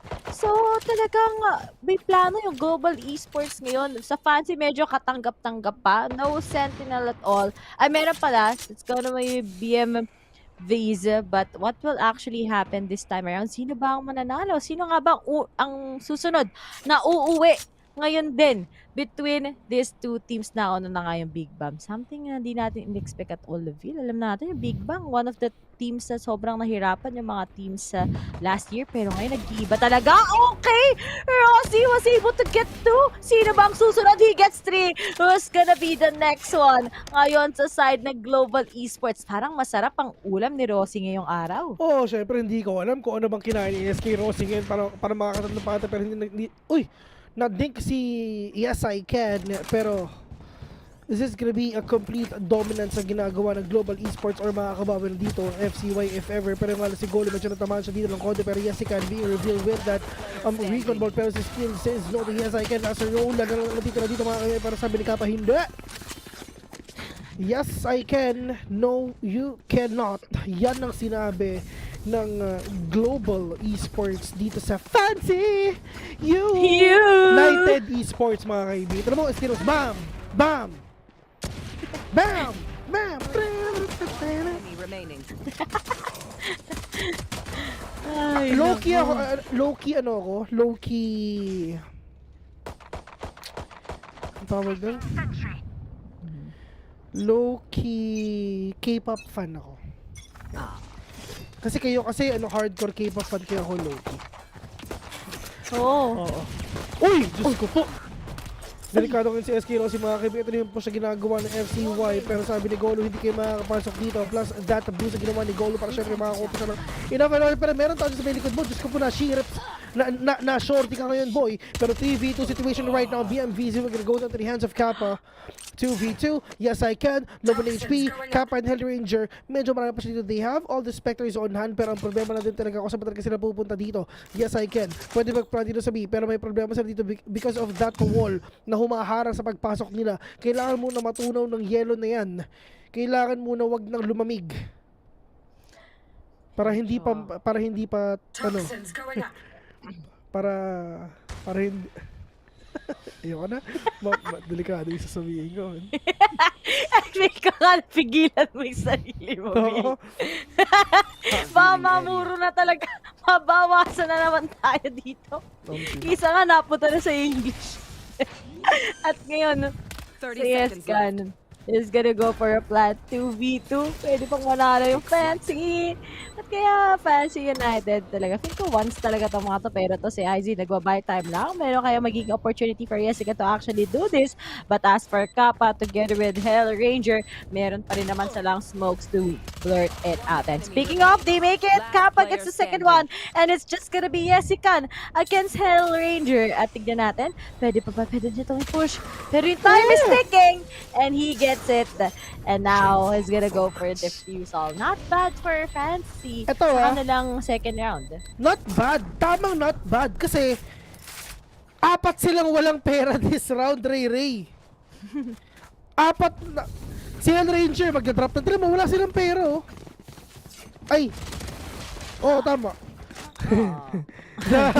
I mean, hindi sila mag-full buy na puro Vandal. Last player standing. One enemy remaining. Ay, nako. Pero na, maging advantage pa to ng ano. Naging pera pa ng Fancy. Pero may nag-comment dito, Vil. Sabi, guys, ang alay kami ni Taylor dahil 3 games kaming dalawa. Tapos sabi dito, nakatulog na ako lahat, nagkakas ka pa rin. Ikaw daw. Sino? Ikaw daw, Vil. Nakatulog na daw lahat, ikaw pa rin daw yung nagkakas. Ay! Good morning. Oh, hindi ako ang alay, ah. Ang alay si Taylor tsaka si Ray Ray. Tatlo sila ngayong araw, ako dalawa lang eh. Bukas isa. Ako pala yung alay bukas. Oo, ikaw yung alay bukas. Kasi meron kasi wala eh. Kami ang tatlong bayani ng Tagalog broadcast, men. Isipin mo yung mga ibang binsa, meron silang 5, 8, 11. Mapapasana all ka na lang talaga. Ay, nako. Kasi rare Pokemon kasi kami, guys. Recalling my bot. Okay lang, masaya naman kami dito sa ginagawa namin. Mahal namin kayo eh, kahit di nyo kami mahal. At okay lang yun. Magkakasama na ba sila? Wala akong idea if nag-updated na lang magkakasama sila. Tignan natin Hindi. sa mga facecam nila. Hindi ko nakita kasi si SK Rosie kasi walang update sa Twitter. Sa Twitter. Wala siyang update sa Twitter na na nasa Singapore na rin siya. Pero magkakasama yung tatlo. Talagang grabe naman yung mga transition na yun. Shoutout nga pala sa aerial namin. Sa aking minamahal. Itatago ko lang siya sa pangalang May Kakabral. That's a good spot. Hulaan nyo lang kung sino yun. Balita ako, may isa doon si Meralcos Pratis, sino na yung mga pinag-ads, pare-parehas na kami ng mutual friends. Oo nga. Ay, nako. Pero check na natin. Oo nga. Uy! Pati jowa ko, friend niya. Sabi sa'yo, magkakaparehas na friends. Pero on the other side, meron pa rin na save dito ang Global Esports. That might be a game changer. At ngayon, kumuha lang ng information ang mga taga Global Esports kung saan mapupunta ito mga fancy. And now, finally, and late in the night, saan ba tayo kagad pupunta? And that's just it. Going in there. Oh, wala palang duelist tong fancy natin. Hindi ko din alam bakit ganito. Fancy. Oo nga, Hindi, meron. Si Killers. I mean, hindi yun yung role niya, pero siya yung solo duelist ng FCY. So, pero tingnan natin dito if ever. As a role lang mga kaibigan, dire-diretso pero wala siyang idea na meron tao dyan sa mga. Pero Diyos ko po, kinlasik lang daw. Sinorti lang ni Kappa mga kaibigan. Ang ginagawa lang ng GS dito alam naman talaga nila na walang magagawa ang FCY kundi na pumasok lang. So, nagpe-pre-close lahat sila. Pero si SK Rosie, meron pa siyang operator on hand! Oy! Rosie with a 2K already. Pero ito, medyo malayo si BMVC mga kaibigan. Hinadukan, but Skills knows exactly where you are. Sige, Cyper Ay, sorry. Yung katapat kasi ni KJ yan. And finally, Global Esports. Dami palang mga mga ones. Ito kasi, ang naabutan ko kasing K-pop mga kaibigan. Yung gustong gusto ko sila Babu Top. Tanda ko sila Hyuna. A gift. SNSD.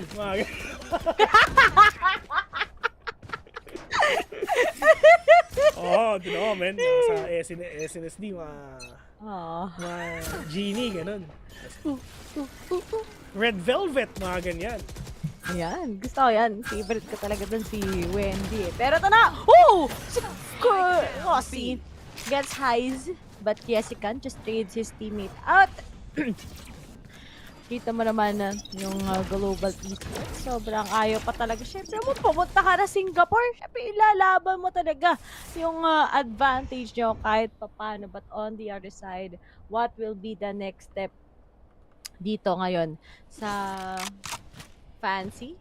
Unang na-pick off na Itong FCY, di ko talaga alam kung ano nasa isip nila kung ba't sila hindi nag-duelist. Pero sinasabi nila, okay baka lang na-click. Okay lang, men. Nasama naman si Robocop, kaya okay lang, pre. Baka na-autolock. In-autolock, men. Ewan ko ba kung ano nangyari, pero yung mga players ngayon ng GS, mga kaibigan, may sila.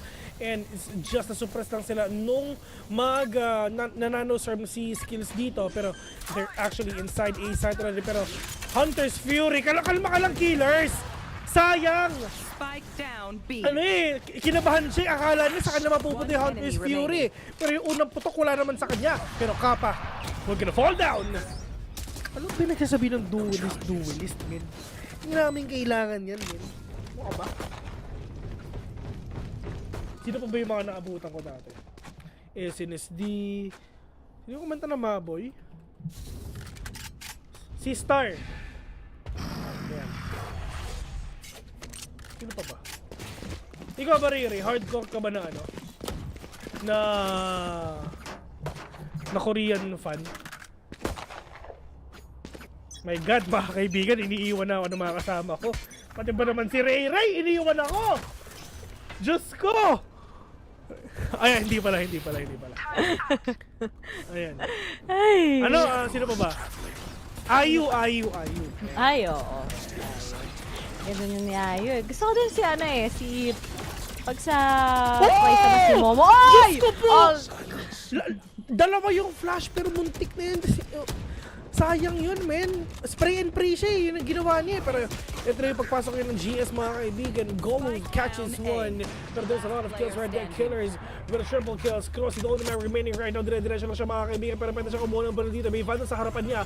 Pero it's just that ang lockdown, okay lang yan.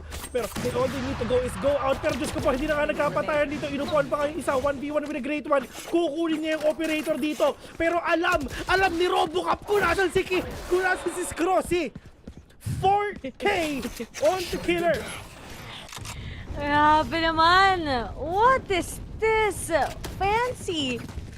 Talagang hindi tapos. Although it's really unorthodox to see them like this, yet effective. Oo. Ito na ba yung ano? Tapos si Shiny or Shiny? Basta yun, Shiny. Enemy remaining. Tiara. Ayun. Ito pa yung SS501. Diba? Hindi ko alam yun Ay, di mo rin. Mga boy bands kasi. Yung, yung kumanta ng wedding dress. Ang alam ko lang na boy band, yung Maskulados. Sumabay ka na lang. Huwag kang mali. Here. Jumbo. Hindi alam kong boy band Sorry.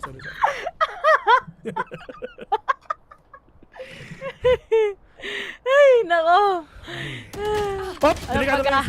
Delicate this skills because Yasikan is just actually getting all the boost that he needs to get together with BMVC as well, si Pastor Chamber. I have the spike. Nag-aantay na siya kung sinong pwedeng pumunta sa ano niya, sa mga kasapi ni Pastor Chamber ngayon, mga kaibigan. Pero Kappa super low on HP. Ang problema lang din talaga ng GES, wala silang RF orb. Pero Golu pushing in, but Heizy with a kill. Scrossy, mga kaibigan. With that sheriff, pwede nang actually mapatay yung isa dito, pero yun na nga, SK Rossi with that kill. Try to go for the second one, pero he needs to go 30 out. seconds left. Hindi ka dapat hindi ka dapat bayani. Antayin mo si Kappa. Enemy remaining. Uy! Nagkauluhan na nga dito. Kappa from rafters. Sheriff on hand. 1v4. Can he do this though? Catches one with a kill. But yes, I can with a big refrag. Mahabol tong fancy. Wonder Girls. Ayun! Nobody but you. Nobody but you. Kia. Baka mali-mali mapensar. Sabi ko naman sa akin. Ayun 21. 21.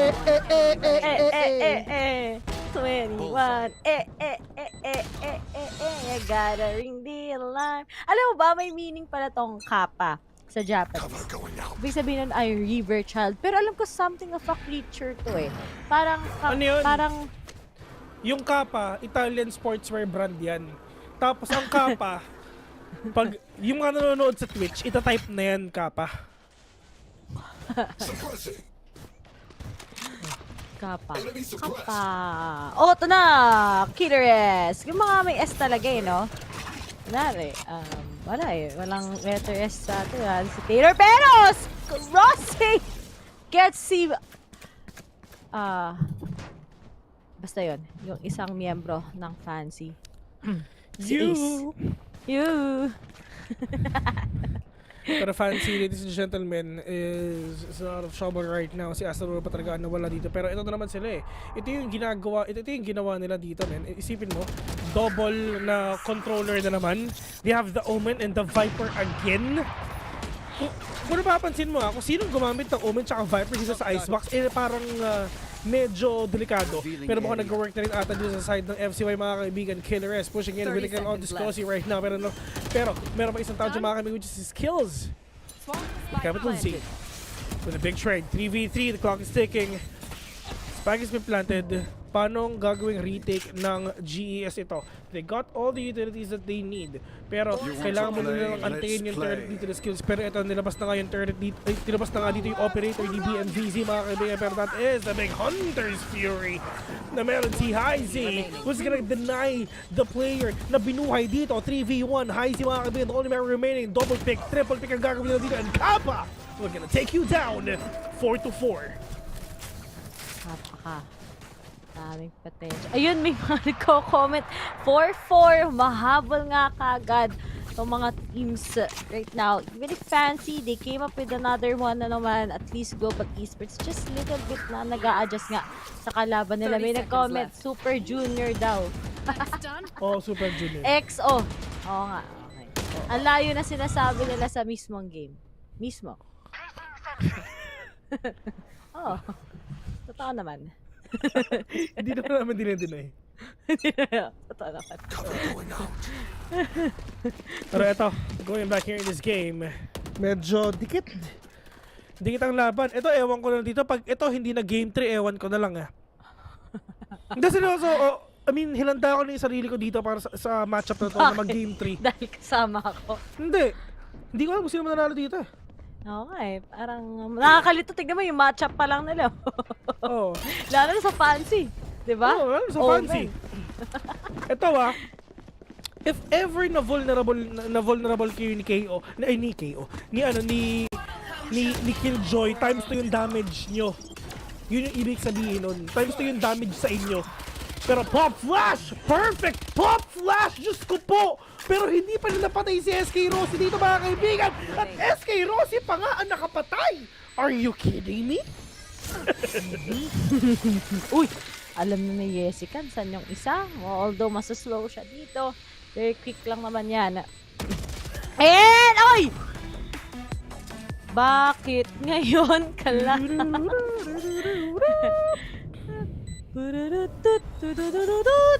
Okay, Global Esports gets this. 1 round lead na sila against Fancy. Feel ko tayo to Either 5-7 or 5 or 6 all.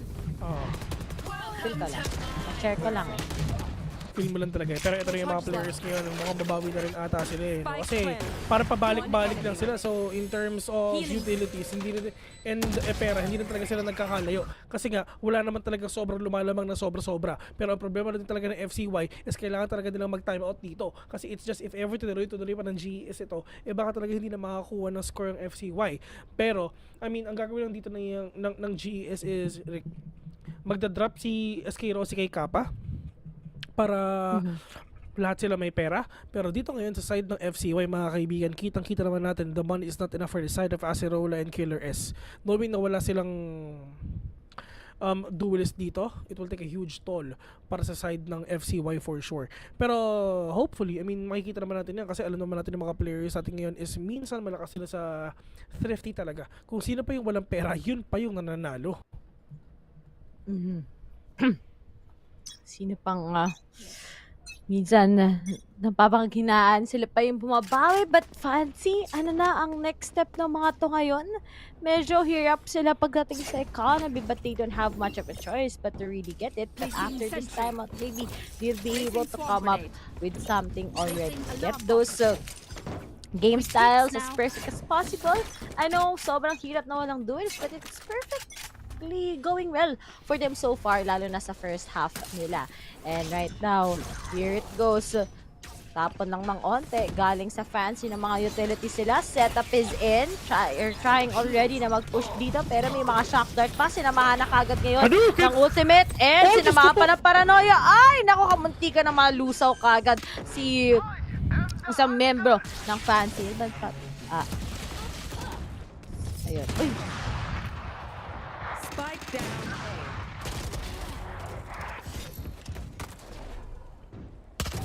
Shot down.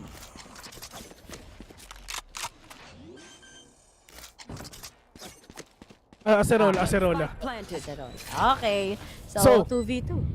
2v2 indeed. So, tulad nga na sinabi namin sa inyo kanina, it's just kung sino pa yung naka-thrifty, kung sino pa yung mga players na walang enough na pera, sila pa rin talaga yung nananalo. So, pwede silang manalo ngayon if ever, pero walang nakita yung knife ni Killer S dito. So, kayang-kaya talaga nilang pasukin to if ever. Pero nga ng GES, Kappa trying to be really aggressive right now. Meron tao sa kanan mo, boy. Kappa nakaisa pa, pero Kappa went out the way.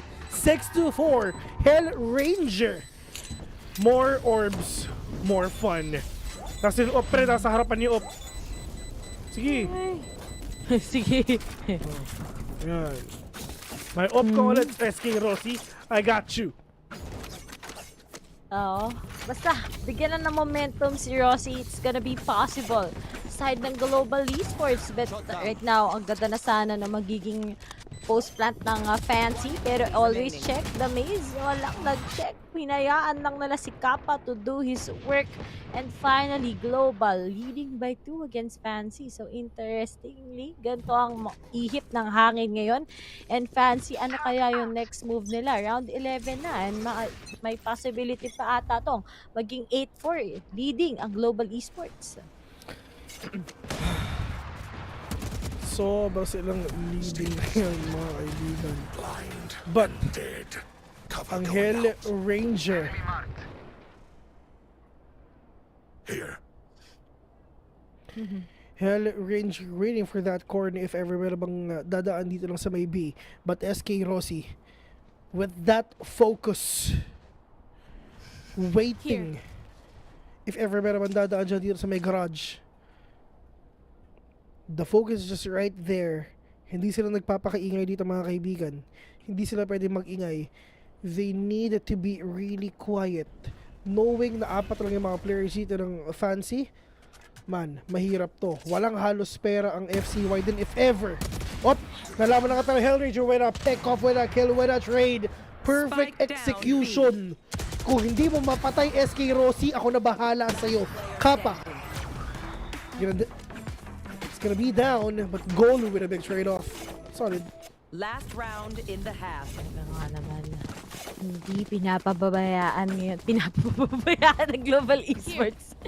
Ang lead sana ng Fancy against them. Natuto na sila kahapon sa mga pagkakamali nila and we're really excited to see ano pang pwede nilang maipakita. But right now, seems like they're in the momentum and talagang they're getting the upper hand against Fancy United, but let's see what can happen pa. 7-5, it's not gonna be bad after all dahil medyo mahirap talaga tapatan ang Fancy when you go in on the defending side ng Fancy. Pero ito na nga, Rossi tries to pick off. Meron man dito sa may mid, pero unfortunately, wala. Lahat sila nakastack na ngayon into A side and the setup is now there at sinabayan ng Hellraiser ng paranoia ngayon.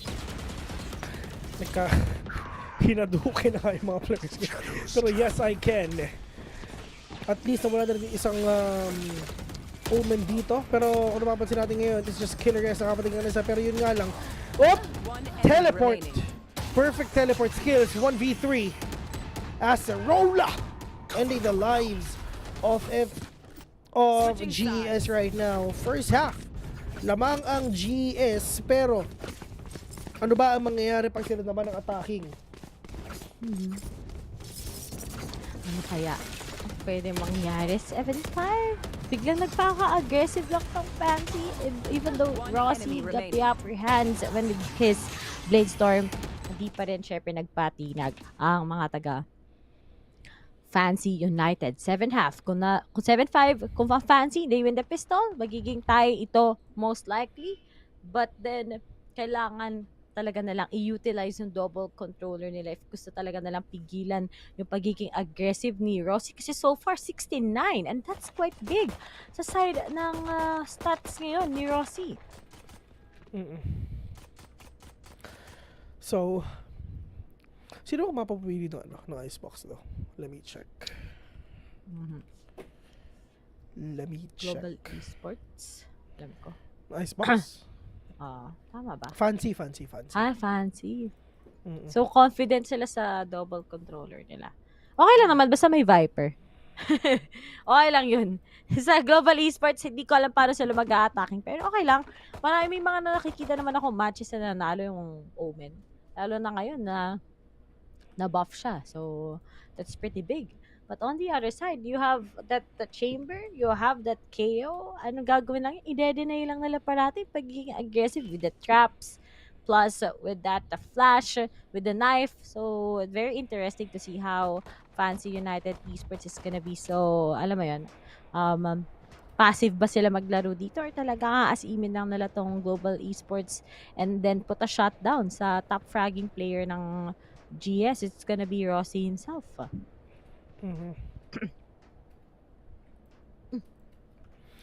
Pero ito namang Fancy, this is their map pick.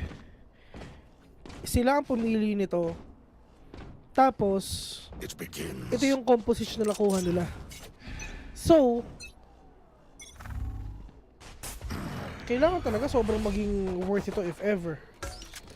Pero kung nag-fake ng TP si Hellranger ngayon.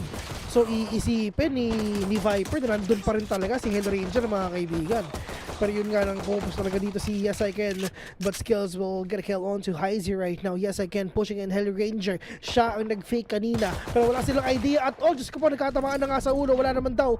Bawas si Yes I Can dito. Pero let's see. Oh, Yes I Can actually take one down. Wala pa rin bawas si Yes I Can. Diyos ko po, someone kill this guy. Yes I Can win a 3. Trying to go win a second one. Yes I Can. Taking down 3 people without getting any damage at all. Skills. Papunta lang sa B. Low on HP. Ito na ba ang pagbangon ng api? Bars. BMVZ though. Swinging out. Okay. Ang kailangan ng gawin ni SIKN dito is just wait. Mag-antay lang siya. 30 seconds left. The spike is dropped. 28 seconds. There's no way na ipupush talaga dito ng sobrang todo. Turn it muna, mga kaibigan. Oh, Diyos ko po, nauluhan na nga. Sayang yung ano. Sayang daw yung armor ni Yasaiken. 25 din yun, eh.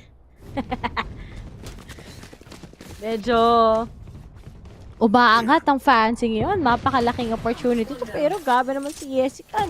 1, 2, talagang binilang-bilang lang niya lahat ng posible para sa kanya. Grabe naman accuracy it is. Although, medyo sayang lang sa side ng last member ng Global Esports. At least, they're able to manifest pa rin yung lead nila. Kaso on the other side, mamamanifest ba nila ngayon? Dahil ito si Jessica nakakapag-force kagad ng Vandal with the money that he have, and looks like they're just gonna be here around mid. Walang nagpakita sa mid sa kanila. Instead, napunta sila sa A side at ngayon, he tries to pull off something with that shorty pero walang na-pick off si Rossi. Yeah. But onto this game right now, it's just finally lamang na naman talaga ang FCY. Sila ang pumili nito. So let's see if ever kung gano'n pa sila kalakas dito sa defending, mga kaibigan. BMVC going down already. Killers will come on to 1. Pero it's just the clock is ticking dito sa side ng GES. Pero meron pa mas, sino na lang ba ang natitira dito? It's just skills man. Pero Acer Holo gonna shut him down. 7-7. Pagbangon ng api, it is.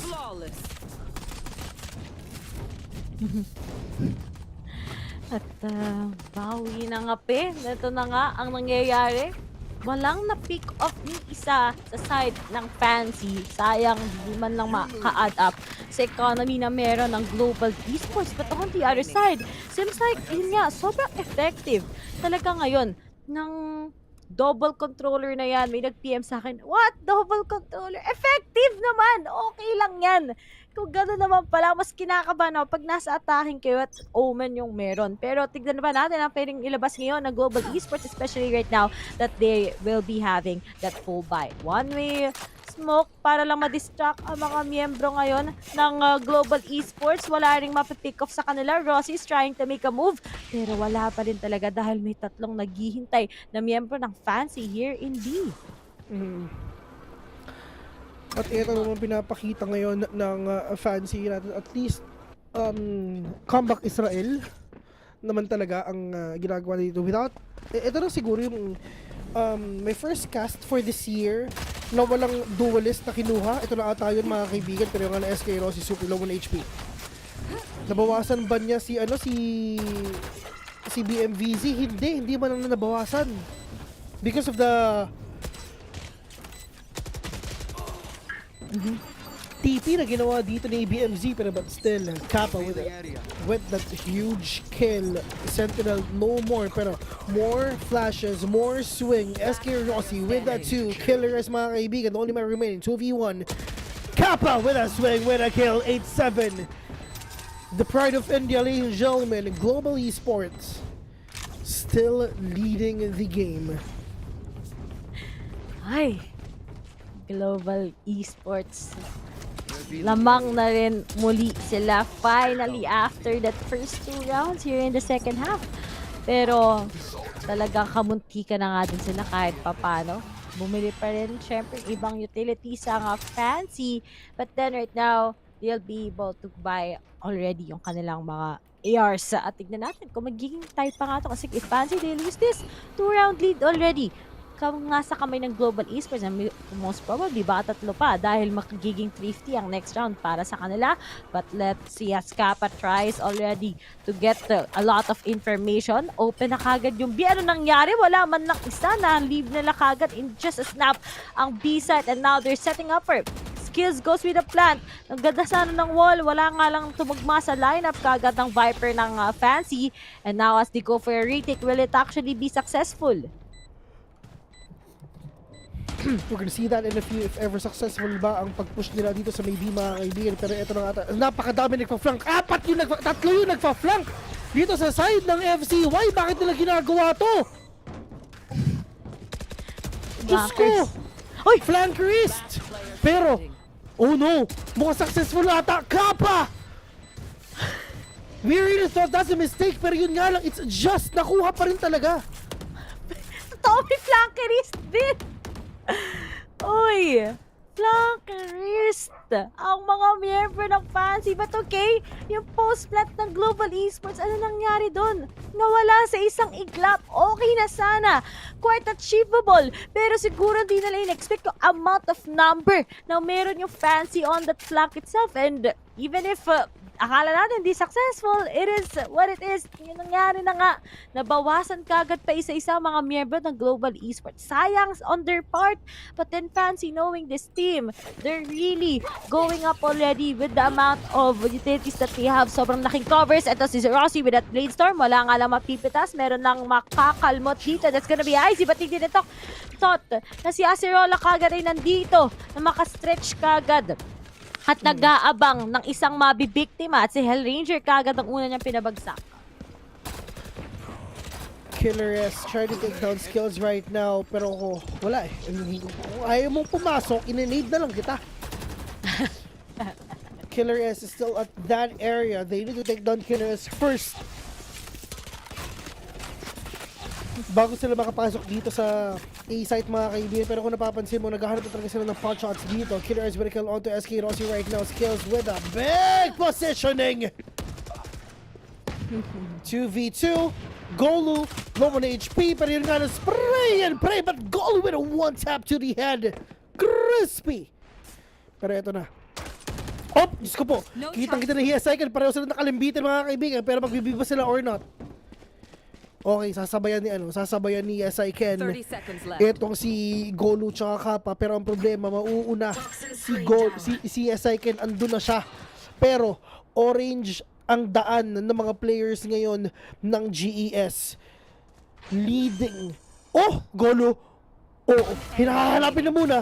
Spike down. Inaantay niya kung nasa si 10 Kappa ngayon. seconds left. Kailangan mapatay ni Kappa si SIK because of the money. Wala na. Clutch. Oh. And that is sa isang That's a big iglap. clutch, man. Yeah. Very That is a big- esports clutch moment of the game. Yeah. I mean, talagang si... Oh, okay, Derek. Oh, okay, Derek. Sorry. Really never thought that they're not gonna get that, but still, si yes, I can. Enemy remaining. Siya pa rin talaga nakuha with that time na nauubos na. Sana na lang talaga nagsama na lang sila. 'Di ba? Para may trade-off. Pero yeah, that's a huge VCT Esports clutch moment of the game brought to you by FCY. Natawa ako, Bill. But, Di ko alam. Sayang kasi siya din yung mataas sa HP, pero nangyari na. Fancy. Pero that round could have been sa hands ng Global Esports once again. And nag-buy pa rin sila eh. So may kita mo ngayon, they're gonna be saving once again and they're gonna go for a timeout. Kailangan natin i-fix to. May mga konti tayong mali. We just don't expect sometimes kung saan natin may kita yung fancy. And kanina, nag-buy time lang kagad si Yes I Can. And that's just how he was able to get it. And now, leading na sila by 1. And now, Icebox, alam nating stronghold to ng Fancy with that lineup that they have, but still, so much potential pa rin sa Global Esports, lalo na kapag nahihirapan sila. Sobrang makakabawi naman sila kahit papano. And now, still, Rosie together with Kappa, they have it. And on the other side, Fancy, kailangan nyo pa rin mag-ingat, syempre. Kailangan talaga na mag-ingat dito because they are so dead na at sila ay sobrang patay. Yan ang sabi ni BMZ si Right, pero nga nag-golo pero nakakuha ng kill dito, pero that is a big mayhem na ginawa dito, na ginawa ng GES. Sama-sama sila dito lang sa may mid, but SK Rosie with a kill to 1, pero Golo, piso, peligro, pero meron naman siyang heal dito, pero Thrifty, or kung hindi Thrifty, sila pa rin panalo. Pero that is actually a really great ground na ginawa ngayon ng GES, pero hindi ko alam kung ano FCY, bakit nyo kasi pinupush man? Sana hindi lang sila nagpaka-super advance dun sa mid eh. What do you think? Hindi ko din alam. Bakit ganun? Ito na naman tayo sa mga moments na gato yung mga magkakalaban eh. Di walang din talaga yung na-expect at all. Pero, okay. Interesting to see that it's gonna be like this. On the other hand, Fancy, what will you guys do? Importante nga, di ba? That you win those consecutive rounds. Para lang makalamang sa Global Esports. Yet, yung mid-pick, it's not working at all against Global Esports. And right now, Asilora tries to come up with something. Okay, he gets one. And now, Golo is just up there for the trade. Pero matatamaan ang isa. Ba't makakapag-heal na naman din siya kahit papano. And right now, 6 seconds na lang ngayon sa may mid. And still, they're gonna be rushing through B. Will it be effective after all? Dahil si Rosie naghihintay lang kagad kung meron siya mababawas. But Acerola still gets him. And napakalaking opportunity to para sa side ng Fancy. Baka masayawan kayo. And now, Kappa on the other hand, I hold my Phantom. I can still get it. Unleashes already ngayon ang recon bot, saan man natin may kita ang ibang mga miyembro ng Fancy, and still goes for a plant. Si Kappa ang nag-anchor dito sa side ngayon ng Fancy, pero si Kappa kailangan rin lumabas eh. Meron siyang Hunter's Fury eh. 'Di ba? May Hunter's Fury siya. Pwede naman siya mag-out na lang sana. But still, 3v2, Golo from up top! Pero yun nga lang, yes I can! Right in your face with that! With that Marshall, pinitik na nga yung spike mga kaibigan, pero walang idea sa Hellranger. Tamang pot shots lang para malaman nila kung nasa si Hellranger ngayon. Oh no! Yun yung problema pag naka-Vandal. Pag Vandal ang gamit nyo, pag bumaril kayo sa Ecoms, makikita yung bullet tracers nyo. Pag Phantom, hindi. Yan. Just the tips. Yan. Mahinig kayo kay Reed. Pero ano nangyari sa isang iglap? And I don't know. That could have been a round para sa global, yet 50 to 50s ang mangyayari. Ang daming rounds na naman na naisasayang.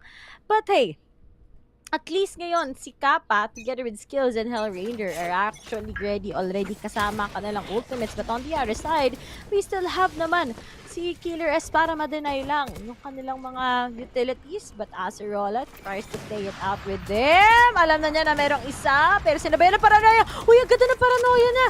Pero syempre, pampaiwas lang ngayon para hindi siya ma-pick off kagad ng kalaban. Tama.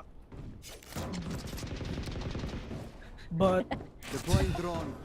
here ngayon sa side nga ng FCY, they have the information already. Nakita na yung mga ulo ng mga players ngayon. So all they gotta do is wait. Lalo na kay Highs. Lockdown mga kaibigan para ma-push pa even further palabas yung mga players ngayon ng FCY. They need to get out. They need to get out, man. Pero hindi pa rin sila umaalis, oh. Pero hindi. Dalawa pa sila, man. Out! Diyan na yung mga parak! May raid! Hopla! Sila sa Raptors, man. Okay, dyan kayo. Ikot-ikot lang. Ikot na sila dito mga kaibigan. Alam nila na baka meron mga tao dito sa Raptors. Pero that is being busy with the kill on to 2. Highs, you win another one as well. SK Rosie has the 30 view. seconds Got the view mga kaibigan. But is he gonna get that kill? Sama-sama na ata sila. Okay. Oo, sama-sama na nga sila. Nasa SG na sila lahat. Yun din sinabi, di ba? Flying from, basta flying in from sa kanilang bansa puntang Singapore. Okay, ang Ranger nagamit na maayos ang kanyang 300 pesos na spike. Pero, maganda ang ecoms dito mga kaibigan. Pero meron pang knife si Killers in just a few seconds. Wala nang dash si SK Rosie though. The clock is ticking. Meron pang ecoms si Hellranger pero wala na siyang... Oh, makakita na isa pero missing that shot. Oh no! Uulitin ko, wala nang dash si SK Rosie kaya delikado to. Kailangan tulungan ni Hellranger. Yes, I can win a kill on the one, but yes, I can! And yes, you will defuse. 9-11. Meron pa ang fancy laban para sa mga ganitong sitwasyon. And ano na ang mangyayari sa global ngayon? Dahil, okay, meron silang mga pistol, but will it actually be worth it? Ibibigay na ba talaga nila tong round na to sa fancy, or they can still come up with something such as this thrifty? Dahil nga nanalo na nga sila ng 2 thrifties against the hands of fancy on this second half. Pero nga lang, Vandal, 2 Sheriff, tapos isa pang Spectre na pwedeng magamit versus na si Heisey na naka-operator na. So what can we look forward right now? Dahil mukhang na-deny lang talaga yung mga entries ni Rosie together with the trade-offs galing sa global esports. Yeah. They found my trap. Yet over. Till it's over. Kaibigang Ray. Kaibigang Bill. Ay! Mahal na mahal ko talaga itong mga co-casters ko. Kahit kailan talaga. No? We love our job. And kita mo, si Rosie. Naka-RGX. Ayan, tatama talaga yan. May mga inaabang ng mga pro players sa market nila eh. Pero speaking of, is this it? Nakapagkuha na nga si Golo kagad ng open spaces at sa backside, but right now as the default goes in, hindi na tuloy ang pag-plant ni Kappa. Right now is being successful. Rosie gets him! Yung days! At 4 na lang kagad ang natitira sa isang iglap. Kita na rin kagad yung barrel ngayon, pero tumama pa rin si Izzy together with Acerola. At with the flash as it goes on, Skills was able to get Killer S. Pero nga lang, knowing that just Kappa all by himself, trap na nga siya kagad ngayon. Acerola gets him. And Fancy United, nasa match point na sila. Yeah, once again, this is a map that they picked. Mananalo ba ang Fancy sa GES kahit wala silang duelist? Ang duelist, we don't need that, boy. We don't need that. Ba't kami mag-jet na meron naman kaming Robocop? Uy, natatandaan ko yung Robocop. Childhood. Wala. Oo, ano ba? Ano yan? Siya yung hero ko dati. Nakakabis sa mga Robocop. Ay, mga bata. Ay, pinapanood. Nakalimutan ko ng isa eh. Pero robot din yun eh. Okay, action movie. Pero on the other side, this is it. confirmation na nga ba ito ng Fancy United just to win this?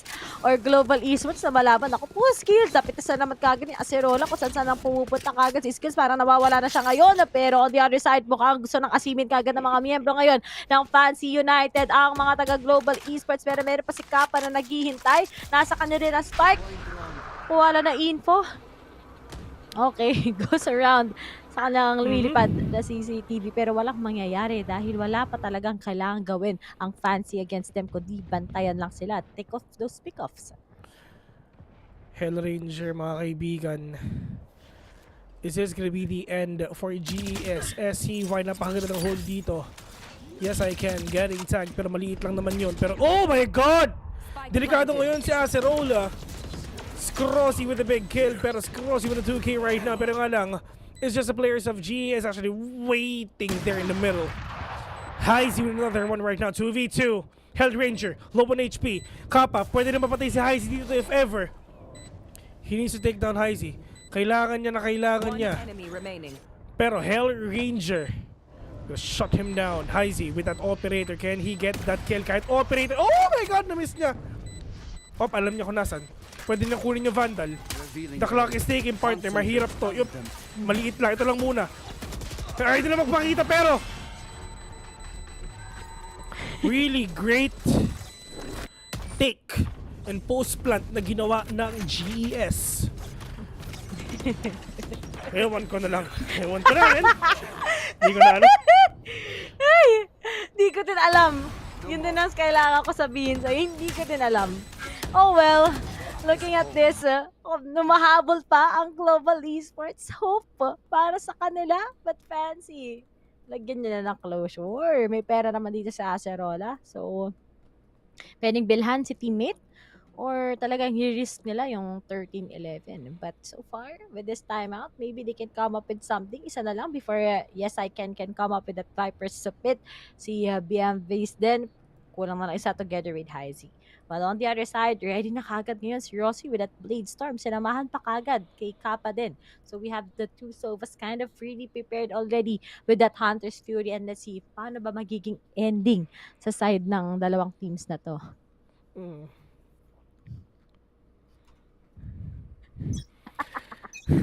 Oo, men.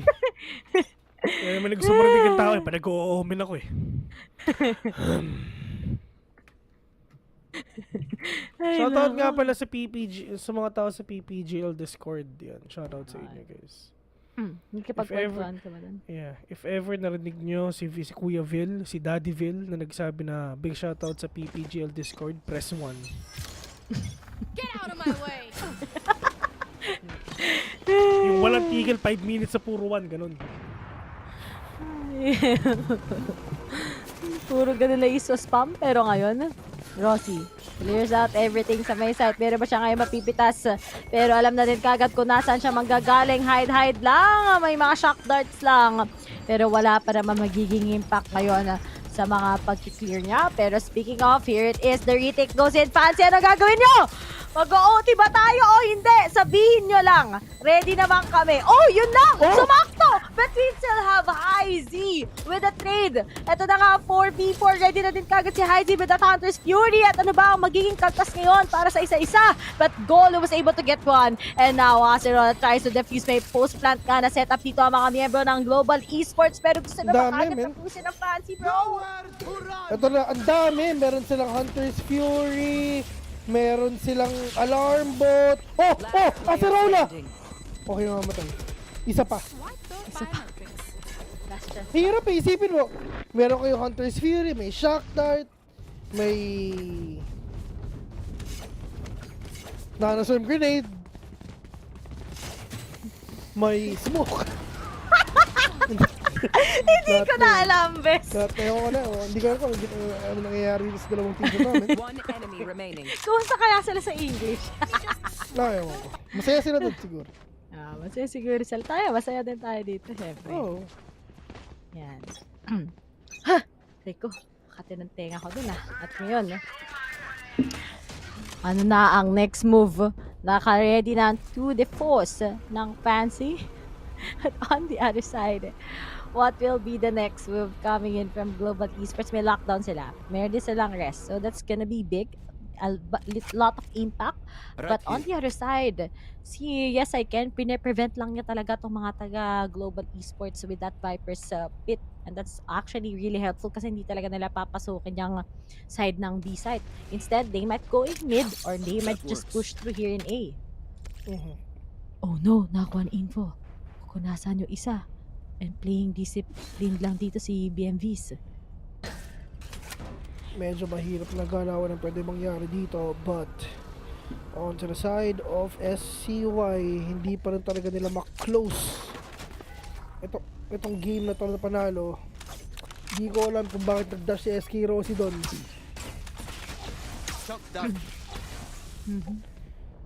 Shock dart.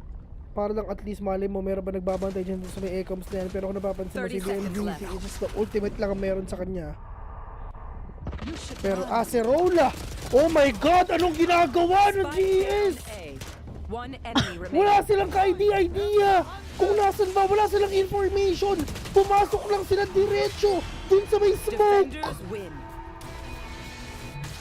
Oh my, always check your corners. And nalaki yung pressure dahil lang sa Viper's Pit para hindi sila makapunta ng B-side. Pero nga lang ngayon, sa A, nagmadali ang mga miyembro ng Global Esports. Nagulat ka. Ako din eh. Gulat ako. Pagdating sa mga nangyari ngayon. At Vil, wala akong masabi sa nangyari sa last round na yon. Basta pumunta sila ng A at hindi nila in-expect si Acerola na talagang nag-spray and pray lang sa kanila. And we can really see here na Omen diff. Eto lagi na lang nananalo yung kalaban dun sa mga pinili ng isa. Pero ngayon, nanalo ang FCY dun sa mga pinili nila. GS pwedeng mag-comeback. Pwede sila mag 2-0 if ever. We're gonna see that. If ever that's gonna happen. I'm really gonna be expecting that if kaya ba nalang panghawakan yung next map. Just I'm sure they're really quite confident. Dahil lang fancy naman, they still have a lot of secrets kapag nakita ka natin how good of how they're performing. And that's pretty big coming in from them. Tignan mo naman, damage itself nasa fancy, but all we can say is that sobrang dikit lang din na naging laban between these two teams. And let's see what will happen pa. Sa pinakahuling mapa na ba ito ng Global Esports? Or talagang ito ang fancy, they'll still, or Global Esports, babawi pa nga sila sa second map na map pick nila. So we can really say na even if ganito yung lineup ng fancy na walang duelist, nanalo pa rin sila. Although close, 13-11. Kind of, I don't know why, but at least we're gonna be seeing na super effective naman to pagdating sa Icebox. You still have that KO, you still have that chamber, so you still have that double controller, so it means a lot. Coming in from what we can see sa performance ng fancy. Pero at least nakita din natin yung mga mistakes if ever dito na ginagawa ng mga questionable plays if ever bigla na pumapasok, bigla na lang silang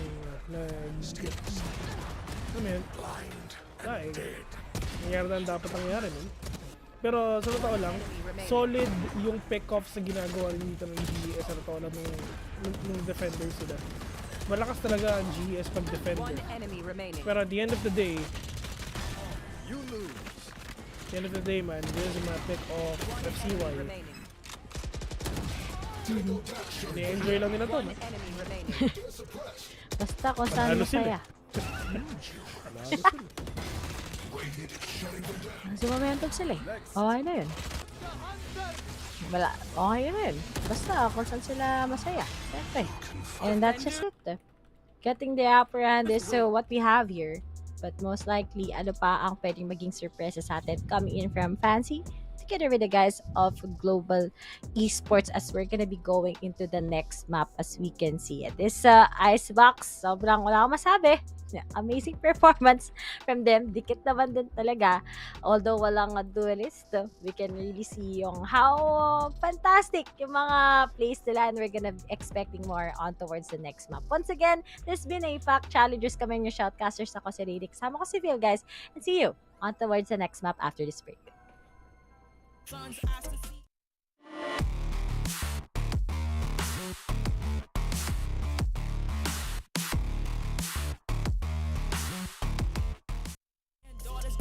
To believe anything less than the best for you is high treason, queen. Hurry up quick, El Jefe's coming soon. Sit up straight when she enters the room. Be enthused, but don't look too amused. This is her queendom, please respect her rule. Hurry up quick, El Jefe's coming soon. Sit up straight when she enters the room. Be enthused, but don't look too amused. This is her queendom.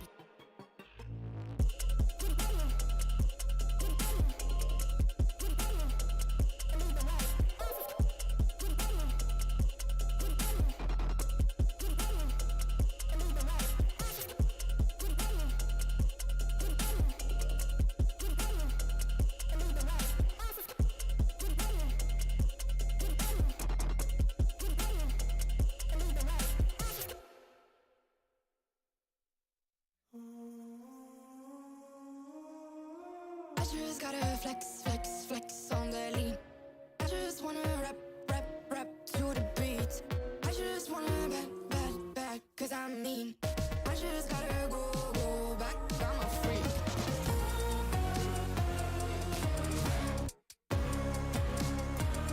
Gotta go. I just wanna rap, rap to the beat. Move of emotion, they drunk at their problems. They always on road and they starting. She knows cause she is the same. She's trying to stop playing games. Move of emotion, they drunk at their problems. They always on road and they starting. She knows cause she is the same. She's trying to stop playing games. What do people like? What they really want to know? Who's your lovers and who are your bros? Who are the enemies you do keep close? Who are the people that you shouldn't know? What do people like? What they really want to know? Who's your lovers and who are your bros? Who are the enemies you do keep close? Who are the people that you shouldn't know? I just gotta flex, flex, flex on the lean. I just wanna rap, rap, rap to the beat. I just wanna back, cause I'm mean. I just gotta go back, I'm a freak.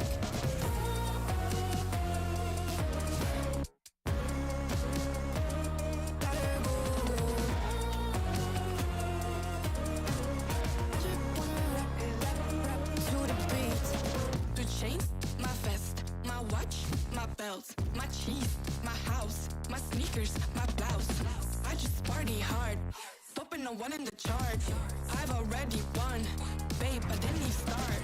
Flexing on ya, flexing on me, flexing on ya, flexing on me. I just gotta go, but I wanna hold on. I can't let you go, but I gotta stay strong. Unless you heard it from me, then you ain't heard it from me. Got it from me, all the energy extra. You don't wanna see me with the hitters. Generation.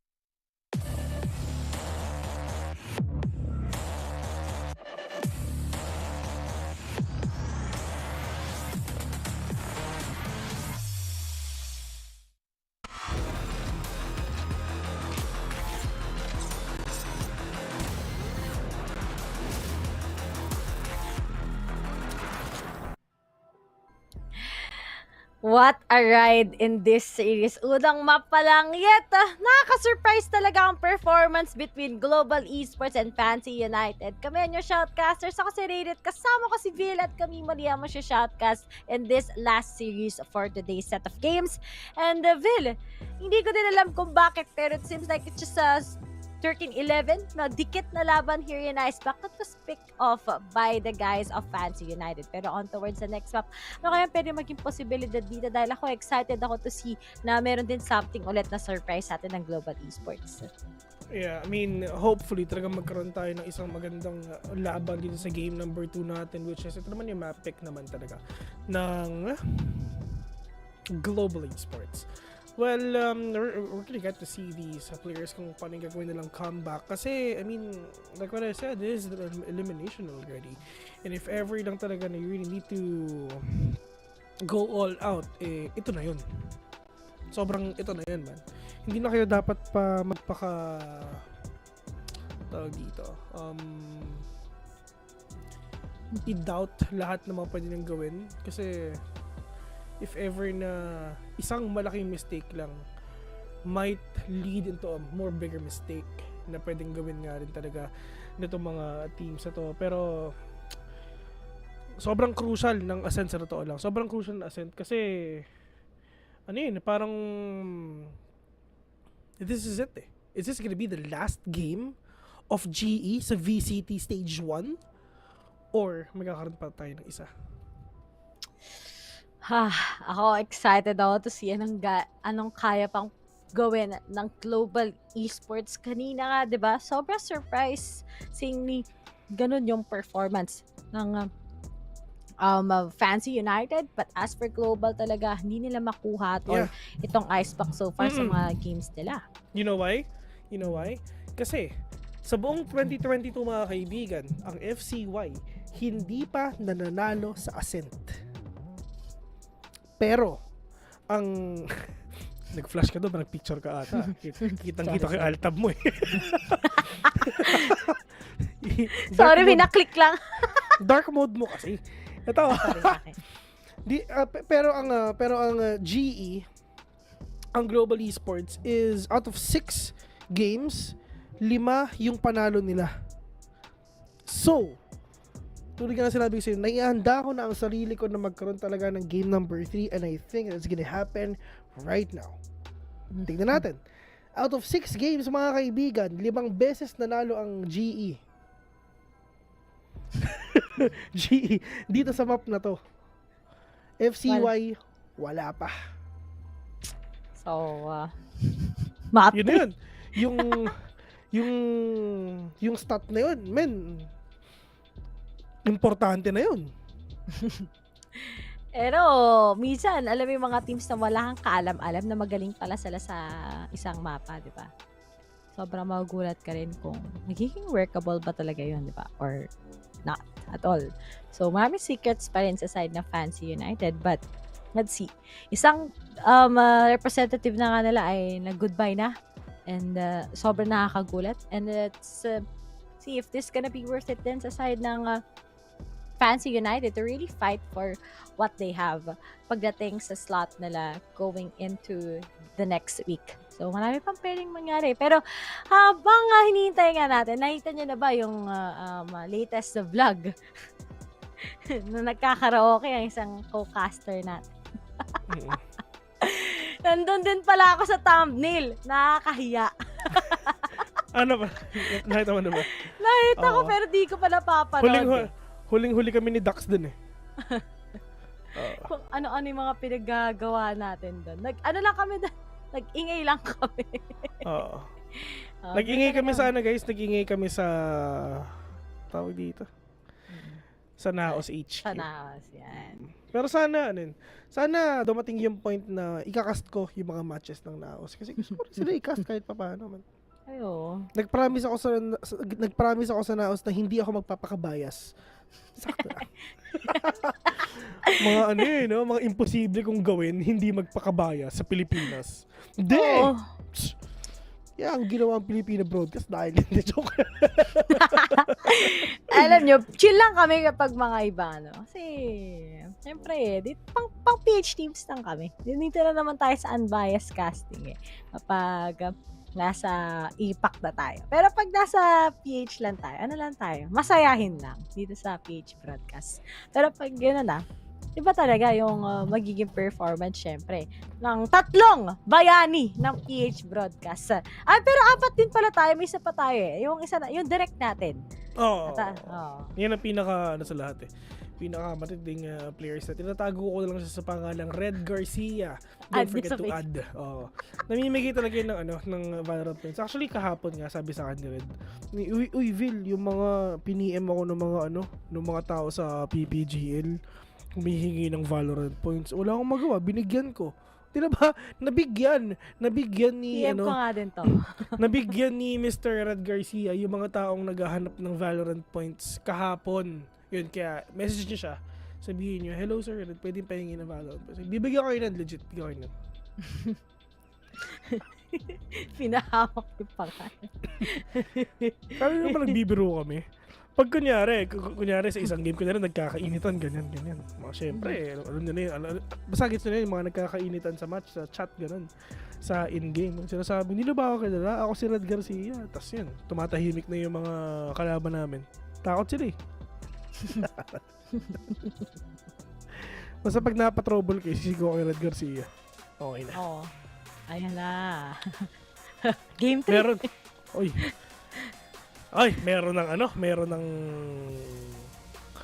Meron ng tawag dun. May duelist ng FCY. Marunong pala sila mag-duelist. Ito. Kala ko di pa na-unlock. Sipin mo jet eh. No? Ba't di ka nag-jet? Bes, nakalock kasi yung jet ko eh. Matulak. Hindi pa na-unlock. Ay. Pero to, Bill, sa global, okay. Astra sila ngayon. And that Killjoy, good. On the other side naman, sa Fancy, walang Sova. So, parang pang lineup nila okay din sa Haven. Pang Haven nga yan eh. Pang Haven. Pang Haven yan eh. Double controller. Mali yung map na nasabi sa kanila. Double controller indeed ang gagawin ng mga players natin ngayon. Pero dito naman, mga kaibigan, sa side ng GES. Makakabawi na ba sila dito sa Ascent? Or hindi ba sila hindi pa? Ganda ng position ng Ganda ng shoutouts nga pala kay Mr. Dardude. Yan. Shoutouts Sir AJ. Yan. Shoutout sa inyo guys. Going back here in this game right now. Diyos ko po, bumupos talaga yung mga players ngayon. GS mga kaibigan, galit na galit siya. Nag-speaker pa nga. Finiflex niya yung penguin niya. Pero napakabilis. Diyos ko po! Tuloy-tuloy lang yung mga players ng GS dito sa A. Scrossy with a kill onto High Z right now. Uulitin ko, wala pang panalo ang FCY sa Ascent ngayong taon. Wala pa kahit isa. Tumabi kayo, mag-fault lines ako! Yan ang sabi ni BMVZ, pero nga answer roll with a defuse, pero ito na. Talagang nagkaka-entryhan na nga dito. Fault lines will connect on to killers right now, pero we're gonna deny that fault lines na nandun. Meron tayo dito sa may taas, pero let's see. The swing is just right there onto the side of FCY, pero 2v1 skills only remaining. Meron bang oras? Yes, may oras! Hindi na napatay si Acerola! Ay! Ang tigas talaga. Nang ano? Nang buhay ni Acerola. Okay. Okay. Kinabahan ako dun ah. Kala ko kasi kung ano na eh. Delikado yan, Ray ah. Ay, ganyan. Mamay tayo. Ente, hindi natin di-disappoint si Direk. Yan. Baka, dalawa na lang kayo dito bukas. So, let's go back. Uy! Nag-timing kay Acerola. Sinabayan lang din yung bay eh. So, magugulat talaga sila dito sa nangyari. May nalusaw pa. Ano na? Ano lang nangyayari? Hey! Sa totoo lang, hindi natin alam kung ano yung nangyayari. Pero ito na nga yung mga players natin ngayon. Pushing in dito lang sa may A, mga kaibigan, BMVZ and Killers doing a job done. dito para matigilin pa yung possible push ng GS ngayon. Pero nga si Kappa, di sa kakakuha siya isa dito with that sheriff. 2-day head, the goal with 69 HP. Nice! 3v3, ang importante is lamang pa rin ang GS in terms of tao pero killers. Pinatik na yung spike, dalawang tao nasa labas ngayon. Pero wala siyang flash ngayon mga kaibigan. Pero ano, tamang top land din pero skills, pero killer! Hey! Don't fake! Diyos ko po, konti na lang! Konti na lang! Kamot ulo si skills, kitang-kita natin! Sorry pare, tagal ko. Kamot ulo gaming! Men! Ay, di Tignan mo na si Golo. tinitawan. Napatay siya. Tignan mo si skills. Yun o, hindi na tinigilan o. Yung kongkas sa harap, hindi sa likod, kaibigan. Yun o. Basta hinawakan yung ulo niya. Yung kongkas, bakit sa harapan dapat sa likod yun? Diyos ko. Ay, naka po. At, Mali yung pagkalagay niya ng star. Yun, na-nerf si Astra. Kasi kung na nangyari ganun. Ay! Napa-time out kagad, Bill. Anong nangyari doon? At, yeah. Hindi lang binitawan. Shoutout nga pala kay Jade Duquesa, yan. Na laging binibenta sa akin ang ate niya. Pero sabi niya, yung nanay na lang daw niya, para anak ko na siya. Ginawa mo pa akong stepdad. Yeah. Sorry, I can't sleep.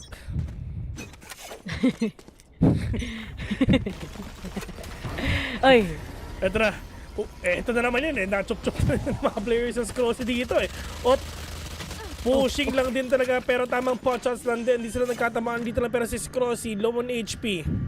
Spike planted. 50 na matitira dito kay Rosie na pera. Oh, 350 pala. Never mind. Nangyari? Ba't ganun? Kanina 50 yun. Op! Skills will shut him down. Astra is working really good. Kasano to lang, Ray? Global Esports, isa sa pinakasikat talaga na esports sa India talaga. Pero yes, he can! Shotting one down, pero Heizy, when a defuse, wala na naman pumipigil! Ano bang nangyayari? Okay, napatay. Pero ito, op, hindi na pinipigil! Oh my God, ano ba? Ano nangyayari? Oh, GS! Wala na silang timeout, Bill. Wala na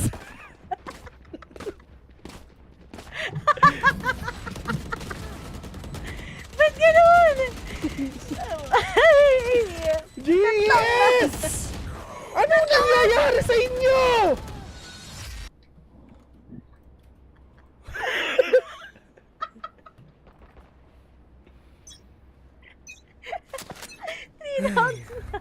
Hindi ka na alam.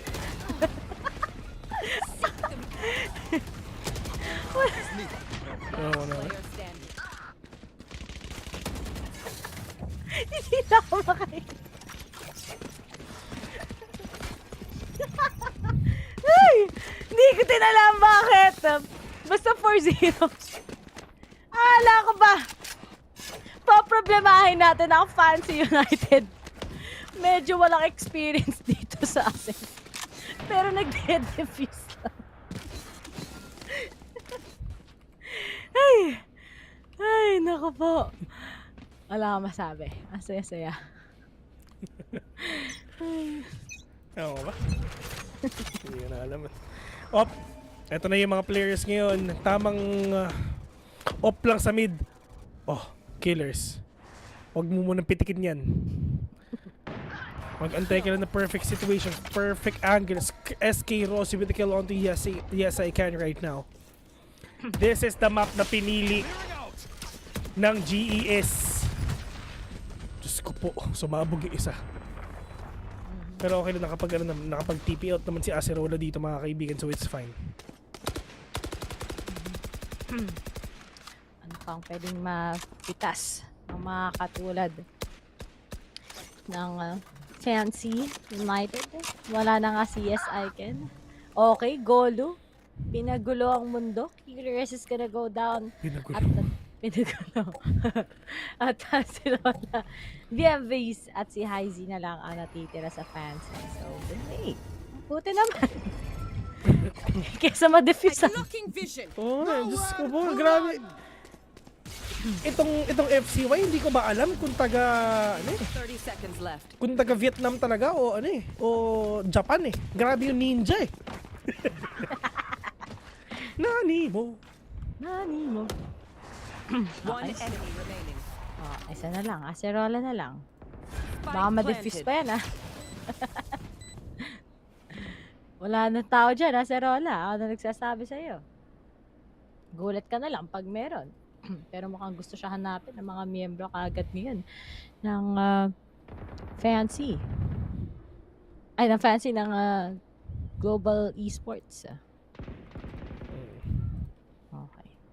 Wala na din. Save na lang yung Phantom and that's just it.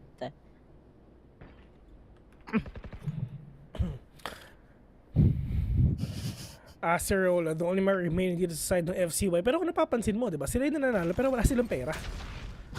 Alam mo ko bakit? Bakit? Kasi namamatay din sila Yung mga side ng FCY, kahit nananalo sila, namamatay pa rin sila. So bili pa rin sila ng bili. Points lang nakukuha nila pero wala naman sila talagang naipon na pera. Yung mga pero defuse Oo. Diba? Tapos yung iba nabubuhay lang din. I mean, yung ibang kalaban ng GES buhay lang din. So, ano man. Pero si Killer S, yes, meron naman siyang Blade Storm. So, it's fine. So, what will our friends do right now sa pare sa teams? Yun. Killer S, mapipick off na yun ni Rossi kagad sa isang iglap. At 4 na lang muli ang natitira. Acerola, kapag nakuha niya, pag nag-timing kagad para mo yun, sayang. Loads. Papasok mo sila kagad sa may aiming. At sige, aasimin niya. Audition, go. Okay, nilagyan na kagad na smoke. Ayan na, sasapon na kagad ang paranoia. Although contrast, walang problema. Dahil pwede lang nilang paglaruan ngayon ng mga miyembro kagad ng Global Esports. You should run. Tamang laro-laro lang. Pero ito mga game sa ating ngayon sa kita mo talaga natin na talaga papasok na dito. Pero that is the Rolling Thunder Golu knows exactly kung saan talaga yung mga kalaban niya. Pero Hyzy with a big trade of Hell Ranger low. Yes, I can! He's doing it. 5-1. Hinahanap nila nasa yung operator. Yun, nakita ni Yes, I can. At ayun. Rola, dapat first pick, sobrang disiplinado nila maglaro. At buta na, nakapag-rotate na kagad ibang mga miyembro ng Fancy. And now, they're kinda getting the lead already once again. Malaki na ulit yung naiipundar na lang yung mga points. And now, they're finally leading by 4. Although, may pera pa rin naman. Sa side ngayon ng Global.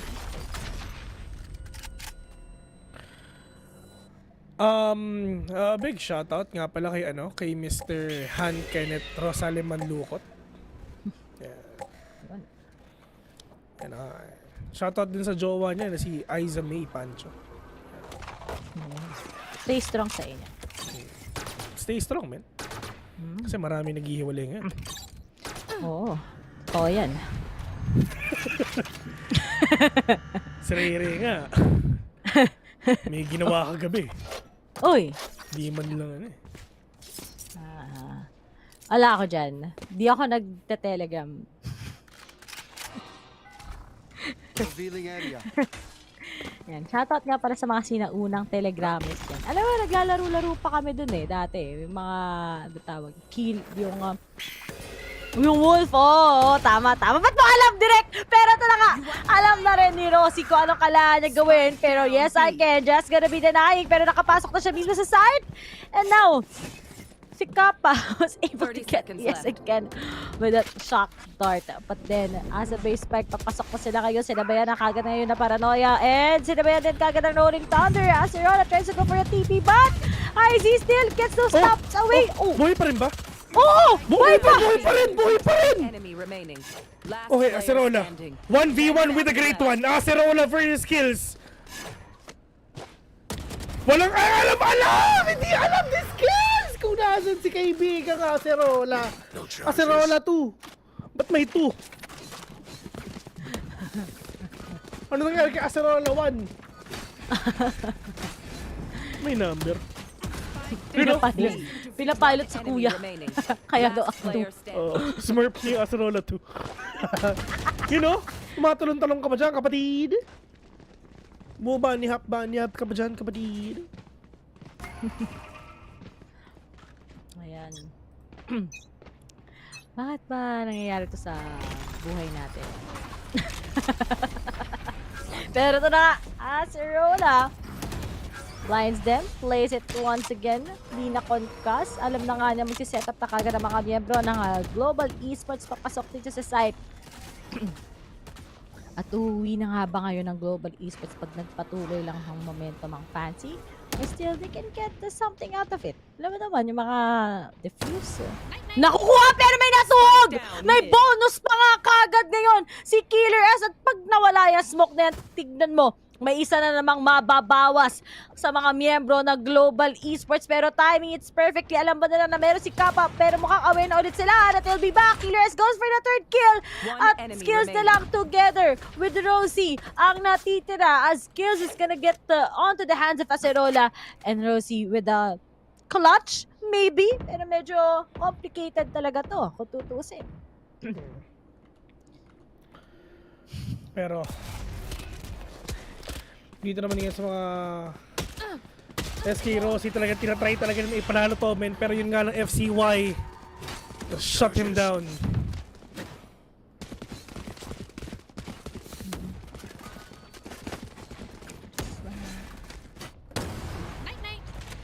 Pero yung ano, yung sinasabi ko kanina na ito na ata yung ano nila, ito na ata yung tawag dito,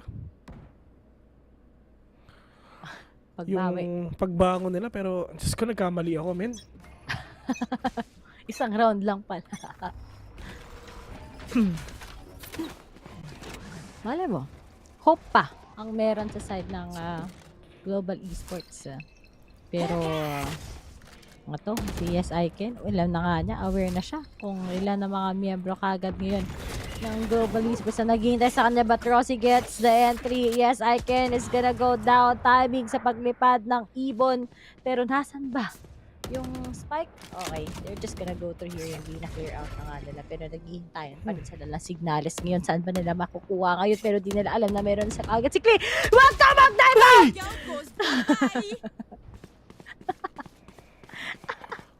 Muntik na yun, pero Golu Enemy remaining. with a 2K already trying to go with the third one, but BMVC says no. 1v4.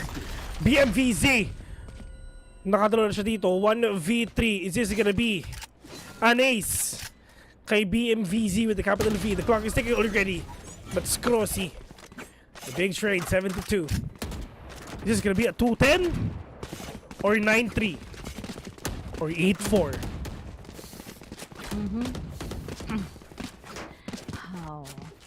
Oo. Mabawi naman kahit paunti-unti ang mga miyembro ng Global Esports. At ito na ba yung buff na hinihintay natin sa kanila here in Ascent?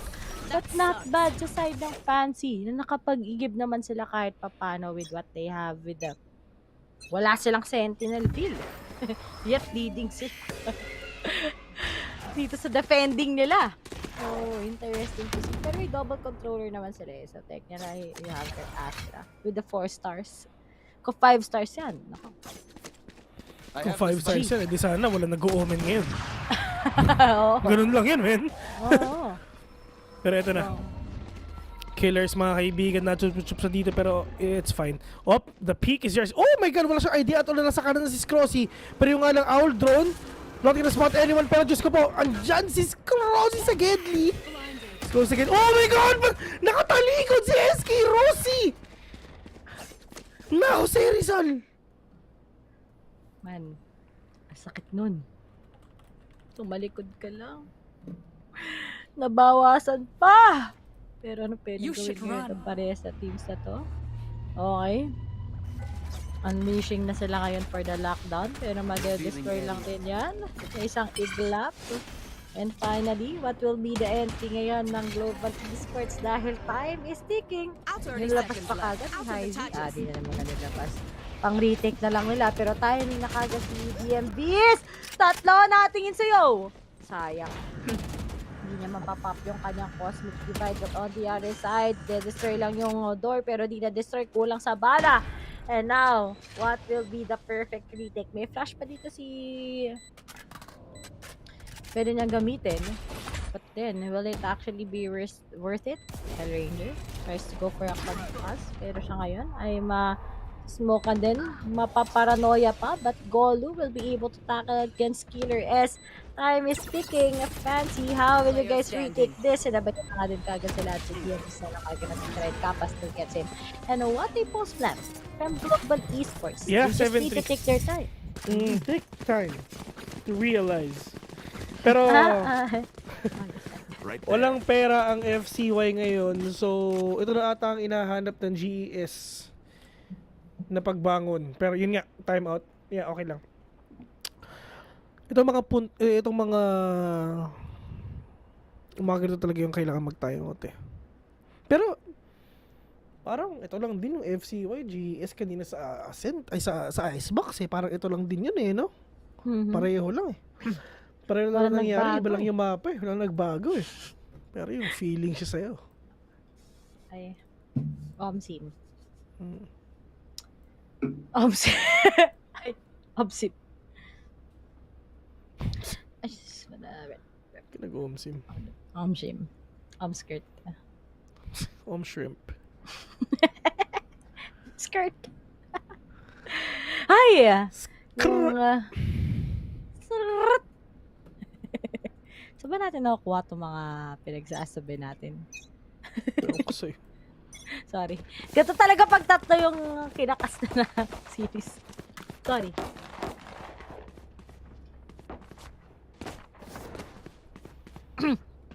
Pero ngayon, ng Fancy United, kailangan nila mag-save.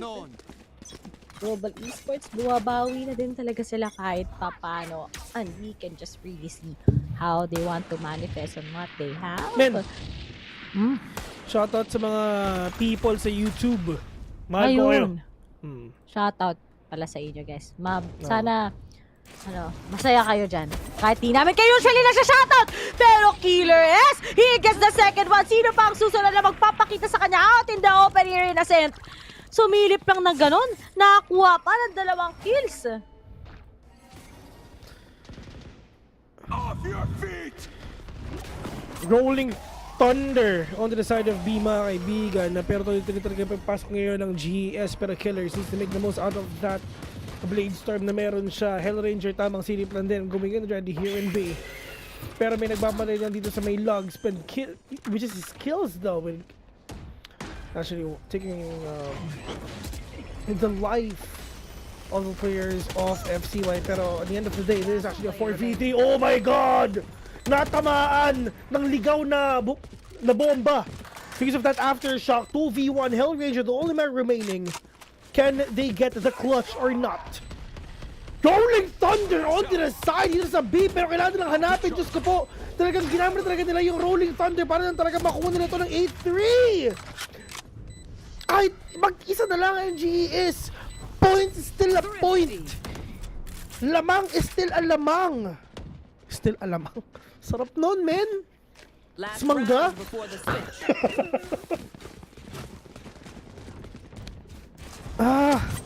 Grabe.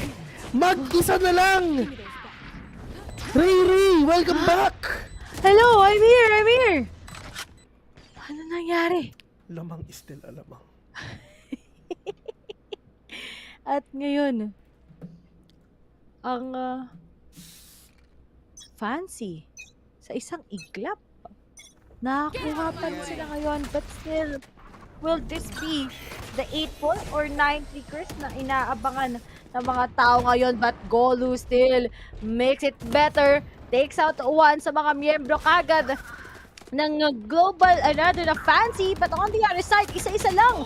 Mid-control, is it gonna be working? But looks like it, nakapasok na kagad sa A-site ang mga miyembro kagad ng global Esports, and that's what we can see right now. BMVs na lang together with Jessica ang natitira, and as BMVs tries to come up with something, titignan na lang, alam na lang natin na nandiyan si Skills, matatag pa nga siya kagad. They have a lot of flash parata, wala pa nga ang nakuha dito. Meron na kagad si Yes I Can. He tries to come up with something. Wala pa rin kagad. Pero yung timing! Meron kagad tao sa likod nyo! And it's gonna be Kappa himself! Ano na nangyayari? Always check something!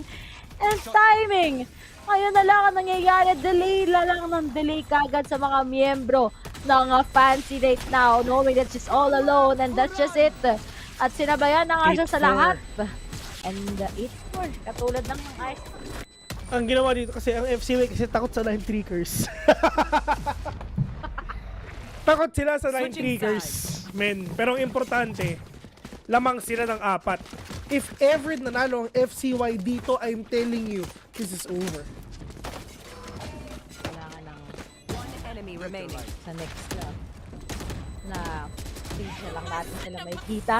Maybe. But still, pinaglalabanan pa rin naman ang GES kung ano mga pwedeng mangyari ang kanila ngayon. Alam niyo ba na kung global esports, sa mga hindi pa nakakaalam, yung LCQ, nandito rin sila. So, maganda rin yung naging performance ng team na to, ang nakita nyo. And habang nasa 43 seconds pa tayo before it will actually start, ang 19th to 20th place dito sa Valorant. At nauna nga Team Big BAAM. Ayan. 100,000 pesos. Ayan. Ang makukuha nila. Ayan. Tapos yung top 1 to 4. Lalaki oh! Na-all! Ganito yung nakakuha. Isipin mo Hati-hati sila dun. Ilan sila? 6? 7? Plus yung cut organization. Oo. Parang almost, ewan ko, kung paano sila magkahati-hati. Yun nga, diba? Kaya na nila yan. Oh. Parang pizza lang. Ano na rin, kunyari 100k, ilan sila? 5. 20k each. Tapos yung hati nung coach. Tapos kunyari may analyst pa. Tapos yung sa org nga. Tas 6 man, if ever, yung sub, meron din yun dapat. Pag-hati hati-hati sila sa sa 10,000. Siguro, ewan ko. Hindi ko alam. At ano na ang next na strategy ngayon ng Fancy? They're in the attacking side. Will it actually be helpful to have that double controller? Sige lang, si Acerola niya, duelist O, tinan mo, ibang-iba talaga yung gameplay ng FCY tsaka sa GES no? Oo. Kasi sanay tayo na si SK Rosie ipapasok na agad dito sa A, di ba? Nakita mo na iba yung pinapahita talaga ng mga teams natin. Tignan mo, dito sila magagaling, di ba? Nakabawas na sila. Rosie is gonna go down. And A-site na iwan kagad ng global esports sa isang iglap. Finally, goes with every clear out ngayon sa angulo. And as this goes, what will be the next retake? Lahat ng utilities pinagtatapon nila. Isa lang babagsakin. Uy, ang skiller is, naghintay lang. At buta na lang nakapitas si Hyzy together with Saiken. At si Kappa na lang kagad ang natitira. Kala ko na-busy. Hindi na siya gumalaw. Tinanggap na lang. Oh my god. This is bad. Oh my god. This is really bad for the side of a GE. Oh no. Real bad. Oh no. Oh no.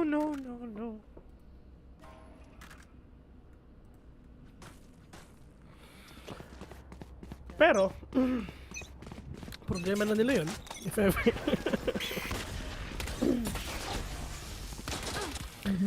Pero ito na yung mga players ngayon ng GES. Tamang double shock type lang din just to mess up with the HP and the positionings of FCY right now. Pero kung napapansin nyo si Kills, medyo dumidiretso ata siya ng konti. Oh no! Skills not tagging anyone dito sa side ng mga players. Oh my god! Perfect paranoia na ginawa ni Acerola 2. 4v3 Kappa. It's just that Sheriff on hand. Hell Ranger taking down one, pero Diyos ko po! Tingin sa kaliwat kanan eh! Wala eh! Oh no! Makakabawi na ata, pero you need to swing out! Yes! Thrifty for the side of GES. Nabalo eh! Hindi na alam, kaliwat kanan meron eh! Tinan mo oh! Si Killer, so di na alam kung saan sa titingin eh. Talagang di ko rin magets kung bakit ganito, Will. Ano ba ang nice in Indian? Nice in Hindi? Di ko alam. No. Atcha. Yeah. Atcha. Siyempre, I mean, kunyari, di ba, sa Brazil, vamos, di ba? Vamos! Vamos! Magaling na sila, di ba? Siyempre, may sarili-sariling ano. Ano ba ang nice sa Japan? Nice in Japan? Yamete. Ay, hindi. Iba pala eh. Hindi. Yoy. Ayan. Sa Vietnam. Nice. Ano naman sa Vietnam? Vietnamese. Nagla-language class ka na din pala.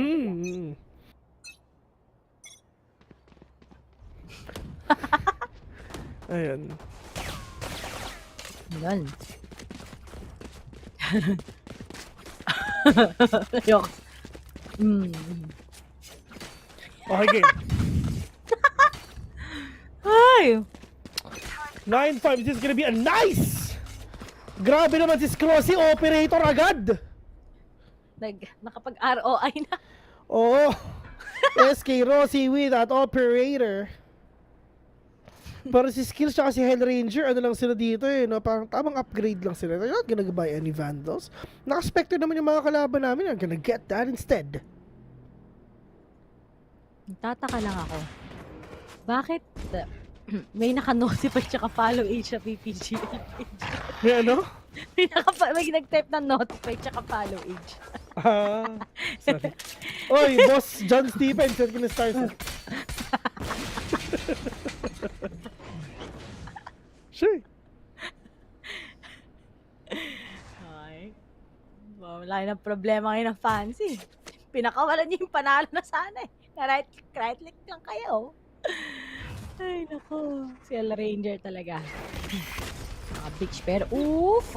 Trying to cut up with something. Nakapasok mo sila kagad sa side. Pero may nabawas na kagad si Skills. He gets a one. But nice, he was able to at least straight out his 30 seconds left. That's pretty big. Binabantayan lang niya. And he gets the second one. Nakuha pa nga kagad sa isang iglap kagad na side. And right now, every angles pinag-take care of na nga kagad. Acerola goes for the plant. Pinipigilan lang siya dito. Yet, he will still be able to be captured by Yes I Can. At it's just gonna be a 3v2. Alam na nila nasaan ba si Rossi together with Kappa. Paglalaroan na lang ba nila to? Yes. O sige, sino talaga? Maglabanan kayo dyan. Kaya pa yan. Nadig na nga nakagad. Nag-entry na. Oh, he still gets it. Oh no! Oh my God! Miss kasi SK Rossi nagulat! Tingnan mo yung buhay ni BMVZ 5! No way! Are you kidding me? Oh my God, the Thrifty! That's an operator, my guy! Full on Vandal Specters yun! Pero sabi ni SK Rossi kay Hell Ranger, pre, bili mo ako ng op. Sabi ni Hell Ranger, sige pre. Meron pa sila ulit operator, men. BAAM! Killer S! SK Rossi is down!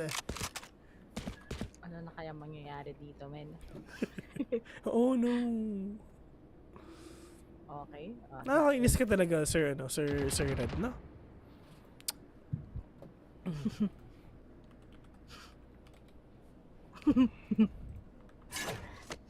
Ay. Okay. Kapa. Pero eto na. Capture something. But wala pa din. Oh, narinig mo yung sinabi ko, Ray. Pwede ba? Nice! Gusto ko yan.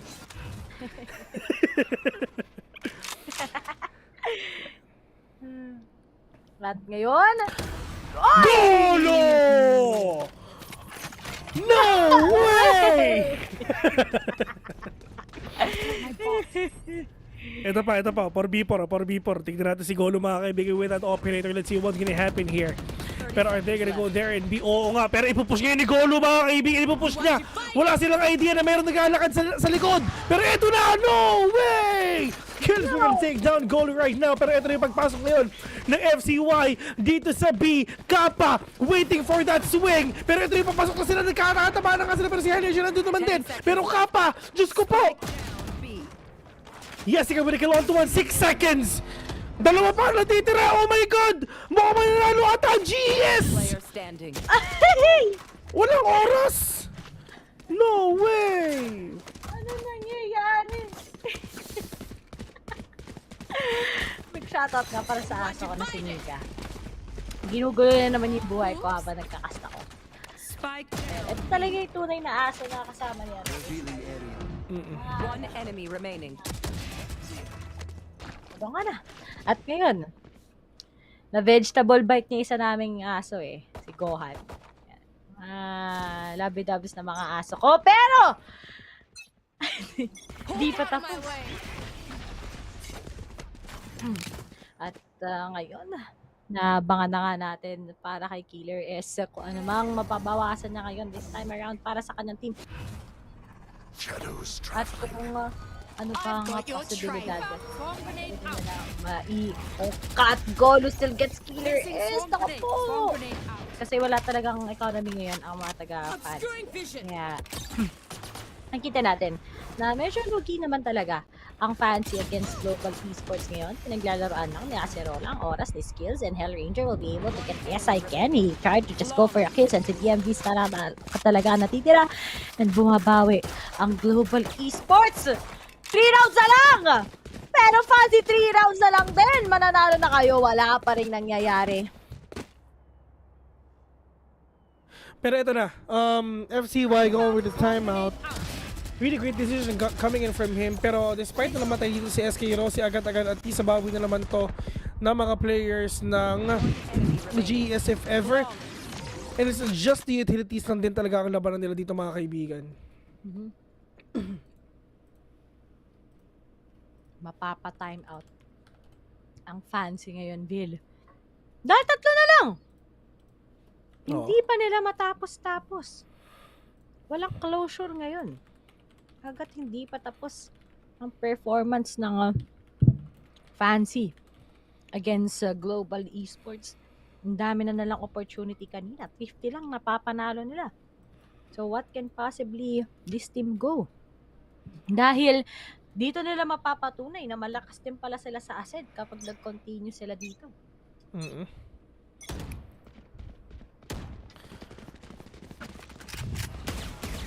But right now, fancy, ready na kaagad ngayon si Acerola. Just in case kailangan niya lumipat sa isang side, will they be able to bait the hands of global esports? Or will it be something? Ngayon, set up na nga kagad ng fancy papunta sa B-side. Mabilis ang take sa kanila. Sana di sila talaga ma-pick up isa-isa. May nag-concast na sara na kagad ang pintuan. At ngayon, check na nga nila yung every corner. No! Oh my God! Napakaganda ng Rolling Thunder! Pero Kappa, Diyos ko po, judge to, men! Sabog ang ulo mo! 3v3 Killers, wala na siyang smoke, meron pa siyang dash.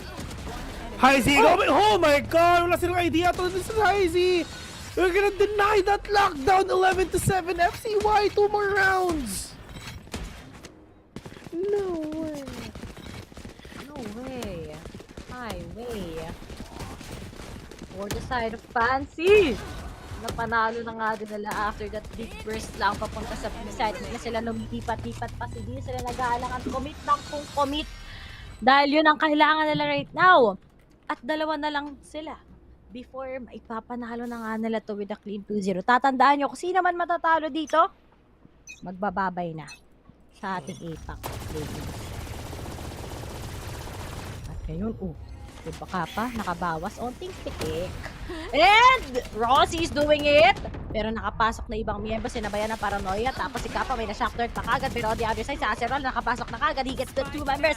And it's gonna be a 2v4. And Ivy still gets the head of Kappa as they go for a setup here. He goes for a plant. At tignan natin kung may mabibiktima ngayon ang mga miyembro ng Fancy. Pero Skills goes with a star setup kagad. Kung meron ba siya masastan, meron pa siya agad siya makakuha. Pero sinabayan na din kagad ng Cosmic Divide. Pero nandyan lang kagad yung smoke para paglaruan ang mga miyembro ngayon. And there's the concast. Dalawang miyembro, he gets a spray. And Izzy, will he be able to get this? Oh my God! And match point na ang Fancy against Global Esports. Global Esports. Ladies and gentlemen, hear me. Pumunta sila ng Singapore.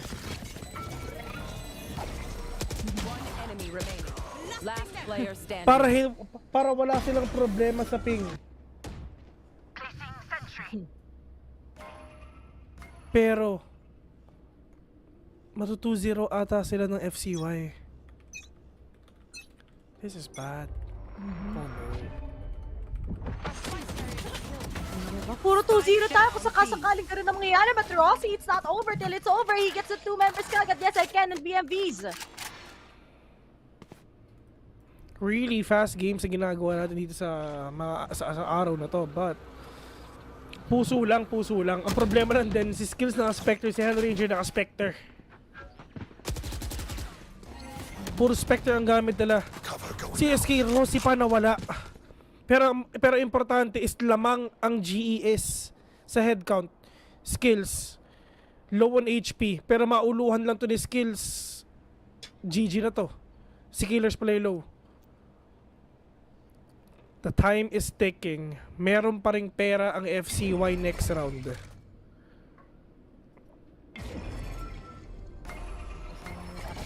Concealment, obscuring vision. Op. Tamang smoke lang din sa all about the communication. Pero oh no! Hoy! Hell Ranger! Delikado siya dito! Hell Ranger! Si Hell Ranger! Hindi nila pinansin si Hell Ranger! Hindi nila pinansin si Hell Ranger! Hindi nila nakita si Hell Ranger!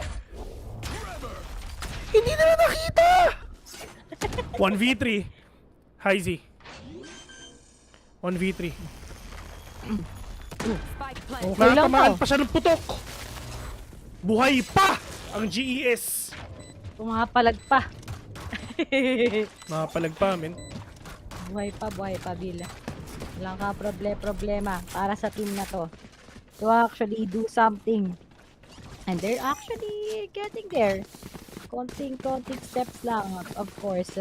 But on the other side, how will this progress show? Sa side ng Fancy. Dahil ito na naman tayo. Magiging 13-11 ata to. Just like what happened sa Icebox kanina lang.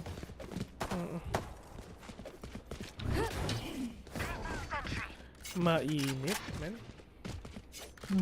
Mainit to. Di pa tapos to.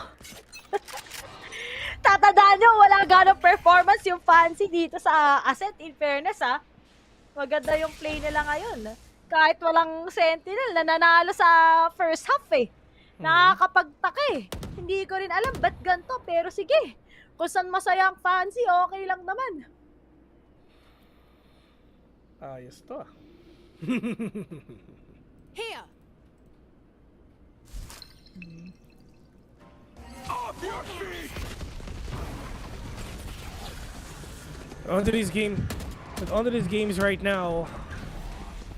It's just 4 pa ang pwedeng habulin ng GS if ever. Pero yung nga, nakapasok na yung mga players ngayon ng FC1 dito sa may B. Mga kami para din sa Golden Thunder kami ngayon from the players of GS. Pero SK Rossi will kill with the 2K as well. Pero meron pa tao sa likod. SK Rossi just destroying FCY right now. Give me the ace. SK Rossi being flash Jessican all the way doon sa may likod. This is gonna be a nice! Ay! But Jessican says no! Pero tamang reload lang din. Pero 12-9. GS buhay pa. Ayaw patapusin, Bill.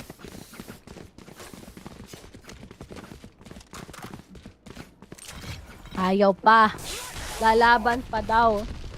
Para sa team ngayon ng GES. Bakit naman kasi talaga magpipigil? Meron pa naman si Rossi. Lumalaban pa naman eh. Ayaw pa naman talagang umuwi.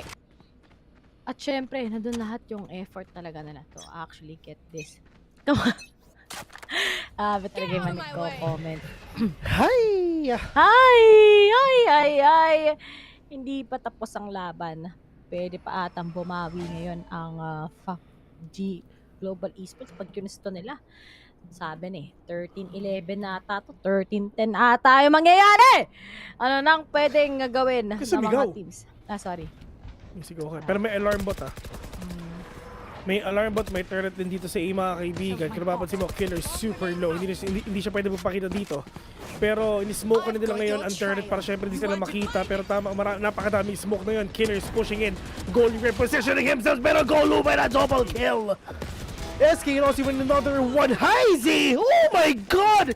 Crispy headshots! Libreng, Asin yung spike?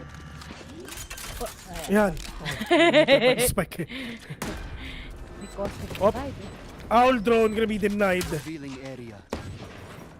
Op! Ito na yun! Diyos ko po, judge lang sa kalam. Pero 1v2, Heizy, meron siyang phantom. Nagtatago lang siya, pero meron tao dito sa may gilid mga kaibigan. Oh no! Heizy kills one! Being flashed as well. Wala na siyang stars. Ubus na ba? O isa pa! Isa pa! Ang sabi ng GES, India is still alive. Still alive! Ay! Ano na ang mangyayari, Fancy? Kung gusto niya tapusin, libre naman. Kung ayaw nyo, di ko rin alam. Pero lumalaban pa talaga.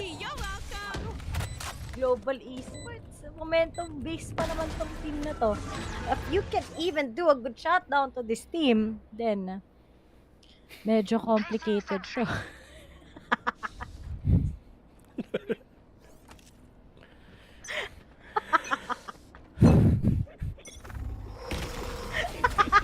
SK Rossi, oh my God, napakadami. Diyos ko po, lahat ng skills ginamit ni SK Rossi. Ginamit na rin niya, pati yung Blade Storm, men. Pero double peak lang. Owl drone.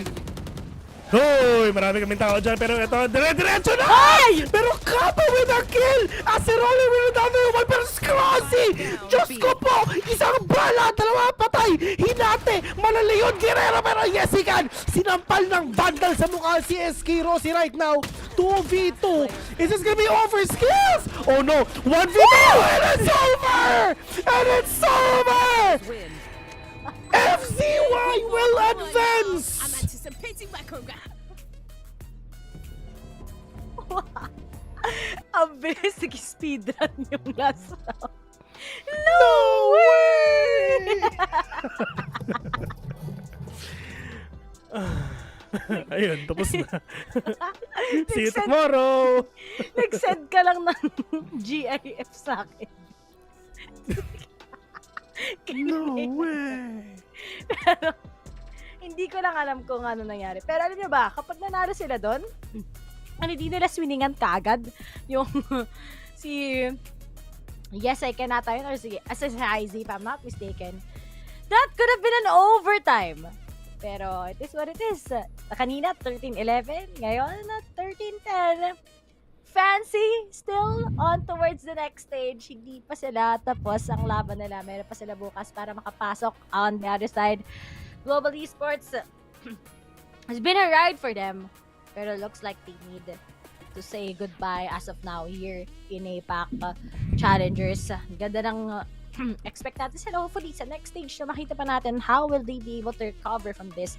Pero it's still a good game, well played sa both of the teams, especially na sobrang dikit ng mga laban, yet unorthodox gameplays mula sa dalawang teams na to.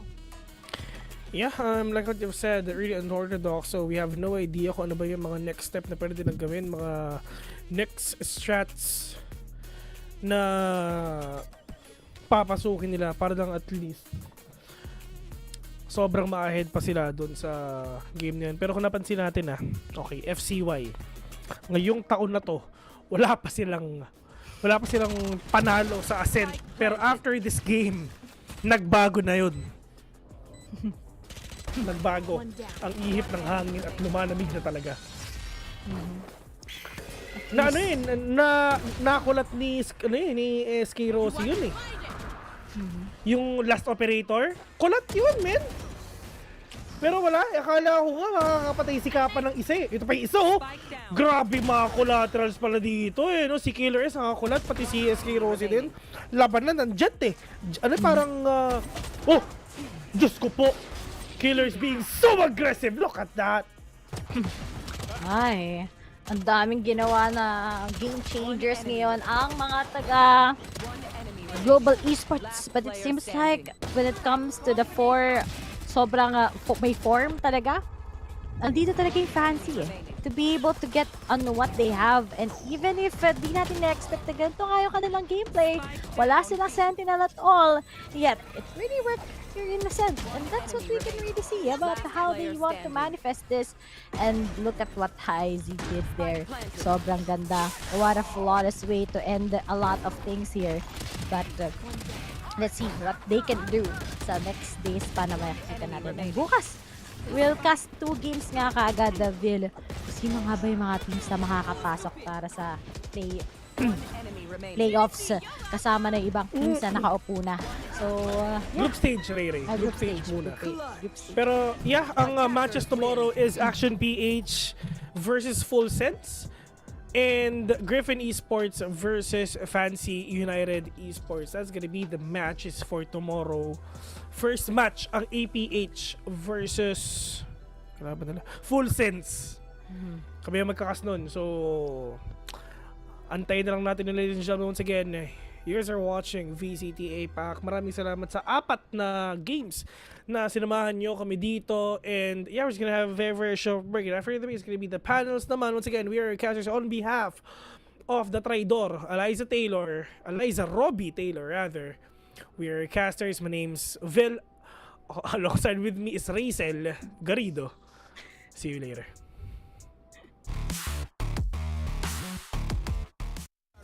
I could have been effing you in Paris. I don't wait for the drop.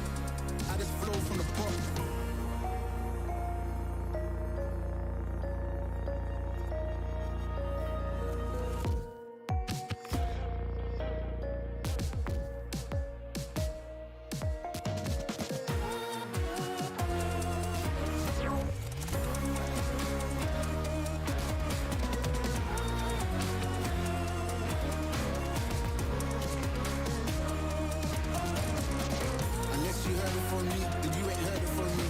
For me, all the energy extra.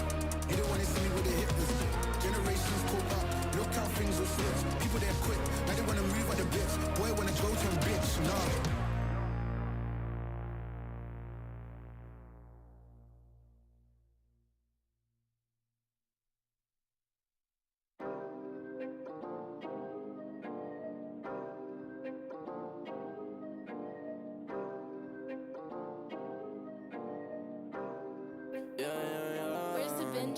Working a 9 to 5, I had to go and feed the guys. Nobody did it right, I had to show them how to grind. I had to beat the odds, this is the life I live for God. Taking a step at a time, we going up, we headed to Mars. Taking them chances, making decisions, you know I'm never gonna lie. Till you let go, I'm copying all of them, who you gon' be inside. I cannot fake it, I gotta face it, I gotta do the time. You gotta wait, make for a great pay, make sure you're doing your job. Gotta deal with the of patience. 200 every occasion.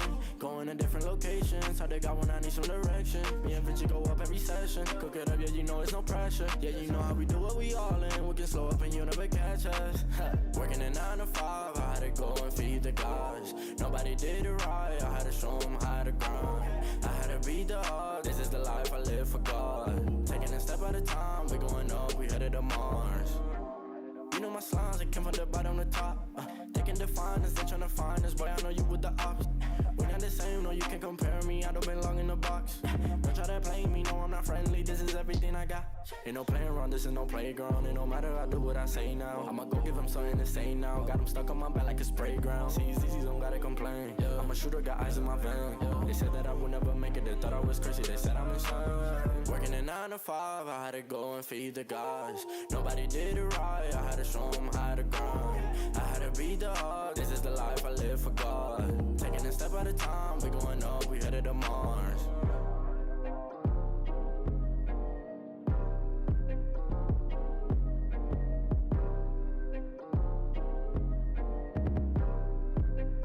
Undefined for life.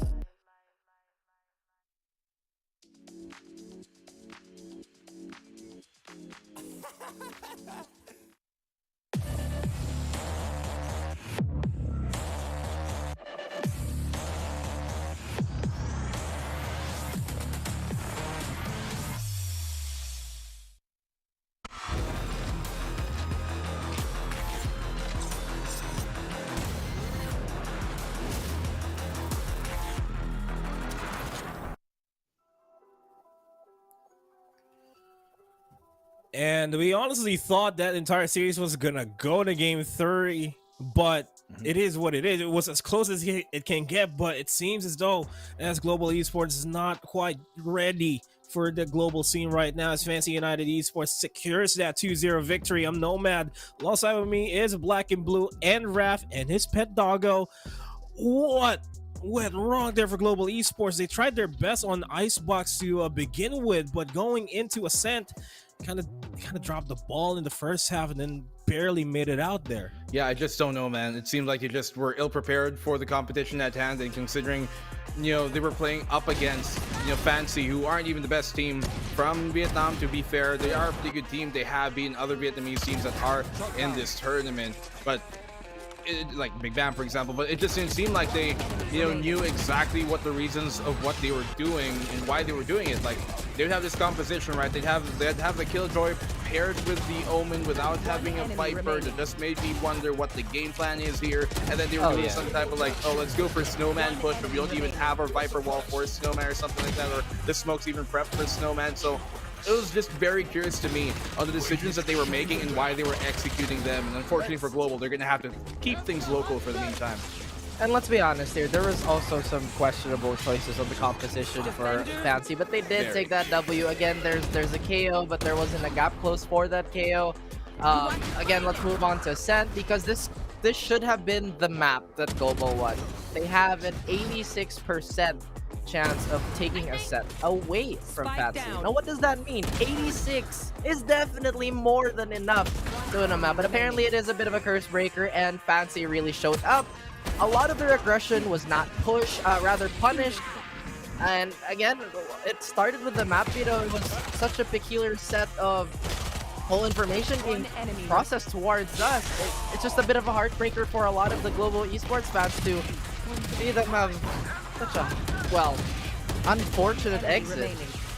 Yeah, and we've seen signs of SK Rossi throughout the entirety of the series really try to carry the entirety, I would say, of the South Asian region behind its backs to prove that they do deserve to be in the challengers. But at the end of the day, Fancy United Esports, they proved that they would want it better, and they kicked successfully kicked Global Esports out of the competition. Now, there only really is Velocity, the only representative South Asia has here in the tournament, and they are in the group stages. We'll see them play next week. But for the most part, what does this mean for Global Esports? Would this be another rebuilding for themselves, another bounce back? Let's come back next challengers. What's going to happen? Well, what other choice do they have aside from, you know, just, I guess, tuck it in and really try and bounce back come stage 2. And I'm hoping that they can, because South Asia is it's a scene that we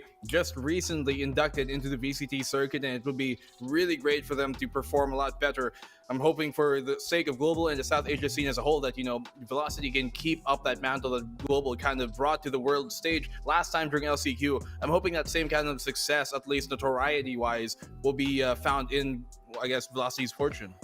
Oh yeah, and again, thinking about this, they were under the microscope for about all of their Valorant career, so that was added pressure. I would say unnecessary pressure. But to all the fans out there who, again, a little disappointed, just, it's okay, guys. There's still quite a bit to develop, and that's a good thing. The ceiling will only get higher. Just don't inhale that copium. That is not good for you at all. But again, Global Esports, we still expect quite a bit from them. Again, moving forward, this has been the theme of the VCT, really. It's all about that evolution and growth, and we look forward to seeing that.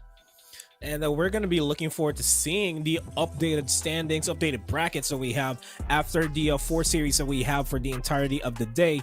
And it's the last chance for Action PH in full sense, as they will be the last team to play in Group A to determine who else is gonna hop in. Full sense, of course, after that victory against Team Big BAAM and that loss off of ONIC G, they want to make it out of the group with ONIC G and prove that they do deserve to be in group stages and have that rematch against ONIC G. And Action PH, not really the best of performances against ONIC G, want to prove otherwise. Get rid of Big BAAM, now get rid of Full Sense. That is Action PH wants to happen. But moving things over towards Group B, it's now the final chance for Fancy United Esports to make it out of the groups. But then again, they're going up against Griffin Esports. They will get that revenge on their Fancy United Esports is going to get that revenge.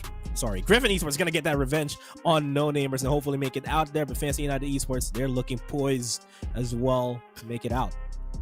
Totally. It was no-namers who sent both of these teams down to the lower bracket. They've been looking like that team to beat for the Group B stages, but we talked about earlier how, early on in this entire stage, that Group B was very volatile. Anybody could come out of it. It's seemingly looking like between tomorrow's matches with Fancy and Griffin going up against each other, I think that remains true as well. We honestly have no idea how these games are going to go tomorrow, but we're going to be certain that they are going to be action-packed and ones to look out for. Once again, I will agree with you. I've done that all throughout the week, and well, there's no stopping now. Again, the excitement is going to mount just from the first series alone. But that volatility and that explosiveness and that unpredictability is definitely not going to stop with our final series of the day with Griffin versus Fancy. Just for, a quick review if you guys were not paying attention or have the attention span of a goldfish, much like I do. But yeah, again, expectations still at an all-time high. The Shark Tank is finally looking to complete itself. And tomorrow we will finally figure out who will be joining in on the group stages, who will be bidding a farewell in Challengers APAC. And tomorrow, that's going to happen a little later than what we've had earlier. So make sure you guys tune into the broadcast. And it's all down to the wire here. It has been all 2-0s for the entirety of the play-ins. If we see that tomorrow, maybe 2 is the lucky number for this year. If not, it's a pleasant surprise to finally see a 3-game series. But with all that being said, our expectations have already been set and has been thrown into the wind, and it's all down to the players, the teams, to make or break tomorrow. On behalf of the casting desk, as well as the regional broadcast that we have all around the Asia Pacific region, I'm Nomad. Alongside with me is Black and Blue and Raph. We'll see you tomorrow for more action here at the Asia Pacific Challengers. Good night and good fight. Oh man, what you talking about, man? You're so crazy, bruh. Wasn't too long before I realized a whole lot of truth just realized.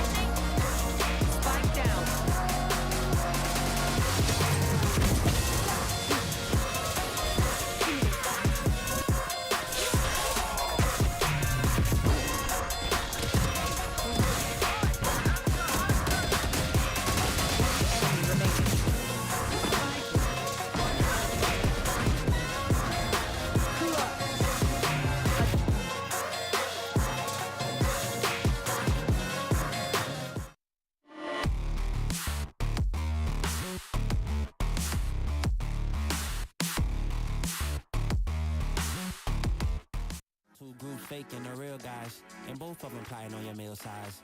Gotta be more, is this real life? Got a bad hand, but I still try. Try and knock me down and I still climb. I can see the promised land right over the hill line. And when I get there, yeah, we all gon' party. Learn how to surf cause the waves is gnarly. Gotta make the bread, gotta bake the barley. But it take a little time, be patient, darling. Working for the people, gotta rake them all in. But sometimes people make you hate your calling. Some people panic when the brakes is stalling. Me, I go to God when my faith is falling. Put it on the tattoos. A righteous man don't know bad news. Found forgiveness for my snafus. Nothing for the pretty girls trying to get a cashew. Bad dude. Sometimes life really suck like a vacuum. The devil I don't never turn my back to. I just wanna shower love like a bathroom and be a role model for the black youth.